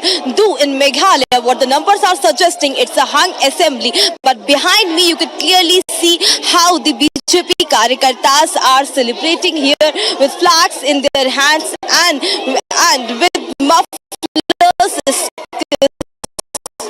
sloganeering and continuously stating that they want double-engine government in Meghalaya, and the visuals are clearly suggesting that Karyakartas are very happy. Though in the numbers, if we see that the NDP has managed to get more numbers as compared to 2018, and BJP is still far behind at 6 right now. It's a hung assembly, but the people of Meghalaya, especially the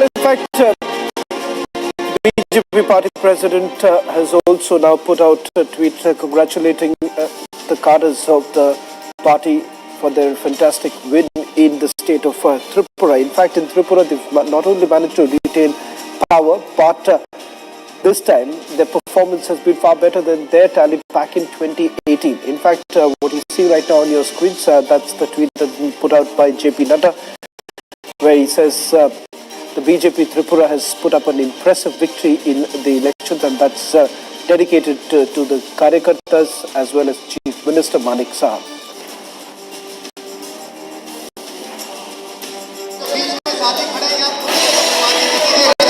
Well, the BJP is all set to form the government in the northeast, and the happiness is being felt here in the national capital, where the BJP cadres are quite reporting about the same. We are right now at the BJP headquarters in the national capital, and in just few moments from now, Prime Minister Narendra Modi's address will be live. We'll get you all that, but right after a very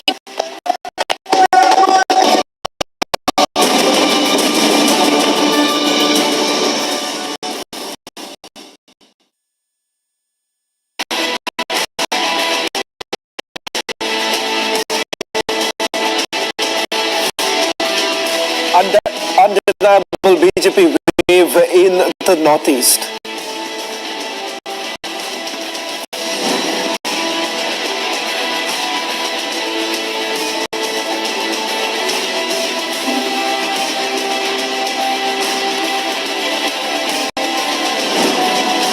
BJP crosses the halfway mark in Tripura, set to return in the state. Huge suspense over the backdoor meetings. Will Conrad Sangma ally with the BJP? It's the first impact of Bharat Todo Yatra as Congress is left completely decimated.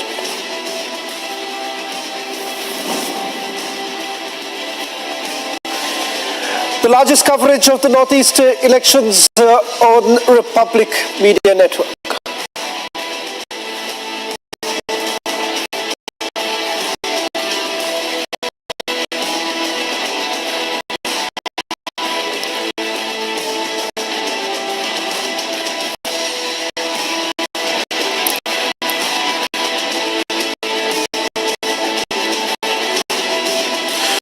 Staying with the biggest visuals from outside Shillong counting center as the BJP Karyakartas have started celebrating in Meghalaya. Though in Meghalaya, what the numbers are suggesting, it's a hung assembly. But behind me, you could clearly see how the BJP Karyakartas are celebrating here with flags in their hands and with mufflers, sloganeering and continuously stating that they want double-engine government in Meghalaya, and the visuals are clearly suggesting that Karyakartas are very happy. In the numbers, if we see that the NDP has managed to get more numbers as compared to 2018, and BJP is still far behind at 6 right now. It's a hung assembly, but the people of Meghalaya, especially the Karyakartas of BJP, are continuously stating that in Meghalaya, no government can be formed without BJP. The commoners, the citizens of Meghalaya want a double-engine government. They want NPP to align with BJP so that the central monitored schemes could be benefited to the people of Meghalaya. These are the visuals as the crowd is chanting, singing music in a poetic way. The crowd is very happy, but we'll have to see that what's the final call will be taken by the leaders of different parties in Meghalaya, as right now the situation is very critical. It's a hung assembly, but who will alliance with which party is still to be known, as late in the evening the meeting of NPP leaders will be done. The internal meeting will be held, but right now showing you the visuals of celebration and color from outside Shillong counting center. The security personnel have been enhanced, the security have been beefed up outside counting center, and the folk music, the poetic environment could clearly be sensed here outside counting center, as BJP Karyakartas are very happy and they are very sure that this time also in Meghalaya there will be alliance government, and that also not without BJP.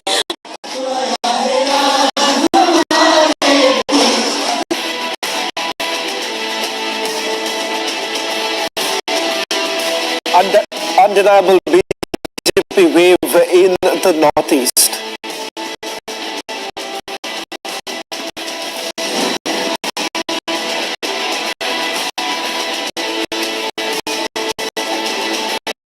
More numbers as compared to 2018, and BJP is still far behind at 6 right now. It's a hung assembly, but the people of Meghalaya, especially the Karyakartas of BJP, are continuously staying.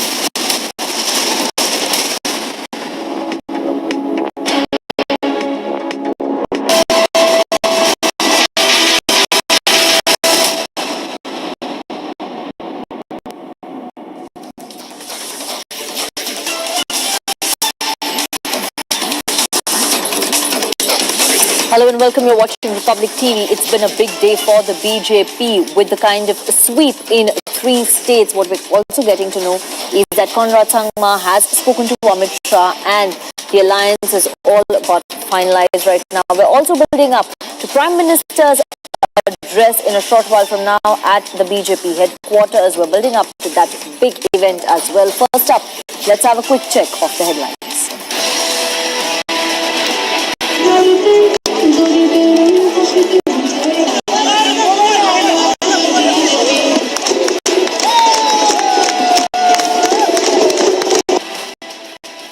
Dr. Manik Saha back as Chief Minister. BJP breaches halfway mark in Tripura.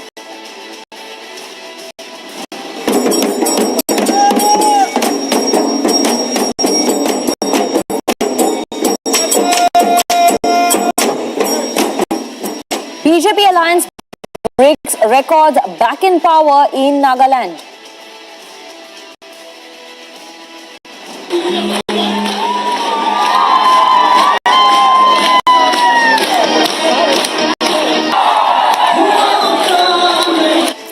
And Conrad Sangma has dialed Amit Shah for alliance.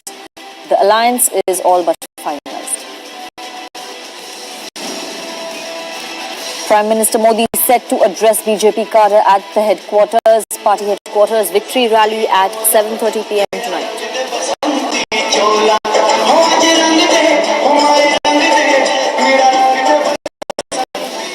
It's the first impact of Bharat Todo Yatra as Congress is left completely decimated.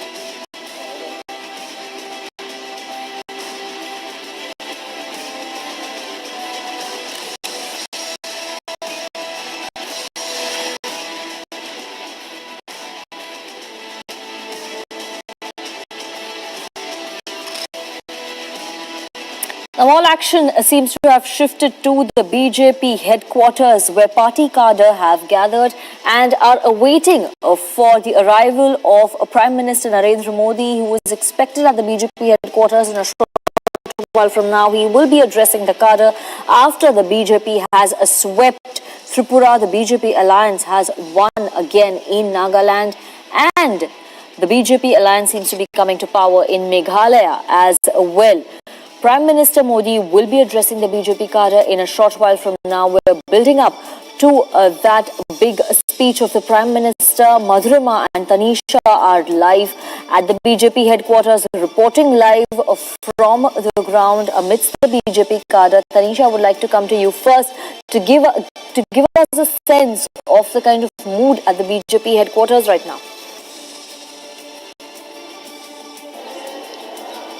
Well, Sanika, just explaining it to you in one word, the mood is quite jubilant here. As you see, I am right now reporting from the entry gate where the stage is all set. BJP leaders are here, they are waiting Prime Minister Modi's arrival. Remember, that front entry gate that you see is where the Prime Minister will be taking his entry from. This is the BJP headquarters here in the national capital. What we are getting to know is in just few minutes from now, that is about another 5 to 7 minutes, is when JP Nadda will be here, BJP president. He will be accompanied by Prime Minister Narendra Modi. Both of them will first head into the BJP headquarters, and then after which is when we are expecting Prime Minister Modi's message that he will give out to his cadres. Remember, boards have been put out where my colleague Madhurima is, where the atmosphere is very euphoric, where the BJP cadres are celebrating their win, because remember, it is the northeast that we are talking about, and the BJP has managed to make its mark there. Meghalaya, where it was just making its inroads, they have managed to take over there. And when we talk about Tripura as well, they have managed to breach the majority mark. However, when we talk about all of these three states, remember, these three states are just the beginning, because they are setting the tone for the mega 2024 polls that is upcoming. It is certain that today the Prime Minister will be addressing number one on the victory, and number two the way ahead, because it's just the northeast that has happened today. The results that have come out today. Now, with what we have forward is the elections of Rajasthan, Madhya Pradesh, Chhattisgarh, Karnataka, and several other states. So that will be setting the tone for the mega polls, where the BJP is eyeing to come back with. Who is at another vantage point at the BJP headquarters? Madhurima, you're surrounded by BJP cadre. If you can talk to them and get our viewers a sense of the kind of mood, the electric mood that is currently at the BJP headquarters. Well, absolutely, Sanika. The mood here is aesthetic, and we'll go straight away to the pictures. As you can see, how people have poured in today at the headquarters of the Bharatiya Janata Party to listen to their Prime Minister. We'll move towards,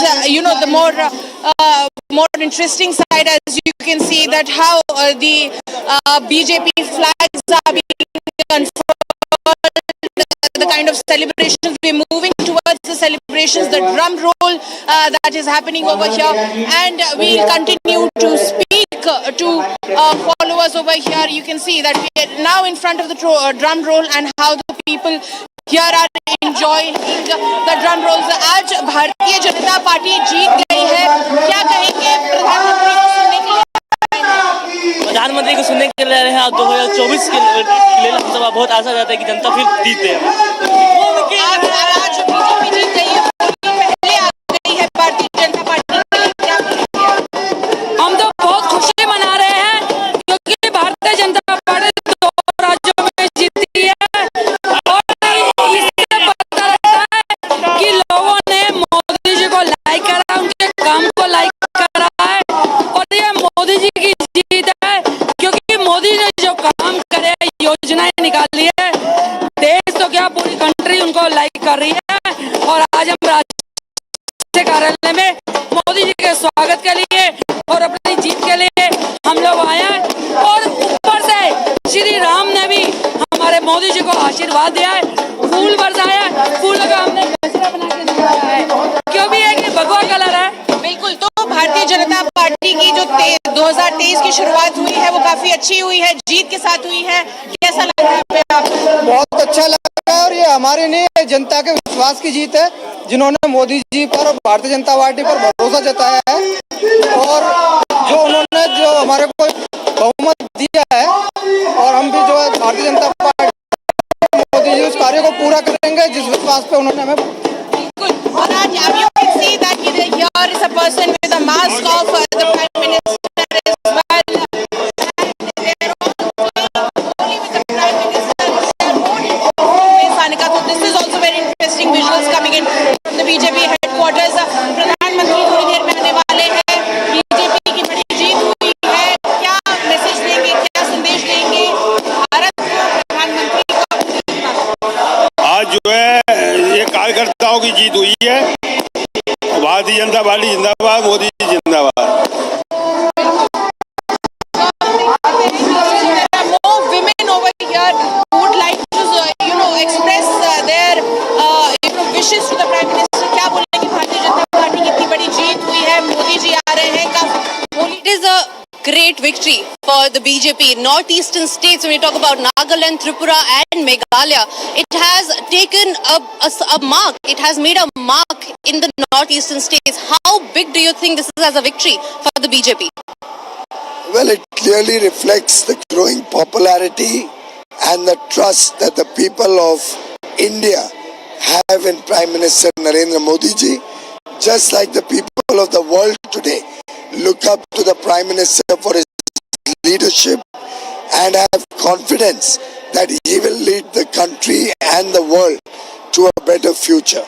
The Northeast over the years has never received the kind of attention, the kind of love and affection, the focus on the development of the Northeast as we have seen in the last 9 years under Prime Minister Narendra Modi.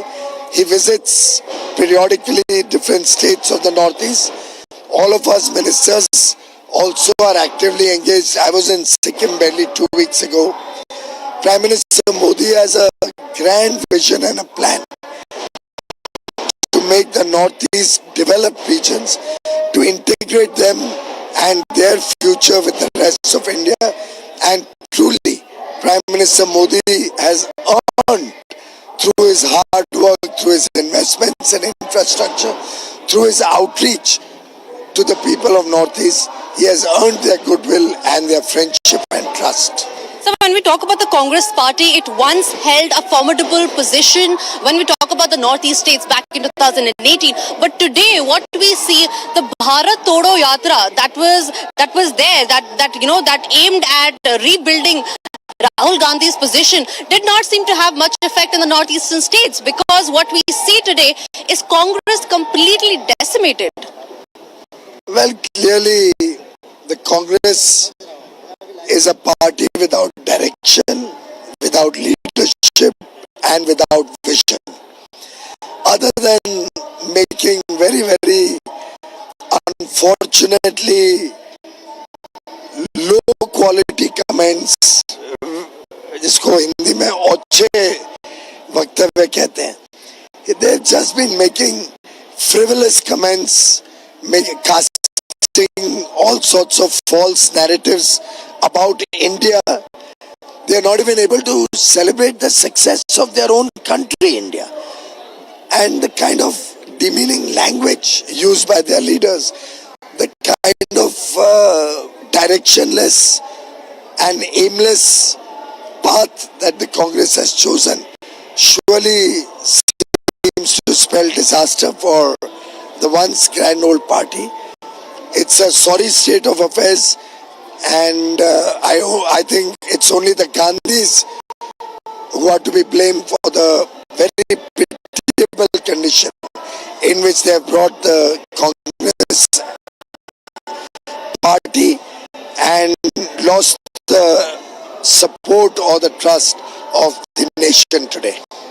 So my last question to you is 2024 is just around the corner. It's knocking at our doors. What effect do you think this victory will put on the bigger picture? Well, this is one amongst several victories of the BJP and Prime Minister Modi.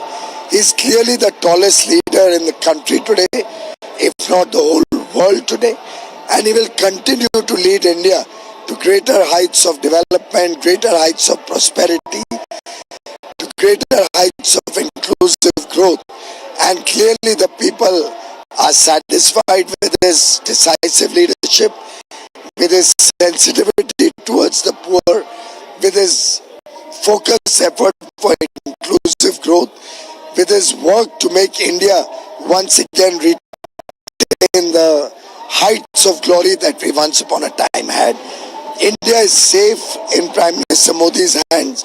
India has a very bright and secure future, and clearly 2024 will be one more opportunity for the people of India to repose their unflinching trust with an even greater majority and bigger blessings for his leadership to this country. That was Union Minister Piyush Goyal setting the record straight of the BJP for the 2024 polls and lashing out at the Congress party. Where I am right now is the BJP headquarters in New Delhi, and stand by for the live.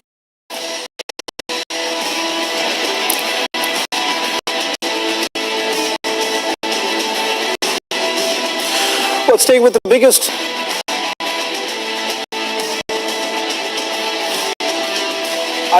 undeniable BJP wave in the Northeast.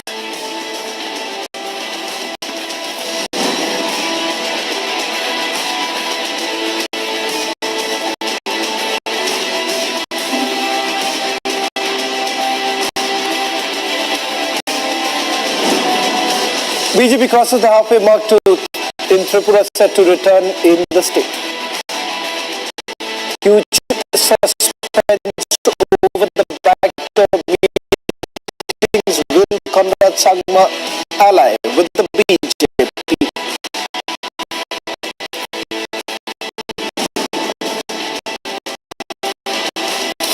It's the first impact of Bharat Todo Yatra's. Congress is left completely decimated.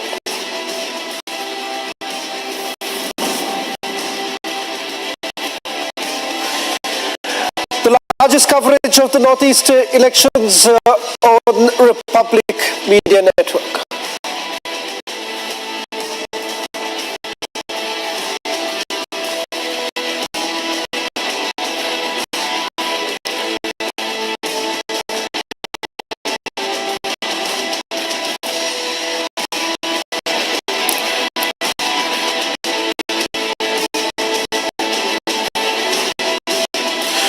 Staying with the biggest visuals from outside Shillong counting center as the BJP Karyakartas have started celebrating in Meghalaya. In Meghalaya, what the numbers are suggesting, it's a hung assembly, but behind me you could clearly see how the BJP Karyakartas are celebrating here with flags in their hands and with mufflers sloganeering and continuously stating that they want double engine government in Meghalaya, and the visuals are clearly suggesting that Karyakartas are very happy. Within the numbers, if we see that the NPP has managed to get more numbers as compared to 2018, and BJP is still far behind at 6 right now. It's a hung assembly, but the people of Meghalaya, especially the Karyakartas of BJP, are continuously stating that in Meghalaya, no government can be formed without BJP. The commoners, the citizens of Meghalaya want a double engine government. They want NPP to alliance with BJP so that the central monitored schemes could could be benefited to the people of Meghalaya. These are the visuals as the crowd is chanting, singing music in a poetic way. The crowd is very happy, but we'll have to see that what's the final call will be taken by the leaders of different parties in Meghalaya, as right now the situation is very critical. It's a hung assembly, but who will alliance with which party is still to be known, as late in the evening the meeting of NPP leaders will be done. The internal meeting will be held, but right now showing you the visuals of celebration and color from outside Shillong Counting Center. The security personnel have been enhanced. The security have been beefed up outside Counting Center, and the folk music, the poetic environment could clearly be sensed here outside Counting Center, as BJP Karyakartas are very happy and they are very sure that this time also in Meghalaya there will be alliance government, and that also not without BJP.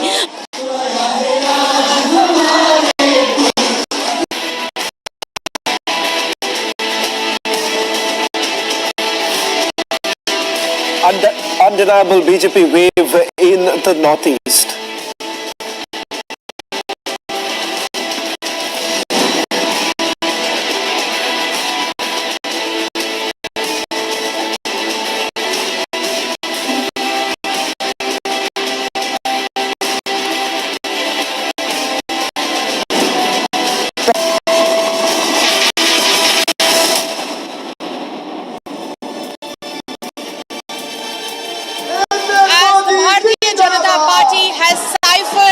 Victory in the northeastern states from the hands of anti-constituency and the opposition parties. There's an aesthetic environment here at the Bharatiya Janata Party headquarters.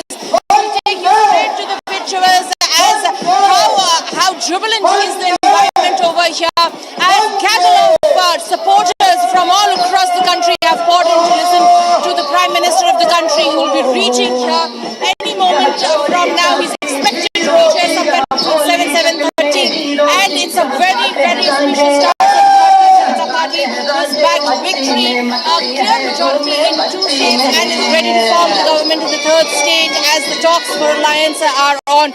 We're showing you these live pictures over here. The stage is set for the Prime Minister. It's an early holy for the Bharatiya Janata Party, and the entire atmosphere is very jubilant, it's aesthetic, and you can see that how happy these BJP workers are, and it has set the stage for the Bharatiya Janata Party very clear for the upcoming assembly elections and also the coming 2024 elections. Stay tuned, the Prime Minister will be here any moment. He'll be addressing the BJP workers after a stupendous victory in the northeast. Stay tuned to Republic TV, we'll be right back.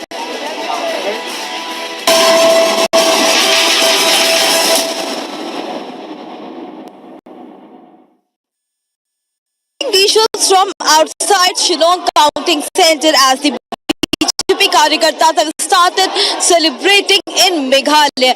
Though in Meghalaya, what the numbers are suggesting, it's a hung assembly, but behind me you can clearly see how the BJP Karyakartas are celebrating here with flags in their hands and with mufflers sloganeering and continuously stating that they want double engine government in Meghalaya, and the visuals are clearly suggesting that Karyakartas are very happy. Though in the numbers, if we see that the NPP has managed to get more numbers as compared to 2018, and BJP is still far behind at 6 right now. It's a hung assembly, but the people of Meghalaya, especially the Karyakartas of BJP, are continuously stating that in Meghalaya, no government can be formed without BJP.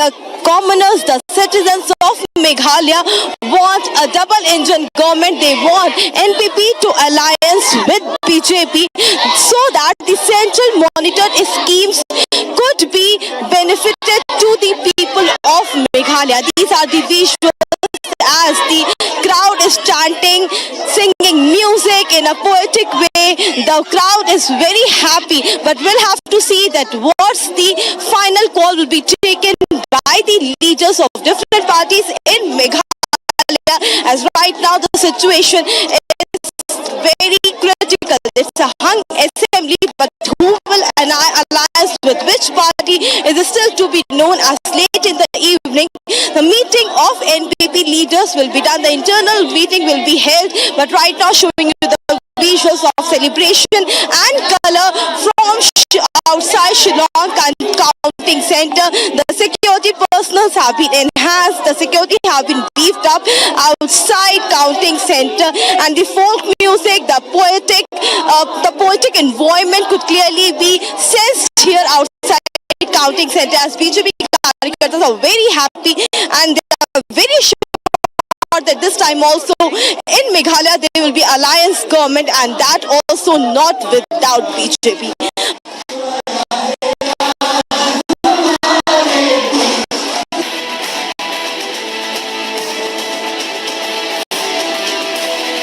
Undeniable BJP wave in the northeast.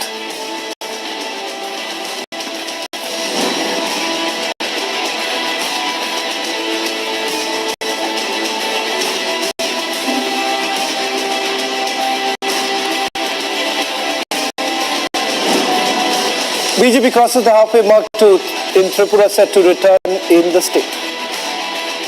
Huge suspense over the backdoor meetings. Will Conrad Sangma ally with the BJP? It's the first impact of Bharat Todo Yatra as Congress is left completely decimated.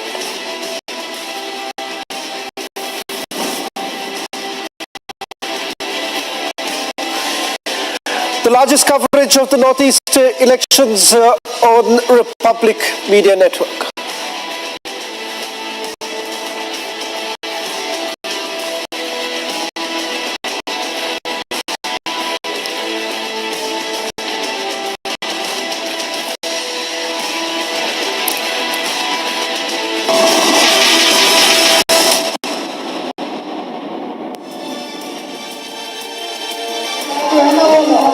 Vivacious environment here around the Bharatiya Janata headquarters, as you can see how the Bharatiya Janata Party workers are celebrating the victory of the party in the northeastern state.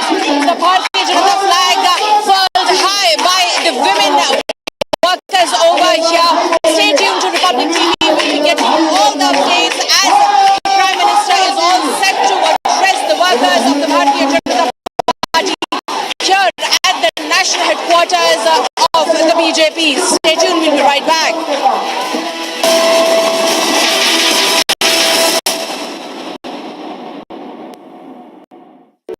In the global employability rankings by Times Higher Education UK, only the following 6 institutions from India are ranked amongst the top 230 in the world for having the most employable graduates. IIT Delhi, IISc Bangalore, IIT Bombay, IIM Ahmedabad, IIT Kharagpur and Amity University.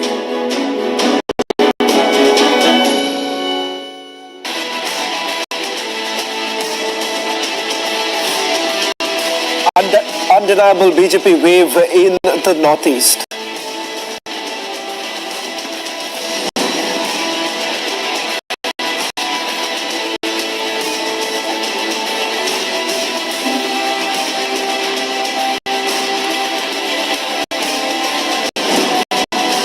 BJP crosses the halfway mark in Tripura, set to return in the state. Huge suspense over the backdoor meetings. Will Conrad Sangma ally with the BJP? It's the first impact of Bharat Todo Yatra as Congress is left completely decimated.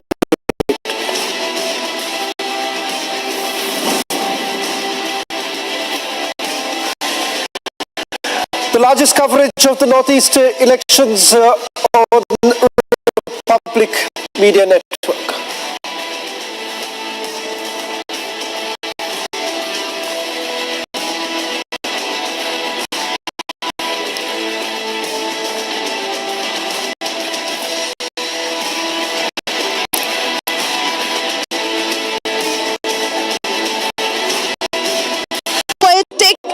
the poetic environment could clearly be sensed here outside counting center. BJP Karyakartas are very happy and they are very sure that this time also in Meghalaya there will be alliance government, and that also not without BJP.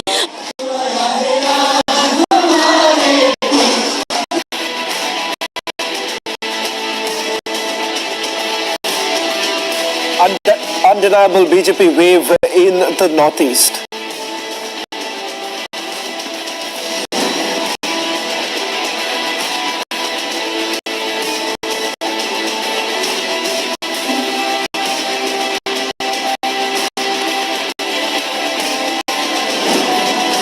BJP crosses the halfway mark in Tripura, set to return in the state. Huge suspense over the backdoor meetings. Will Conrad Sangma ally with the BJP?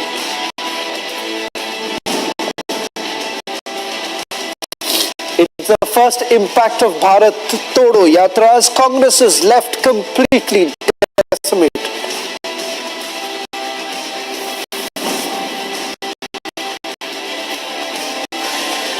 The largest coverage of the Northeast elections on Republic Media Network.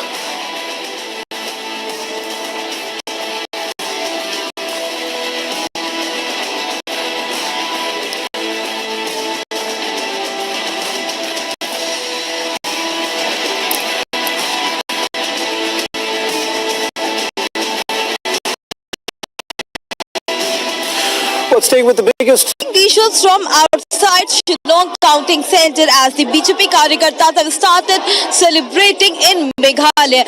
Though in Meghalaya, what the numbers are suggesting, it's a hung assembly. But behind me, you could clearly see how the BJP Karyakartas are celebrating here with flags in their hands and with mufflers, sloganeering and continuously stating that they want double-engine government in Meghalaya, and the visuals are clearly suggesting that Karyakartas are very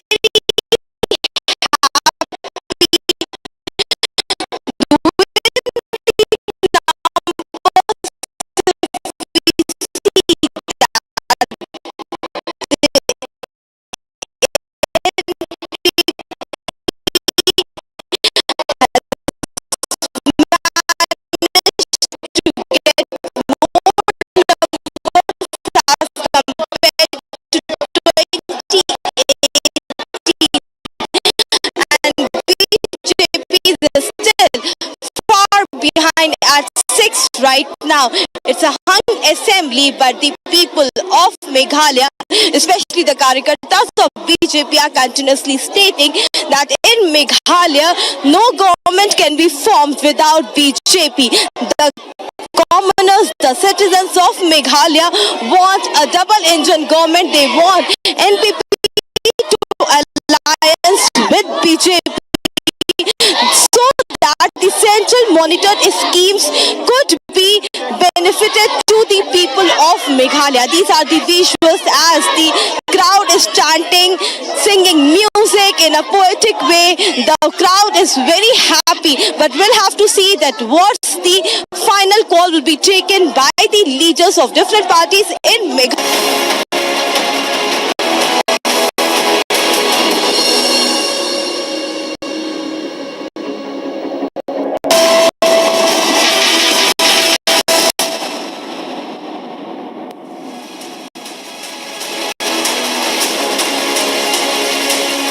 Thank you for staying with us here on Republic TV. The results are in for Nagaland, Tripura and Meghalaya.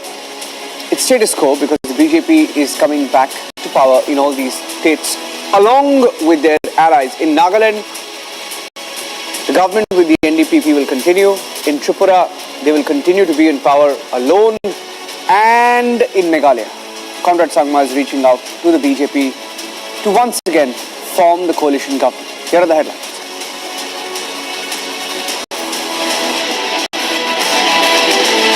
In Tripura, Dr. Manik Saha back as the Chief Minister. BJP reaches the halfway mark.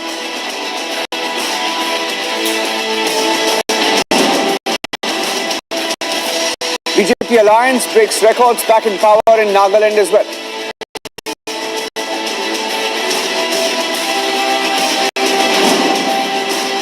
No party crossing the halfway mark. Conrad Sangma dials the BJP for an alliance, wants to work together again.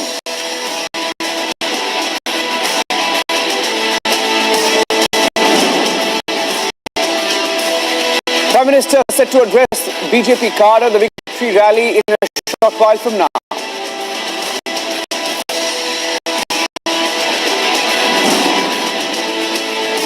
First impact of the Bharat Jodo Yatra as Congress is left completely decimated in the northeast.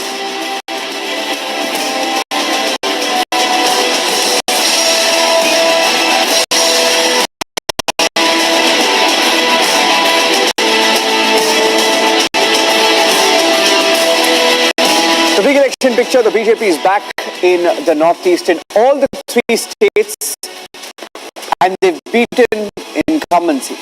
They've beaten incumbency once again to return to power, a pattern that we've seen in some other states as well. We're building up to the Prime Minister's speech at the BJP headquarters. He's expected at the BJP headquarters in a short while from now. Those are pictures of the BJP President, JP Nadda, who's there, and party leaders lining up to congratulate the BJP chief and celebrating. All of them are celebrating this big victory. Those are the numbers on your screen. In Tripura, the BJP comfortably crossing the halfway mark, getting about 33 seats on their own. The left had an alliance with the Congress party, which by the way has been decimated once again in another state. The Tripura Mota party. The Tripura Mota is the biggest gainer in Tripura, over 13 seats. At Meghalaya, NPP, Conrad Sangma's party, once again returning to power. Let's go back to the Tripura numbers, and that's the Tripura Mota with 13. The new entrant in its first election, winning 13 seats. Let's tell you the numbers in Meghalaya. In Meghalaya, Conrad Sangma's party, single largest with 26, but they're short of the halfway mark, and they will be forming an alliance with the BJP as of this minute with about 2 seats. But likely that even the UDP will be a part of the government, and it appears that they've also dialed Amit Shah. The Union Home Minister Himanta Biswa Sarma confirming that the talks have been on. It's most likely that they will be a part of that government as well. And we're going to go across to the live pictures at the BJP headquarters. We're getting in some live pictures as leaders gather, and in Nagaland as well. That's the story so far. 37 seats along with the NDPP. We spoke to Conrad Sangma. Let's play out some of the responses that came in. In fact, Conrad Sangma will be meeting Himanta Biswa Sarma, we are told, where an alliance will be sealed, and they will confirm the alliance partners as well. BJP plus NPP plus the UDP, a possibility in Meghalaya. Here's what Conrad Sangma told Republic TV earlier today after the victory. He spoke to us about the possibilities. His party MPs have gone on record that this is a mandate for the government, which included, by the way, the BJP. They had an acrimonious last stretch when they attacked each other, but seems like all's well now. Let's listen in. We will do what is in the best interest of the people and the state, and therefore we will look at all the options that are there, and then we will speak to everybody and then decide on what will be the best way to move forward. So we have not taken a call yet, and I'm also waiting for all my MLAs to arrive. Once the MLAs arrive here, then we'll speak to all of them and then take a call. What were the main reasons you see that the rise in to give a speech, a victory speech at the BJP headquarters, where my colleagues Madhurima and Tanisha are joining. Let me go across to Madhurima first. Madhurima, we saw some pictures of the BJP president there arriving, and it appears that the Prime Minister is perhaps at another event, we are told, and will be reaching anytime soon.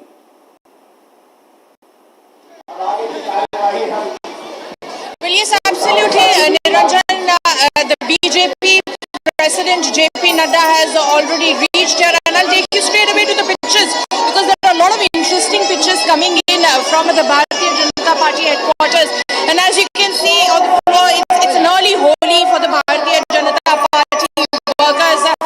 The flag flying high of the Bharatiya Janata Party, and you can see over there, we'll take you towards the stage as well, where songs are being played, poetry is being recited. So all that happening all across the Bharatiya Janata Party headquarters. Such interesting pictures coming in. It's an early victory for the BJP. You can see how people are playing Holi. They're all drenched in colors and gulal over here.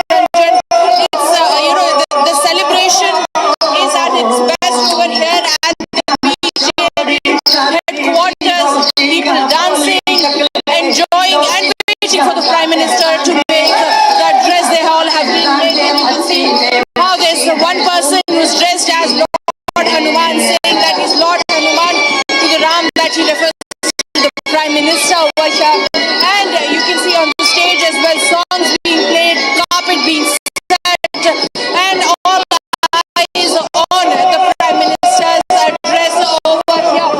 As I request my camera person to move around and show you and our viewers that how the supporters have poured in at the BJP headquarters, and they are all singing, dancing, reciting poetry, playing Holi, all that happening in the BJP headquarters, because it's a very good start for the Bharatiya Janata Party. Taking you back to the visuals as well, here as well, you can see that more people over here coming and enjoying and rejoicing in the victory of the Bharatiya Janata Party over here, Niranjan.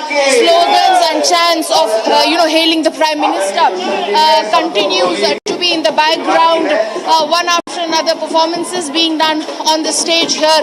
We just had Gajendra Solanki reciting a poem hailing the Prime Minister and the Bharatiya Janata Party and the development that is taking all across the country. And now we have these celebratory pictures coming in from all corners of the Bharatiya Janata Party. Anytime from now, in a half an hour or so, we'll have the Prime Minister on the dais addressing the eager workers who have been waiting here for a couple of hours. They have been dancing, they have been singing, they have been enjoying in colors of the Bharatiya Janata Party. You can see the hues of saffron, white and green all across, spread across the Bharatiya Janata Party's national headquarters, and how everybody is waiting for the Prime Minister. All that they say is that Modi hai and Mumkin hai. We'll also move forward and show you, there are women as well over here. You can see this one person with the mask of the Prime Minister over here, and he is also waiting for the Prime Minister to come and address. There are women over here who are rejoicing, dancing as well. And as we move forward towards the beats of the drums and dhol over here, Niranjan, as to how they're all dancing and rejoicing. As you can see, it's an early Holi here at the headquarters of the Bharatiya Janata Party. You can see the kind of celebrations. There are drums, there are rolls, and the celebration, the mood is very electric. The mood is very, it's on the highest tone and temperature over here, and the celebrations continue. You can see people of all ages have come together, from elderly to youth, all enjoying and chanting Modi, Modi over here. We'll speak to some of प्रधानमंत्री जी हमारे पूरे राष्ट्र के प्रधानमंत्री है। जब तक मोदी जी रहेंगे राष्ट्र रहेगा। और देश की जनता जागरूक हो चुकी है, मोदी जी के लिए समझ चुकी है कि मोदी जी भारत को विश्वगुरु बना सकते हैं, और वो समय आ गया है विश्वगुरु बनने का, क्योंकि मोदी जी के कारण सब बेईमान परेशान हैं। जितने विपक्ष में बेईमान है, सिर्फ दर्द उन्हीं को हो रहा है, बाकी पूरी जनता खुश है। रामराज आने वाला है, 2024 में रामराज पूर्ण तरीके से आ जाएगा। मोदी जी आने वाले हैं, वो भाषण देंगे, आपको इंतजार है, क्या कहेंगे? देखो, सबसे पहले हम देश के यशस्वी प्रधानमंत्री की नेतृत्व में जो नागालैंड, मणिपुर और मेघालय में जो भारतीय जनता पार्टी ने अपना झंडा परचम लहराया है, हम वहाँ की जनता को, वहाँ के सारे हमारे जितने भी कार्यकर्ता हैं, उनको तहे दिल से शुक्रिया अदा करते हैं और मोदी जी के नेतृत्व में देश आगे बढ़ रहा है। You can see that how people are very energetic, Niranjan, and how they are hailing the Prime Minister and the performance of the Bharatiya Janata Party in all quarters and all directions of the country. A very good beginning for the Bharatiya Janata Party, Niranjan. Once again, the poetry has begun on the dais, hailing the Prime Minister and the Bharatiya Janata Party. So in short while, Niranjan, we'll have the Prime Minister addressing the workers. We'll all be waiting for that and we'll be broadcasting that for viewers first, Niranjan. Okay, stay with me. Let me also get a word from Tanisha, who's there. And she's at a different vantage point, seeing who's coming in and out. It appears that all the top ministers are there. It's going to be a special victory. You know, these three states, and then you have Himanta Biswa Sarma, of course, he's keeping everyone together in the northeast, meeting Conrad Sangma. Even today, we are told to seal their alliance in Meghalaya. And they're already in government in Arunachal Pradesh, already in government in Manipur as well. So if you look at the way things are poised, saffron storm across the northeast. BJP in almost all the states in the northeast. Tanisha, it's a big victory for them, the first election, as Madhurima was saying, being won. And this is a start to the 2014 final run-up.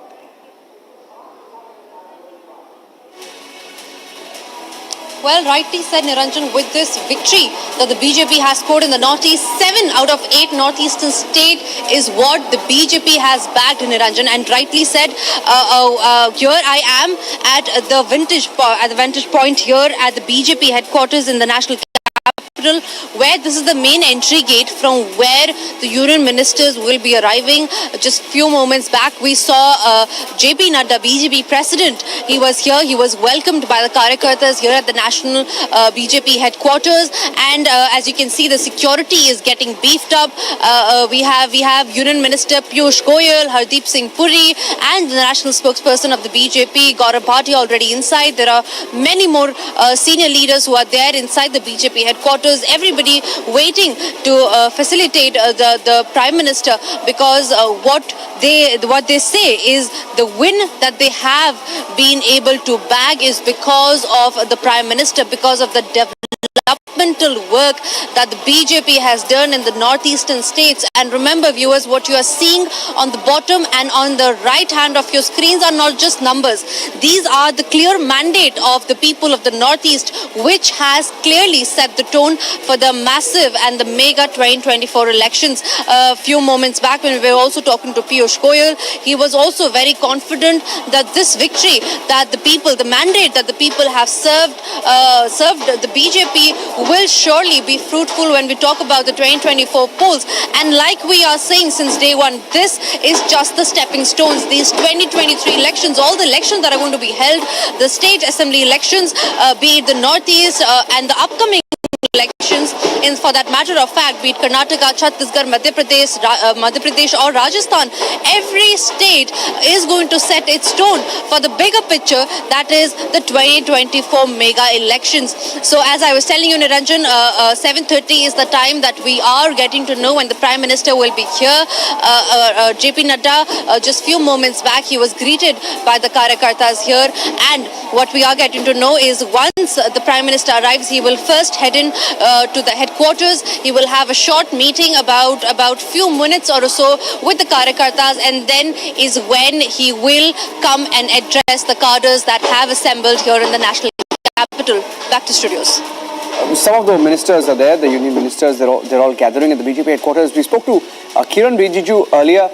Kiran Rijiju, of course, is from Arunachal Pradesh, a union minister, parliamentarian himself. Speaking about why this victory is special for the BJP, he spoke to my colleague Shravan Sen this evening. Joining us on this special broadcast is Union Minister Kiran Rijiju. Mr. Rijiju, thank you very much for speaking to Republic TV.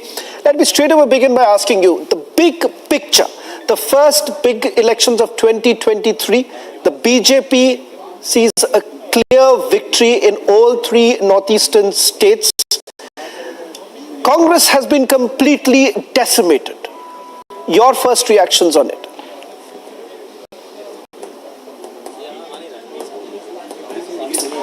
First of all, the first election of the year 2023 has been very positive for Bharatiya Janata Party.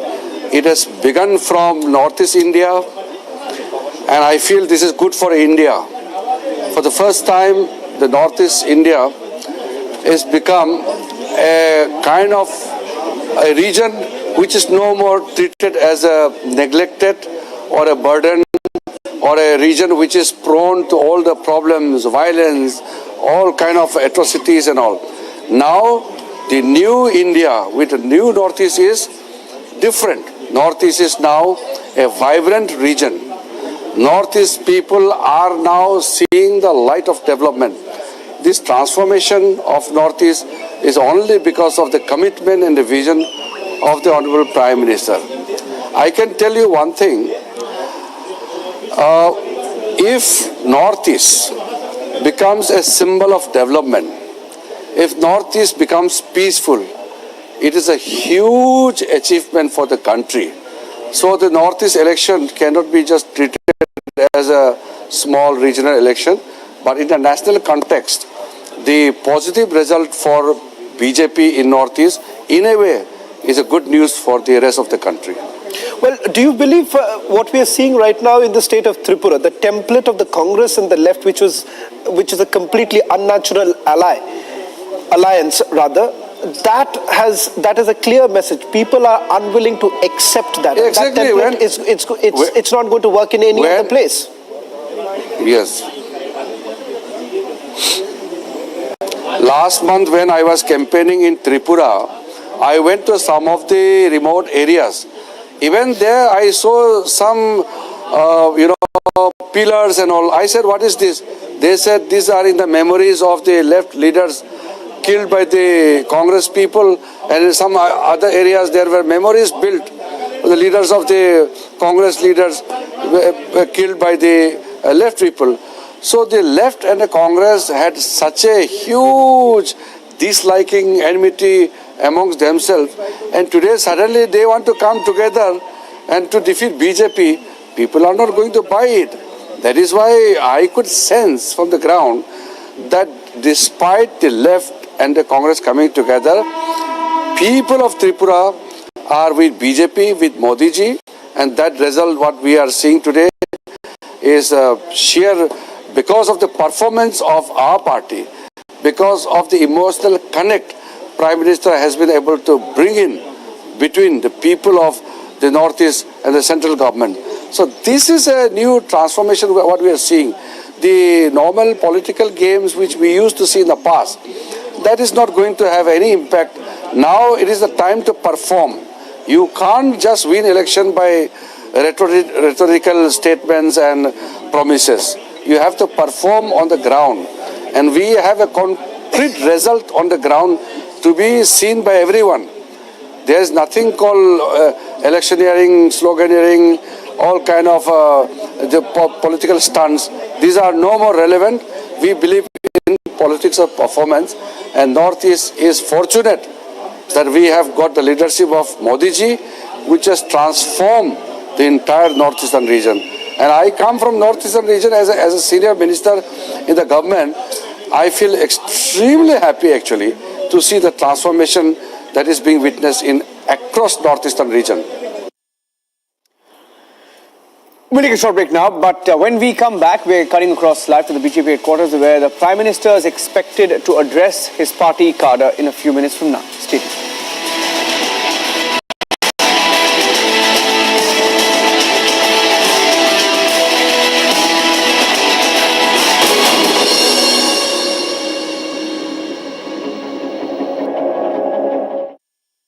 Visuals visuals from outside Shillong Counting Centre as the BJP Karyakartas have started celebrating in Meghalaya. Though in Meghalaya, what the numbers are suggesting, it's a hung assembly. But behind me, you can clearly see how the BJP Karyakartas are celebrating here with flags in their hands and with mufflers, sloganeering and continuously stating that they want double-engine government in Meghalaya. And the visuals are clearly suggesting that Karyakartas are very happy. Though in the numbers, if we see that the NPP has managed to get more numbers as compared to 2018, and BJP is still far behind at 6 right now. It's a hung assembly, but the people of Meghalaya, especially the Karyakartas of BJP, are continuously stating that in Meghalaya, no government can be formed without BJP.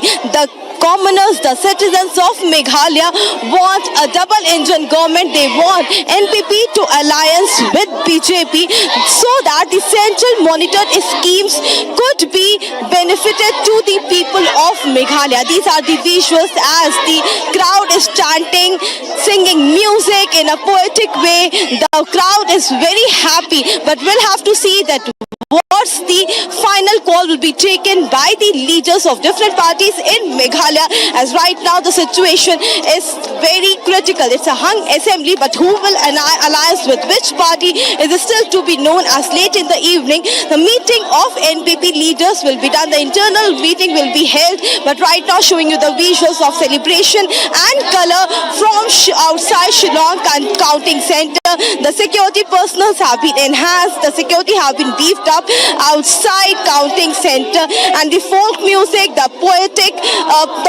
environment could clearly be sensed here outside Counting Centre, as BJP Karyakartas are very happy and they are very sure that this time also in Meghalaya there will be alliance government, and that also not without BJP.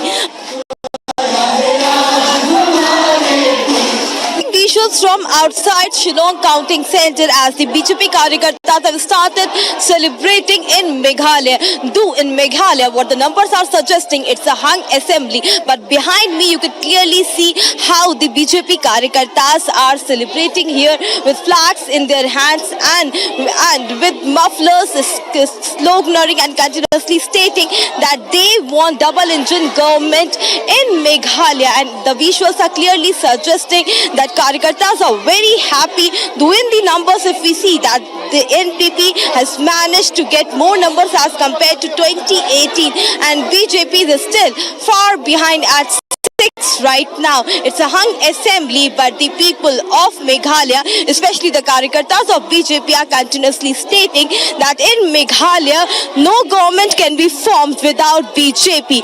The commoners, the citizens of Meghalaya want a double-engine government. They want NPP to alliance with BJP so that the central monitored schemes could be benefited to the people of Meghalaya. These are the visuals as the crowd is chanting, singing music in a poetic way.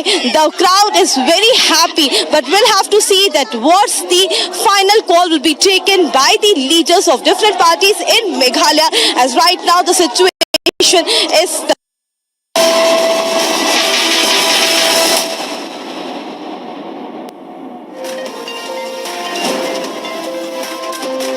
pro-development programs, to the pro-peace programs, to the strong leadership of Shri Narendra Modi ji, to the strong leadership of Amit Shah ji, to the decisive party BJP, where you see in our constituency, I have 36 villages covering 3 ranges. Across small and big villages, BJP party and Modi ji is known.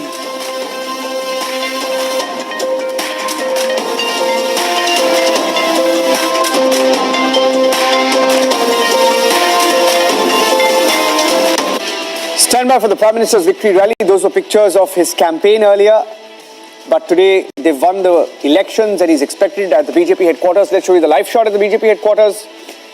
There are live pictures coming in where supporters have gathered in large numbers. Stay tuned.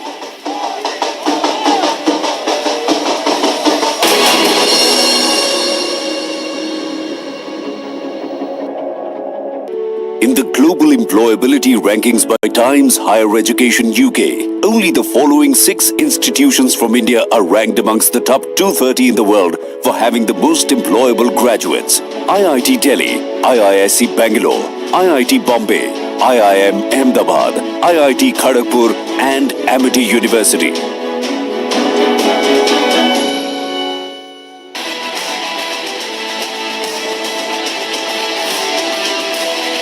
Undeniable BJP wave in the northeast.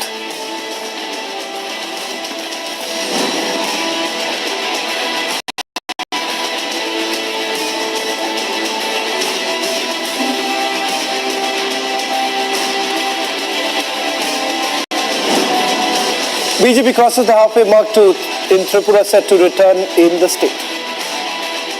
Huge suspense over the backdoor meetings. Will Conrad Sangma ally with the BJP?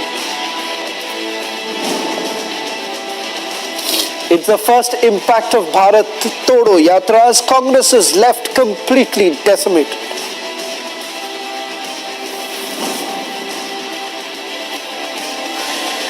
The largest coverage of the Northeast elections on Republic Media Network.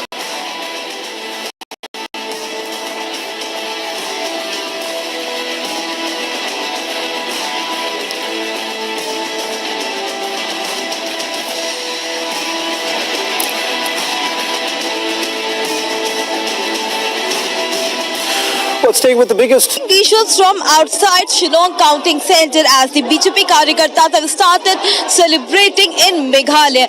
Though in Meghalaya, what the numbers are suggesting, it's a hung assembly. But behind me, you can clearly see how the BJP Karyakartas are celebrating here with flags in their hands and with mufflers, sloganeering and continuously stating that they want double-engine government in Meghalaya. And the visuals are clearly suggesting that Karyakartas are very happy. Though in the numbers, if we see that the NPP has managed to get more numbers as compared to 2018 and BJP is still far behind at 6 right now. It's a hung assembly, but the people of Meghalaya, especially the Karyakartas of BJP, are continuously stating that in Meghalaya, no government can be formed without BJP. The commoners, the citizens of Meghalaya want a double-engine government. They want NPP to alliance with BJP so that the central monitored schemes could be benefited to the people of Meghalaya. These are the visuals as the crowd is chanting, singing music in a poetic way. The crowd is very happy, but we'll have to see that what's the final call will be taken by the leaders of different parties in Meghalaya, as right now the situation is very critical. It's a hung assembly, but who will alliance with which party is still to be known, as late in the evening the meeting of NPP leaders will be done. The internal meeting will be held, but right now showing you the visuals of celebration and color from outside Shillong Counting Centre. The security personnel have been enhanced, the security have been beefed up outside Counting Centre, and the folk music, the poetic environment could clearly be sensed here outside Counting Centre, as BJP Karyakartas are very happy and they are very sure that this time also in Meghalaya there will be alliance government, and that also not without BJP.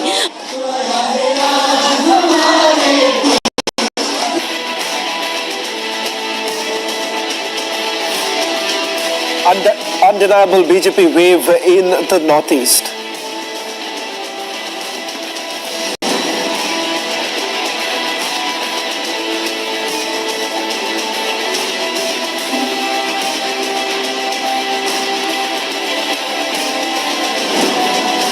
BJP crosses the halfway mark in Tripura, set to return in the state. Huge suspense over the backdoor meetings. Will Conrad Sangma ally with the BJP?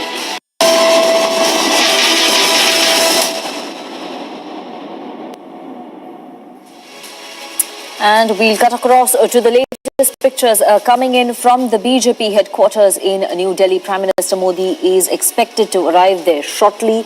BJP President JP Nadda and Amit Shah, or Union Home Minister Amit Shah, are also going to be present. There's electric atmosphere in the BJP headquarters after BJP has swept in Tripura. BJP alliance is back in power in Nagaland, and the BJP is allying with NPP in Meghalaya to form the government in the state. Madhurima is joining us live from the BJP headquarters.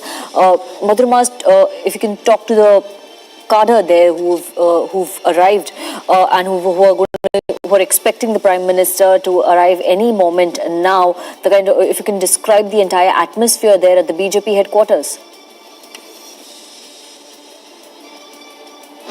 Absolutely, Sanika. As you can see right behind me, I'll take you directly to the pictures over here.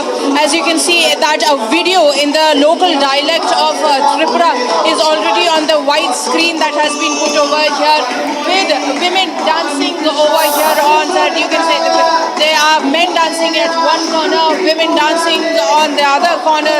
This is a song in the local dialect of it means that they have selected a BJP government led by Prime Minister Narendra Modi. You can see right behind me how people are dancing and rejoicing in the entire mood. We'll go and speak to them. आज BJP की जीत हुई है, आज BJP की जीत हुई है. क्या बोलेंगे आप? प्रधानमंत्री आने वाले हैं. They're all, I believe, they're all from Tripura and maybe, might not understand the language. आज प्रधानमंत्री आने वाले हैं, क्या बोलेंगे? सॉरी, क्या चीज? प्रधानमंत्री जी आने वाले हैं. हम लोग बहुत ही उत्साहित हैं, बहुत ही हर्षोल्लास से भरे हुए हैं. हम उनका स्वागत करना चाहते हैं बहुत अच्छे तरीके से. 3 राज्यों की प्रचंड जीत पर मोदी जी को बहुत बहुत बधाई. हम लोग बहुत उत्साहित हैं. 2024 का आगाज है. So you can see that people have in a very atmosphere. They're playing Holi over here. You can see their faces all smeared in colors as they have been playing Gulal and rejoicing the victory. Modi ji आने वाले हैं. आप होली खेल रहे हैं already. क्या संदेश देंगे प्रधानमंत्री के लिए और बाकी अपने कार्यकर्ताओं? देखिएगा, ये होली का उत्साह आज जो है ये सिर्फ भाजपा कार्यकर्ता के लिए नहीं है, ये दिल्ली वालों के लिए नहीं है, ये समस्त देशभक्तों के लिए है, क्योंकि आज नॉर्थ ईस्ट में भगवा लहराया है और ये अपने आप में एक बहुत बड़ा संकेत है कि पूरा भारत अब संयुक्त भारत होके विश्व गुरु बनने की राह पे अग्रसर है. हमारे यशस्वी प्रधानमंत्री श्री नरेंद्र मोदी जी के कुशल नेतृत्व में ये भारत फिर से सोने की चिड़िया बन के दिखाएगा. ये भारत अब वो नहीं जो वैक्सीन इंपोर्ट करता है, ये वो जो एक्सपोर्ट करता है, ये वो नहीं जो देश के लिए रक्षा यंत्र इंपोर्ट करता है. आज ये एक्सपोर्ट करता है, ये G20 की प्रेसिडेंसी करता है, ये अपना इसको क्या बोलते हैं आप, यूनाइटेड नेशन में सिक्योरिटी काउंसिल का हेड बनता है.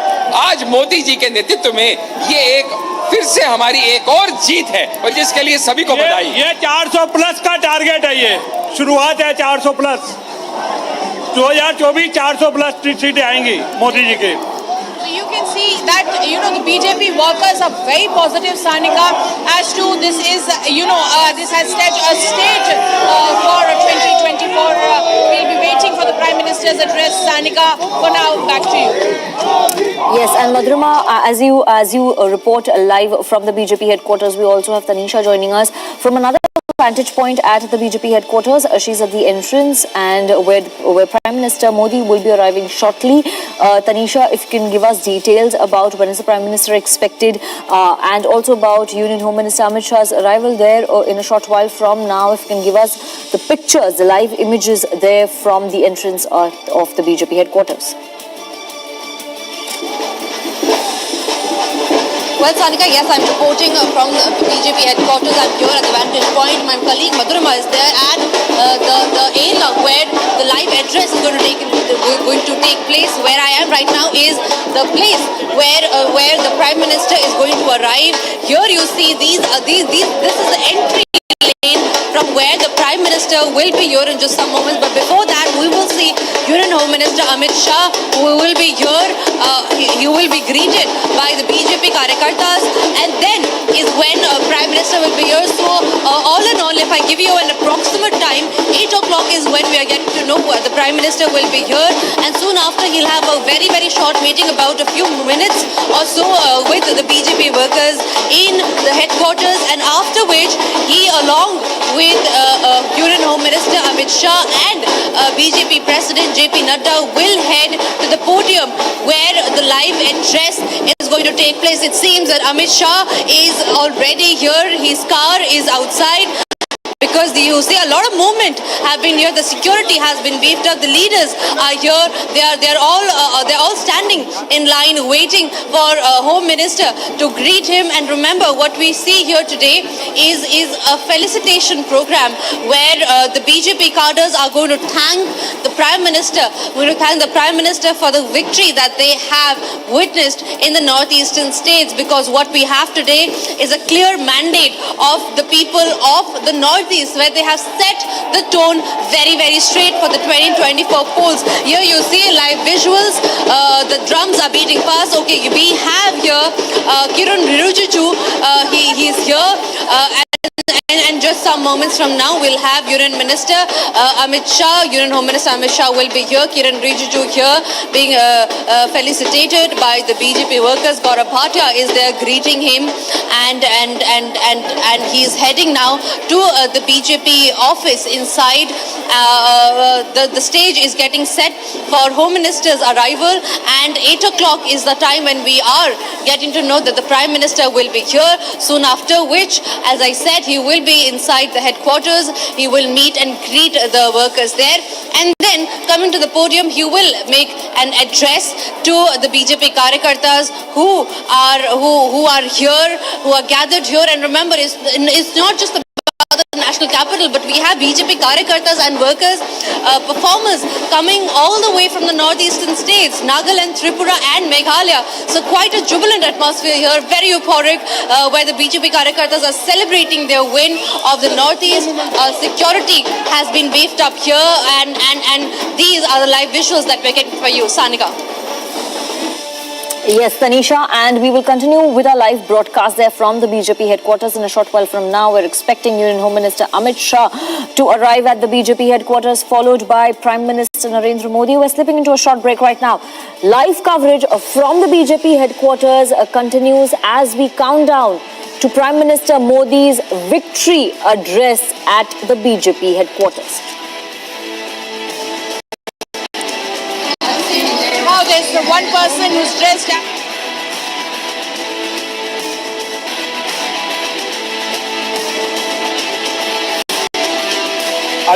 Undeniable BJP wave in the northeast.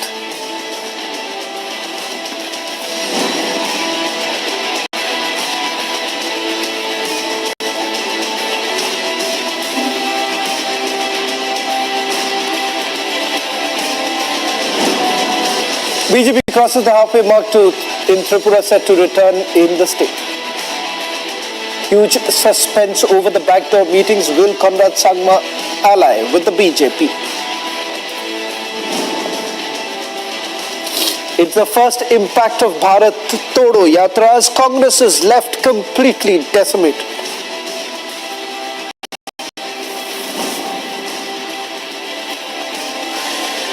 The largest coverage of the Northeast elections on Republic Media Network.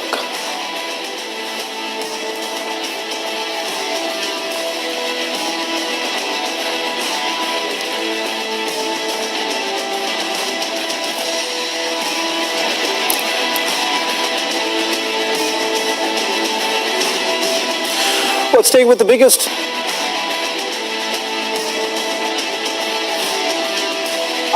undeniable BJP wave in the northeast.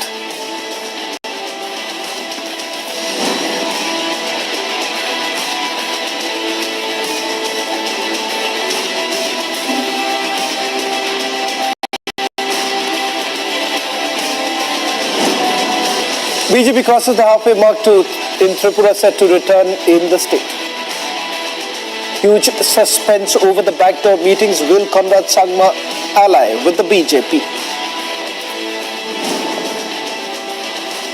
It's the first impact of Bharat Todo Yatra as Congress is left completely decimated.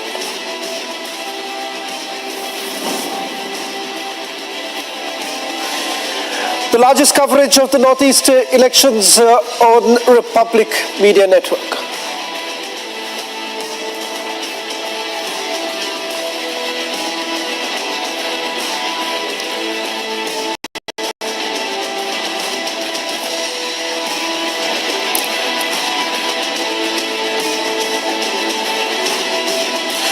Staying with the biggest visuals from outside Shillong Counting Centre as the BJP Karyakartas have started celebrating in Meghalaya.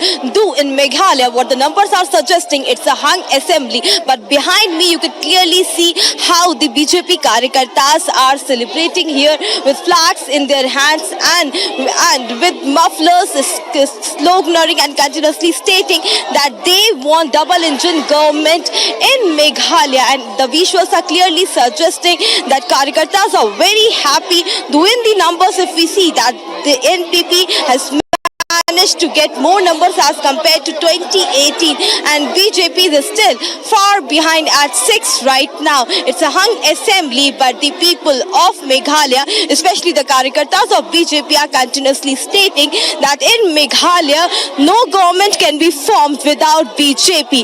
The commoners, the citizens of Meghalaya want a double-engine government. They want NPP to alliance with BJP so that the central monitored schemes could be benefited to the people of Meghalaya. These are the visuals as the crowd is chanting, singing music in a poetic way. The crowd is very happy, but we'll have to see that what's the final call will be taken by the leaders of different parties in Meghalaya, as right now the situation is very critical. It's a hung assembly, but who will alliance with which party is still to be known as late in the evening. The meeting of NPP leaders will be done. The internal meeting will be held, but right now showing you the visuals of celebration and color from outside Shillong Counting Centre. The security personnel have been enhanced. The security have been beefed up outside Counting Centre, and the folk music, the poetic environment could clearly be sensed here outside Counting Centre as BJP Karyakartas are very happy and they are very sure that this time also in Meghalaya there will be alliance government, and that also not without BJP.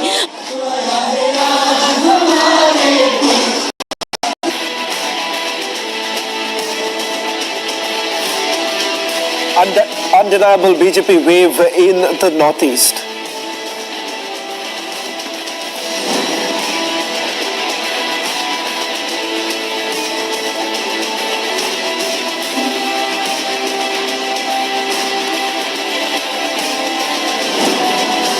BJP crosses the halfway mark in Tripura, set to return in the state. Huge suspense over the backdoor meetings. Will Conrad Sangma ally with the BJP? It's the first impact of Bharat Todo Yatra as Congress is left completely decimated.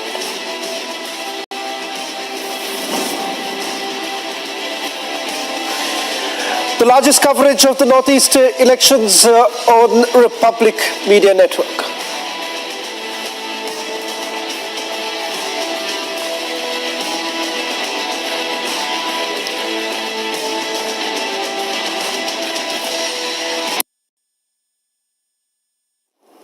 And we're cutting across to these latest pictures from the BJP headquarters. Union Home Minister Amit Shah has arrived at the BJP headquarters. In a short while from now, we are also expecting Prime Minister Narendra Modi. He will address the victory rally. Just before Prime Minister's arrival, Union Home Minister Amit Shah coming to the BJP headquarters, walking inside the BJP headquarters.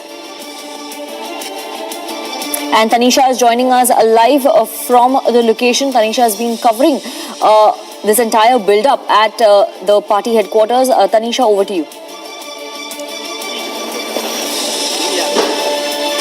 Yes, Sarika, Union Home Minister Amit Shah was here. He just entered the party headquarters, as we saw, and 8 p.m. is the time. That is about 15 minutes from now is the time when we are expecting Prime Minister to be here.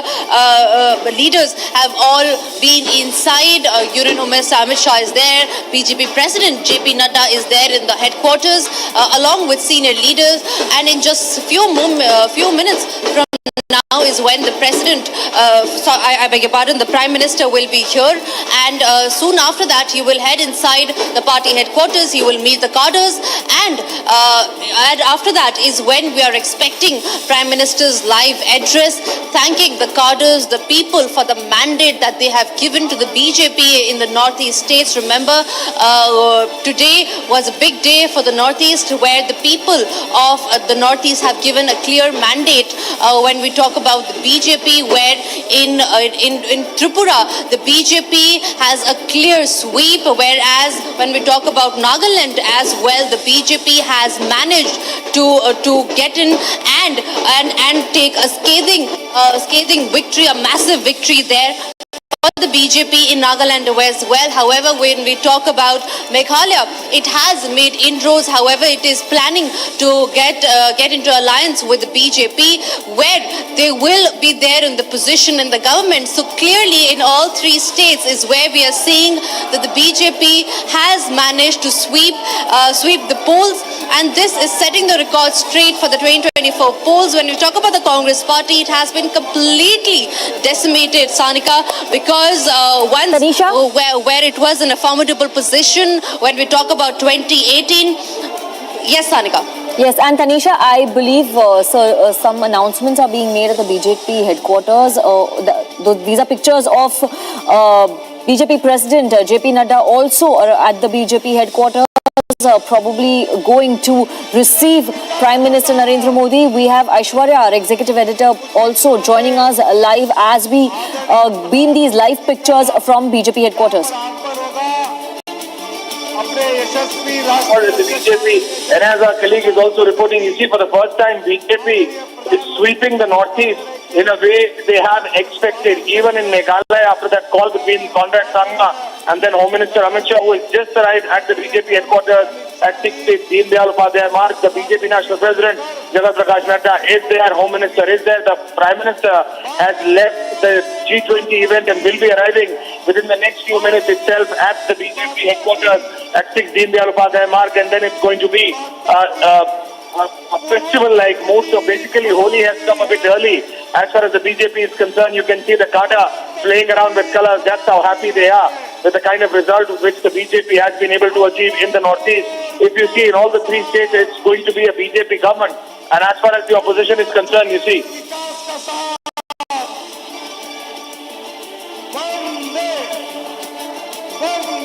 And Aishwarya, as we continue to beam these pictures and as we continue to report live from the BJP headquarters, we're just taking a short break before Prime Minister Narendra Modi arrives at the BJP headquarters to address his victory rally.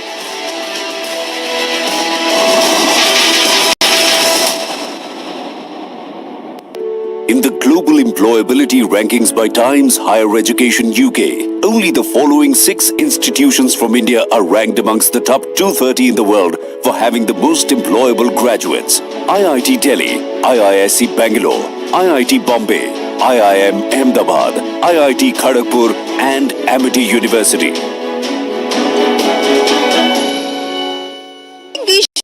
From outside Shillong Counting Centre as the BJP Karyakartas have started celebrating in Meghalaya.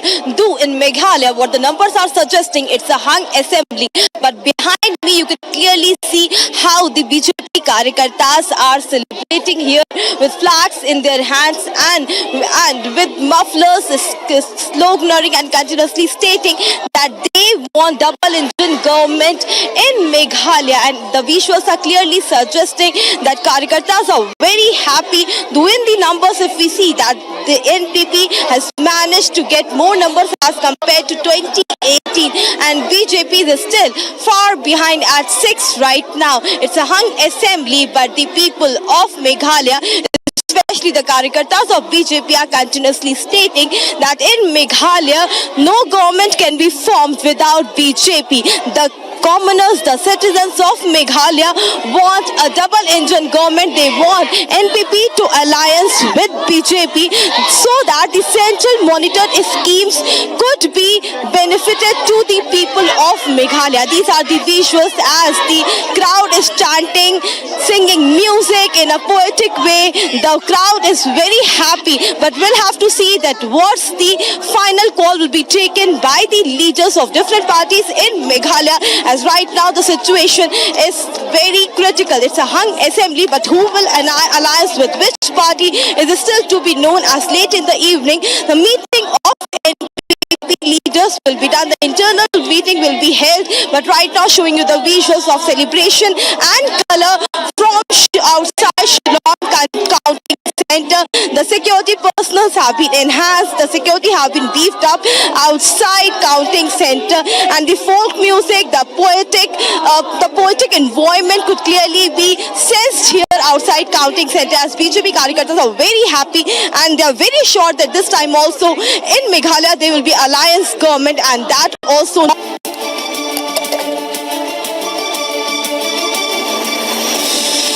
And there we have pictures of Prime Minister Narendra Modi arriving at the BJP headquarters.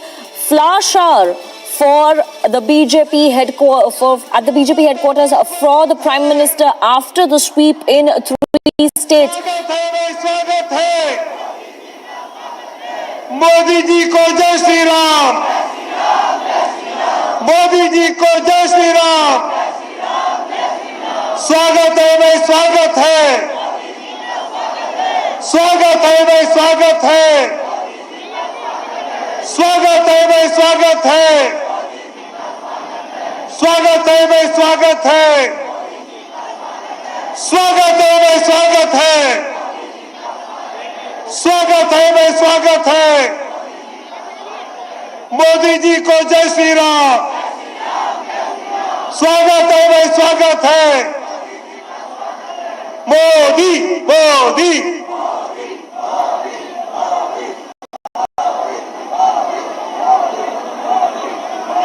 अरे स्वागत है भाई, स्वागत है, स्वागत है भाई, स्वागत है,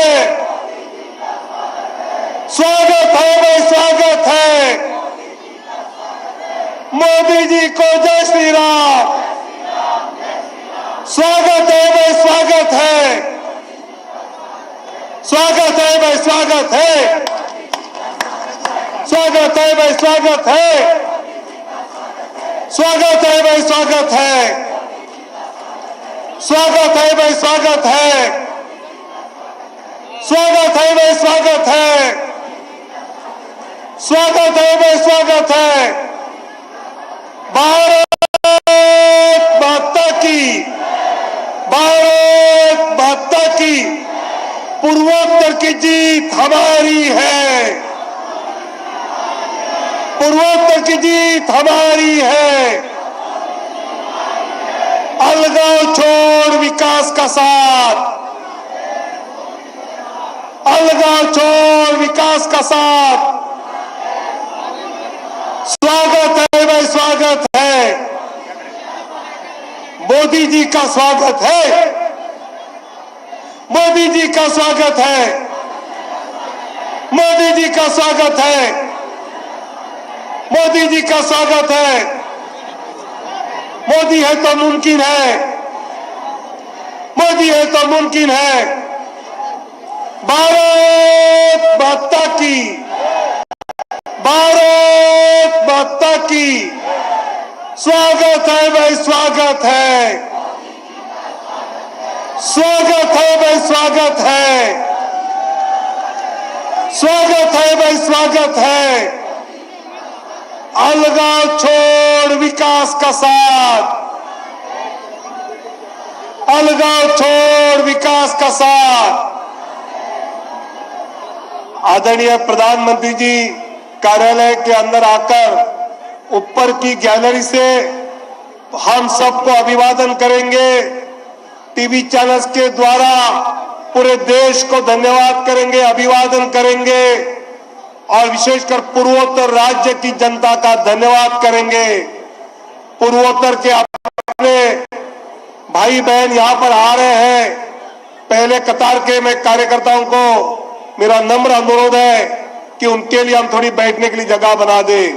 आज की जीत ये पूर्वोत्तर के जनता ने दिए हुए समर्थन की जीत है और इसलिए आज हम विशेषकर ये चाहते हैं कि पूर्वोत्तर के हमारी भाई बहन हमारे विजयी उत्सव में आए हैं, मैं उनका हृदय से स्वागत करता हूं। All the brothers and sisters from North East state please come in the front. All are requested, कार्यकर्ता उनको यहां पर आगे आने दे।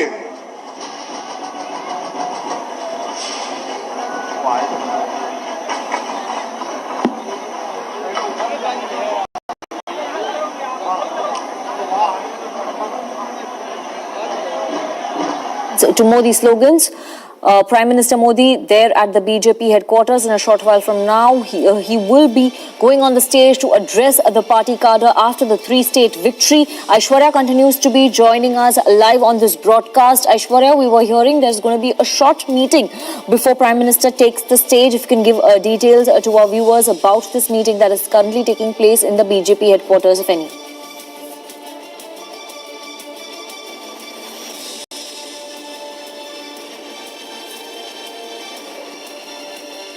झुकने दूंगा।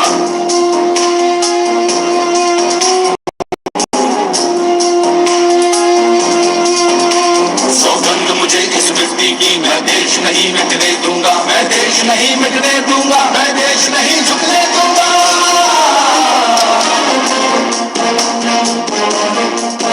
मेरी धरती मुझसे पूछ रही कब मेरा कर्ज चुकाओगे, मेरा मुझसे पूछ रहा कब अपना फर्ज निभाओगे। मेरा वचन है भारत माँ को, तेरा शीश नहीं झुकने दूंगा। सौगंध मुझे इस मिट्टी की, मैं देश नहीं मिटने दूंगा, मैं देश नहीं मिटने दूंगा, मैं देश नहीं झुकने दूंगा।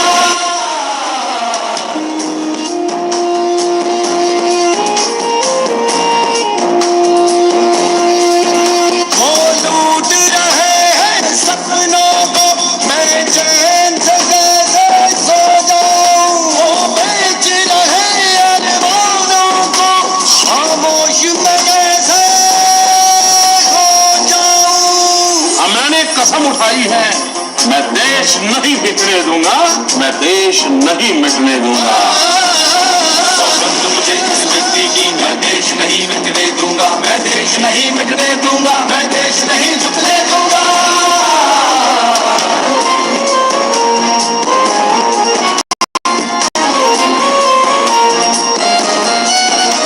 वो जितने अंधेरे लाएंगे मैं उतने सूर्य उगाऊंगा, वो जितनी रात बढ़ाएंगे मैं उतने उजाले लाऊंगा। इस छल फरेब की आंधी में मैं दीप नहीं बुझने दूंगा, मैं देश नहीं मिटने दूंगा। सौगंध मुझे इस मिट्टी की, मैं देश नहीं मिटने दूंगा, मैं देश नहीं मिटने दूंगा, मैं देश नहीं झुकने दूंगा। वो चाहते हैं जागे ना कोई, ये रात ये अंधकार चले, हर कोई भटकता रहे यूं ही और देश यूं ही ना चले। पर जाग रहा है देश मेरा, पर जाग रहा है देश मेरा।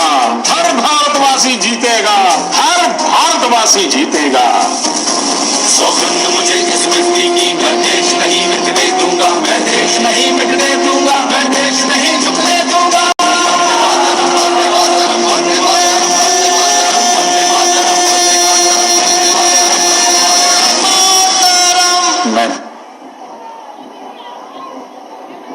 भारत माता की, पूर्वोत्तर की जीत हमारी है, पूर्वोत्तर की जीत हमारी है। अलगाव छोड़ विकास का साथ। आदरणीय प्रधानमंत्री जी, आदरणीय राष्ट्रीय अध्यक्ष जी और आदरणीय गृह मंत्री जी, जनता को अभिवादन करने के लिए यहां पहुंचे हैं।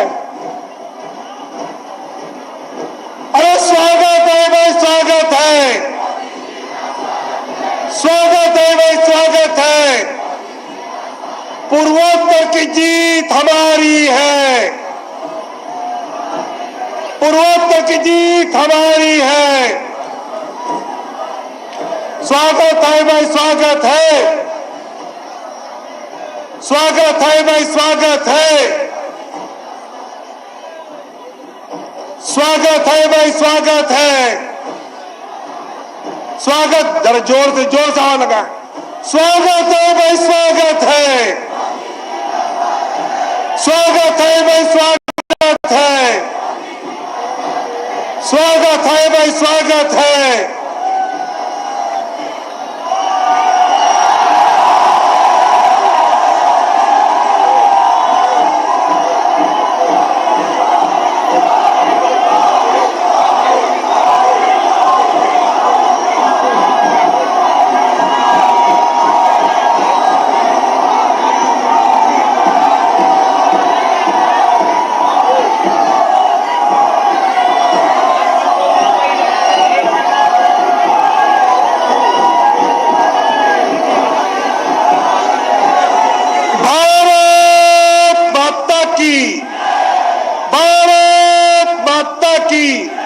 पूर्वोत्तर की जीत हमारी है।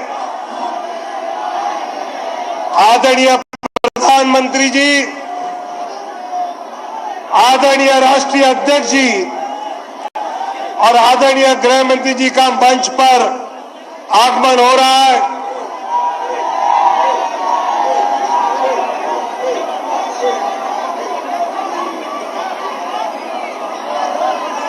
स्वागत है भाई, स्वागत है, स्वागत है भाई, स्वागत है, स्वागत है भाई, स्वागत है, स्वागत है भाई, स्वागत है, स्वागत है भाई, स्वागत है। पूर्वोत्तर की जीत हमारी है। स्वागत है भाई, स्वागत है, स्वागत है भाई, स्वागत है। मोदी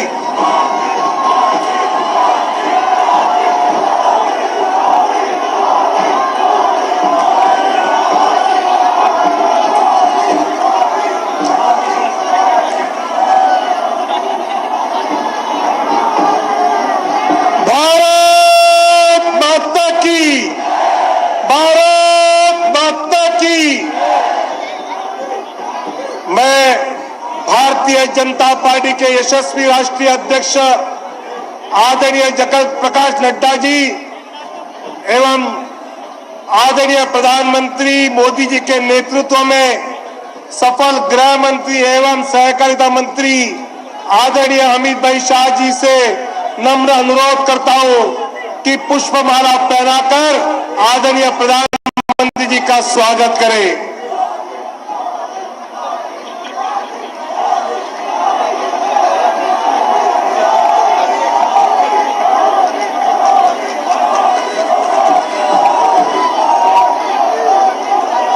पूर्वोत्तर की जीत हमारी है।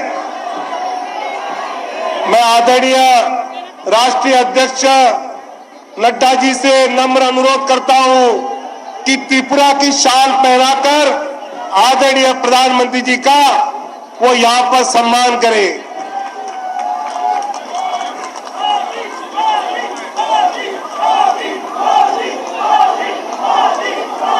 आदरणीय राष्ट्रीय अध्यक्ष जी अभी हम सबको संबोधित करेंगे।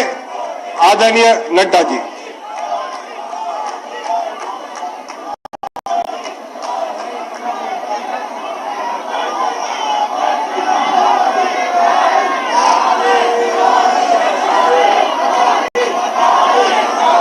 बोलिए भारत माता की, भारत माता की, भारत माता की। स्वागत है भाई, स्वागत है, स्वागत है भाई, स्वागत है, स्वागत है भाई, स्वागत है, आज के इस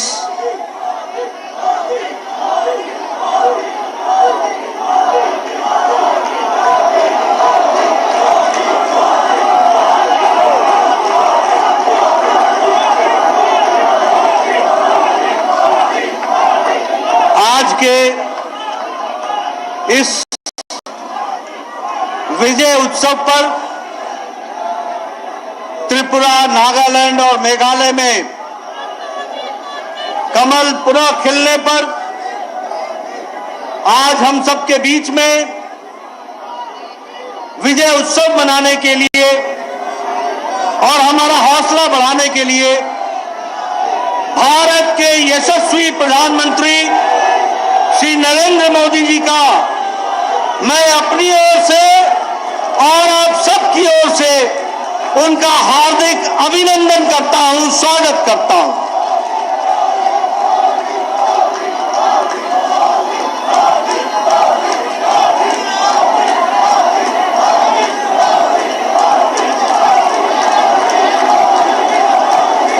जैसा मैंने कहा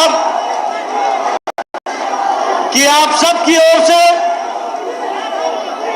प्रधानमंत्री जी का अभिनंदन करता हूं, स्वागत करता हूं और देश भर के लाखों कार्यकर्ता जो आज इलेक्ट्रॉनिक मीडिया के माध्यम से जुड़े हैं, उन सब की ओर से भी प्रधानमंत्री जी का हार्दिक अभिनंदन, स्वागत। साथ ही साथ अभिनंदन के साथ जिस तरीके से प्रधानमंत्री जी ने नॉर्थ ईस्ट के अंदर त्रिपुरा में दोबारा सरकार बनाने में जिस तरीके से नेतृत्व दिया है और नागालैंड में भारतीय जनता पार्टी को यशस्वी बनाया और मेघालय में भी वोट परसेंटेज को आगे बढ़ाने में योगदान किया है, मैं आप सबकी ओर से, लाखों कार्यकर्ताओं की ओर से प्रधानमंत्री मोदी जी को इस अथक प्रयास और नेतृत्व के लिए आप सबकी ओर से उनका हार्दिक अभिनंदन और स्वागत करता हूं।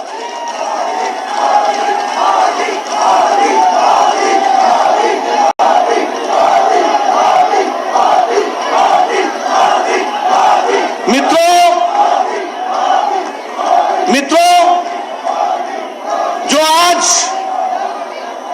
आप जीत दोबारा दर्ज करा रहे हैं त्रिपुरा में, नागालैंड में अपने आप को स्थापित करते हुए आगे बढ़ रहे हैं, यह कोई अनायास ही नहीं हुआ है। प्रधानमंत्री मोदी जी ने एक लंबी सोच लेकर, एक दूरदृष्टि लेकर, एक संकल्प लेकर भारत की राजनीति में और राजनेताओं के द्वारा जिस नॉर्थ ईस्ट का उपेक्षा की जा रही थी, उसको मुख्य धारा में लाने का काम और नीतिगत निर्णय लेते हुए नॉर्थ ईस्ट को आगे बढ़ाने का काम आदरणीय प्रधानमंत्री मोदी जी ने किया। इस कारण से हमको ये सफलता मिली है।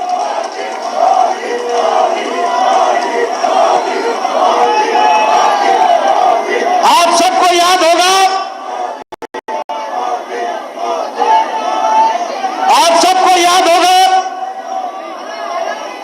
कि प्रधानमंत्री जी ने कहा था कि अगर देश के अन्य इलाके विकास कर सकते हैं, अगर देश के अन्य इलाके मुख्य धारा में आकर के आगे बढ़ सकते हैं, तो हमारा नॉर्थ ईस्ट क्यों नहीं विकास कर सकता। और इस बात को लेकर के, संकल्प लेकर के नॉर्थ ईस्ट को आगे बढ़ाने का काम किया है। आज आपको जानकर के खुशी होगी कि प्रधानमंत्री जी ने लुक ईस्ट पॉलिसी, पूर्व की ओर देखो, पूर्वोत्तर की ओर देखो और पूर्वोत्तर को आगे बढ़ाने का काम करें, इस नीति को लेकर के प्रधानमंत्री जी चले। और आपको जानकर के यह भी खुशी होगी कि भारत के पहले प्रधानमंत्री हैं मोदी जी, जिन्होंने नॉर्थ ईस्ट में 50 बार से ज्यादा नॉर्थ ईस्ट का भ्रमण किया और नॉर्थ ईस्ट को मुख्य धारा में लेकर किया।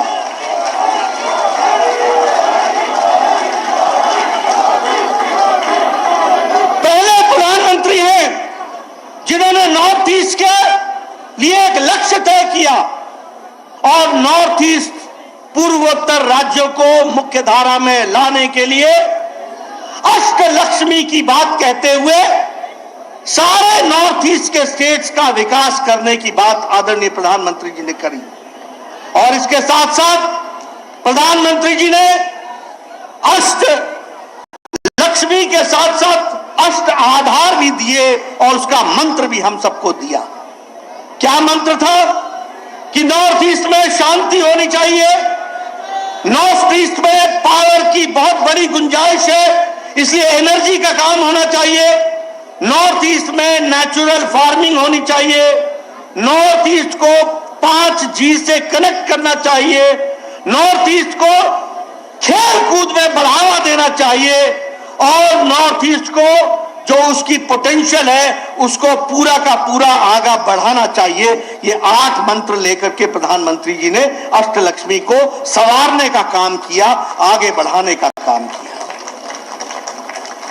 आपको जानकर के खुशी होगी कि हम चुनाव के नतीजों के बाद त्रिपुरा में दोबारा सरकार बना रहे हैं प्रधानमंत्री मोदी जी के नेतृत्व के कारण। आज असम में हमने दोबारा सरकार बनाई, अरुणाचल प्रदेश में हम सरकार में हैं, मणिपुर में हमने दोबारा सरकार बनाई और इसी तरीके से आगे चल करके हम नागालैंड में सरकार अभी बना रहे हैं और आगे भी हम इन चुनाव के माध्यम से भारतीय जनता पार्टी को मोदी जी के नेतृत्व में और मजबूत करके आगे बढ़ेंगे, इस बात का हम संकल्प लेते हैं। मैं एक बात और बताना चाहता हूं, जब प्रधानमंत्री मोदी जी 2014 में प्रधानमंत्री बने उस समय पूर्वोत्तर कैसा पूर्वोत्तर था? पूर्वोत्तर जाना जाता था बंद के लिए, ब्लॉकेड के लिए, इंसर्जेंसी के लिए, आतंकवाद के लिए, टारगेटेड किलिंग के लिए, तय करके किसी को किलिंग करना, अबडक्शन कर लेना, अपहरण कर लेना, इसके लिए नॉर्थ ईस्ट जाना जाता था। दिनों नहीं ब्लॉकेड लगते थे, महीनों ब्लॉकेड लगते थे, सारा काम रुक जाता था। लेकिन प्रधानमंत्री मोदी जी के नेतृत्व ने नॉर्थ ईस्ट की तस्वीर और तकदीर बदल डाली। आज नॉर्थ ईस्ट शांति के लिए जाना जाता है, आज नॉर्थ ईस्ट स्थिरता के लिए जाना जाता है, आज नॉर्थ ईस्ट सद्भाव के लिए जाना जाता है, आज नॉर्थ ईस्ट वहां इंसर्जेंसी नाम की चीज समाप्त हो गई प्राय। और उसी तरीके से वार्तालाप के द्वारा प्रधानमंत्री जी ने जितने भी इस तरीके के ग्रुप्स थे उनसे वार्तालाप करते हुए नॉर्थ ईस्ट में शांति लाने का काम और स्थिरता लाने का काम आदरणीय प्रधानमंत्री जी ने किया है। मैं यहां यह भी बताना चाहता हूं कि कांग्रेस पार्टी ने नॉर्थ ईस्ट को एटीएम समझ रखा था, एटीएम समझ रखा था। पैसे कमाओ, भ्रष्टाचार होने दो, वहां के लोगों का जो होता है सो हो, लेकिन भ्रष्टाचार मुक्त, शांति युक्त, विकास युक्त नॉर्थ ईस्ट को सरकारें दी तो प्रधानमंत्री मोदी जी के नेतृत्व के कारण मिला है। इस बात को भी हमको समझना होगा। मैं यहां यह भी आपको बताना चाहता हूं कि आज जहां शांति आई वहीं विकास के नए आयाम भी लिखे गए और इसके लिए प्रधानमंत्री जी ने मंत्र क्या दिया? मंत्र दिया हीरा, हाईवे, इंटरनेट, रेलवेज और एयरवेज, यानी एयरपोर्ट का विकास हो, कनेक्टिविटी आए। आज नॉर्थ ईस्ट के किसी भी कैपिटल में जाने में कोई दिक्कत नहीं होती, हम कुछ घंटों में दिल्ली से उड़कर वहां पहुंच सकते हैं। यह परिस्थिति आकर के खड़ी हुई है। आपको जानकर के खुशी होगी कि नागालैंड में 100 साल के बाद दूसरा रेलवे स्टेशन शौखोवी बना, तो वह भी प्रधानमंत्री मोदी जी के नेतृत्व में बना।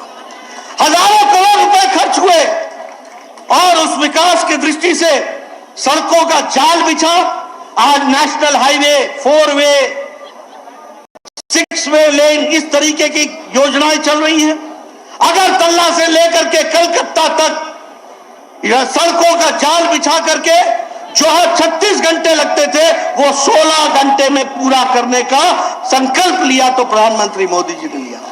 इसलिए विकास की नई योजनाएं बना करके चले और आज जो हमको नतीजे देखने को मिल रहे हैं, ये प्रधानमंत्री जी की दूरदृष्टि, लगन, कर्मठ तरीके से उन चीजों को नीचे धरती पर उतारना, गांव, गरीब, वंचित, पीड़ित, शोषित, दलित, इनको मजबूती देना, प्रधानमंत्री आवास योजना के तहत ताकत देना, प्रधानमंत्री गरीब कल्याण अन्न योजना के का ताकत देना ताकि कोई गरीब भूखा न सोए, इसकी व्यवस्था करना।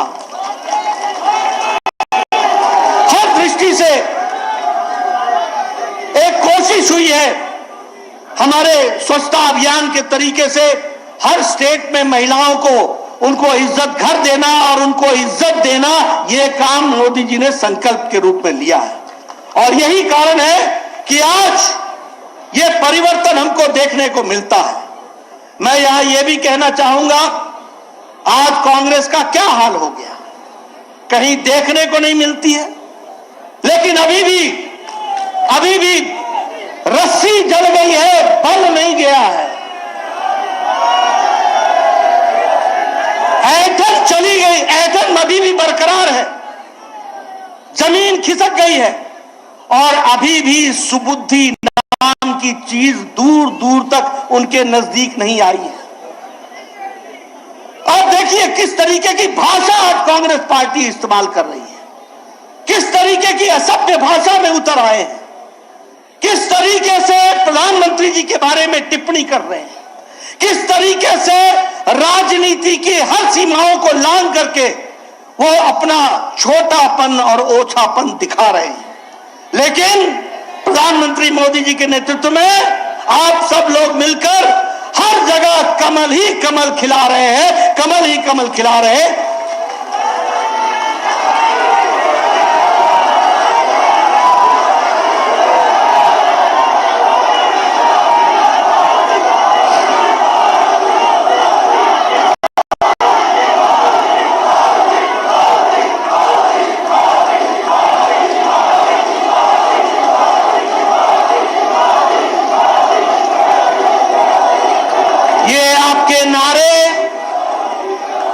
मोदी जी के प्रति आपका प्यार यह दुनिया में संदेश दे रहा है कि तुम अपनी भाषा से कितने भी नीचे चले जाओ, भारत मोदी जी के नेतृत्व में आगे ही बढ़ने वाला है और तीव्र गति से चलने वाला है। मैं आपके और हमारे यशस्वी प्रधानमंत्री मोदी जी के बीच में ज्यादा देर न रहता हुआ मैं आदरणीय प्रधानमंत्री जी से निवेदन करूंगा कि वो हम सबका मार्गदर्शन करें और उनको विश्वास दिलाऊंगा कि हम उनके रास्ते पर चलेंगे। आदरणीय प्रधानमंत्री।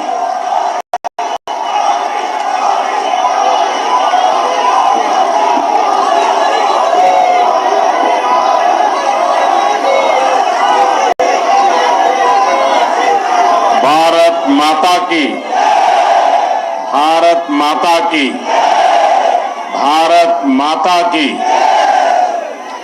सबसे पहले मेरी आप सबको एक प्रार्थना है,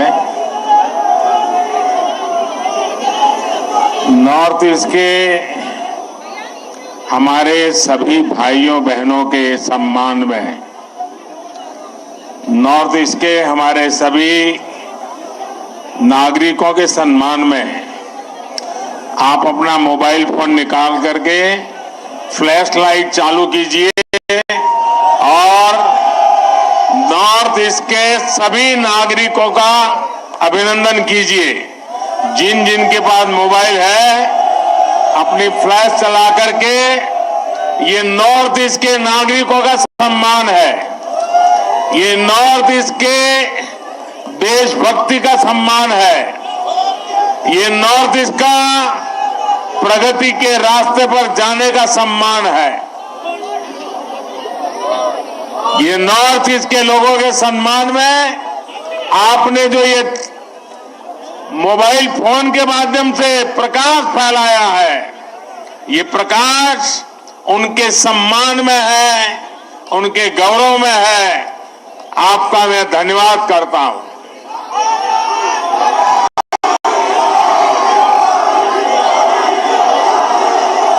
साथियों, बीते वर्षों में भाजपा मुख्यालय ऐसे अनेक अवसरों का साक्षी बना है।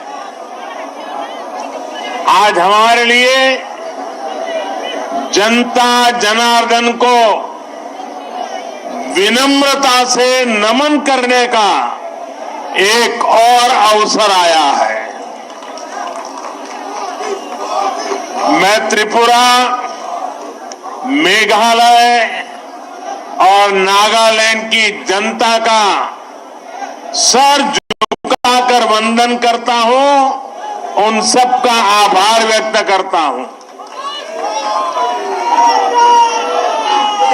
इन राज्यों की जनता ने बीजेपी और हमारे साथी सहयोगियों को भरपूर आशीर्वाद दिया है। मैं आज त्रिपुरा, नागालैंड और मेघालय के बीजेपी कार्यकर्ताओं को भी बहुत बधाई देता हूं। दिल्ली में या हमारे अन्य इलाकों में बीजेपी का काम करना उतना कठिन नहीं है जितना नॉर्थ ईस्ट में है। वहां का कार्यकर्ता हमसे अनेक गुना मेहनत करता है और इसलिए वहां के कार्यकर्ता विशेष रूप से अभिनंदन के अधिकारी हैं। आज के नतीजे आप सभी भाजपा कार्यकर्ताओं की मेहनत का परिणाम है। साथियों, आज के चुनाव और इन चुनाव परिणामों में देश के लिए, दुनिया के लिए बहुत सारे संदेश हैं। आज के नतीजे ये दिखाते हैं कि भारत में लोकतंत्र और लोकतांत्रिक व्यवस्थाओं पर कितनी आस्था है, एक मजबूत आशावाद है। लोकतंत्र की राह पर चलते हुए हर शंका आशंका का समाधान हो सकता है, बदलाव लाया जा सकता है। एक समय था जब नॉर्थ ईस्ट में चुनाव होते थे, नतीजे आते थे तो दिल्ली में और देश के अन्य हिस्सों में उतनी चर्चा ही नहीं होती थी। जो चर्चा होती भी थी तो वो चुनावी हिंसा की होती थी, बम, बंदूक और ब्लॉकेड की चर्चा होती थी। त्रिपुरा में तो हाल ये था कि पहले एक पार्टी के अलावा किसी दूसरी पार्टी का झंडा तक नहीं लगाया जा सकता था और अगर किसी ने लगाने की कोशिश की तो उसको लहूलुहान कर दिया जाता था। इस बार इन चुनावों में हमने कितना बड़ा परिवर्तन देखा है। भाजपा ने नॉर्थ ईस्ट की राजनीति की दिशा ही नहीं, उसकी दशा ही नहीं, लेकिन एक आत्मविश्वास से भरा हुआ और नई दिशा पर चल पड़ा हुआ नॉर्थ ईस्ट हम देख रहे हैं। आज सुबह से मैं जब टीवी देख पाया, इन चुनावों के नतीजे ही छाए रहे। ये सिर्फ दिलों की दूरी समाप्त होने का ही नहीं, बल्कि ये नई सोच का प्रतिबिंब है। अब नॉर्थ ईस्ट न दिल्ली से दूर है और न ही दिल से दूर है।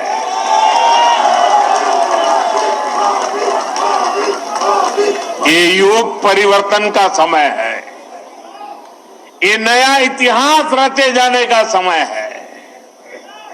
मैं नॉर्थ ईस्ट की शांति, समृद्धि और विकास का ये समय देख रहा हूं। मुझे याद है कि कुछ दिनों पहले जब मैं नॉर्थ ईस्ट गया था तो किसी ने मुझे बोला कि मोदी जी, आपको अपनी हाफ सेंचुरी के लिए बहुत बहुत बधाई। तो मैंने उनको पूछा कि भाई ये कैसी हाफ सेंचुरी आप बता रहे हैं? तब उन्होंने मुझे बताया कि जब से बोले आप प्रधानमंत्री बने हैं, आप 50 से भी ज्यादा बार नॉर्थ ईस्ट का विजिट कर चुके हैं, जो अभी नड्डा जी बता रहे थे।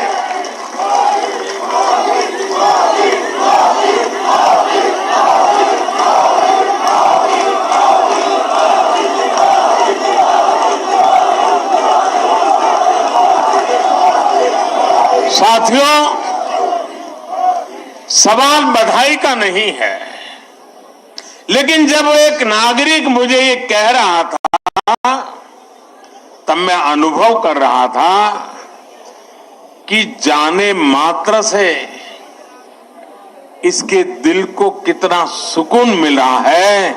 नॉर्थ ईस्ट के राज्यों के दिलों में कितना प्यार उमड़ करके आया है, उसकी वो अभिव्यक्ति थी। और तब मुझे लगता था कि मेहनत कभी न कभी तो रंग लाती है।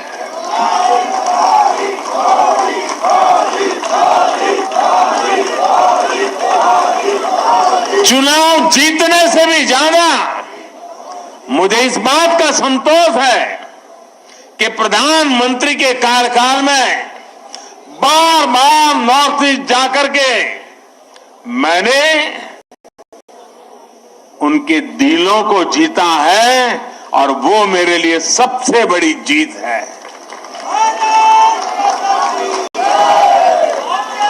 मुझे ये संतोष भी हुआ कि पूर्वोत्तर के लोगों को ये एहसास हो रहा है कि अब उनकी उपेक्षा नहीं होती। केंद्र की भाजपा सरकार में नॉर्थ ईस्ट के राज्यों को भी उतना ही महत्व मिलता है। साथियों, आज बहुत सारे पॉलिटिकल विश्लेषक बीजेपी की सफलता को समझने का प्रयास कर रहे हैं। कुछ हमारे विशेष शुभचिंतक भी हैं। इन विशेष शुभचिंतक जिनके पेट में ये सोच सोच करके दर्द होता है कि बीजेपी की जीत का राज क्या है।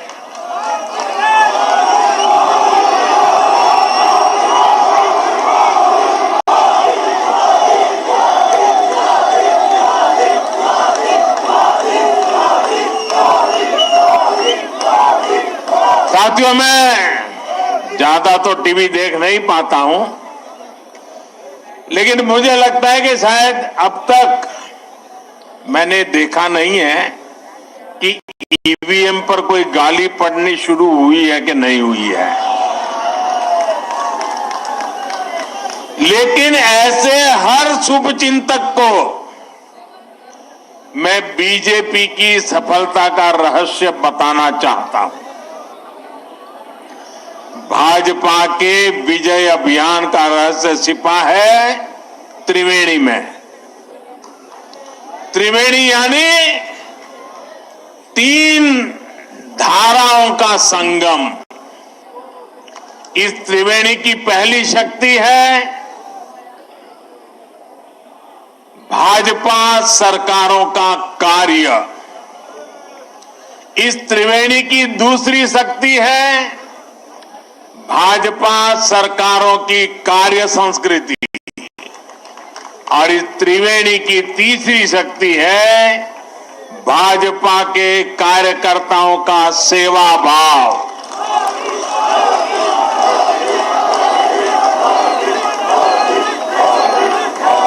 ये त्रिवेणी मिलकर भाजपा की शक्ति को 1+1+1 यानी 111 गुना बढ़ा देते हैं। हमने देश को एक नई राजनीति दी है, राजनीति की एक नई संस्कृति दी है। हमने सबका साथ, सबका विकास, सबका विश्वास और सबका प्रयास, एक नया विकास मॉडल देश को दिया है। हमारे काम के तौर तरीकों में कोई भेदभाव नहीं होता। हम सबके विकास में भरोसा करते हैं। हम सबके लिए सेवा भाव से काम करते हैं। हमारी प्रेरणा है एक भारत श्रेष्ठ भारत। भाजपा का विकास मॉडल देश हित को सर्वोपरि रखता है। हमारे लिए देश प्रथम है, देशवासी प्रथम है। साथियों, हमारे देश में हमेशा से एक और पॉलिटिकल मॉडल रहा जिसमें पहले ऐसा कहते थे कि जो दूरदृष्टा होते हैं, स्टेट्समैन होते हैं, वो आने वाली पीढ़ियों का सोचते हैं और पॉलिटिशियन के लिए कहा जाता था कि वो अगले चुनाव का सोचते हैं। तो मुझे किसी ने एक बार कहा तो मैंने कहा अब कहावत और बदल गई है। बोले क्या? मैंने कहा पहले जो स्टेट्समैन होते हैं वो अगली पीढ़ी के लिए सोचते हैं। पहले कहा जाता था कि पॉलिटिशियन अगले चुनाव के लिए सोचते हैं, लेकिन आज तो समय ऐसा बदल गया है कि पॉलिटिशियन दूसरे दिन के अखबार में क्या छपेगा इस पर ही सोचते रहते हैं। शाम को टीवी में उनकी तस्वीर आएगी कि नहीं, यही सोचते रहते हैं। और इसलिए जो आसान चीजें होती हैं, जो जरा मुंह में पानी छूट जाए ऐसी चीजें होती हैं और जिससे लोगों को आसानी से गुमराह किया जा सकता है, उसी मॉडल पर चलने की फैशन बढ़ रही है। राजनीति के इस मॉडल में कठिन लक्ष्यों को हाथ ही नहीं लगाया जाता था। तब समस्याओं को ऐसे टाल दिया जाता था जैसे उनका कोई अस्तित्व ही नहीं है, समस्या की तरफ देखना ही नहीं। ये पॉलिटिकल मॉडल कठिनाइयों का हल नहीं करता था, बल्कि लोगों के जीवन को लंबे समय के लिए कठिनाई में जीने के लिए मजबूर कर देता था। भाजपा ने इस अप्रोच को पूरी तरह बदल दिया है। हम सबसे कठिन चीजों को हल करने के लिए कठिन से कठिन मेहनत करते हैं और तमाम मुश्किलों के बावजूद समाधान के जो भी रास्ते मिले उन रास्तों पर चलने का ईमानदारी से प्रयास करते हैं। हम ये नहीं देखते कि इस काम को करना कितना मुश्किल होगा, बल्कि हम ये देखते हैं कि अगर हमने इस काम को नहीं किया तो लोगों का जीवन और कितना मुश्किल हो जाएगा। हमें दर्द होता है, हमारी नींद चली जाती है। नॉर्थ ईस्ट का उदाहरण ही हमारे सामने है। आजादी के 7 दशकों बाद भी नॉर्थ ईस्ट के हजारों गांवों तक बिजली नहीं पहुंची थी साथियों। क्या 21वीं सदी में बिना बिजली की जिंदगी कोई कल्पना कर सकता है? पहले की सरकारों ने देखा कि वहां तक बिजली पहुंचाना कठिन काम है, इसलिए उन गांवों को अंधेरे में छोड़ दिया गया। नॉर्थ ईस्ट के लोगों को घर, पक्के घर, उनको नल से जल, उनके घरों में गैस का कनेक्शन ये उपलब्ध कराने ये पहले की सरकारों के काम की सूची में ही नहीं था, क्योंकि उनके लिए न तो उन क्षेत्रों की परवाह थी और न ही ऐसे कठिन कामों को करने का हौसला था। एयरपोर्ट, हाईवे, रेलवे, ये कनेक्टिविटी नॉर्थ ईस्ट में इन चीजों के विकास को भी कठिन मान लिया गया था। पहले की सरकारें कठिनाइयों से बचती रही और इसकी वजह से हर परियोजना में देरी होती रही है। हमने इन परियोजनाओं को पूरा किया और लगातार मेहनत कर रहे हैं। हमारे ऐसे ही प्रयासों की वजह से आज देश पहली बार गरीबी के खिलाफ इतनी मजबूती से लड़ रहा है। और मुझे तो खुशी है कि मेरा गरीब भाई भी गरीबी को खत्म करने के लिए मेरे साथ कंधे से कंधा खड़ा लगा करके मेहनत कर रहा है। इसलिए आज भारत के विकास और उसकी रफ्तार की तारीफ पूरी दुनिया में हो रही है। हो रही है कि नहीं हो रही है? चारों तरफ गुंज सुनाई दे रही है कि नहीं सुनाई दे रही है? साथियों, भाजपा के विजय अभियान में जो हमारी त्रिवेणी की तीसरी शक्ति है, शिव जी के भी कहते हैं ना, तीसरा नेत्र सबसे सामर्थ्यवान माना जाता है। ये हमारी तीसरी शक्ति है। वो तीसरी शक्ति हमारे भाजपा के कार्यकर्ता है और मैं उनको बार बार नमन करता हूं।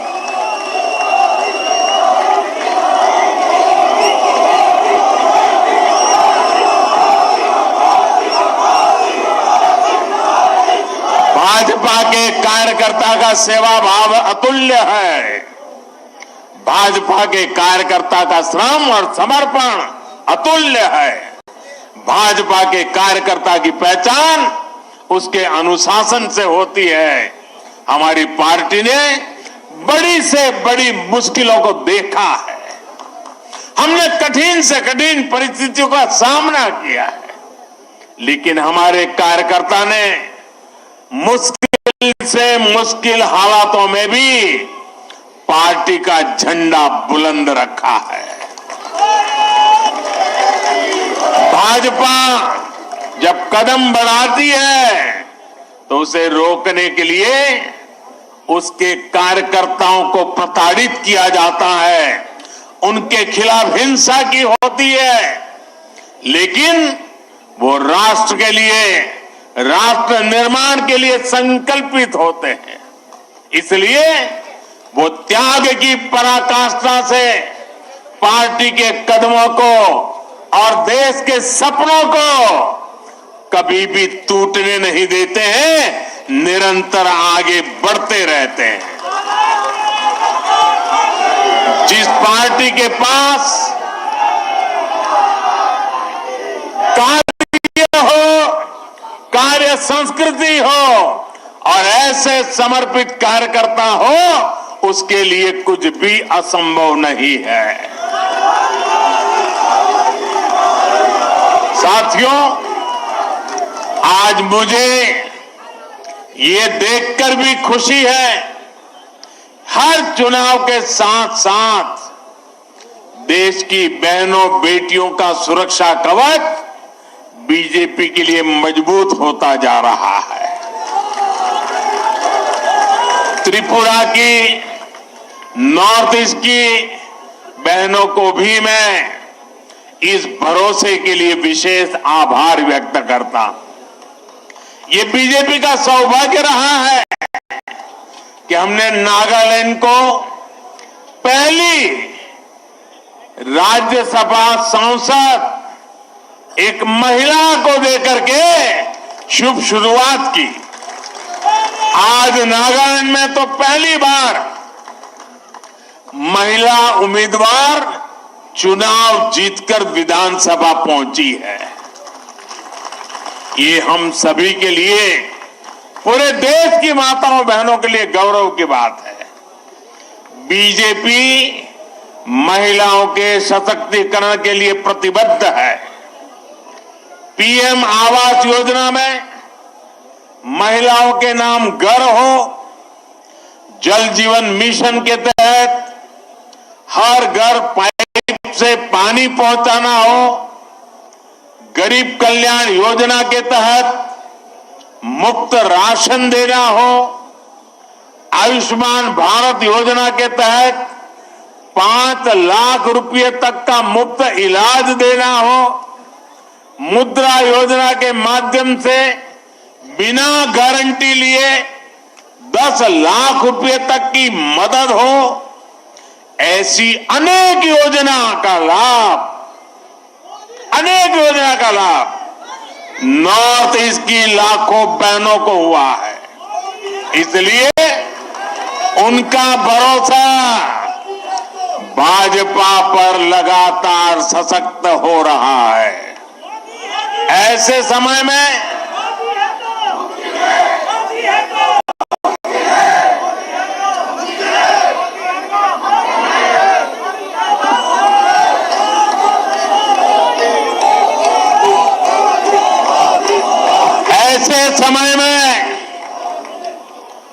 जब कुछ लोग मोदी की कब्र खोदने की ख्वाहिश कर रहे हैं,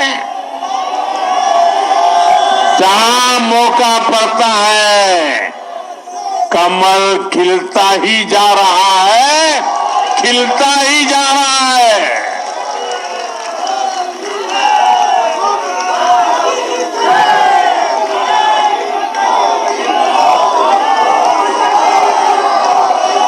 कुछ लोग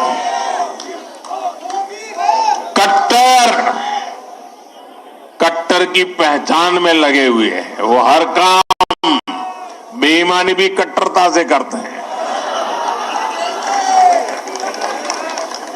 ये कट्टर लोग कहते हैं मर जा मोदी,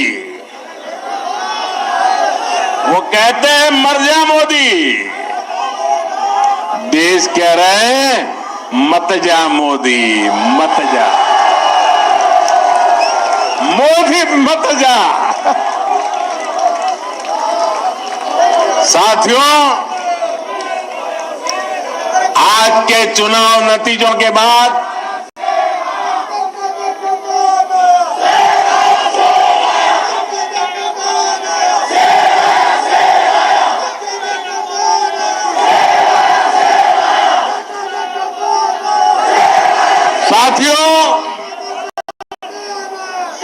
आज के नतीजों के बाद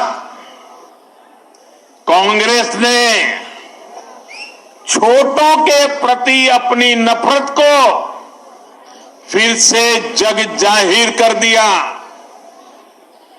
कांग्रेस कह रही है और अध्यक्ष उनके कह रहे हैं कि ये तो छोटे राज्य हैं, इनके नतीजे उतना मायने नहीं रखते। जब दिल में ही भारत को जोड़ने की भावना ना हो तो ऐसे बोल निकलते ही है। ये इन राज्यों के लोगों का अपमान है, जनमत का अपमान है। छोटे राज्यों को इस तरह तिरस्कार की भावना से देखकर कांग्रेस बहुत बड़ी गलती कर रही है। इसी सोच की वजह से कांग्रेस ने हमेशा देश के गरीब को छोटा समझा, देश के दलित, पिछड़ों, आदिवासियों को छोटा समझा। कांग्रेस ने हमेशा संख्या बल को, वोट बैंक को देखते हुए राजनीति की है। यही मानसिकता है जिसने आजादी के बाद देश का बहुत बड़ा नुकसान किया है। जब हमारी सरकार ने गरीब के लिए शौचालय बनाए तो कांग्रेस उसे छोटा काम कहती रही। जब हमने गरीब के बैंक खाते खुलवाए तो कांग्रेस ने उसे भी छोटा काम बताया। जब हमने सफाई अभियान चलाया कांग्रेस ने छोटा काम मानकर उसका भी मजाक उड़ाया। मैं कांग्रेस से कहना चाहता हूं, छोटे लोगों से, छोटे राज्यों से यही नफरत आपको आगे भी चुनाव में डुबोने जा रही है। आज नॉर्थ ईस्ट के नतीजों ने बीजेपी के खिलाफ वर्षों से चलाए जा रहे एक और प्रोपेगेंडा को भी ध्वस्त कर दिया है। आप सभी जानते हैं कि कुछ विरोधी दलों ने और उनके इकोसिस्टम ने हमेशा भाजपा पर एक लेबल चिपकाने की कोशिश की है। शुरुआत में बीजेपी को बनिया पार्टी कहा गया, हिंदी पट्टी की पार्टी कहा गया, फिर कहा गया कि बीजेपी सिर्फ शहरी मिडिल क्लास की पार्टी है और गांवों में कोई आधार नहीं है। समय के साथ इन सारे मिथकों को बीजेपी ने तोड़ दिया, लेकिन इसके साथ ही विरोधी दल ये कहने लगे कि आदिवासी क्षेत्रों में बीजेपी को उतना समर्थन नहीं है। पिछले 10 सालों में हमने इस भ्रम को भी तोड़ दिया है। आज देश का आदिवासी समाज ही नहीं, दलित और पिछड़े भी भाजपा के साथ है। अभी हमने गुजरात चुनाव में भी देखा है कि कैसे आदिवासी पट्टे में भाजपा को जबरदस्त जीत मिली है। साथियों, हमारे यहां बरसों तक माइनॉरिटीज को भी बीजेपी का डर दिखाया गया, देश विदेश में प्रोपेगेंडा चलाया गया, लेकिन अपप्रचार की इस झूठ की पोल गोवा के लोग खोलते रहे हैं। अब नॉर्थ ईस्ट के लोग भी इस झूठ की पोल खोलने में जुट गए हैं। नागालैंड और मेघालय में जहां बहुसंख्यक आबादी हमारे क्रिश्चियन भाई बहनों की है, वहां बीजेपी के लिए इतना जबरदस्त समर्थन लगातार बढ़ रहा है। वहीं नागालैंड में लगातार दूसरी बार हमें गठबंधन को आशीर्वाद मिला है। गोवा में भाजपा लगातार जीत पर जीत का रिकॉर्ड बना रही है। मैं जानता हूं जैसे जैसे कुछ दलों द्वारा फैलाए इस झूठ का पर्दाफाश होगा, वैसे वैसे भाजपा का और विस्तार होता जाएगा। साथियों, कुछ दलों द्वारा पर्दे के पीछे गठबंधन करके भाजपा को बाहर रखने का खेल भी आज देश देख रहा है। जनता देख रही है कि कैसे ये राजनीतिक दल उसके साथ, नागरिकों के साथ, जनता जनार्दन के साथ छल कपट कर रहे हैं। एक राज्य में दोस्ती और दूसरे राज्य में कुश्ती, ऐसा करने वाले राजनीतिक दलों का असली चेहरा जनता के सामने आ चुका है। केरला की जनता भी ये देख रही है कि कैसे लेफ्ट और कांग्रेस दूसरे राज्यों में गठबंधन करते हैं और केरला में एक दूसरे के खिलाफ होने का ढोंग रचाते हैं। सच्चाई यही है कि ये दोनों मिले हुए हैं, दोनों मिलकर केरला को लूट रहे हैं। इसलिए मुझे विश्वास है कि आने वाले वर्षों में भी जैसे नागालैंड में हुआ है, जैसे मेघालय में हुआ है, जैसे गोवा में होता रहा है, केरला में भी भाजपा गठबंधन की सरकार बनेगी।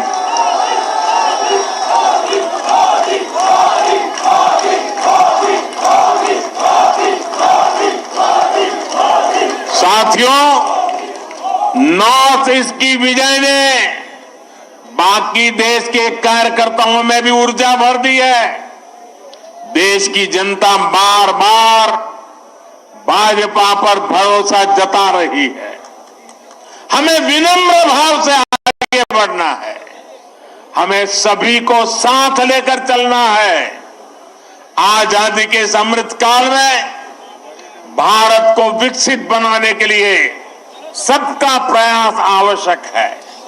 आइए यहां से हम दोगुनी ताकत से राष्ट्र निर्माण में जुट जाएं।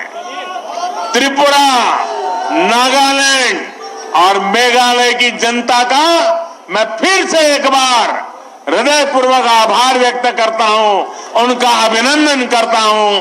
बहुत बहुत धन्यवाद। भारत माता की, भारत माता की, भारत माता की, भारत माता की। बहुत बहुत धन्यवाद।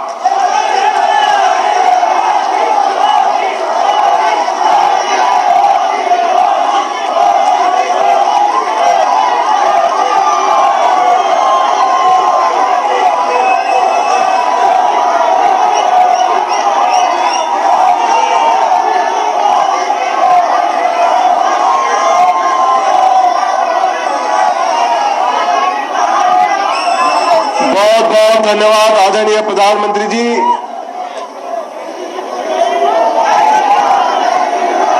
मोदी जी जय श्री राम,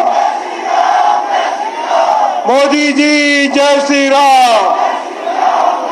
पूर्वोत्तर की जीत हमारी है, भारत माता की। अभी आदरणीय दुष्यंत जी कुछ सूचना देंगे आपके लिए। सभी कार्यकर्ताओं से निवेदन है, भोजन की व्यवस्था है, नीचे भोजन करके जाएंगे सभी कार्यकर्ता।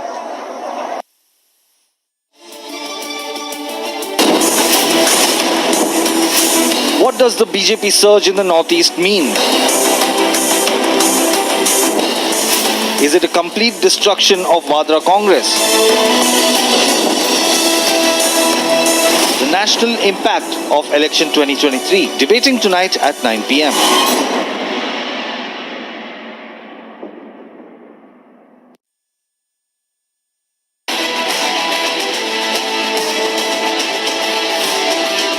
Undeniable BJP wave in the northeast.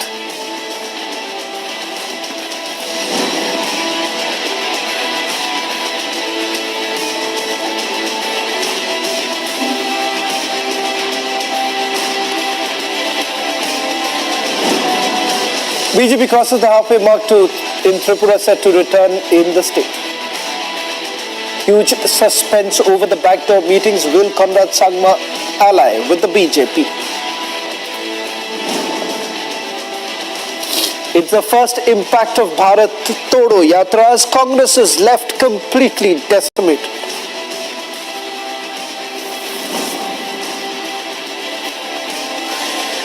The largest coverage of the Northeast elections on Republic Media Network.